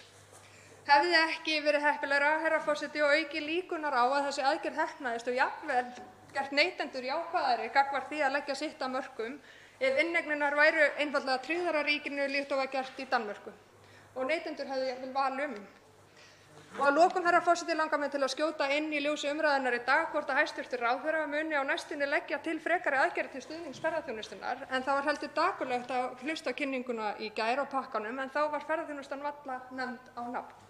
Hefur hæstv. ráðherra ekki stuðning í ríkisstjórninni til þess að koma fram með aðgerðir sem að raunverulega gagnast ferðaþjónustunni? Þá svarar hæstv. ráðherra öðru sinni. Já, hér eru þetta þannig spurningar það með engu móti hægt að svara þeim á 1 mínútu.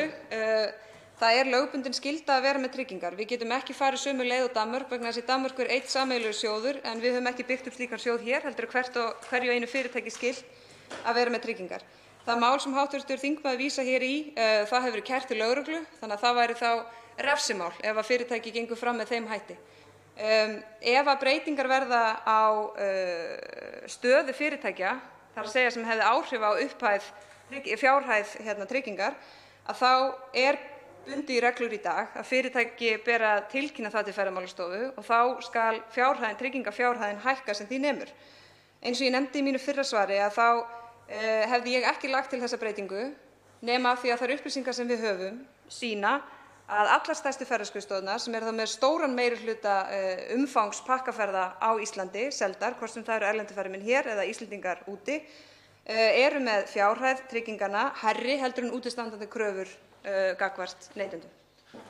Þá veitir andsvar hv. 12. þingmaður Suðvesturkjördæmis, Guðmundur Ingi Kristinsson.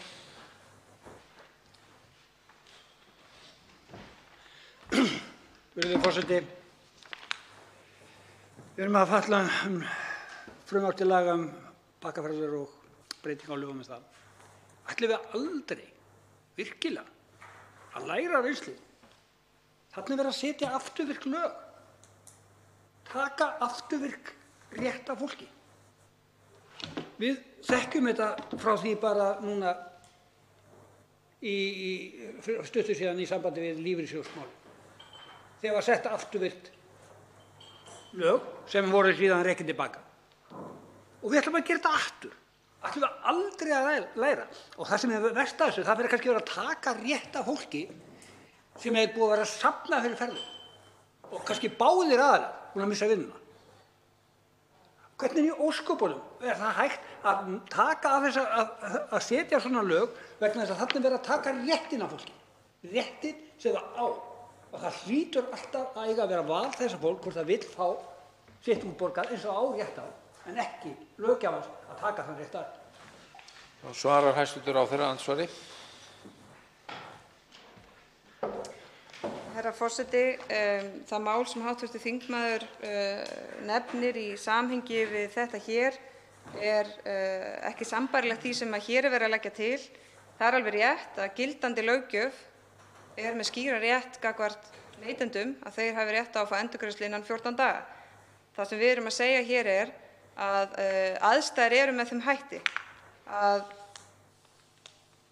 við leggjum til að það séu gerðar breytingar á gildandi lögum þannig að fyrirtækjum sem heimilt að gefa út inneignir í staðinn fyrir fulla endurgreiðslu. Það er ekki þannig að það sé undir venjulegum kringumstæðum ef að viðskiptavinur fær inneign að þá bara fer inneignin inn í bara almennar kröfur ef fyrirtæki fer í þrot. Í tilfellum þessara fyrirtækja að þá er lögbundin skylda að vera með sérstaka tryggingu sem við erum búin að gefa kveða skýrt á að inneignir falli undir þá tryggingu. Og fyrirtæki geta með engu móti snert á þessum tryggingum þannig að þar eru neytendur varðir. Þannig að fari fyrirtæki í þrot að það fá neytendur greitt tilbaka úr þessum tryggingum sem hvert og eitt fyrirtæki heldur utanum. Þannig að það er í rauninni rétt eins og réttur þeirra er ríkari samkvæmt lögunum að þá er líka kvaðir á fyrirtækin meiri heldur en almennt gengur og gerist. Þannig að þessar tryggingar eru skylda og fyrirtækin komast ekki í þær tryggingar með neinu móti. Þetta er bara bundið inn á reikningum og Ferðamálastofa hefur yfirumsjón eða yfirlit og yfirsýn yfir þá stöðu. Og eins og ég nefndi áður að þá liggur fyrir að allar stærstu ferðaskrifstofurnar sem eru með langmestu umsvifin eru með tryggingafjárhæð sem er hærri heldur en útistandandi kröfur í dag. Nú heitir andsvar öðru sinni hv. 12. þingmaður Suðvesturkjördæmis Guðmundur Ingi Kristinsson. Virðulegur forseti, ég þakka hæstv. ráðherra svörin en ég get ekki sætt mig við það. Ég get ekki sætt mig við það að einstaklingur eða hjón sem hafa keypt sér ferð, þau hafa lagt peningan í þetta og jafnvel bæði misst vinnuna í dag, eru á 0 tekjum og þá bara að festa í heilt ár þar sem þau þurfa nauðsynlega á haldaxi og búin að stakgreiða kannski ferð upp á 1 milljón eða meira. Hvers lags ofbeldi er það? Og hvers vegna í ósköpunum á ferðaskrifstofuna að njóta þess vafa? Það hlýtur að vera lágmarkskrafa að þeir einstaklingar sem eiga þessa peninga og eiga rétt á að fá að þeir eiga fulla rétt á að fá og þeir geti kannski beðið það hvort þeir hafa efnaði að láta ferðaskrifstofuna vera með peningana bundna í heilt ár. Þetta getur tekið allt úr fyrir viðkomandi einstaklinga, allt frí. Þeir bara fastir þetta peninga sem það þarf kannski nauðsynlega á að halda fyrir ykkur öðru, til mat, lyfjum eða einhverju. Þetta getur ekki staðist. Svarar hæstv. ráðherra andsvari öðru sinni.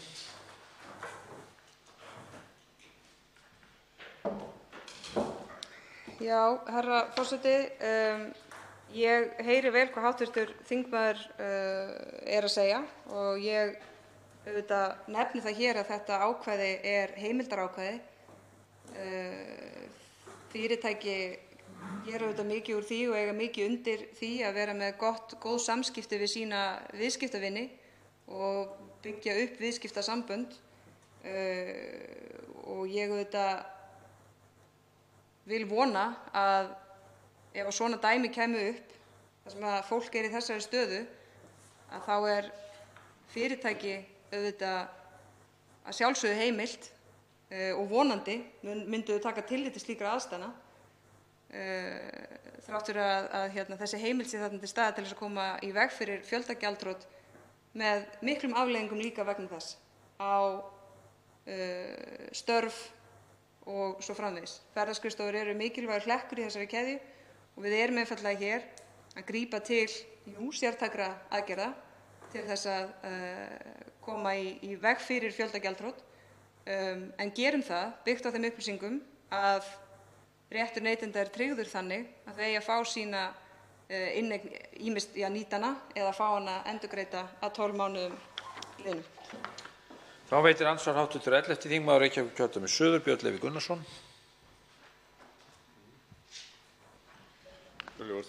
Bara að byrja því að gera grein fyrir því að ég einmitt með eina pakkaferð sem í endurgreiðsluferli, komið fram yfir 2 vikur. Ég myndi vel skilja það ef að tíminn til þess að klára endurgreiðsluna væri lengdur, til dæmis í þessu. Það eru nokkur atriði sem ég myndi vilja spyrja einmitt með inneignarnótuna, að það sé heimilt að innleysa inneignarnótuna 12 mánuðum eftir tímabil, þá fær maður endurgreitt, ef ég skil þetta rétt. Þannig að þetta er frestun á þessari endurgreiðslu í alltaf 12 mánuði með þetta. Ég sé til þess ekki fram á að geta notað inneignarnótuna, nema kannski að það eru kosningar þarnasta haust, sem ég vona ekki því að það væri mjög galið. Hitt spurning síðan hvort að það væri þá hægt að hafa það þann hátt í staðinn fyrir einmitt að taka þennan rétt afturvirkt af, eins og hv. þingmaður Guðmundur Ingi Kristinsson bendir á, að hafa val að taka þá inneignarnótu sem gæti verið með einhverjum bónusum með einhverju þýðingu eða bara fá endurgreiðsluna strax. Svarar hæstv. ráðherra andsvari. Herra forseti, það auðvitað þannig að fyrirtæki hafa boðið inneignir í stað endurgreiðslu frá því þetta ástand hófst og það hefur gengið misvel. Mér skilst á forsvarsmönnum fyrirtækja að það gangi betur að bjóða erlendum ferðamönnum inneignarnótu eða fresta ferð og bóka nýja heldur en það gengur að gera það sama gagnvart Íslendingum sem eiga ferðir út. Þetta ekki vísindaleg úttekt, en þetta svona það sem ég heyri og auðvitað vonast ég sömuleiðis til þess að fyrirtæki leggi ofan á inneign einhverja viðbótar fjárhæð ofan á þá ferð sem keypt var. En aftur að þá þetta sjálfsögðu heimildarákvæði, en það mun ekki öll fyrirtæki nýta sér þetta. Sum fyrirtæki hafa endurgreitt nú þegar, önnur ekki, og fyrirtækjum hefur gengið misvel að koma út inneignum í stað endurgreiðslu. Þá veitir andsvar öðru sinni hv. 11. þingmaður Reykjavíkurkjördæmis suður, Björn Leví Gunnarsson. Ég vantaði svar við spurningunni eftir þetta 12 mánaða tímabil sem með inneignarnótu er hægt að fá endurgreiðslu þá. Í öðru lagi þá ef þetta heimild fyrir skipuleggjanda eða smásala að endurgreiða ferðamanni, þá vantarlega ekki mikil hvati til þess að bjóða upp á inneignarnótu með einhvers konar viðbótum, sem að þá væri ef möguleikinn væri endurgreiðsla strax eða inneign. Það myndi heldur ekki þá ganga á réttindin, það væri ákveðin aukin réttindi í rauninni þegar allt kemur til alls. Og ef svo væri að ef það verði þá boðið upp á inneignarnótu með einhverjum bónusum sem væri þá endurgreidd eftir 12 mánuði ef hún nýtist ekki þá. Ég fékk til dæmis boð að endurskipuleggja ferð og það var gilti fram í nóvember eða eitthvað svoleiðis, ekki einu sinni ár, það var ekki séns að nýta slíkt. Þannig að það var mjög skrítið í þessum endurgreiðslu hugmyndum og mann grunaði dálítið að það væri verið að svindla dálítið á pakkaferðarlögunum með þessum boðum inneignarnótur og svo framvegis til styttri tíma. Þannig að það kom ekki náð því. En með þetta með 12 mánuðina fær maður endurgreitt eftir þá ef maður ekki notað og ef það verður með bónus myndum maður fá með bónus. Þá svarar hæstv. ráðherra öðru sinni andsvari. Já, það er þannig að hafi neytandi eða viðskiptavinur ekki nýtt inneignarnótina innan þessara 12 mánaða að þá er skýlausréttur til þess að fá hana endurgreidda. Það er í rauninni markmið með þessu er að veita þetta svona svigrúm og slaka gagnvart þeim fyrirtækjum sem að standa frammi fyrir því að þurfa að endurgreiða fjöldan allan af ferðum sem hefur mikil áhrif á lausafjárstöðu þeirra. En það sem að má ekki gleyma í svona heildarmyndinni eru þessar sérstöku tryggingar sem að fyrirtækin komast ekki í þar sem að neytendur eru þá tryggðir fyrir þeirri upphæð. Þannig að jafnvel þótt þessi fyrirtæki á endanum fari í þrot, sem við vonum að það geri ekki, að þá er að minnsta kosti þannig að þessir neytendur sem að eru þá að taka við inneign í dag fá hana endurgreidda út úr tryggingunum sem að eru bundnir inn á reikningum. Og þá veitir andsvar hv. 3. þingmaður Suðvesturkjördæmis, Rósa Björk Brynjólfsdóttir.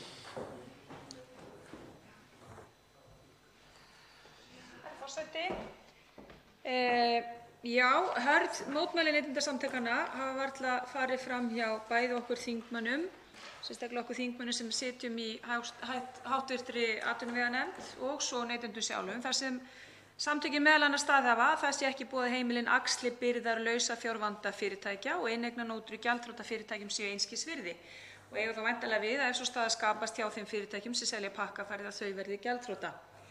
Neytendasamtökin vísa þarna í skýlausan rétt neytenda sem við samþykktum hér á Alþingi fyrir rétt rúmlega ári síðan með samþykkt þessa laga sem hér ræðir. Og mig langar að spyrja hæstv. Ráðherra það, hvernig verður þessi skýlausi réttur neytenda varinn? Ráðherra hæstv. Hefur farið aðeins yfir það hér í sínu máli, en mig langar kannski að fá frekar skýrari svör það. Ef að tryggingarféð, kannski við enn frekar að fá það fram hjá hæstv. Ráðherra, ef að tryggingarféð hverrar skrifstofu er ákveðið af ráðherra samanber 26. greinina, hvernig hægt að tryggja þennan skýlausa rétt sem að Neytendasamtökin hafa í sinni yfirlýsingu og mótmælum bent á? Og svarar hæstv. ráðherra andsvari.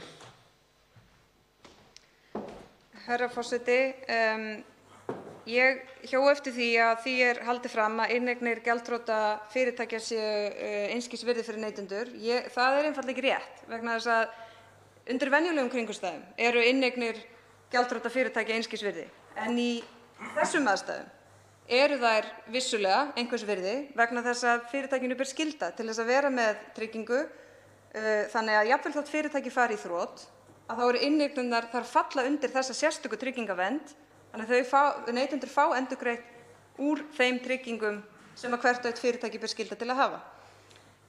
Tryggingafjárhæð miðast við ákveðna svona reiknireglur sem að í einfaldri mynd miða við umfang reksturs 2019 og bókunarstöðu 2020. Þannig að þær eru náttúrulega mjög misháar og þess vegna var hluti af þessari vinnu sem að leiddi til þessara tillögu sem að birtist í þessu frumvarpi farið yfir stöðu þessara, sérstaklega þessara stærri fyrirtækja bara vegna þess að umsvifin eru að langmestu leyti þar og þar liggur fyrir að tryggingafjárhæðirnar eru hærri heldur en útistandandi kröfur.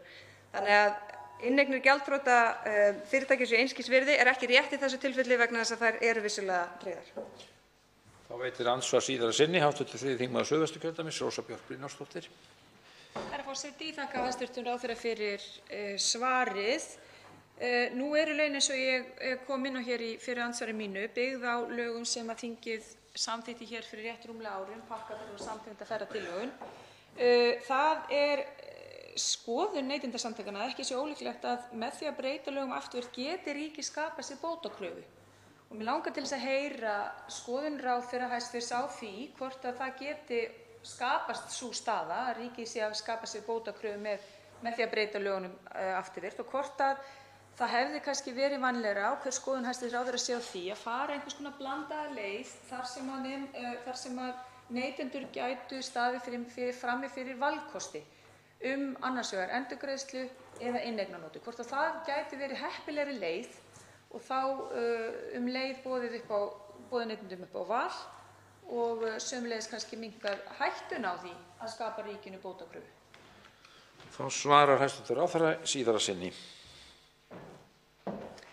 Herra forseti, fyrst Til að svara fyrri spurningu þá er alveg ljóst að tillaga 1. málsgreinar fer í bága við skýr ákvæði tilskipunarinnar og það kann að vera að það feli í sér brot á þjóðréttarlegum skuldbindingum samkvæmt EES-samningnum. Og þetta liggur fyrir varðandi, en auðvitað uppfyllum ákveðnum skilyrðum varðandi skaðabótaskyldu þá neytandi að sanna hana voru fyrir tjón og svo framvegis. Þannig að ég þori ekki að fullyrða það, hvorki af né á. En varðandi síðari spurninguna þá fórum við þá leið í lok mars að gefa það skýrt út að inneignarnótur falli undir tryggingavernd, þar sem við þá gengum eins langt og við gátum sem ráðuneyti að nánast hvetja fólk til þess að taka við inneignum til þess að reyna á það og það er það sem önnur lönd hafa líka gert, að reyna á það að neytendur, af því það hefði verið heppilega, það hefði dugað, að neytendur hefði í meira mæli tekið við inneignum þannig að það hefði ekki haft þessi ofboðslega miklu áhrif á fyrirtækin. En með tímanum þá lá fyrir að það dugði ekki til og þess vegna legg ég þetta til hér til þess að koma einfaldlega í veg fyrir fjöldagjaldþrot í þessari tegund ferðaþjónustu vegna þess að neytendur eru tryggðir. Andsvörum er lokið og þá tekur til máls hv. 13. þingmaður Suðvesturkjördæmis, Jón Steindór Valdimarsson.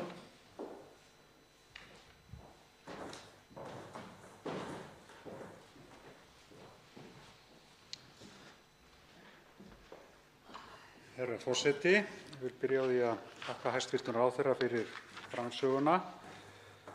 Þetta mál er nú allt snúið og eru nú mörg sjónarmið sem má reifa.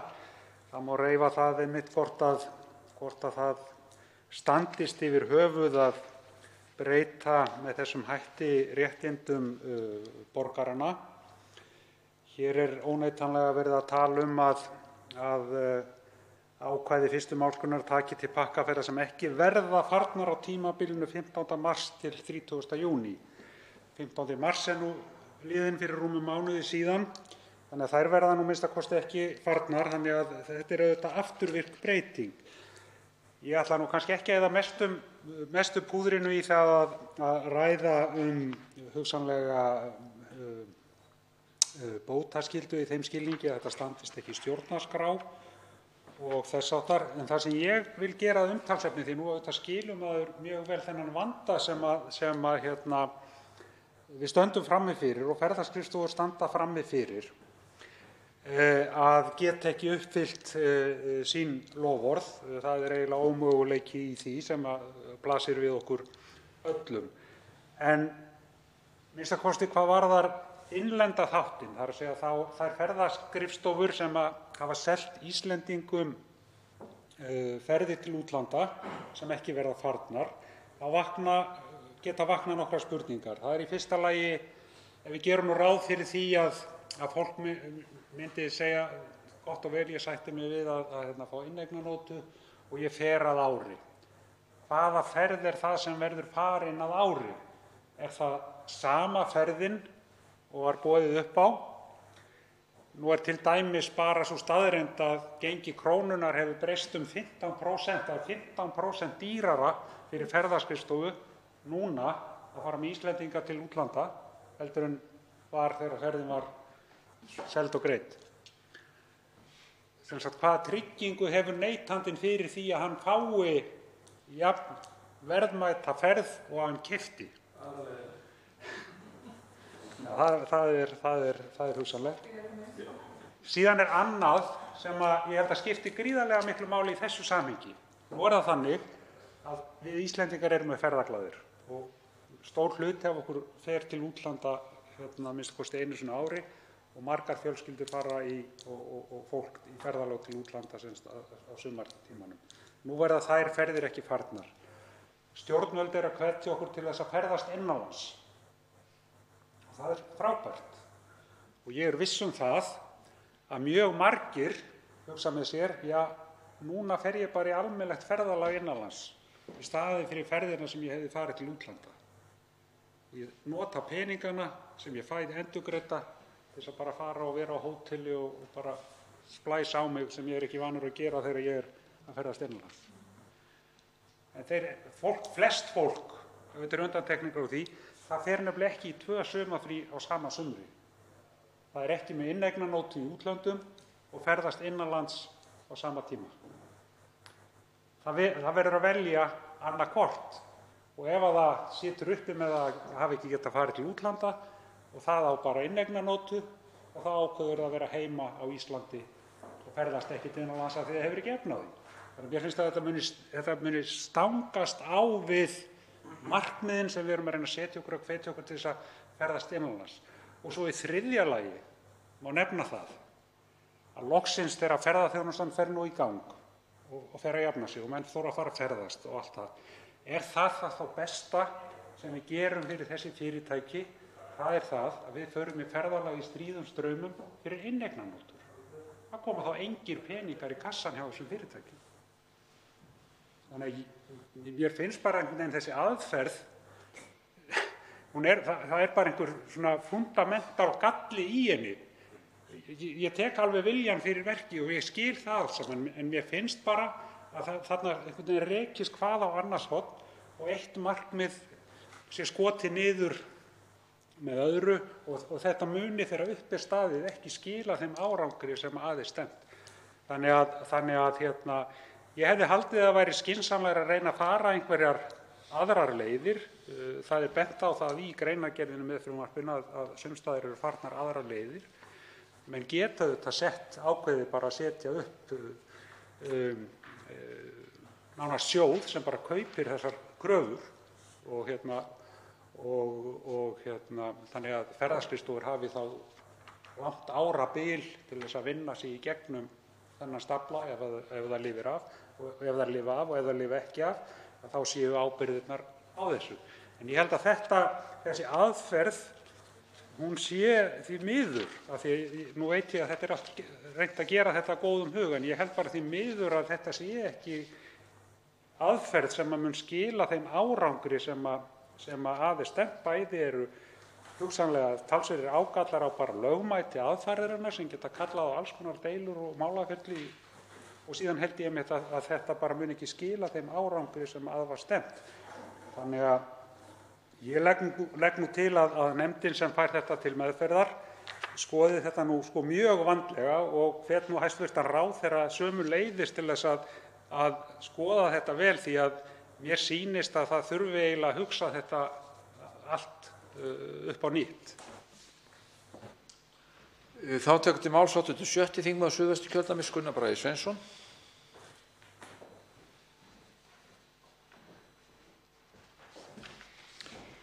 Herra forseti, já, það er ekki annað hægt heldur en að koma hér aðeins upp og tjá sem þetta undarlega mál, því að þetta er undarlegt eins og rauninni kom ágætlega fram í ræðu hv.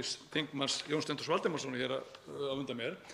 Það eru margar hliðar á því og þetta er vitanlega rauninni alger frestun á vanda ferðaskrifstofanna sem þarna eigi hlut. Og velti fyrir sér hvort að einmitt sú leið sem hv. þingmaður nefndi hér, að kaupa kröfurnar, sé einfaldlega ekki bara betri leið. Ég vil líka velta upp hér að af hverju ósköpunum ríkið ætlar neytendum, íbúum landsins, að lána ferðaskrifstofunum. Af hverju lánar ríkið ekki frekar þessum ferðaskrifstofum peninga í staðinn fyrir að neytendur sé að orðin einhvers konar lánastofnun fyrir þessi fyrirtæki? Það er verið að setja 350 milljónir í fjölmiðla og peninga í hinar og þessa áttir hér í þessum málum sem við séð hér. Af hverju er ekki búið til einhverju fjármunir sem ferðaskrifstofunnar geta þá sótt í eða í það minnsta tryggt þeim þessa fjármuni, þar að segja þeir þurfi ekki að láta þeir af hendi en neytendur fái sitt. Það má líka velta fyrir sér ef að ráðherra er svona örugg með það að þetta glatist ekki, að ríkið það bara ábyrgist þar hreinlega að þeir neytendur sem að vilja taka við þessum inneignarnótum, að þeir fái þær þá bættar frá ríkinu. En best væri að sjálfsögðu að þeir fengi bara sína aura þess að það vildu. Aðrir sem að vilja fá gjafabréf eða hvað kalla inneignarnótur, að þeir fái bara þær. En ríkið ábyrgist þá það sem að skiptir máli þessu öllu saman. Við höfum öll skilning á því að ferðaskrifstofur eru í vanda, herra forseti. Við höfum öll skilning á því, við höfum ekki eða lítið skilning á því að það skuli vera viðskiptavinir, neytendurnir, sem eigi að bera áhættulrauninni eða borga brúsann af þessu öllu saman. Réttast væri að ríkið stígi þarna inn eins og það er að gera út um allt samfélagið í dag. Af hverju ekki þarna? Af hverju að láta fólkið sem búið er að eyða sparifé sínu eða sínum sjóðum og eignum í að lána þessum aðilum eins mikið og þörf er nú klárlega á því að lána þeim. Mér finnst þetta lélegt mál, mér finnst þetta vont þingmál og það þarf minnst kosti að breyta töluvert mikið hér í þinginu ef það á að vera eitthvað réttlæti í þessu. Þetta svolítið forsjárhyggja í málinu. Það er að segja að ákveða það að ef að þú hefur keypt þér ferð að þá skuli ferðaskrifstofa geta bara ákveðið það að láta þig hafa inneignarnót í staðinn fyrir að láta það peningana sem þú átt rétt á í dag. Og ég tek undir með þeim að það hlýtur að vera minnst kosti vafamál um það hvort þetta standist lög að breyta svona afturvirkt. En virðulegur forseti, ég ítreka það aftur sem ég sagði í upphafi að þessu máli þarf að breyta, það þarf að koma einhverju viti í þetta, þetta er galið eins og þetta er. Til máls tekur hv. 10. þingmaður Suðurkjördæmis, Smári McCarthy.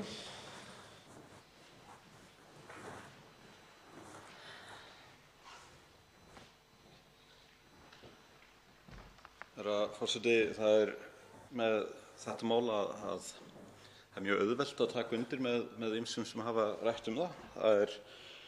Það virðist vera svona vanhugsað og maður byrjar kannski fyrst á því að velta því fyrir sér hvers vegna þessi ríkisstjórn finnur alltaf einhverjar leiðir til þess að taka hagsmuni fyrirtækja fram fyrir hagsmuni neytenda.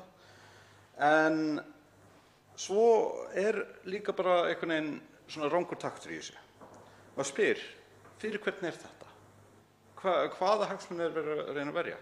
Af hverju er ekki hægt að verja þessa hagsmuni með hefðbundnari hætti, með því að ríkið kom að því eins og hefur verið annars þar í svona þeim aðgerðum sem eru gerðar, frekar en að neytendur í rauninni séu að verka sem lánastofnun eins og hv. þingmaður Gunnar Bragi Sveinsson nefndi hér rétt áðan. Þetta bitnar auðvitað á neytendum og það er rétt að segja að þetta er ekki eitthvað sem er einhvern veginn þannig að neytendur almennt komi til með að koma út á jafnsléttu vegna þess að við vitum það að inneignarnóturnar fyrnast. Það er alsiða til dæmis að flugfélög bjóði upp á þegar þau hafa bakað sér skyldu til þess að greiða jafnvel hátt í 600 evrur fyrir flug vegna seinkunar. Að þau bjóða oft upp á jafnvel 1200 evra inneignarnótu til þess að reyna að þurfa ekki að láta pening sem kominn inn frá sér vegna þess að þau vita það að það er náttúrulega hægt að það er alltaf einhver laus sæti og þannig að þau hugsa þetta þannig að það er þó skárra að gefa 1200 evru inneignarnótu. Og það er líka annað sem þau vita, sem að mjög oft eru neytendur kannski ófærir að nýta sér inneignarnótuna þegar að hólminn er kominn. Ég hef sjálfur misst af svona tækifæri vegna þess að mér fannst inneignarnótan frekar aðlaðandi í eitt skipti. En svo auðvitað ýmislegt annað. Það er búið að nefna margt, það er búið að nefna tryggingarnar og þá spyrir maður sig, væri ekki eðlilegra að breyta fyrirkomulaginu á tryggingunum þannig að það væri hægt að innheimta þær með einhverjum auðveldar hætti. Þannig að þetta eru lög sem við samþykktum fyrir ári síðan og hér kannski hægt að segja að það sé komin ákveðin galli í þeim lögum vegna þess að það gekk út á ef að fyrirtæki yrði gjaldþrota. En kannski eru einmitt tilfelli eins og þetta þar sem við viljum einmitt koma í veg fyrir þessi gjaldþrot. Og það er búið að nefna bótakröfunar, það er búið að nefna afturvirknina, ég ætla ekki að ílengja með það, en tökum annan vinkil. Þetta snýst ekki bara íslenska neytendur. Þetta snýst líka útlendinga, erlenda aðila, oft í Evrópulöndum, sem hafa keypt pakkaferðir hér á landi í gegnum íslenska aðila. Og þá spurning hvort að þetta muni standast Evrópurétt, hvort að það muni vera einhvers konar vandamál gagnvart því. En þetta líka kannski bara svolítið svona asnalegt. Þetta ekki góð landkynning að við séum einhvern veginn að skerða réttindi neytenda í öðrum löndum afturvirkt á þennan hátt. Þetta er allavega ekki eitthvað sem myndi gera mér rosalega skemmt ef ég væri í þessari stöðu á leiðinni til einhvers lands. En mér finnst hinn vinkil sem þarf að koma inn á aðeins og það einhvern veginn það sem svona ef maður horfir fram hjá göllunum á þessu máli og þeir eru margir. horfir þess í stað á ásetninginn. Þetta er spurning það hvernig reynum við að koma til móts við stöðu ferðaþjónustunnar sem afar slöpp eins og hún hrikaleg. Hvernig björgum við ferðaþjónustunni? Og við erum búin að vera að horfa á stöðuna núna undanfarna mánuði og það eru margir, ekki síst í ferðaþjónustunni sjálfri, sem eru búin að vera að bíða eftir því að ríkisstjórnin geri eitthvað sem mögulega gæti bjargað þeirra stöðu. Hingað til held ég að ég fari rétt með að þetta sé það eina sem hefur komið. Það frekar undarleg staða, verð ég að segja, og það kannski ekki endilega neitt sérstaklega frábær meðmæli með aðgerðum ríkisstjórnarinnar. Jú, auðvitað eru almennar aðgerðir sem að ferðaþjónustufyrirtæki geta nýtt sér. En þegar við erum að tala þetta tiltekna verkefni að bjarga ferðaþjónustunni, þá þetta held ég það eina. Ég vona að einhver leiðrétti mig ef ég hef misst af einhverju stórkostlegu. En það samt kannski ágætt að við reynum að hugsa þetta lausnum með það. Hvað væri hægt að gera í staðinn fyrir að fara þessa leið? Gætum við til dæmis reynt að hvetja til einhverja aðstæðna þar sem mögulegt yrði fyrir þessi fyrirtæki að verða sér og skapa sér ný viðskipti. Það kannski erfitt þegar allt lokað, en ég nefndi hér fyrr í dag í óundirbúnum fyrirspurnum við hæstv. Utanríkisráðherra að það eru ákveðnar leiðir í boði. Við vitum til dæmis að það eru mörg lönd sem eru að standa sig alveg þokkalega vel í sóttvörnum. Við vitum líka að það eru mörg lönd sem hafa verið stundum kölluð græn svæði þar sem að smiti eru bara svo til engin eða jafnvel eru engin eftir. Nefnir Grænland og Færeyjar í þessu samhengi ekki það að það séu mjög stórir ferðamannamarkaðir, en samt það eru fleiri lönd í þessum pakka. Og þá spurning, væri hægt að reyna að búa til einhvers konar hvatningar til búa til einhvers konar tvíhliða samninga við þau lönd, reyna að skapa forsendur fyrir því að fólk ferðist milli þessara landa sem eru þó með góðar sóttvarnir og eru í góðu ástandi. Það mætti jafnvel ganga lengra eins og ég nefndi fyrir í dag og bara hreinlega nýta okkur það að við erum búin að sýna fram á það að við getum testað hátt í 2000 manns á dag á Íslandi og eflaust væri hægt að auka á þá getu. En núna vegna þess að okkur gengur vel að ráða niðurlögum veirunnar, þá þurfum við kannski ekki að testa 2000 manns á dag hér innanlands og þá væri mögulega hægt að nýta þá getu sem við höfum með einhverjum sniðum samningum og væntanlega þarf að ræða það við ýmsa en það bara úrlausnarefni að hreinlega testa alla sem koma til landsins. Testa lendingu og fara niðurstöðuna samdægurs eins og flestir Íslendingar. Ég veit reyndar til þess að margir sem búa í löndum þar sem ómögulegt að fá próf myndu kannski loksins fara í draumaferðina til Íslands ef þau vissu það að það væri COVID-próf innifallið í ferðinni. Kannski þurfti að borga eitthvað fyrir það, komi gjöld einhvers konar, gott og vel. En hugsaum þetta í svona lausnum. Reynum að finna leiðir til þess að gera þeim fyrirtækjum sem eru í þessum bransa kleift að afla sér nýrra tekna, frekar en að reyna einhvern veginn að koma tekjutapinu þeirra yfir á neytendur. Mér finnst það bara að vera miklu heilbrigðari nálgun og ég satt að segja bara skil ekki af hverju við höfum ekki séð hugsanir af þessu tagi frá ríkisstjórninni vegna þess að það búið að vera nægur tími og mikil þörfin. Þá tekur til máls hv. 12. þingmaður Suðvesturkjördæmis Guðmundur Ingi Kristinsson.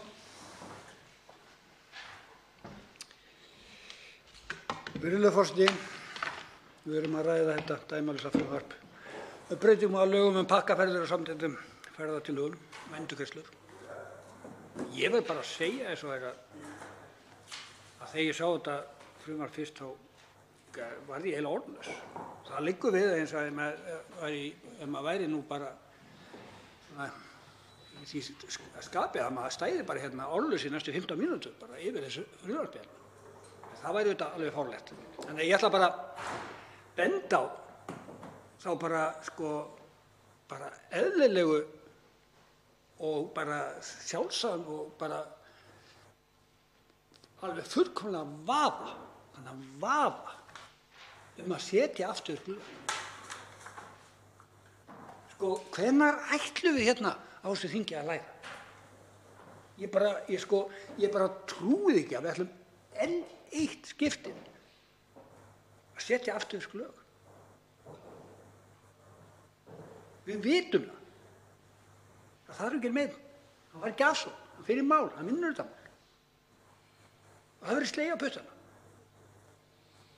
Og þetta er svo arfavitlaust að bjóða fólki upp á það, ætla að fara að bjóða fólki upp á það sem á rétt á endurgreiðslu og bara algjörlega lögbundin rétt á að fá endurgreitt sína pakkaferðir og það sem þau eru lagt inn í peningar, að fá inneignarnót í staðinn.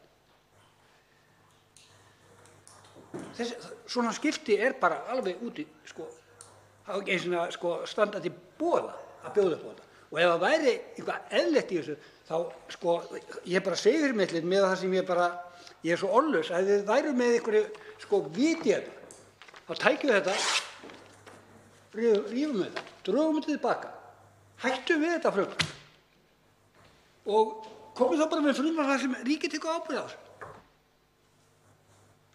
En við erum ekki að reyna að fá og setja venjulega fólk sem kannski búið að safna kannski 2-3 ár fyrir einhverjum utanlandsferðum, setja það aðstöðu að það þarf að fá einhverja inneignarnótu í staðinn fyrir rétt á endurgreiðslu. Þetta er svo gjörsamlega út í það og ég bara trúi því ekki að við ætlum að láta þetta svona óbreytt í gegn. Eina ferðin enn, að við ætlum eina ferðin enn að láta fara í gegnum þingið afturvirkar lög. Þetta, ég trúi ekki, ég bara vona heitt og innilega að við sjáum til þess núna að þetta frumvarp verði dregið tilbaka og verði gert eitthvað allt annað og þá sé til þess að fólki fá bara þetta endurgreitt og ef það þarf, og við efast í það þarf að hjálpa ferðaskrifstofum. En þá kemur bara ríkið inn í það. Það er miklu skynsamlega heldur en við að senda þetta á fólk sem gerði það eitt af sér að það skipulagði ferðir, borgaði inn á ferðirnar og reiknaði með að fara kannski sumar, en þá að fara að segja við það, nei, við ætlum að láta okkur inneignarnótu og þið verður bara að fara eitthvað á öðrum tíma. Það er ekkert víst að það hendi fólki. Og það er mjög ólíklegt að það hendi. Og það á ekki að stilla fólkinu upp við það. Það á ekki að bjóða upp á það. Fólkið á þennan rétt og á að fá að nýta algjörlega. Til máls tekur hv. 5. þingmaður Norðausturkjördæmis, Logi Einarsson.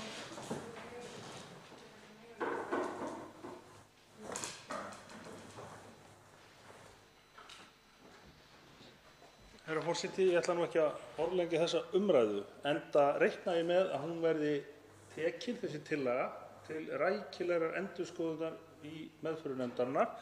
Mér heyrist það á öllum sem hér hafa talað, jafnt stjórnarandstæðinga sem stjórnarliða.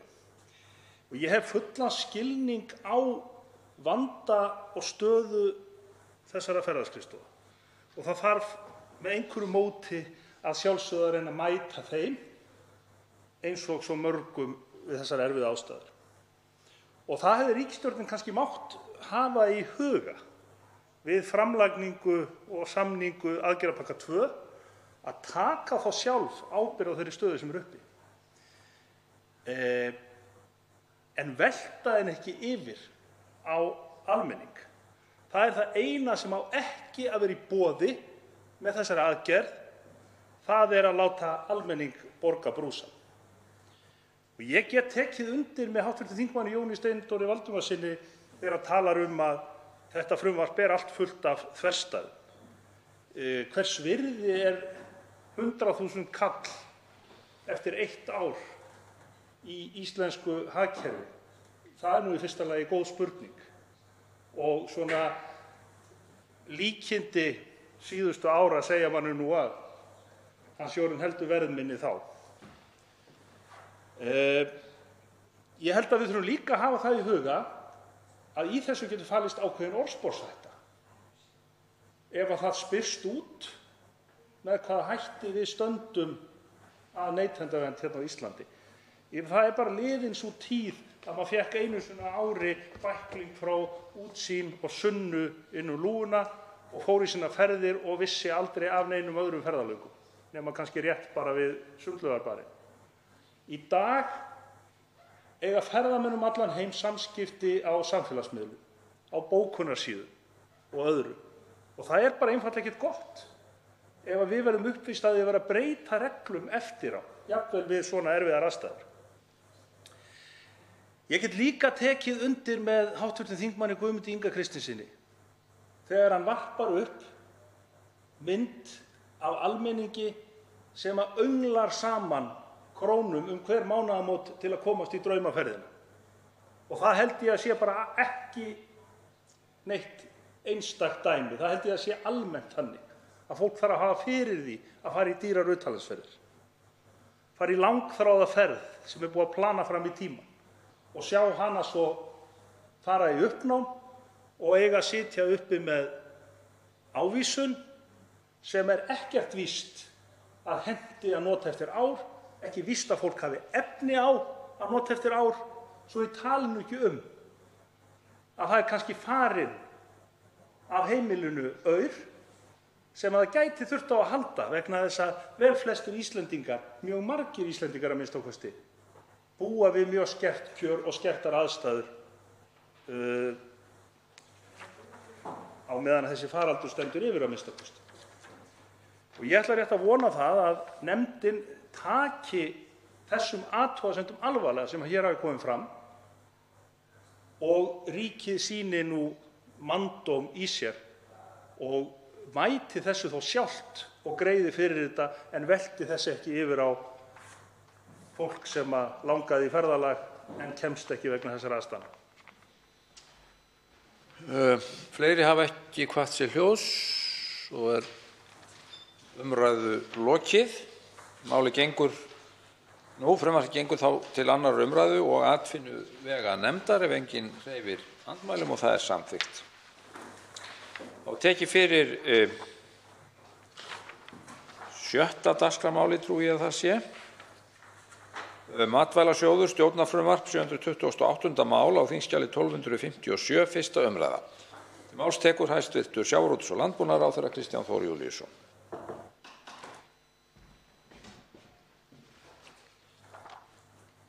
Virðulegi forseti, ég mæli hér fyrir frumvarp á þingskjali 1257 sem mál númer 728.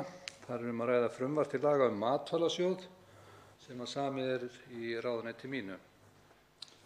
Með frumvarpinu lagt til að settur verði á fót nýr sjóður til að styrkja verðmætasköpun við framleiðslu, vinnslu og markaðssetningu matvæla og landbúnað og sjávarútvegi sem fái heitið matvælasjóður. Við úthlutun styrkja á sjóðnum horft til þess að efla nýsköpun og ýta undir verðmætasköpun til að efla samkeppnishæfni íslenskrar matvælaframleiðslu. Sjóðnum verður leið mögulegt að styðja við vöruþróun sem getur reynst mikilvægt, sérstaklega til markaðssóknar og þá ekki síst á erlenda markaði. Undirbúning á stofnun matvælasjóðsins má rekja til þingsályktunar númer 149 um aðgerðaáætlun matvælaöryggi og vernd búfjárstofna sem samþykkt var á 149. löggjafarþingi. Með henni var ríkisstjórninni falið að hrinda í framkvæmd ýmsum aðgerðum sem miðuðu að því að efla matvælaöryggi, tryggja vernd búfjárstofna og bæta samkeppnisstöðu innlendrar matvælaframleiðslu.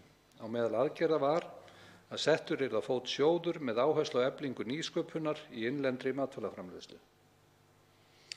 Tillaga um stofnun matvælasjóðs hefur áður komið til þessa þings. Voru áform að stofnun sjóðsins væri liður í víðtæku frumvarpi til laga ýmsar breytingar á lögum matvæli vegna innleiðingar EES-reglna og það varðar lögum númer 144 árið 2019. Ákvæði sjóðinn voru hins vegar felld út úr frumvarpinu við meðferð málsins hjá atvinnuveganefnd þar sem talið var að þau þyrftu frekari vinnslu við. Veruleg tímapressa var á umræddu þingmáli vegna EES-skuldbindinga þannig að ég hefði fullan skilning á því að svo hafi farið nú síðastliðið haust. Farið hefur verið yfir þau sjónarmið sem komu fram við þinglega meðferð umrædds frumvarps síðastliðið haust og hef ég meðal annars rætt við forsvarsmenn bæði Bændasamtaka Íslands og Samtaka fyrirtækja í sjávarútvegi, en gert er ráð fyrir því að þessir aðilar komi að stofnun Matvælasjóðsins með því að öðlast rétt til tilnefningar á sitthvorum aðila í stjórn sjóðsins. Framlagning frumvarpsins nú er liður í ráðstöfunum hins opinbera til örvunar hagkerfisins í framhaldi af áföllum sem ekki þarf að rekja hér úr ræðustóli og varða heimsfaraldur vegna kórónuveirunar.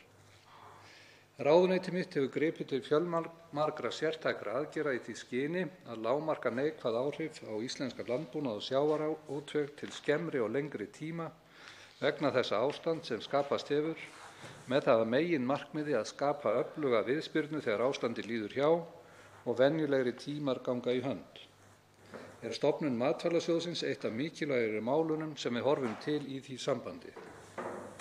Það er reglulega ánægjulegt að segja frá því að í tillögum ríkisstjórnarinnar hefur verið ákveðið að leggja til við þingið að varið verði verulega auknum fjármunum til starfssviðs hins nýja sjóðs eða 500 milljónum króna nú á yfirstandandi fjárlagaári og að mínu mati og vonandi fleiri hér í þingsalnum fer vel á þessu.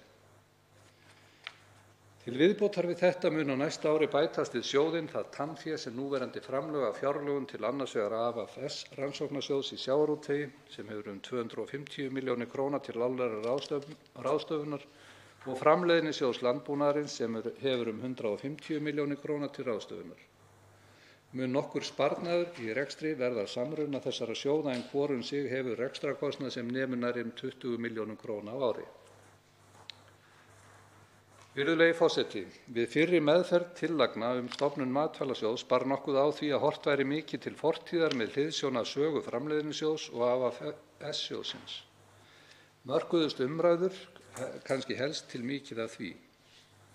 Samt er það svo að án fræðslu hins liðina er ekkert nýtt eins og mælti það skáld okkar Íslendinga sem var mestur heimsborgari. Þetta er því vel að mörgu leyti og leið verðum við hér í þingsalnum að reyna að horfa fram á við og takast á við þær áskoranir sem að birtast okkur og við munum glíma við á næstu árum. Framleiðnisjóður var stofnaður árið 1966 og hefur komið að ýmsum nauðsynjamálum landbúnaðarins. Veittur hefur verið stuðningur við verkefni í jarðrækt, garðrækt, skógrækt, búfjárrækt og ræktun sporðfénaðar, auk þess að bændur hafa verið studdir til ýmissa búháttabreytinga. Saga sjóðsins speglar kannski sumt þróun landbúnaðarins yfir starfstíma hans. Var sjóðurinn ekki síst mikilvægur til að takast á við öngstræti offramleiðslunnar á 9. áratugnum. Þó að loðdýreldi og fiskeldi 9. áratugarins sé ekki með að glæstustu dæma árangursríkra opinbera aðgerða íslenskrar hagsögu, þá bar þetta mark þeirra viðleitni að skjóta fleiri stoðum undir atvinnulíf í sveitum. Er kannski auðvelt að setjast í dómarasætum þetta nú löngu síðar. Stutt var við fjölþætt verkefni önnur og er vitað að mörg ferðaþjónustubíli nutu í upphafi nokkuð stuðnings frá sjóðnum og það gat ótvírætt skipt miklu máli og verið fólki hvatning. Á síðustu árum hefur fjármunum sjóðsins verið varið aðallega til 2 verkefnaflokka sem eru annars vegar hagnýt rannsóknar- og þróunarverkefni í þágu landbúnaðar og hins vegar nýsköpun atvinnu á bújörðum til eflingar atvinnu í sveitum. Það verður þó að athuga í þessu sambandi að fjárráð sjóðsins eru verulega takmörkuð. Sjóðurinn leið fyrir efnahagshrunið árið 2008 og árið 2011 var fjárveiting til hans skorin niður 90%, þannig að við lá að hann legðist af. Í áföngum hefur tekist að hækka til hans framlög sem þó nema ekki nema 150 milljónum króna eins og áður sagði, sem samsvarar 1% af heildarframlögum ríkisins til landbúnaðarmála.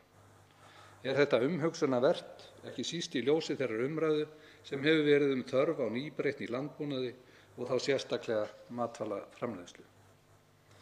Áður en ég vík að þeirri stefnu sem felst í tillögum stofnun nýs matvælasjóðs samkvæmt frumvarpinu vil ég einnig víkja nokkrum orðum af AFS-sjóðnum. Sá sjóður var stofnaður árið 2003 við nokkuð sérstakar aðstæður þegar sjávarútvegurinn og fiskvinnslan í landinu töldu sig hlunnfarin við möguleika til að sækja stuðning til nýsköpunar. Þetta hefur blessunarlega breyst til betri vegar og þá vísa ég ekki aðeins til starfs AFS-sjóðsins, heldur einnig tækniþróunarsjóðs sem hefur varið verulegum fjármunum til verkefna á sviði sjávarútvegs og fiskvinnslu. Það er margt sem skýrir ágætan árangur íslensks sjávarútvegs og er ljóst að stofnun AFS sjóðsins á sínum tíma hafði mikla þýðingu.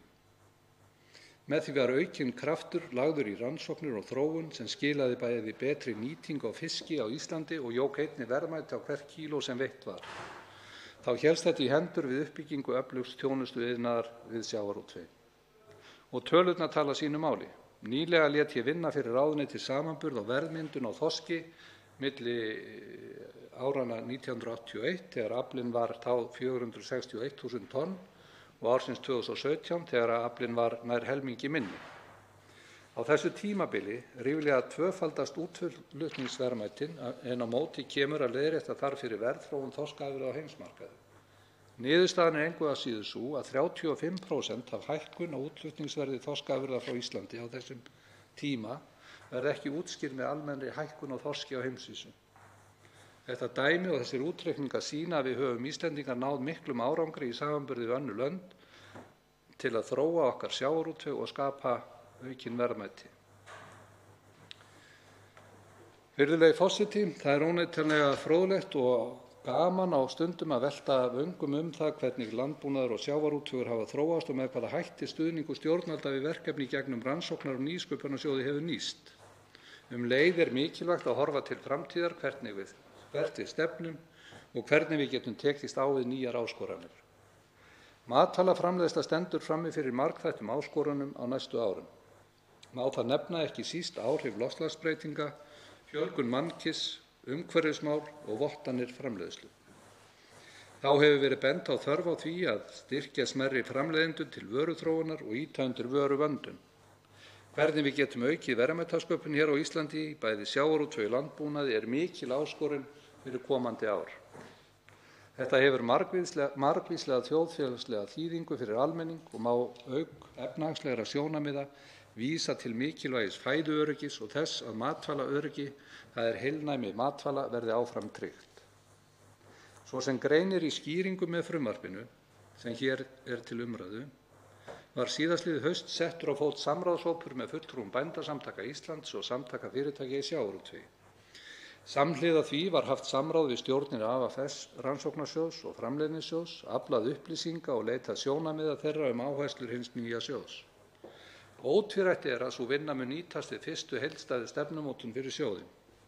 Rætt var á þessum vettvangi að við mótun stefnunnar mætti horfa til nokkurra áherslusviða sem var aukin verðmæti matvælaframleiðslu, ný tækifæri til markaðssóknar og vitundavakningar, líftækni og jafnframt smærri verkefni. Með því síðarnefnda var horft til verkefna hjá smáframleiðendum sem og verkefni sem getur notið stuðnings til að gera fyllri umsóknir frekari stuðning úr matvælasjóði eða öðrum opinberum sjóðum. Í frumvarpinu kemur jafnframt þessu fram að horft er til þess að önnur stefnumótun muni nýtast við mörkun áherslumála og stefnu fyrir matvælasjóði.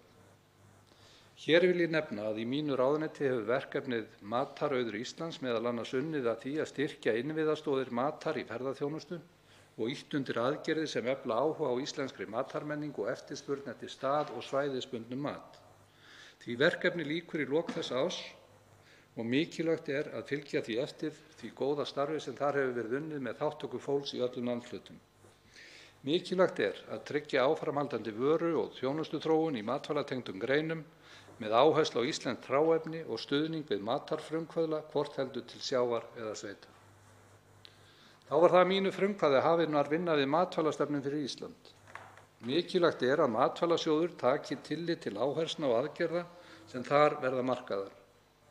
Mér er kunnugt að meðal helstu aðgerða til verðmætasköpunar samkvæmt drögum af matvælastefnunni er raunar að nýr matvælasjóður taki til starfa.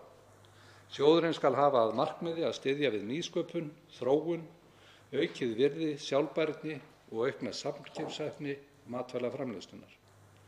Hefur því stofnun nýs matvælasjóðs einnig verið til umræðu á vettvangi matvælastefnunnar. Ég vonast til þess að vinnu við matvælastefnuna fyrir Ísland muni ljúka innan skamms.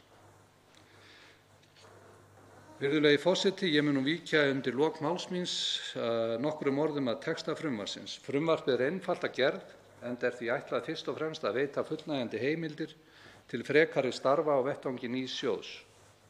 Mælt er fyrir meginhlutverk sjóðsins, skipan í stjórn hans, skyldur og ábyrgðir stjórnar sem og heimildir til setningar reglna úthlutun og fleira.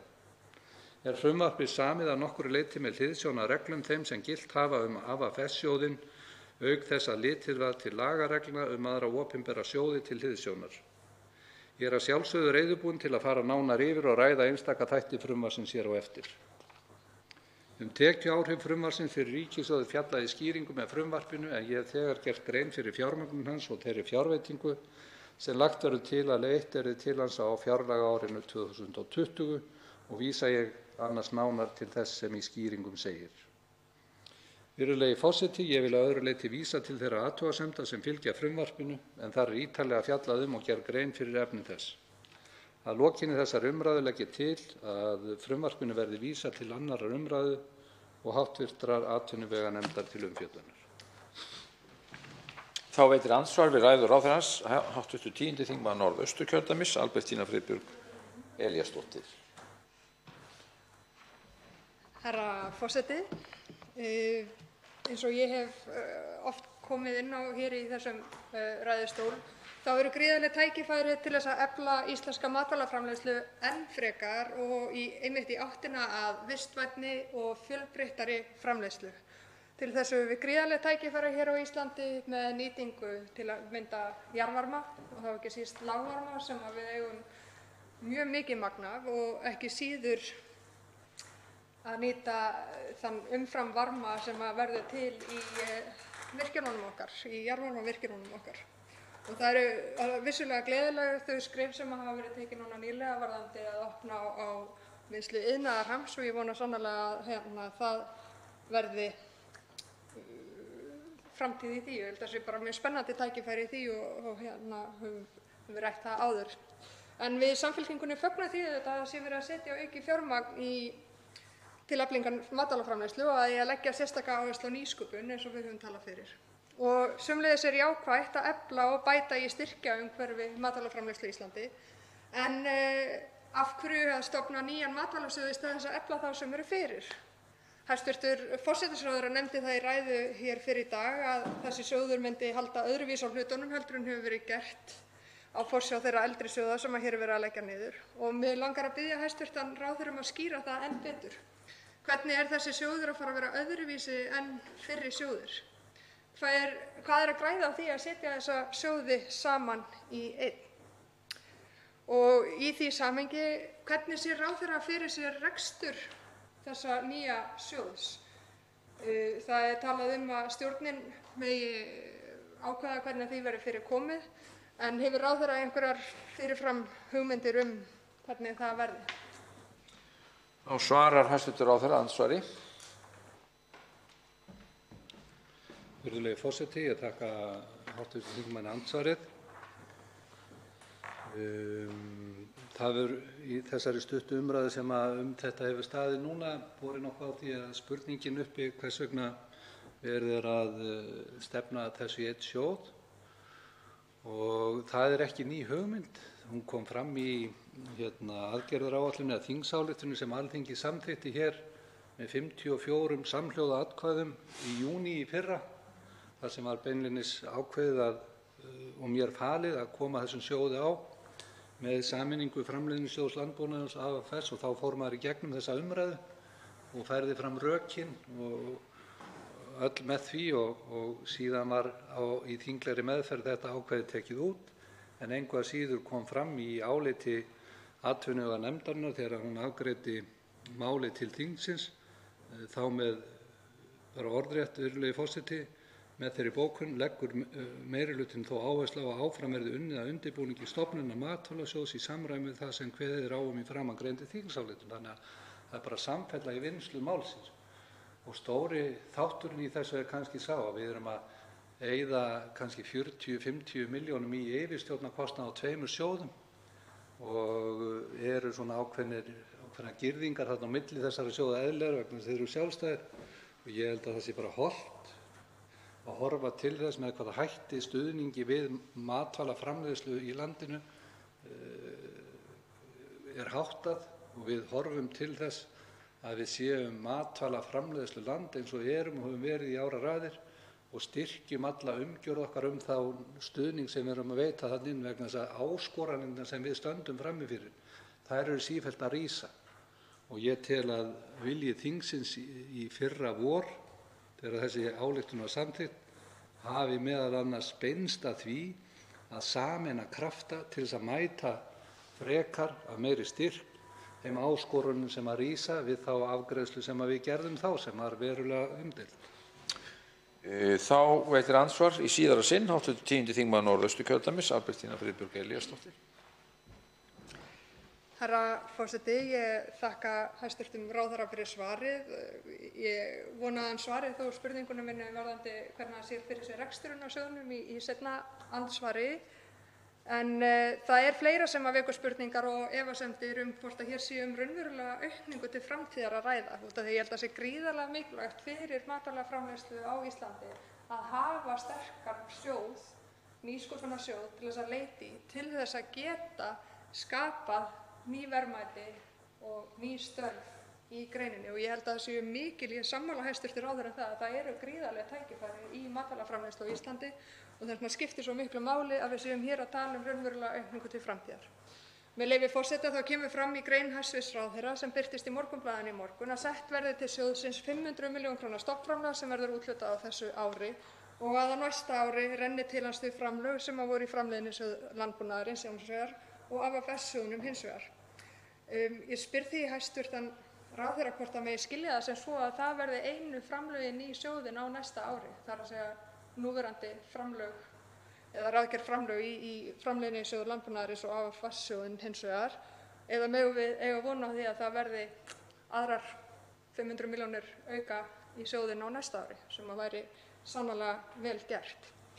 Og einnig út af því að við höfum tíma þar sem að óvænt er minni umræða þetta mál heldur en ég átti von á. Þá langar mig að spyrja varðandi skipan stjórnarinnar en það vekur athygli mína að hún er skipuð 4 aðilum og þar af eru 2 sem að hæstv. Ráðherra skipar sjálfur. Til hvers ætlar hæstv. Ráðherra að líta við skipan þeirra stjórnarmanna sem að hann skipar? Þá svarar hæstv. Ráðherra andsvari síðara sinni. Virðulegi forseti, fyrst varðandi það hvernig ég sé fyrir mér rekstur sjóðsins. Ég er í rauninni ekki með neinar ákveðnar hugmyndir það. Við höfum ákveðið fyrirkomulag á þessum sjóðum 2 í dag og við erum svo með fleiri sjóði sem eru vistaðir á ýmsum stöðum í kerfinu í dag og það má alveg skoða það að vinna það með einhverjum hætti saman þannig að þetta komi allt á einn stað í eina umsýslu. Ég er opinn fyrir öllu í þessu. Þetta verður bara hluti af þeirri stefnumótun sem að framundan að því gefnu þetta verður samþykkt sem ég reikna með vegna þess að þetta mál í fullkomnu samræmi við þann eindregna vilja sem kom fram í afgreiðslu þingsins 19. júní á síðasta ári. Þegar að hv. þingmaður spyr það hvernig fjármögnuninni verði háttað, liggur ekkert fyrir fjárlög næsta árs eða næstu ára en að sjálfsögðu treysti á það að hluthafi í heild verði þetta framlag endurtekið inn í þennan sjóð og mun að sjálfsögðu leggja slíkt til. Þetta gríðarleg breyting á framlögum þarna inn. Á sama tíma erum við að ræða breytingar á undirstofnun ráðuneytis sem heitir Matís, þar sem ráðuneytið að verja inn til viðbótar þessu 400 milljónum rúmum til nýrra verkefna og þetta tel ég að þurfa að skoða allt í samhengi vegna þess að bara í þessari stöðu sem að koma upp í matvælaframleiðslu í veröldinni, ég eindregið þeirrar skoðunar hún kallar á það að við förum í gegnum alla þessa þætti hjá okkur. Og þessi áfangi að vera kannski með 800 milljónir inni í þessum sjóði sameinuðum gríðarlega stór stökk og mun tala við þá stefnumörkun sem að ríkisstjórnin með í gangi varðandi matvælastefnu sem ætlað að marka stefnu okkar á áherslur til komandi ára á þessu sviði sem okkur Íslendingum svo mikilvægt. Þá veitir andsvar hv. 12. þingmaður Suðvesturkjördæmis, Guðmundur Ingi Kristinsson. Virðulegur forseti. Við erum að ræða frumvarp Matvælasjóð og eins og ég var óánægður með frumvarpið sem var hérna síðast, þá er ég ánægður með þetta. Og sérstaklega vegna þess að þarna erum við loksins að taka á því og byrja vonandi fyrsta skrefi til að sjá til þess að við verðum sjálfbær með matvælaframleiðslu, sem við sýnir núna bara ástandið í þjóðfélaginu hjá okkur núna sýnir hversu nauðsynlegt það er fyrir okkur að vera það. En það er annað sem ég gerir mér svolítið orðlausan í þessu frumvarpi er þessar lágu upphæðir. Við erum að tala um 500 milljónir, kannski ekki lágt, en í samhengi, ef við setjum í samhengi það sem við vorum að tala í fyrir kvöld nýsköpun og 1% af sjóðum lífeyrissjóða, 50 milljarða, þá er þetta bara 1% af því. Þannig að þetta er smá upphæð en ætti að vera margfalt stærri upphæð og ég langar að spyrja ráðherra hvort hann gerir sér ekki vonir það að fá einhverja fjársterka aðila að þessu vegna þess að við segjum sér sjálft að fyrst að til dæmis Hollendingar geta framleitt rosalega mikið af grænmeti og verið með gróðurhús og allt saman, þá eigum við að geta þetta líka. Og það er orðin mikið góð þróun í til dæmis í að frysta grænmeti og annað. Þannig að við ættum að geta framleitt margfalt meira og á mjög hagkvæman hátt.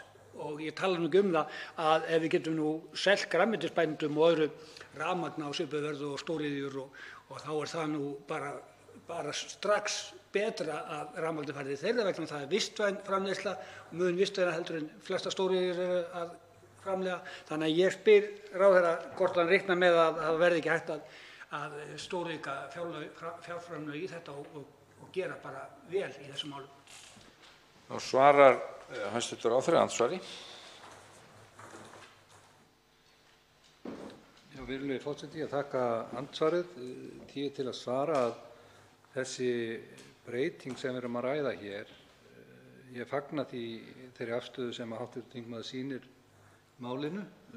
Ánægjulegt að við deilum skoðunum í því að við þurfum og erum með þessu frumvarpi að taka ný skref í þá átt að ýta undir sjálfbærni okkar varðandi framleiðslu þessara þátta sem okkur eru svo mikilvægir. Framlagið í mínum huga 500 milljónir króna er mikill vöxtur við það sem fyrir er. Ef við horfum til dæmis, mér finnst 150 milljón króna fjárveiting inn í framleiðnisjóð landbúnaðarins lág. Hún er lág miðað við mikilvægi þeirrar framleiðslu sem þar er undir og þarna sjáum við töluverða viðbót koma inn. Við höfum séð í AFS-sjóðnum sem núna er með fjárveitingar einhvers staðar á bilinu 250 milljónir að þær fjárveitingar nýtast vegna þess að mótframlagið kemur svo sterkt inn frá sjávarútvegsfyrirtækjunum eða tæknifyrirtækjum og við höfum gert alveg gríðarlega góða hluti allt frá árinu 2003 sem að þessi sjóður er stofnaður í vexti, tækniþróun, nýjungum í gegnum AFS-sjóðinn. Og ég vænti þess í þessum nýja sjóði getum við unnið áfram og enn styrkar vegna þess að móti þessum 500 milljónum sem að ríkissjóðurinn er að bæta inn koma fjárveitingar til verkefna. Og ég þekki aðeins til þeirra hugmynda sem hafa verið uppi miklar viðbætur á sviði þessara mála. Nýjustu hugmyndir í þeim efnum er í Ölfusinum og þar eru stórhuga fólk á ferð og ég þekki sömuleiðis hugmyndir fyrir norðan á háhitasvæðunum þar og orkusvæðunum og ég tel að sjóður sem þessi geti tekið undir þær hugmyndir, þau áform sem að þarna er á ferðinni og ýtt undir það að við verðum sterkari matvælaframleiðendur eftir einhver tíma heldur en við erum í dag. Þá veitir andsvar síðara sinni hv. 12. þingmaður Suðvesturkjördæmis, Guðmundur Ingi Kristinsson. Virðulegur forseti, ég þakka hæstv. ráðherra fyrir svörin og ég get ekki verið annað en innilega sammála honum og vegna þess að líka að við horfum á þetta að hversu þróunin er hröð, til dæmis bara í fiskiðnaði, hversu við erum farin að nýta allt hráefnið margfalt betur, bara eins og með roð sem sáraumbúðir og alls konar, hugmyndaflugið það vantar ekki og þess vegna segi það að ég hef ekki áhyggjur af því að bæði bændur og aðrir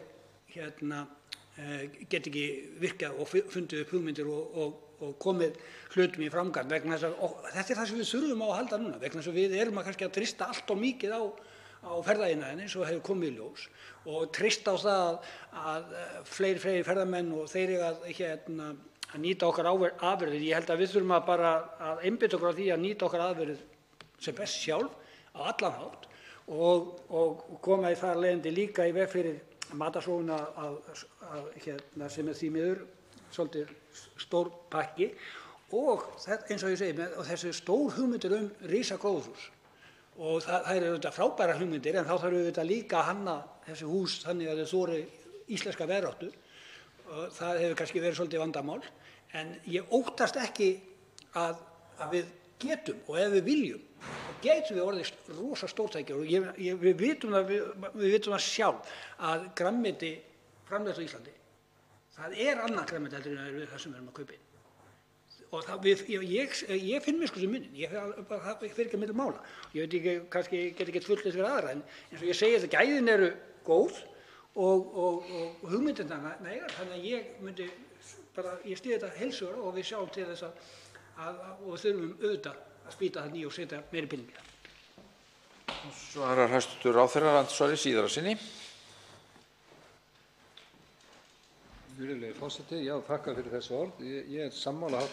ræðumanni með það, hv. þingmanni með það að í matvælaframleiðslu á Íslandi eru gríðarleg tækifæri. Við höfum sýnt það bara í því að við erum að flytja út 98–99% af sjávarafurðum okkar á erlenda markaði og stöndumst þessi örþjóð þá hörðu samkeppni sem þar er á markaði og ég leyfi mér að fullyrða það að hluta til það meðal annars því að þakka að hafa þess sjóðurinn á einhverja hlutdeild í þeim breytingum og þróun sem þarna hefur verið eða átt sér stað, til dæmis varðandi bætta nýtingu á hverjum fiski sem dregnir landi en stærsta þáttinn í þessu eiga fyrirtækin sjálf sem hafa í rauninni lagt í mjög mikla þróunarvinnu á sviði tækni og þekkingar. Sömuleiðis eigum við gríðarleg tækifæri á sviði landbúnaðar og við höfum hvort heldur við erum að líta til innlendrar framleiðslu eða sóknar á erlenda markaði. Ég nefni til dæmis sókn íslenskrar mjólkurafurða á erlenda markaði núna, skýrið. Það sem verið að vinna alveg gríðarlega góða hluti. Við eigum erfiðara uppdráttar með útflutning á kjötafurðum en við höfum staðið í því að flytja á tiltekna þætti í grænmetisframleiðslunni og gætum örugglega gert meira af því.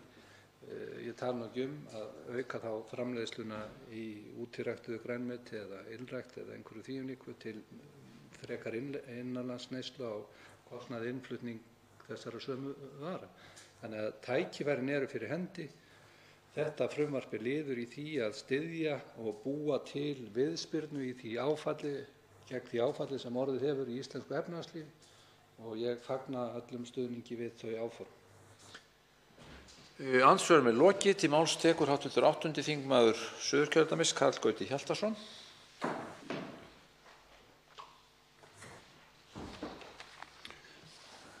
Herra forseti, ég fagna því í fyrsta lagi að það eigi að veita auknu fjármagni eins og virðist vera gert ráð fyrir með þennan nýja sjóð, að það eigi að veita 500 milljónum krónum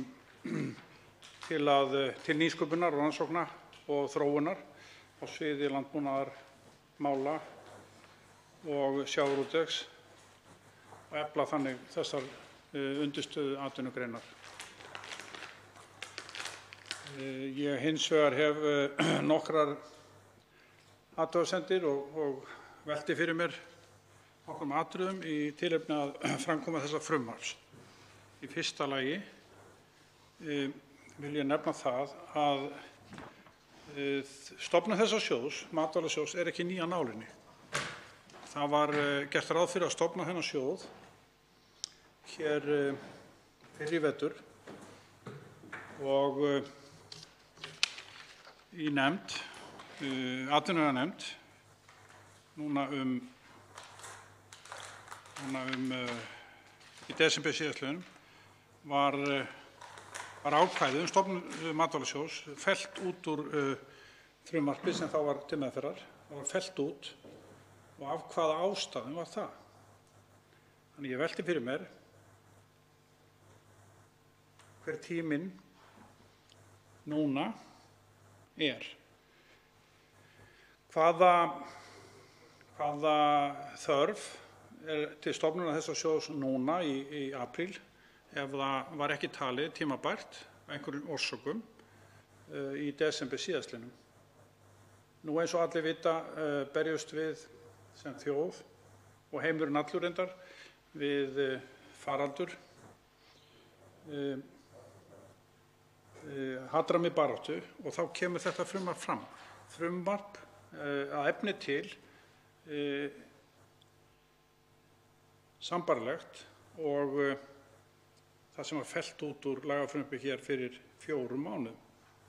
Þannig ég velti fyrir mér, er þessi veirufaraldur ástæða til þess að koma hér ítrekað með fyrirætlanir að stofna svokallaðan Matvælasjóð sem var fellt út hér fyrir 4 mánuðum síðan.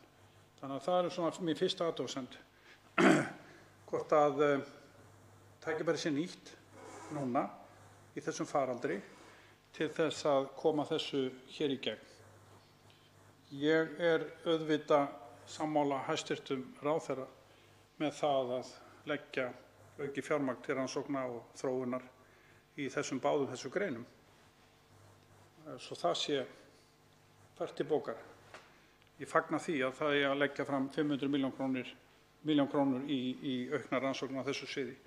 Ég hef auðvitað líka áhyggjur af því að núverandi sjóði sem á að leggja niður með þessu frumvarpi, þar að segja Framleiðnisjóður landbúnaðarins og Rannsóknasjóður í sjávarútvegi. Þessi sjóðir munu heyra sögunni til ef þetta frumvarp er á lögum. Annar þeirra sinnti sjávarútvegi og hinn sinnti landbúnaði. Ég hef auðvitað áhyggjur af því, sökum eðli þessara 2 greina, undirstu atvinnuveganna, landbúnaðar og sjávarútvegs, ég hef auðvitað áhyggjur af því að það er himinn og haf, herra forseti, á milli aðstöðu í þessum 2 greinum. Önnur greinin hefur gengið verulega vel og hefur þróast mjög hratt og hefur verið mjög öflug í þróun og nýsköpun, svo eftir er tekið víða um heim og þar á við sjávarútveg. Á meðan að landbúnaðurinn hins vegar berst í bökkum. Það er mjög mikilvægt og ég fagna því auðvitað, í frumvarpinu er gert ráð fyrir því að skipting milli þessara atvinnugreina verði svipuð og nú er í núverandi fyrirkomulagi.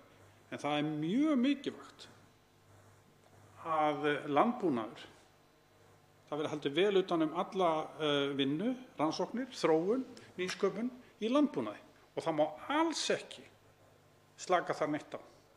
Hún á undir högg að sækja þessi grein verulega en tækifærin eru fyrir hendi, það þarf að vinna að því og það þarf að gera heilum hug.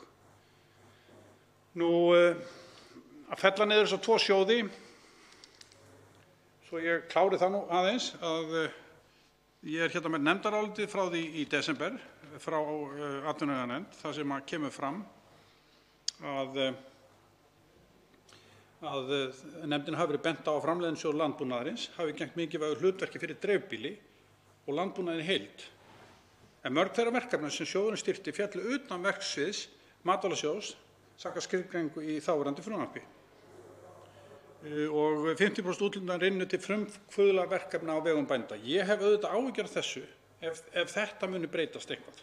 Ég hef áhyggjur af þessu að undir hatti nýs sjóðs, Matvælasjóðs, að þá gæti þetta breyst eins og þeir höfðu áhyggjur af því í desember fyrir 4 mánuðum síðan. Nú önnur kannski spurning er sú að það var bent á fyrir nefndinni í desember að Framleiðnisjóður landbúnaðarins væri falið ákveðið hlutverk samkvæmt rammasamningi almenns starfsskilyrði landbúnaðarins, meðal annars að það hlutverk í endurskoðun. Sú vinna ætti samkvæmt ákvæðum samnings að fara fram árið 2019 en væri ekki enn hafin. Hefur eitthvað breyst síðan? Er þessari vinnu lokið síðan í desember? Eða hvernig á að fara með þá vinnu sem var eina af þeim ástæðum sem urðu til þess að þetta frumvarp í desember varð ekki að lögum. Þannig ég hef áhyggjur af þessu líka, hvort að þarna sé verið að hlaupa á sig og vaða inn í þetta verkefni sem er að mörgu leyti ágætt og sérstaklega með aukið fjármagn, mörgu leyti mjög ágætt þess vegna. Það er auðvitað sérkennilegt og einkennilegt að þetta ástand sem núna er í samfélaginu, að það sé nýtt til þess að koma með hér og endurtaka einhvern leik sem menn voru gerðir afturreka með fyrir 4 mánuðum síðan. Hvort að nýta tækifærið eða hvort að það sé ástæðan eða hvort það sé ekki hægt að setja þetta framlag, þessar 500 milljónir, inn í núverandi sjóði. Þannig að það eru margar spurningar sem vakna við skoðun á þessu frumvarpi, hvort að hér séu menn að hlaupa á sig.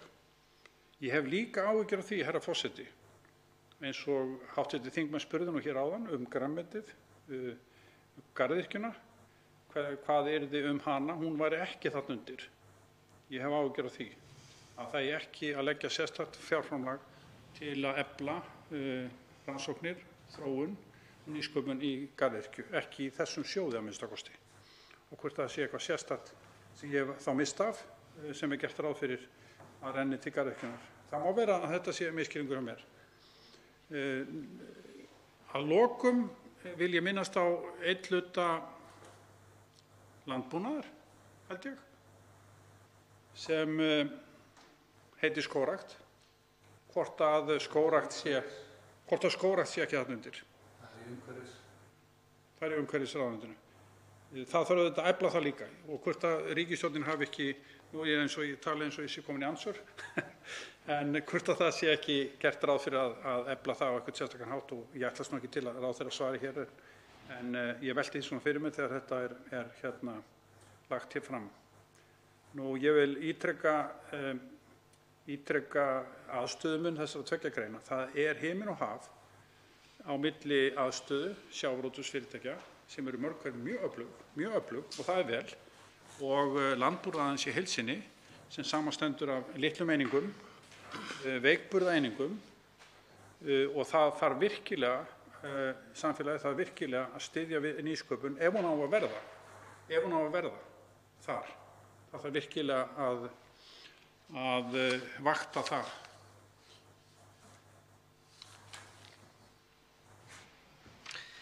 Til máls tekur hæstv. sjávarútvegs- og landbúnaðarráðherra Kristján Þór Júlíusson.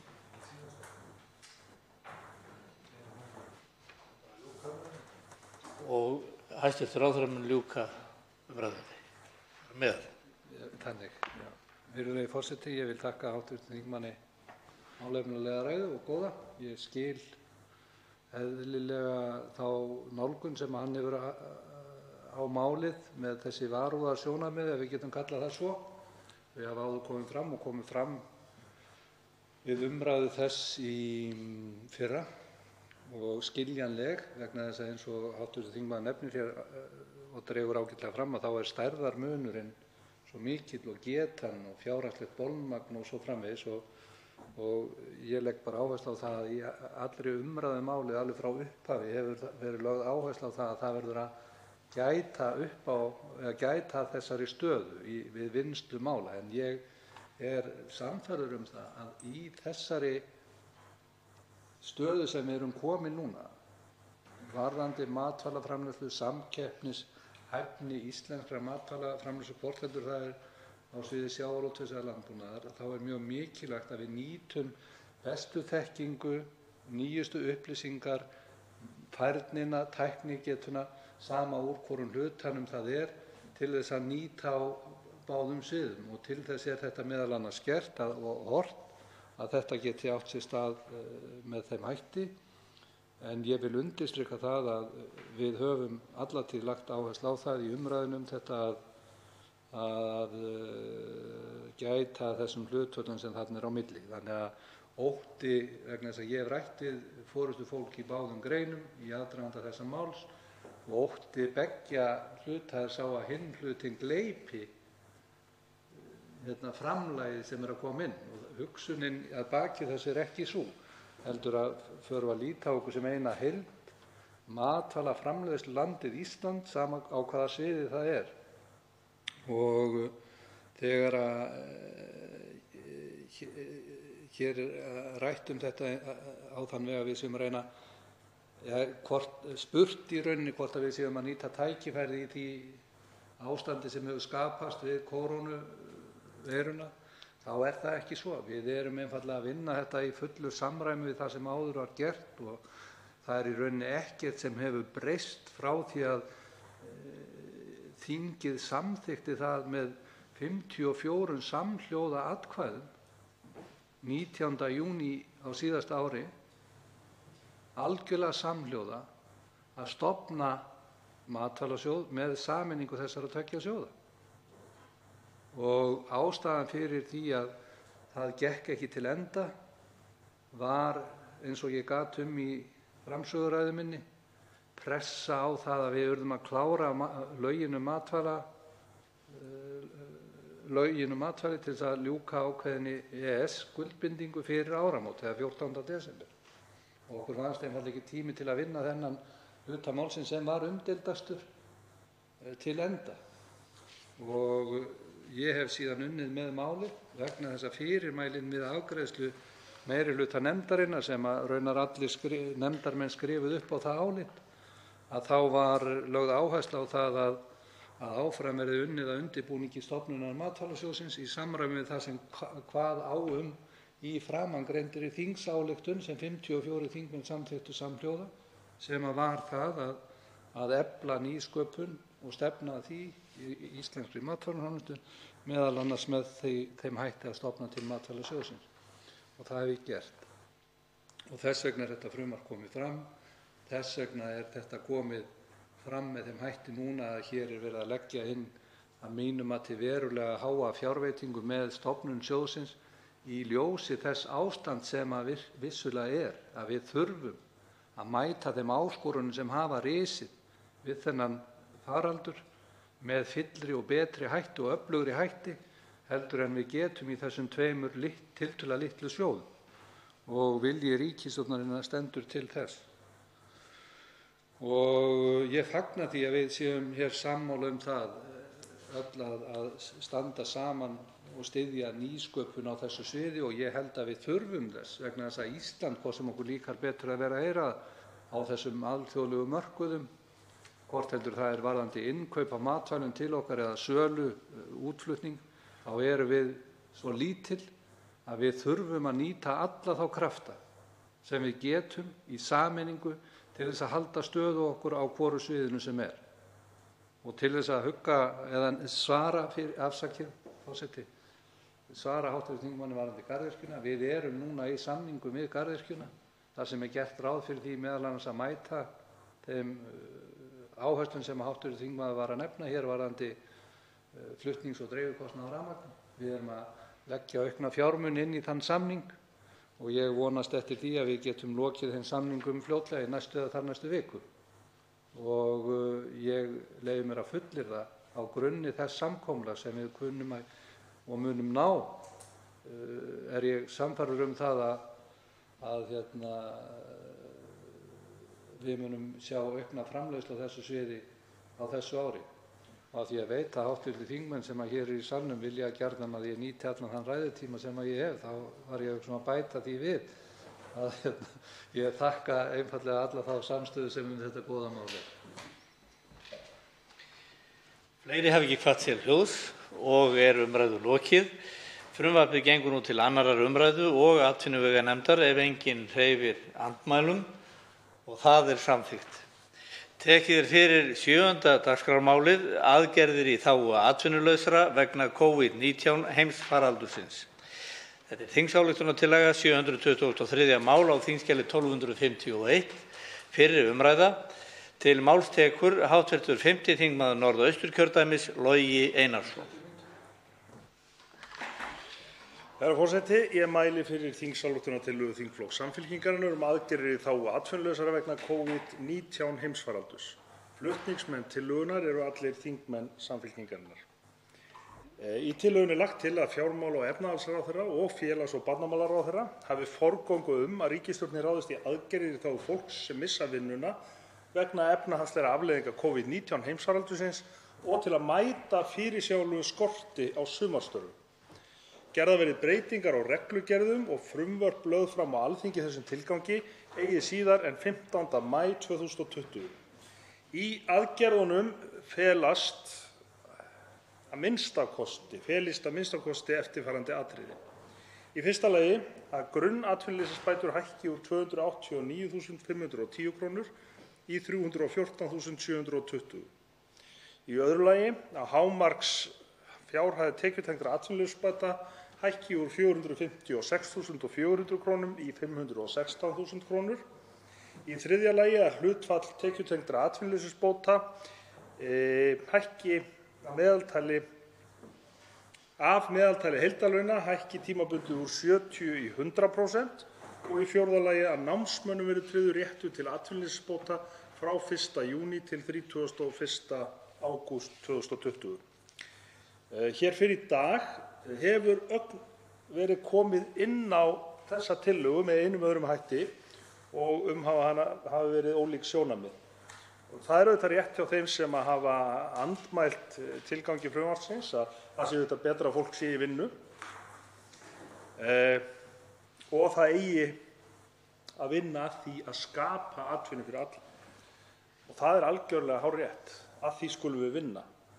En hins vegar í þeim veruleika sem við lifum í dag er hér mikið atvinnuleysi og mun verða næstu mánuðina því miður. Og störfin verða einfaldlega ekki dregin upp úr hatti við þessar aðstæður á næstu dögum.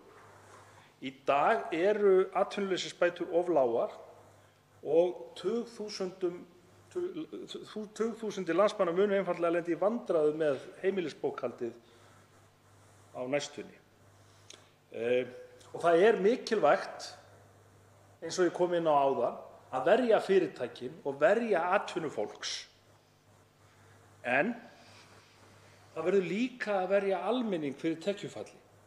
Og við skulum ekki gleyma því að heimilin hafa líka sín föstu gjöld sem þarf að borga án þess að eiga möguleika á brúarlánum eða frestun, skatta og annars slíks. Þess vegna er þessi tillaga liður í því að verja kerfið okkar. Það þarf bæði að verja fyrirtækin og fólkið. Þetta eru samvirkandi þættir. Reyndar hefur alda atvinnuleysis var byrjuð að ganga við landið löngu áður en að kórónuveiran lét á sig kræla. Og nú er hún að breytast í eins konar flóðbylgju, getum við sagt. Það er áætlað að atvinnuleysi á landsvísu verði 17% í apríl og á Suðurnesjum mælist atvinnuleysi þegar 20%. Og það er viðbúið að það aukist enn frekar. Í þessu samhengi er mikilvægt að hafa í huga að staða atvinnulausra og fjölskyldna þeirra er sérstaklega viðkvæm þegar atvinnuleysi er hátt og fjöldi fólks eigi litla möguleika á að finna sér nýja vinnu á næstu misserum. Atvinnuleysi eykst iðulega mest hjá láglaunafólki í kreppu og því þarf sérstaklega að huga að þessum hópi. Hlutabótaleiðin, hún er mjög góð aðgerð sem gagnast mörgum. Og frumvarpið þar sem mælt var fyrir henni tók auðvitað miklum framförum í meðförum þingsins og það er nauðsynlegt að framlengja það úrræði. Aftur á móti er nauðsynlegt að ráðast í fleiri aðgerðir strax til að koma á móts við fólk sem alfarið missi vinnuna vegna faraldursins og tryggja fjárhæðir í atvinnuleysistryggingakerfinu að þær séu í takti við launaþróun í landinu. Í fyrsta lagi verður að hækka grunnatvinnuleysisbæturnar sem ekki hafa fylgt launaþróun undanfarinna missera til að koma á móts við þennan viðkvæma hóp. Það er eðlilegt að miða hækkunina við krónutöluhækkun launataxta 1. apríl 2020 fyrir lægstu laun samkvæmt lífskjarasamningunum. Í öðru lagi verður að tryggja þeim sem missa vinnuna hærri atvinnuleysisbætur á meðan að siglt í gegnum dýpstu hluta efnahagslægðarinnar. Og þess vegna leggja flutningsmenn til að hámark tekjutengdra atvinnuleysisbóta verði hækkað í 516.000 í samræmi við þróun meðallauna í landinu. Flutningsmenn benda á að í 3. málsgrein 33. greinar laga atvinnuleysistryggingar að finna heimild fyrir ráðherra til að hækka framangreindar bætur með reglugerð í ljósi breyttra þjóðhagsforsenda. Í 3. lagi lagt til að skerðingarregla laga atvinnuleysistryggingar verði afnumin tímabundið þannig að tekjutengdar atvinnuleysisbætur geti numið meðaltali heildarlauna launamanns enda séu þær undir þessum 560.000 krónum að hámarki. Þannig má á meðan að versta krísan varir koma í veg fyrir skyndilegt og of mikið tekjufall hjá fjölda fólks undir meðallaunum sem missir atvinnu. Samhliða þessari breytingu væri rétt að falla frá þeirri kröfu að grunnatvinnuleysisbætur hafi verið greiddar í hálfan mánuð áður en til tekjutengdrar atvinnuleysisbóta kemur og heimila tímabundið greiðslu tekjutengdra atvinnuleysisbóta þegar frá þeim tíma sem launamaður öðlast bótarétt samkvæmt lögum. Að lokum teljum við að það sé rétt að bregðast við fyrirsjáanlegum vanda námsmanna enda ljóst að fjöldamargir námsmenn verða án atvinnu yfir sumartímann þrátt fyrir þau ágætu úrræði sumarstörf sem ríkisstjórnin kynnti í gær. Þau verða af tekjum sem þeir ella höfðu reitt sig á. Af þessum sökum lagt til að námsmönnum verði tryggður réttur til atvinnuleysisbóta frá 1. júní til 31. ágúst. Þessar tillögur munu hjálpa einstaklingum og fjölskyldum að standa við fjárhagslegar skuldbindingar á borð við leigu og húsnæðislán og önnur gjöld og koma fólki í gegnum versta skaflinn. Það nefnilega, eins og ég sagði áðan, ekki nóg að mæta tekjufalli fyrirtækja þó að það sé nauðsynlegt og Samfylkingin vill styðja allar góðar aðgerðir til að viðhalda atvinnustiginu í landinu. En það þarf sem sagt að verja heimilin fyrir tekjufalli líka. Herra forseti, leiðarstefið í öllum aðgerðum stjórnvalda í þessari krísu verður að vera að vernda viðkvæma hópa. Annars einfaldlega hætta á því að þegar við höfum unnið bug á þessari veiru þá hafi fátækt og ójöfnuður aukist í samfélaginu og það megum við ekki hugsa til. Ég vona þess vegna að þingheimur taki vel í þessa tillögu og það hljóta allir að geta tekið að minnsta kosti undir að það nauðsynlegt að styðja þennan hóp og þess vegna legg ég til að þessari umræðu lokinni að málinu verði vísað til velferðarnefndar og það fái þar góða umfjöllun. Til máls tekur hv. 11. þingmaður Reykjavíkurkjördæmis suður, Björn Leví Gunnarsson.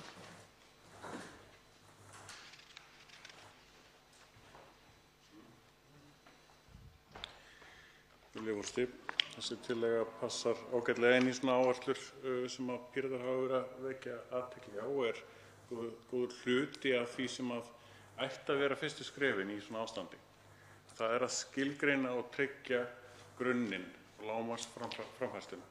Það er mjög undarlegt að við séum með framfærsluviðmið á mjög mörgum stöðum og ekki skilgreint neitt lágmarksgólf sem að fólk dettur niður í gegnum allar aðrar glufur í þessu mjög svo flókna kerfi sem við erum í. Það að minnsta kosti að við lendum þá kannski niður á atvinnuleysisbótum eða hvar annars staðar sem það er skilgreint og þetta frumvarp hjálpar mjög í áttina að því. Annað sem stjórnvöld ættu að taka strax tillit til og minnihlutinn hefur kallað einmitt eftir að það er einmitt varnir fyrir heimilin. Stoppa nauðungarsölur bara í einhvern ákveðinn tíma til dæmis. Þannig að fólk hafi þak yfir höfuðið og hafi framfærslu til þess að hafa ofan í sig og á. Þetta eru bara 2 grunnskilyrði sem við þurfum að huga að í svona aðstæðum og þessi þingsályktunartillaga er tímalaust skref í rétt átt þar og ég tek heils hugar undir hana. Þá tekur til máls hv. 12. þingmaður Suðvesturkjördæmis Guðmundur Ingi Kristinsson. Virðulegur forseti. Við erum að ræða hérna þingsályktun aðgerðir í þágu atvinnulausra og ég tek bara heils hugar undir hana. Þetta er algjörlega í anda okkar í Flokki fólksins og ég segi fyrir mitt leyti að ef ég vildi eitthvað gera í sambandi við þá myndi ég vilja hafa þetta hærra upphæð, 314.720. Ég myndi vilja bara fara með þetta strax í þá upphæð sem ég ræddi hér fyrir í dag, 407.000 sem eru uppreiknuð rétt, held ég, eins nálægt því að vera rétt framfærsla eins og hægt er að hafa listamannalaun. Og það sem er eiginlega betra við það, þau eru ekki skattlaus, heldur skerðingarlaus, hvorki skerðingar eða keðjuverkandi skerðingar á þeim og fólk má vinna bara og bjarga sér. Svoleiðis vil ég hafa þetta og það er auðvitað eins og það segir ef við tökum atvinnuleysis upphæðina þarna inn í að öryrkjar eru á 255.000 og keðjuverkandi skertir og síðan koma eldri borgarar líka með 257.000 og síðan margir eldri borgarar sem er það ömurlegasta af öllu sem við þurfum að flýta í gegn og er sem betur fer inn í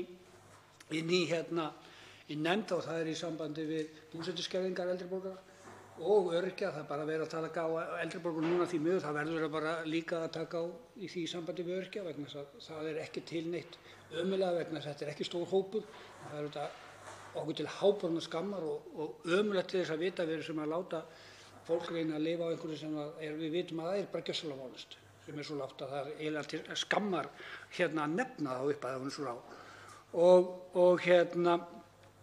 Og ég segi fyrir mitt leyti, ég er ekki að gagnrýna þegar ég taki listamannalaun sem dæmi að ekki að gagnrýna þeim veitir ekkert að og ég bara styð það heils hugar og við höfum bara séð það núna helgi eftir helgi hjá honum Helga upp í Kjós, hversu megnuðir listamenn eru og án þeirra væri nú lífið grámyndilegt og ekki eins yndislegt og við eins og ég segi, mér hlakkar alltaf til á hverju eins og laugardagskvöldi að hlusta á listamenn Helga og þá sem koma þar fram og ég er feginn að það sé búið að finna ákveðinn grundvöll vegna þess að við vitum og við höfum gert kröfum og beðum að fá rétta framfærslu.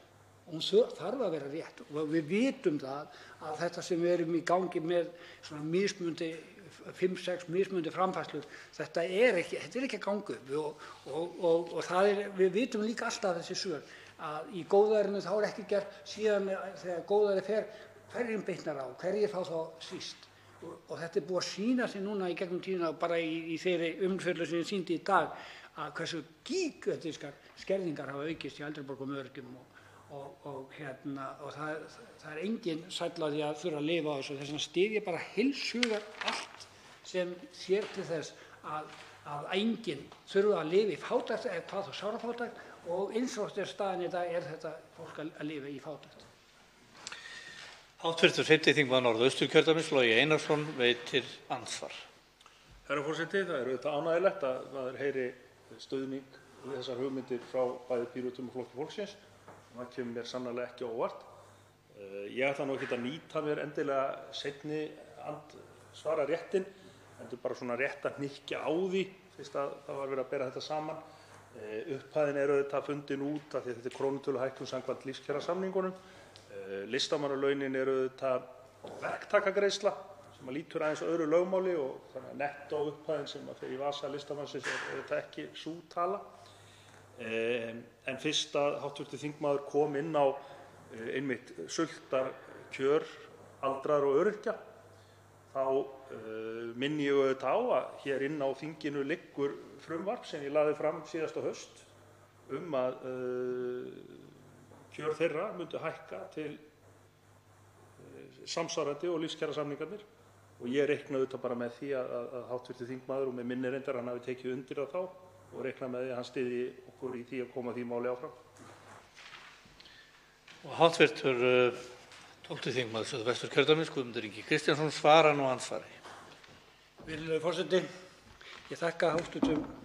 þingmanni Loga Einarssyni fyrir þessi orð og ég tek alveg heils hugar undir honum. Ég er alveg gjörsamlega innilega sammála í öllu þeirri baráttu sem við erum að berjast fyrir þá sem verst hafa það í okkar þjóðfélagi, vegna þess að við erum í þjóðfélagi og við þurfum ekki að hafa þetta svona og við eigum að hafa núna vit til þess að stöðva svona óréttlæti, vegna þess að við erum og það við megum ekki gleyma því og við þurfum að hafa alveg innprentað að við erum að henda krónum og spara aura með þessu, vegna þess að það er margsannað að halda fólki fátækt eða sárafátækt, það bitnar á þjóðfélaginu. Það verður dýrara fyrir þjóðfélagið. Það kemur bara eins og hefur komið fram í skýrslunni, alltaf 10-12 ára styttri lífsævi. Ég meina, þetta er auðvitað alveg ömurlegt til þess að vita og líka það að þetta kostar líka álag á heilbrigðiskerfið og alls konar kerfi sem gerir það að kostnaður verður margfalt meiri. Þess vegna er þetta svo undarlegt fyrirbrigði að við skulum ekki bara vera þróaðri og koma lengra í þróuninni, að við skulum enn hafa svona kerfi og við skulum alltaf þurfa að tala um þetta en að framkvæma ekki og ég vona bara heitt og innilega að við þurfum ekki enn eina ferðina að fara í gegnum kosningar og lofa krónu móti krónu burtu, þetta móti gera hitt og svo stenst það ekki. Það er ömurlegt og við eigum að sjá til þess núna að einskis fyrir öll að allir geti lifað með mannsæmandi hérna á Íslandi. Hv. 5. þingmaður Norðausturkjördæmis fellur frá síðara andsvari og fleiri hafa þá ekki kvatt sér hljóðs og andsvörum sömuleiðis lokið og umræðu lokið. Tillagan gengur nú til síðari umræðu og velferðarnefndar ef enginn hreyfir andmælum og það er samþykkt. Útbýtt er á fundinum á þingskjali 1262 stofnanir sem brotið hafa jafnréttislög, skriflegt svar forsætisráðherra. Á þingskjali 1263 fjöldi lögreglumanna, skriflegt svar dómsmálaráðherra. Á þingskjali 1264 vinnsla og miðlun upplýsinga umdeildar skuldir, skriflegt svar dómsmálaráðherra. Á þingskjali 1265 breyting á ýmsum lögum vegna launa þingmanna og ráðherra, frumvarp flutningsmaður Halldóra Mogensen og fleiri. Á þingskjali 1266 stjórnvaldssektir á smálánafyrirtæki, skriflegt svar ferðamála-, iðnaðar- og nýsköpunarráðherra. Fleira liggur ekki fyrir á þessum fundi. Boðað verður til næsta fundar með dagskrá. Fundi er slitið.